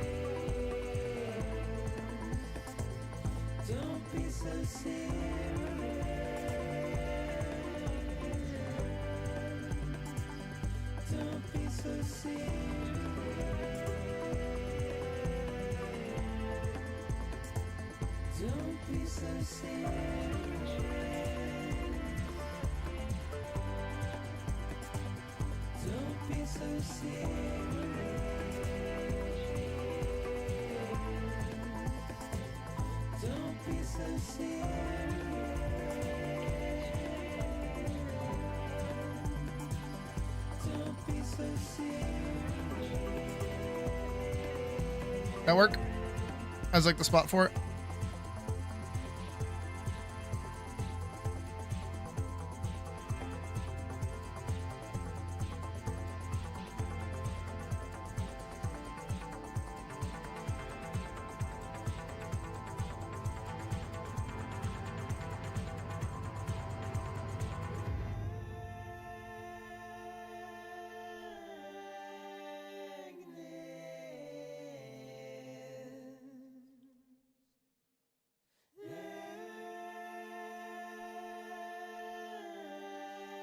Alright, good.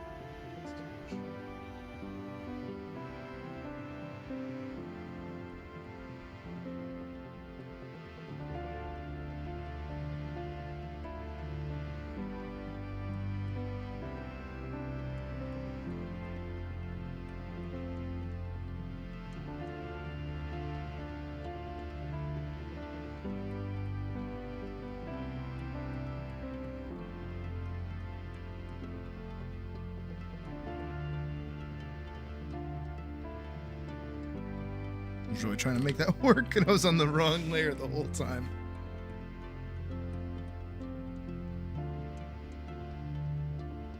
I'll probably use that to do this.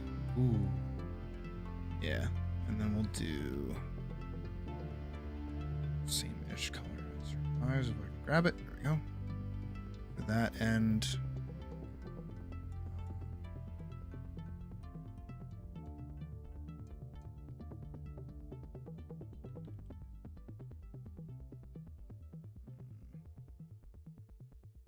Kind of do like a dark steel interior. Maybe? Let me see what the color palette you sent was.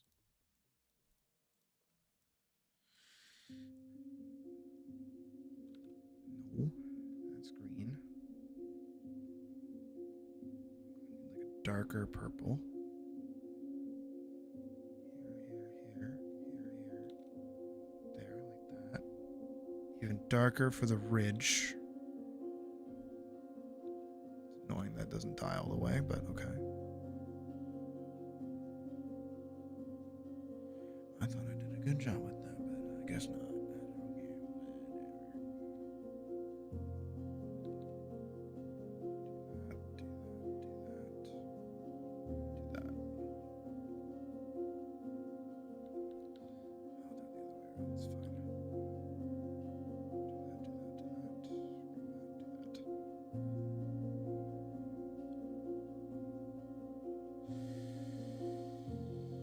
Center, make it dark.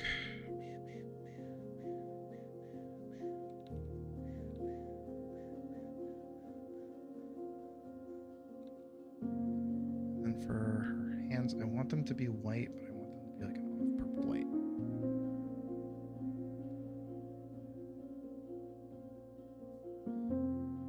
Brighter. It's too dark. That should be good. Are almost the same color as her paws, but it's whatever.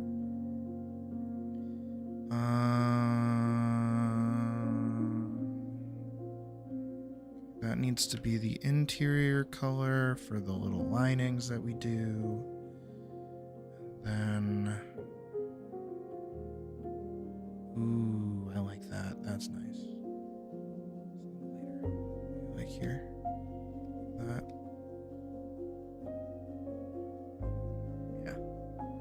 That's not too bad.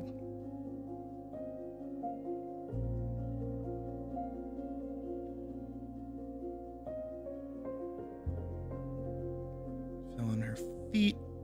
That's good.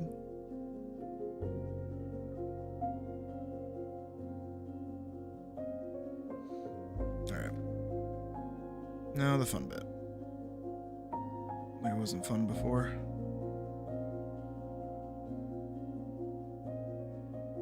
The sarcastic fun bit.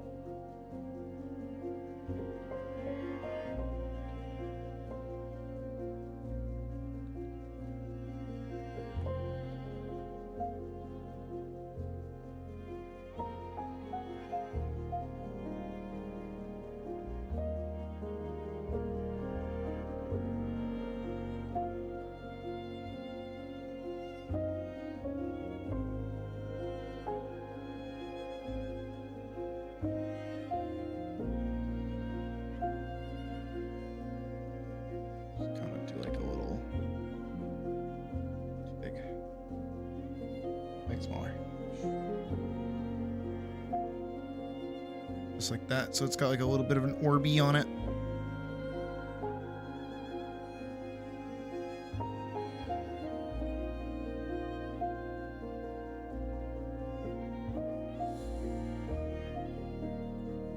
Alright, and I can do a highlight edge around those, and that should be good.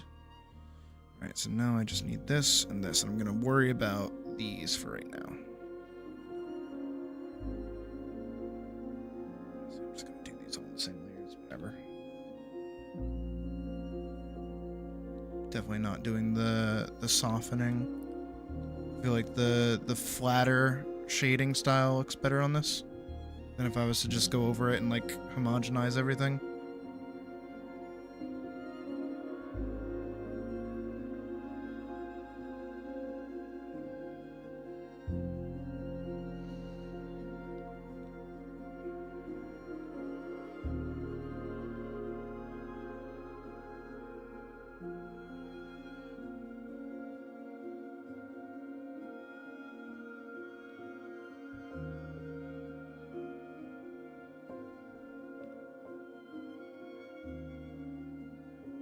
As much as I have been enjoying the new shading style, I say shading style, the new way that I shade, or try to shade anyways, I feel like it was good for a little bit, but I've kind of been like overdoing it a lot. I feel like it needs to be used more sparingly. I just haven't been doing that.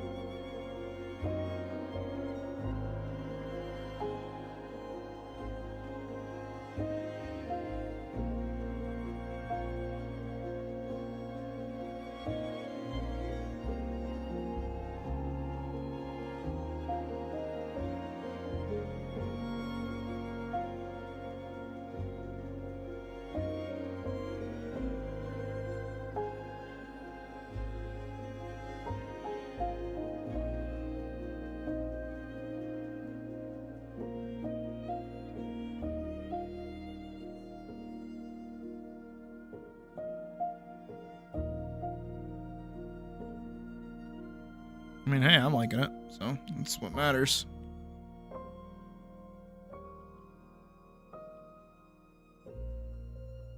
I mean, obviously what really matters is that you like it, but if you like it, like, if I like it, that's even better.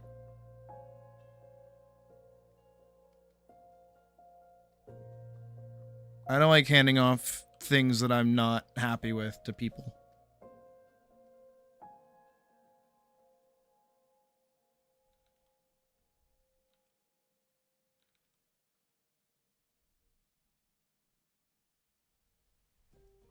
As I'm sure most people agree with.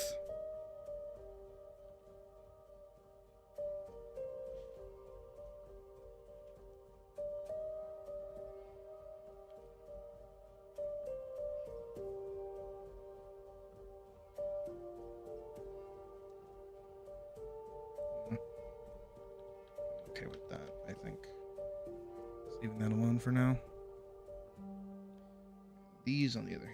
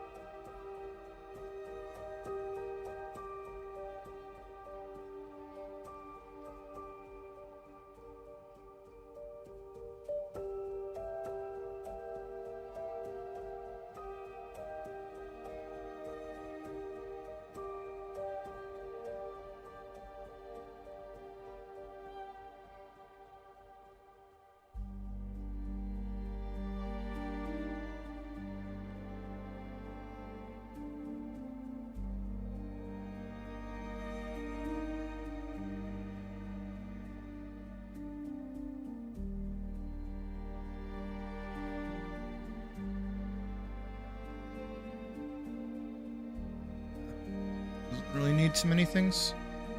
These, on the other hand, can get that like little that bit treatment, kind of accentuate that part of the finger. Here, just kind make that like a little flatter.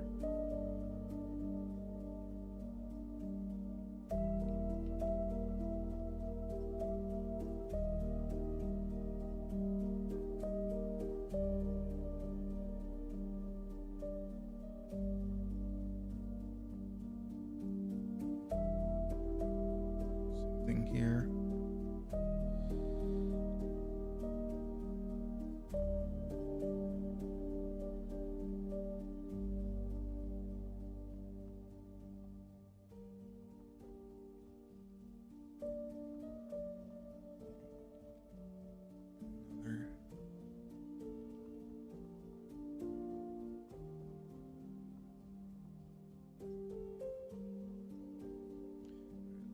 That and do this, that. Go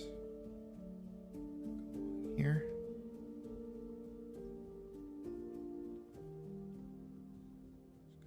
Just gonna do these. That.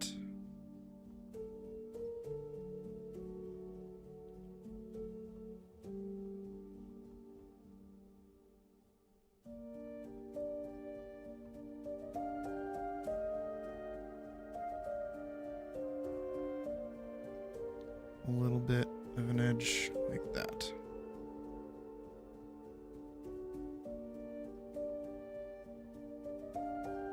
Same thing here with the green. I'll go very, very light. Get that out. I guess I can go kind of nuts a little bit.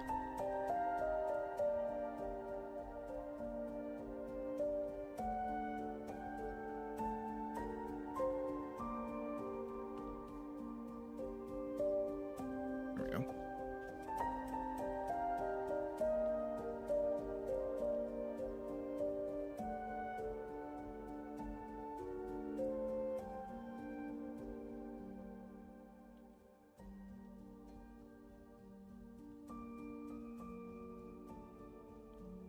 Here we go. Alright, I'm gonna take this. I'm just gonna make it a little darker and just go straight across.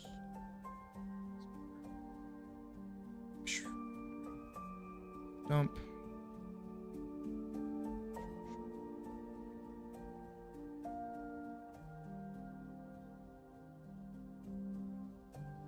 A little bit of that for the gem. Right across again. Dump. Wiggle, wiggle, wiggle, wiggle. Grab this highlight. Just across the top. Just across the top. From here. Here. On the top. And on the inside of the bevel. That. And then this needs a darkness. Darkness. Where's Kyrie? The darkness has her, Sora.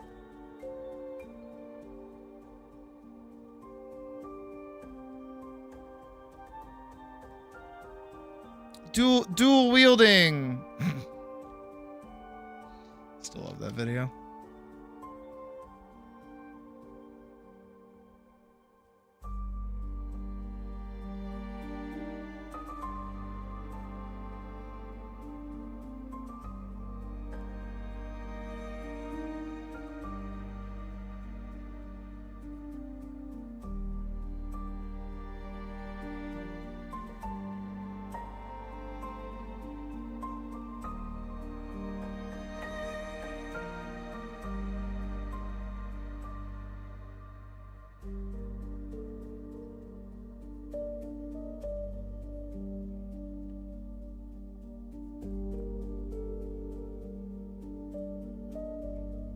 Movie, but Sora is there. Yep.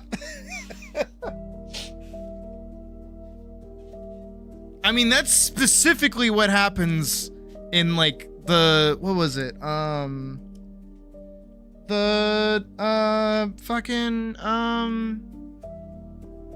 Which one is it? Pirates of the Caribbean. That's the one it happens in, you know? You was there too.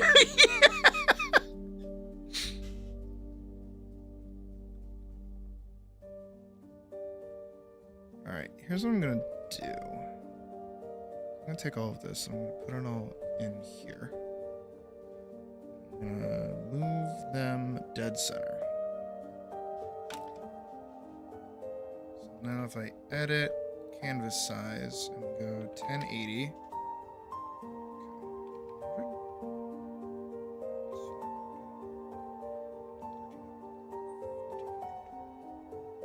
There we go. All right, now I can do the background. So we're gonna do.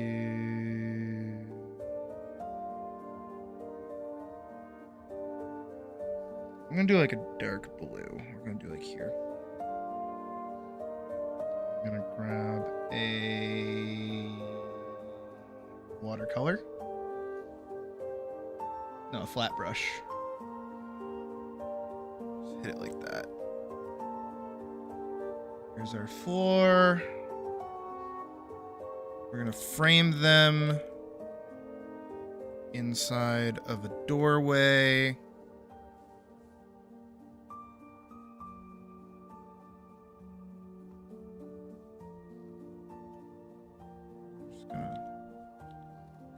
This brush. There's our doorway. Darken it. We're gonna go here. Round.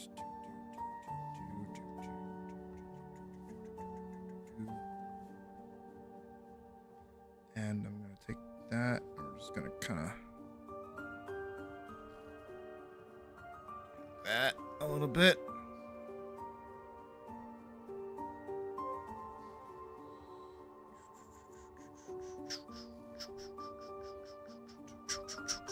Shadow under her very big.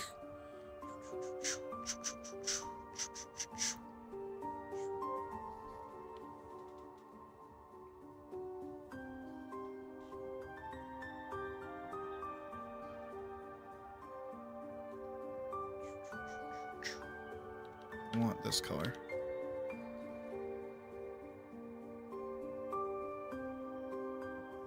Over this bunch.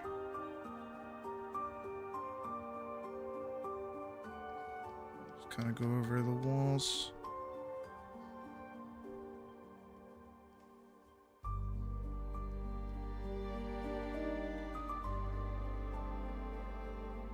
There's like more space back here too.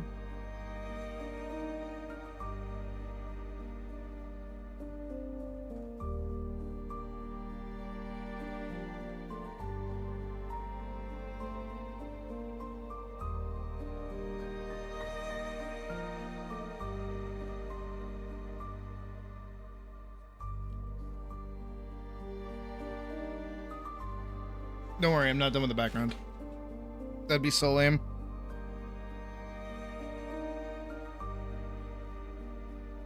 I'm just scratching my back really quick.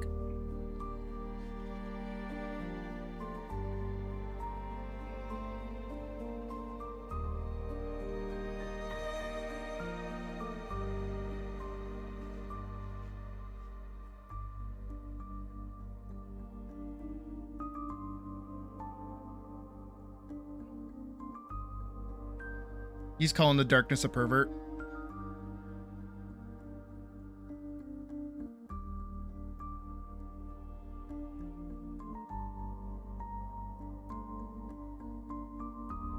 I think that's too dark.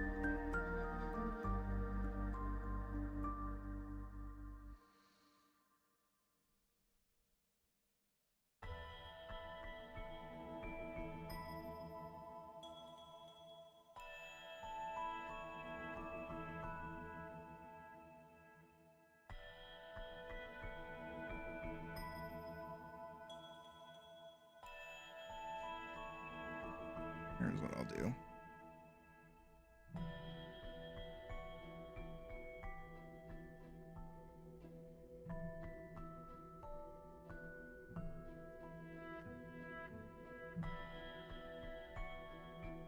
Look, I don't care if you're the summoner of darkness or whatever.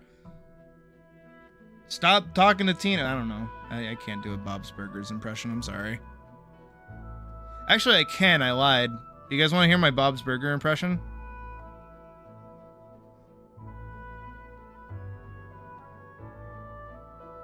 No, I can do a really good one. Are you guys ready? You guys want to hear it?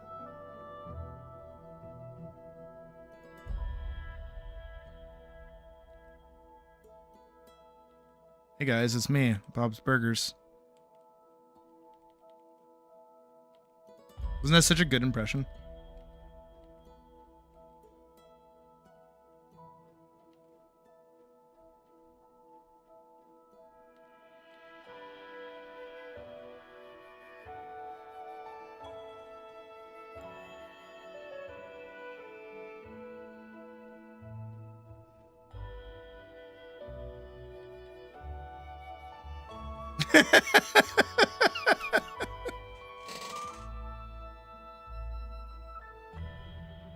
That's that's fair.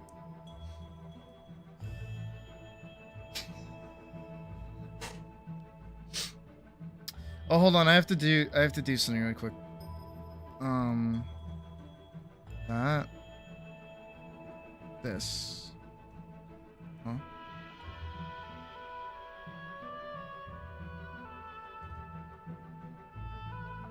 Hold on. Yeah.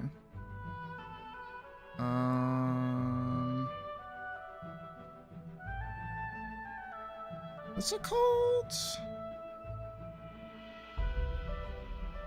Oh, I forget what it's called. I think it's not that one. I think it's under here. No, wait.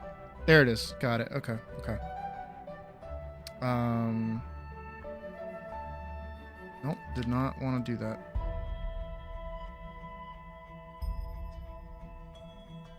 Nope. Not trying to do that.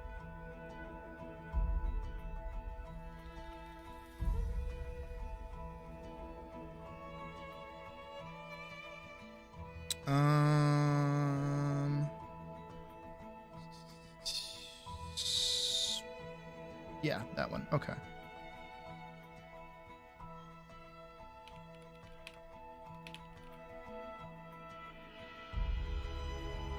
Okay. Yeah. There we go. That should work. Okay, good.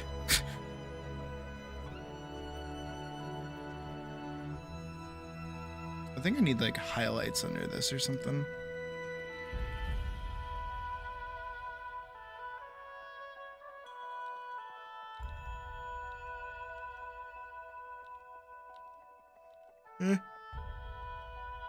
Yeah.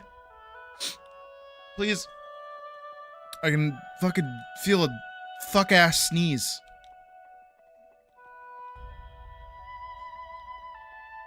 Please. Please. Please sneeze.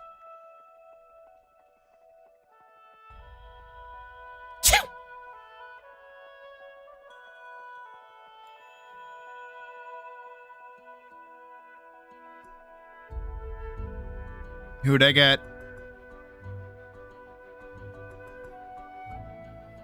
Who got? Who's clicker trained?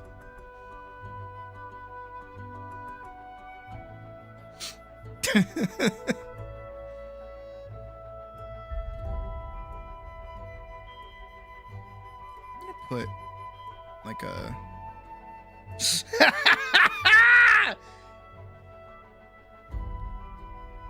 You're too trusting.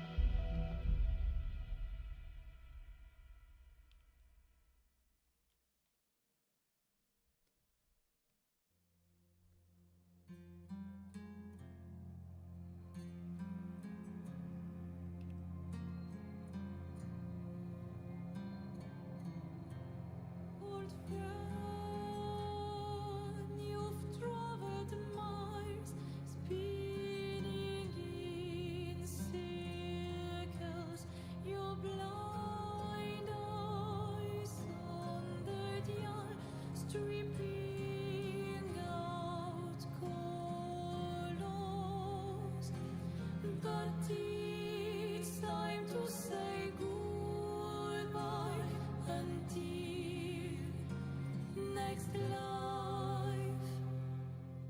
You love that what is not enough is mine, and what a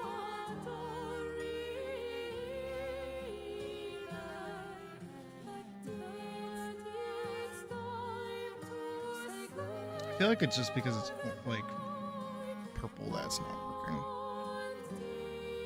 It's worse. It's worse.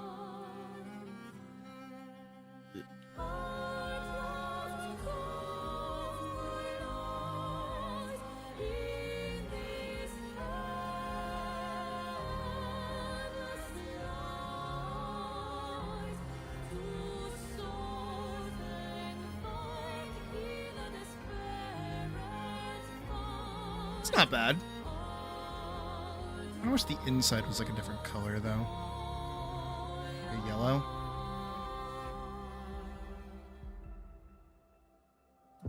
Notre voyage s'arrête, nos chemins divergent. Alors que l'un s'éteint, écoute le chant lointain. Actually, if I blur the Laisse derrière nous corners. ce cœur immortel. Dans ce monde peint, l'amour est artificiel. Dans ces mondes reculés, nos histoires se rejoignent, dérivant vers des toiles incertaines. Dans nos cœurs, un lien éternel brille. Nos dessins se confrontent. Pour nos âmes enlacées, pour nos cœurs déchirés. It's just how fucking massive her sword is. Usually I wouldn't be complaining, but it's like she's not center.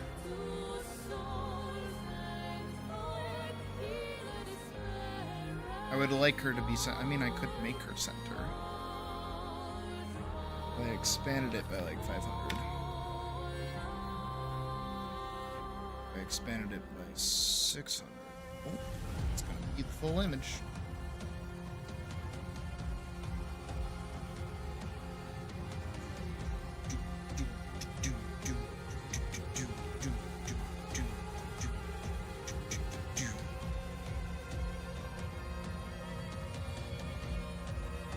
Oh.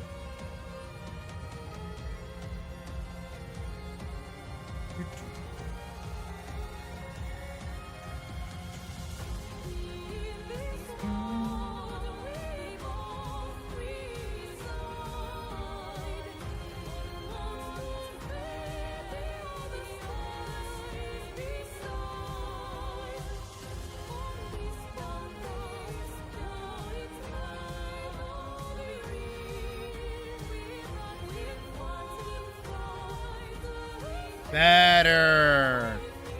Better. Better.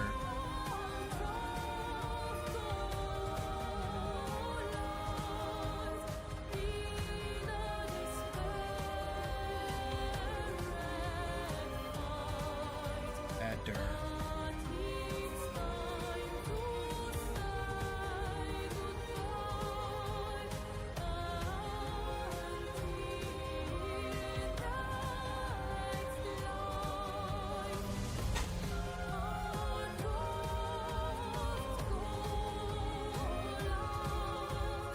Are we happy, Badge? Any changes, any additions, any stuff?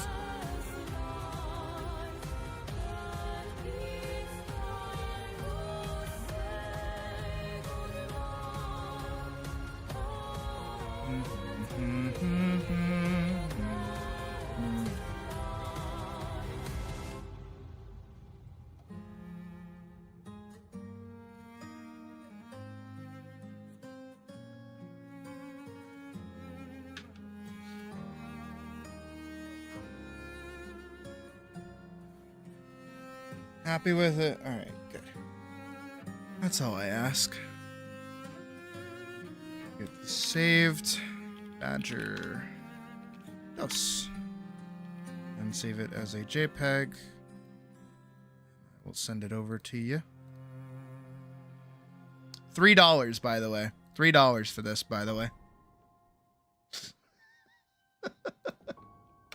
$3. You lucky bastard. You had one name in that wheel. I'm telling you. You had one name.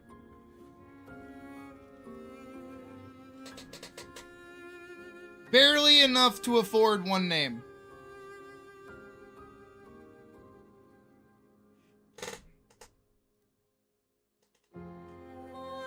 $3, exactly. That's why everyone should donate to me. You have as much of a chance as anybody else. Even if you pull a Charlie in the Chocolate Factory and you just want it more. No, you fucking did, actually. You were the second one to win, by the way. I think the first one was Champ, actually.